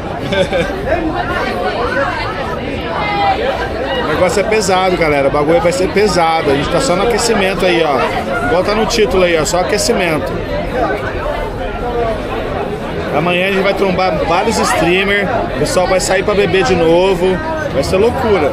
Sábado a gente vai ter um evento. Domingo a gente vai sair também. Então, ó.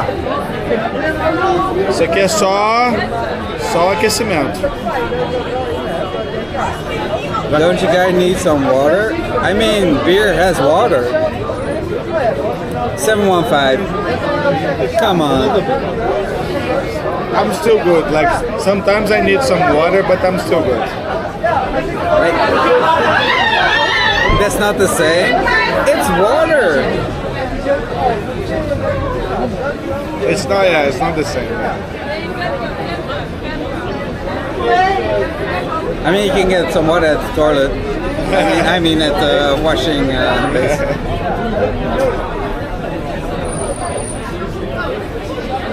Pure water? No.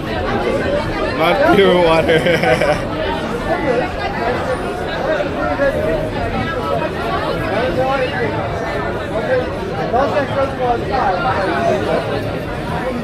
Because I put it on the title, warm up. Twitchcon warm up. We definitely warmed up. Yeah. That's the thing, you know. I like authenticity.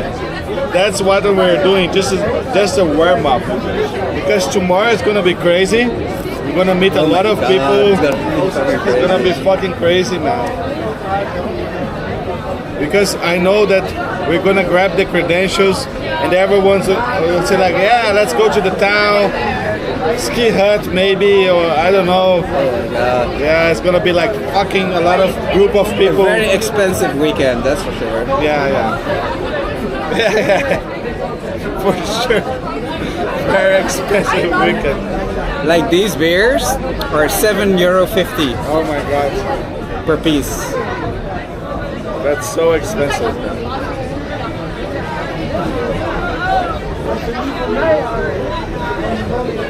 Eu vou ter que tomar alguma coisa, gatona. Engove.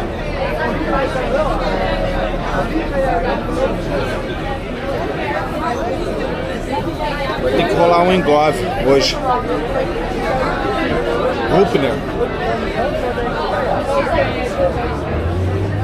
gulp in there.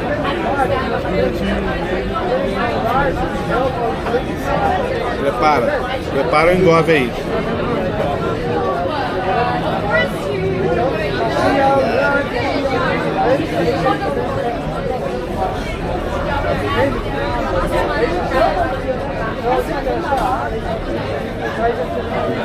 Comer um jafa? Não sei, gatão. Será? Então não tá fim não. Vamos ver, vamos ver. Well, in my backpack I still have 3 beers. Just put it in the fridge. What the fuck? A gente comeu, gatão. A gente foi no Grill Dog. I got salami.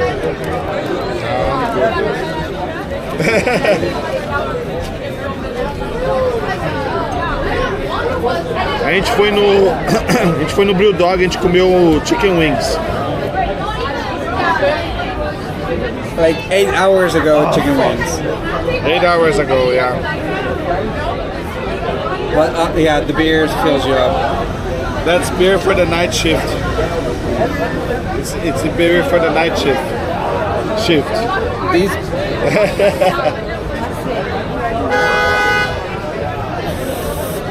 Let's go, Narcosha.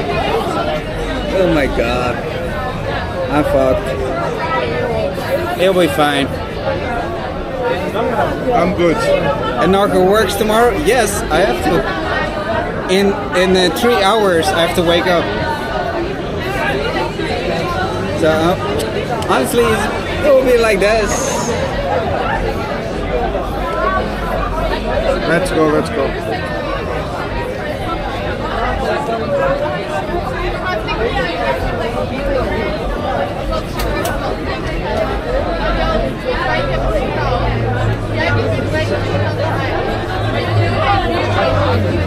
Mr. Heisenberg.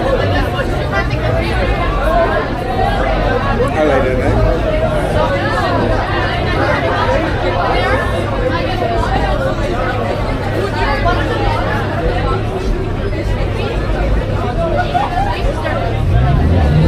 No, he means Mr. Heisenberg. That's more fitting for me.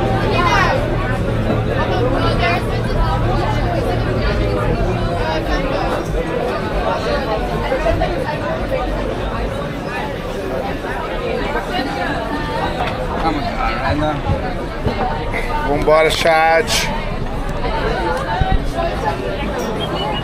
Vamos pedalando, vamos pedalando. Tá safe, tá safe.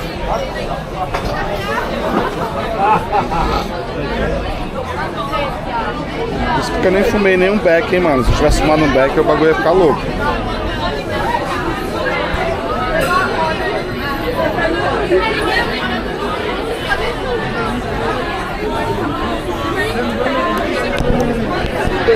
It's so busy tonight.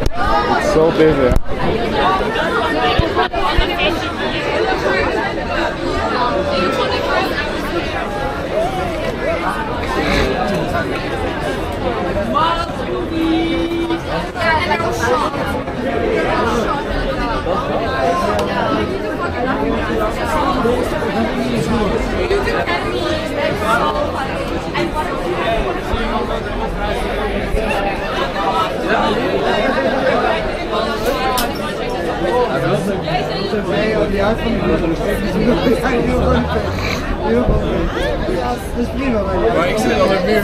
Vambora, Gantimor.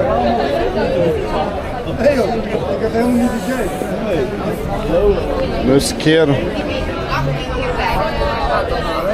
Nossa, a gente tomou tipo umas 5 cervejas de 500 ml, velho. Tomamos brejo pra caralho, velho. Vamos ver se a nossa bike tá lá ainda, chat.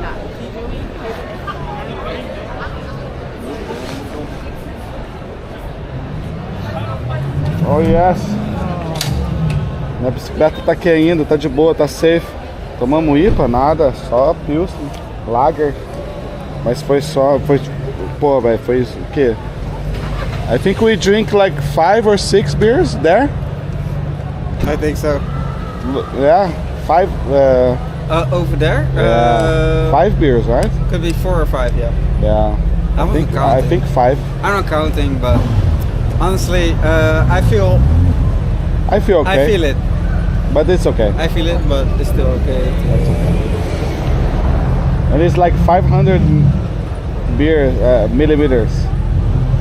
That one? Yeah. Yeah, that's it. Yeah. But that was good. That was good.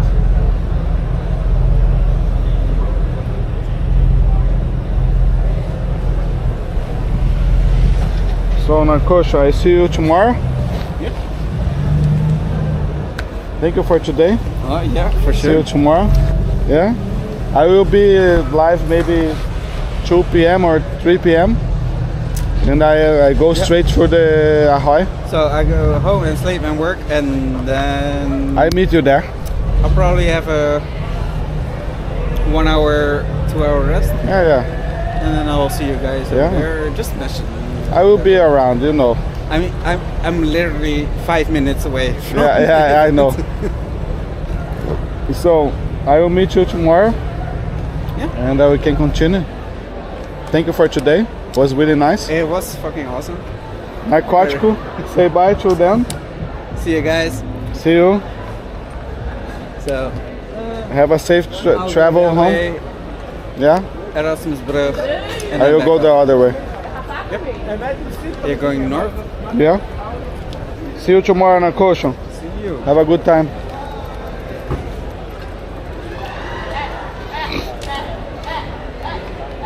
Hello, Luan.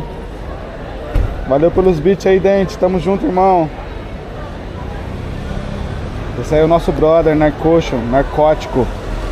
Nosso amigão aqui de Rotterdam. Ele é de Rotterdam. Nosso brother aí que a gente já tá sempre ainda com a gente nas lives, Narcosha. Ele é brother pra caralho, tá ligado? Conheci ele pela Twitch, mano. Narcosha é tipo uma lenda, tá ligado? Ele é uma lenda. O Randall teve a chance de conhecer ele. O cara é uma lenda. Ele é muito gente boa. A gente conheceu ele pela Twitch.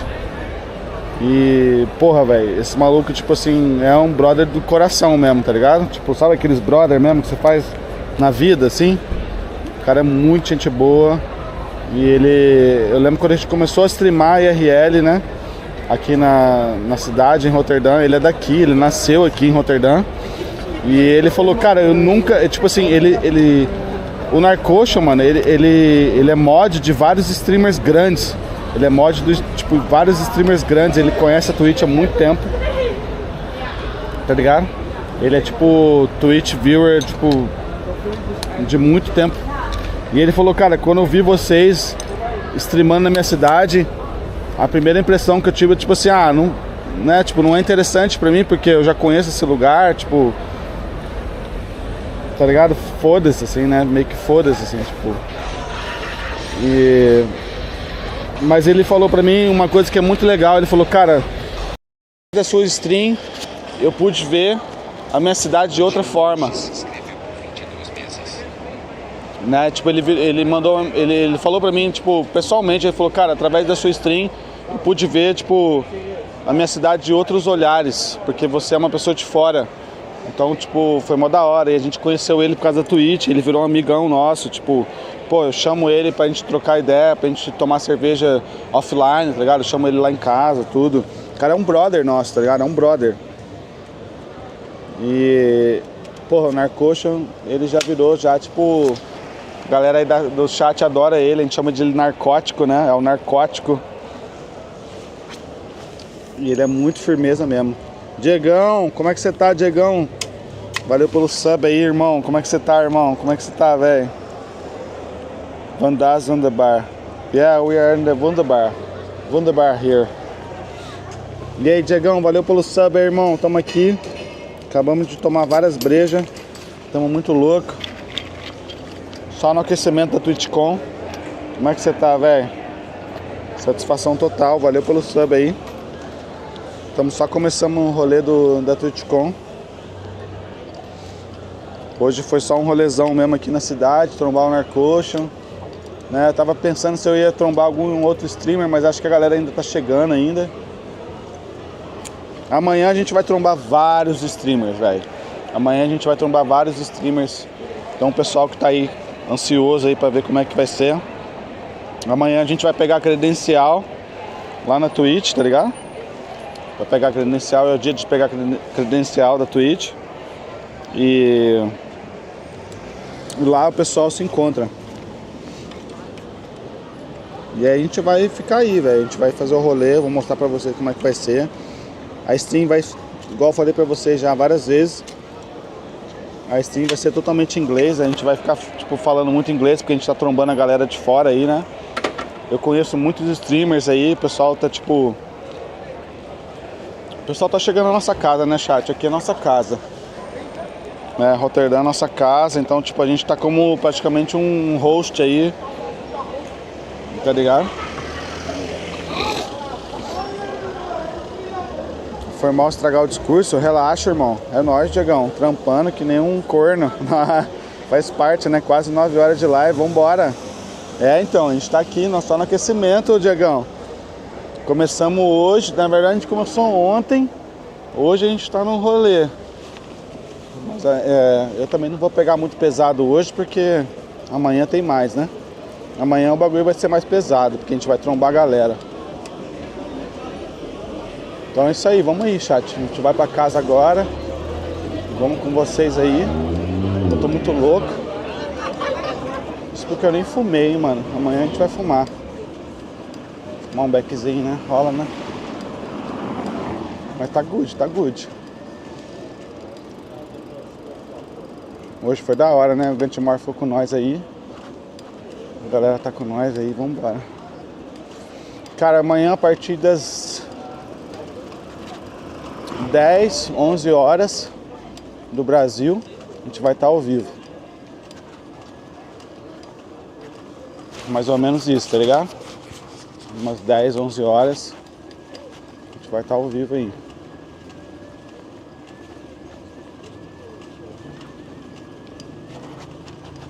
A gente vai de boa pra casa, trocando uma ideia. Começou a esfriar.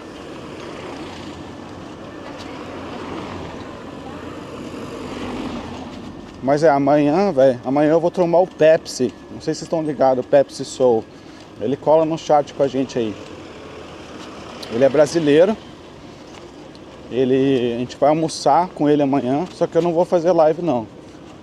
Eu vou abrir live depois. A gente vai trombar ele. Ele vai estar aqui, ele tá aqui na Holanda. Ele tá fazendo uma viagem aqui na Holanda. Ele tá aproveitando aí a Holandinha. Ele não vai na Twitchcon, mas amanhã ele vai estar aqui em Rotterdam. E aí a gente vai fazer um almoço, tá ligado? Fazer um almoço com ele lá. Aí logo depois do almoço eu já vou abrir live. Aí a gente vai lá pra Twitchcon. Eu vou levar um beck comigo, a gente acende um beck. Já chega daquele jeito na Twitchcon. Só que amanhã, chat, amanhã é só credencial. Tá ligado? A Twitchcon é assim. A Twitchcon é sábado e domingo. Sexta-feira é o dia da credencial. Mas é um dia maneiro, porque a galera vai lá. É um dia legal porque o pessoal vai lá pra pegar a credencial. E aí você encontra todo mundo lá. Você já encontra a galera lá pegando a credencial e tal. Aí o pessoal de lá já começa a formar os grupos pra ir pro bar, pra ir pro rolê. Tá ligado? Como é que tá a live aí pra vocês? Eu coloquei tipo travado aí, tá muito claro, tá de boa, vocês conseguem ver a live de boa aí? Live, mano. I'm live, yeah. Live, fazer live? On Twitch. E aí, você é brasileiro? Português. Português? Salve, Legal, mano, boas? legal, como é que você tá? Tudo bem, tudo Tranquilo, bem. sou do Brasil. Brasil? Estamos fazendo uma live aí na Twitch. Boa. Tudo bom pra ti, é? Tudo bom pra você também. Tamo junto. Sucesso, irmão. Valeu aí, aproveita aí. Olha o Tuga aí com nós. Boa noite. Satisfação, Tuga. Aí sim, que good é essa? Meu primo, Tuga, aí ó, que good é essa, ô zombie? Da hora, da hora.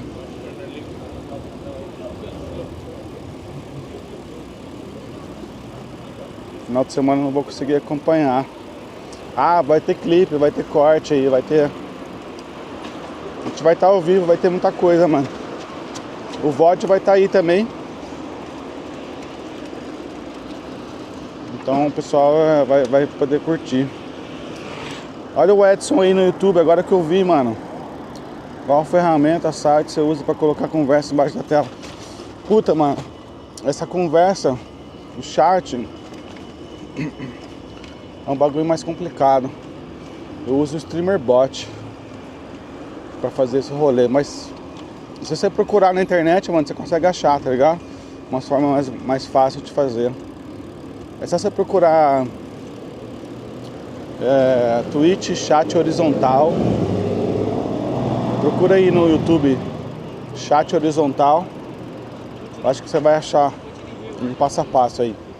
Se eu for te explicar, eu acho que é muito detalhe, tá ligado?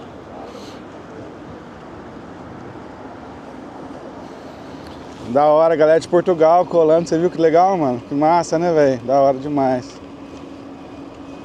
Vou só passar aqui, chat. Vamos ver como é que tá essa baguncinha aqui, porque... Quero passar nesse lugar aqui. A gente nem pode andar de bike aqui, chat. É proibido andar de bike aqui, mas vamos lá, foda-se. Quero ver como é que vai estar, porque esse bar aqui é o bar que eu acho que a galera vai concentrar. A galera da Twitchcon. É um bar, tipo, eu como sou local aqui, mano, eu moro aqui em Rotterdam, é um tipo de bar que eu não frequento, tá ligado? Mas é o bar da bagunça, é o bar da bagunça. Eu acho que o pessoal vai concentrar aqui. Eu não sei se tem alguns streamers aqui, mas se tiver, é só dar uma olhada só. Mas acho que o pessoal vai vir aí.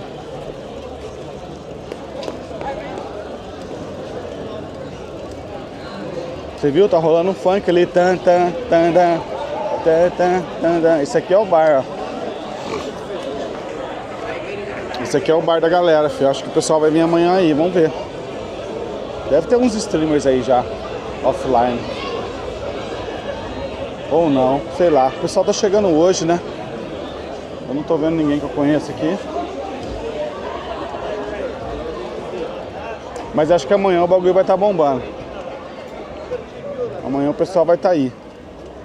Você viu? Tava rolando um funkzão ali, velho. A gente nem podia estar aqui, velho. Você não pode andar de bike aqui. Nossa, tá uma friaca, velho. Friaca violenta.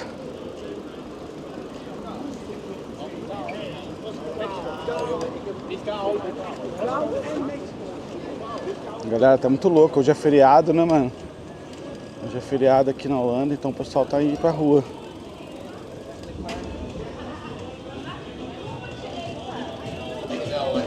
Maybe Taiken's here. Yeah. I was wondering if some streamers was here at 705. Maybe Taiken's here. Taiken loves ski hut. He loves it. But I think today maybe they are like just chilling. Maybe tomorrow they're gonna come to ski hut. I wanna see you tomorrow 705. On Twitchcon, né? Vamos por aqui mesmo, mais fácil.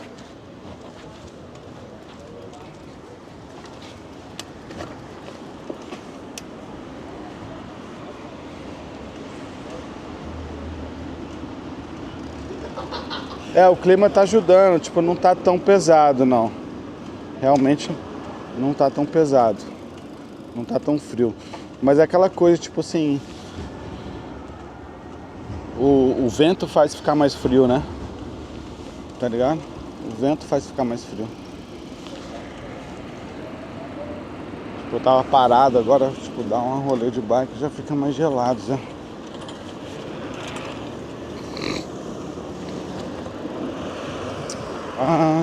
I'm going there like maybe after 3 p.m. So after 3 p.m. I'm going there. So maybe I'll reach there like 3 p.m., 3 p.m. and a half, something like that. And I will be there until 6. And grab the credential, hang out.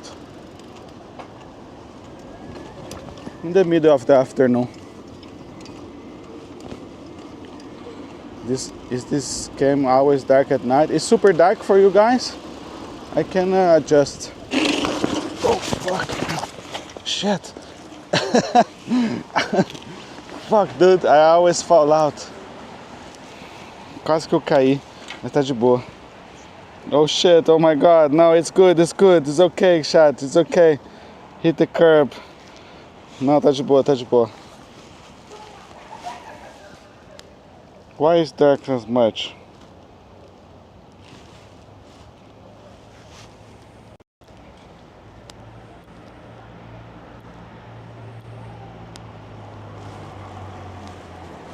No, it's good, it's good.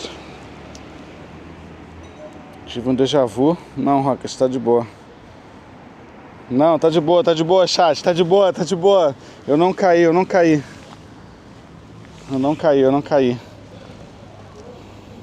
It's light now, yeah. Oh shit, não, tá de boa. Sabe por quê, mano? I tried to move to the sidewalk, but it was not enough, you know? Eu tentei, tipo, entrar na calçada, mas eu não entrei confidente. Tá de boa, we're good. Let's go home. It's time to go home.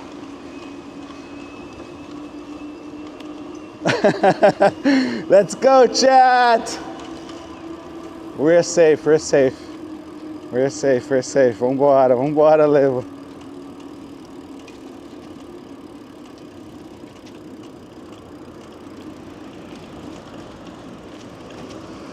It's good.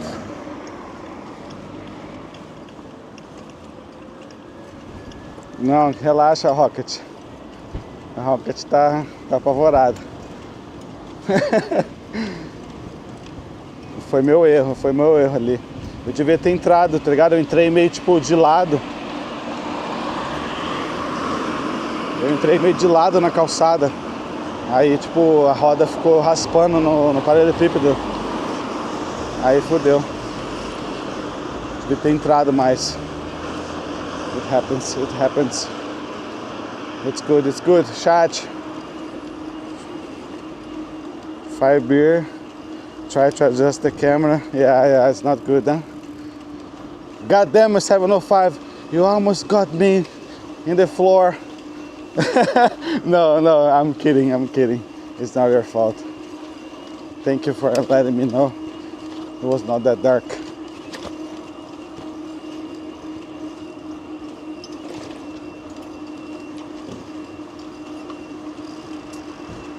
Tá de boa.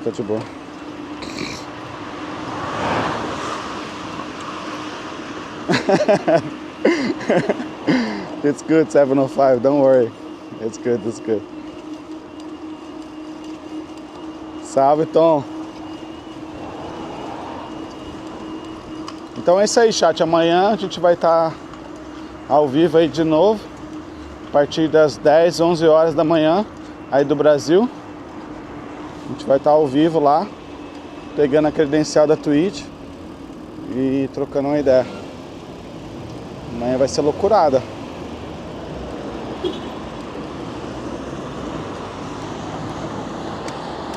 Voltamos ao português. Still a little bit of English.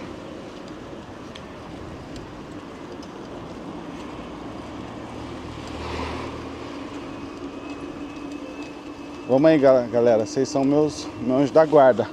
O chat é meu anjo da guarda aí, ó. Não zica não.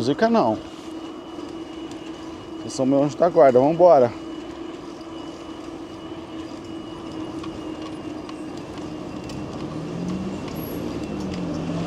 Yes. Valeu, Farofa, por traduzir aí as conversas. Ajuda muito o pessoal ficar a par.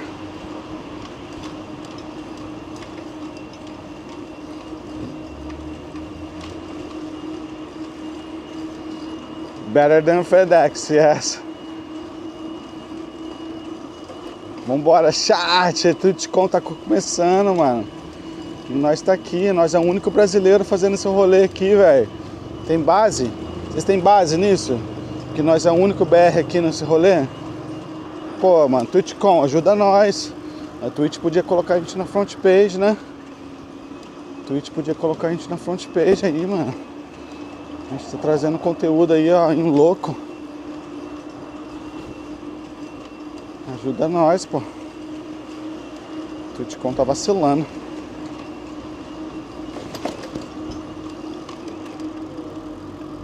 Vou ter que mandar um e-mail pra eles falando, ó, tá tirando? Só porque a gente não é parceiro. Se a gente fosse parceiro, ia ser outra história, né?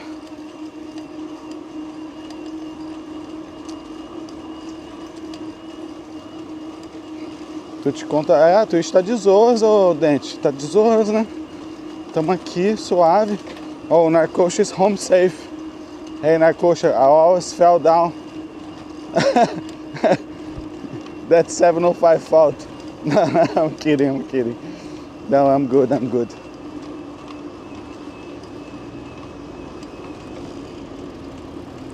That's good, Narcocha. Good to know.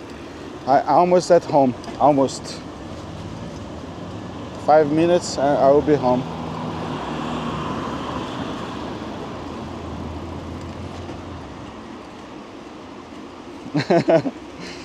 Thank you for the great time today, Narcocha. It was really awesome. I love it. Thank you for today, man.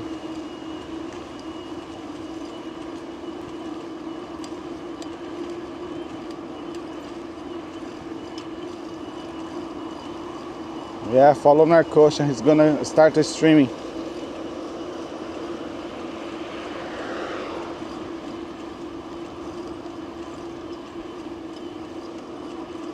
So tomorrow we're gonna be live 3 p.m. here in the Netherlands. So if you're there, you know.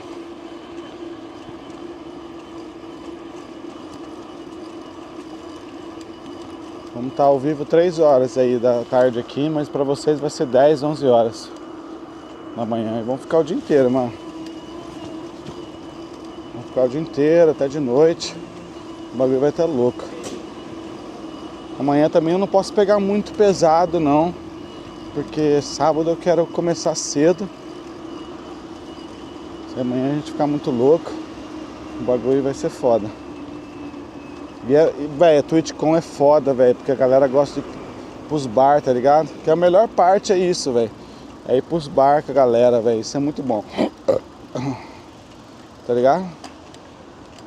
Vai pros bar, troca ideia. É a melhor coisa. Bora ver as lives de sinuca aí. People are following you, Narcocha, to see the pool streams. They now want to see it. You need to start this shit. Otherwise, someone will start.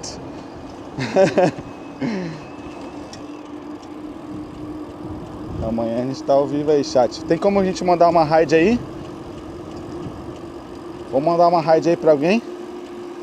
Manda aí quem tá de mod aí, por favor. Eu não consigo ver agora. Raid.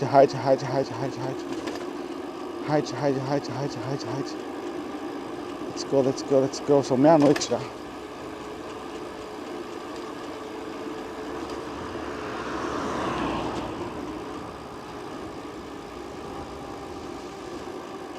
Raid. Quem vai mandar raid? Stephanie, pode ser. Bora pra Stephanie. Bora pra Amsterdã. Stephanie também, brasileira. Vai trombar a gente aí na Twitchcon. A gente vai trombar ela com certeza. Ela vai estar aí com nós. Bora mandar lá pra ela lá. Ela faz a live dela em inglês, mas pode chegar falando português lá que ela responde. Ela entende português, ela nasceu no Brasil. Ela é metade brasileira, metade holandesa. Demorou. Stephanie é gente boa pra caralho, mano. Ela é muito firmeza, vale a pena conhecer a live dela. Ela faz live lá em Amsterdã. Fortalece também a gente aí várias vezes. E a gente vai encontrar com ela. Provavelmente a gente vai fumar um beck com ela, certeza, né? Encontrar com ela na Twitchcon e vai estar fumando um beck. Igual foi ano passado. Demorou? Valeu, chat. Obrigado aí pela presença. Hoje foi loucurada mesmo. Foi esse rolê. Só aquecimento mesmo. Amanhã a gente tá ao vivo de novo. Pode ficar aí que a gente vai estar ao vivo, mano. Demorou? Valeu, YouTube. Valeu, chat da Twitch aí. Tamo junto. Satisfação ter vocês. Obrigado pela paciência. A gente tá trocando ideia em inglês. Sei que às vezes é meio confuso aí e tal. Mas é o rolê, mano. Não tem como de fugir disso, tá ligado? É bom pra vocês treinar o inglês também. E amanhã a gente vai encontrar vários streamers aí. Quem sabe a gente encontra o seu streamer favorito aí que você curte também assistir. A gente manda um salve pra ele lá. Demorou? Se tiver alguém que vocês conhecem, que vocês querem trombar, manda pra gente que a gente tenta trombar, mano. E manda um salve ao vivo.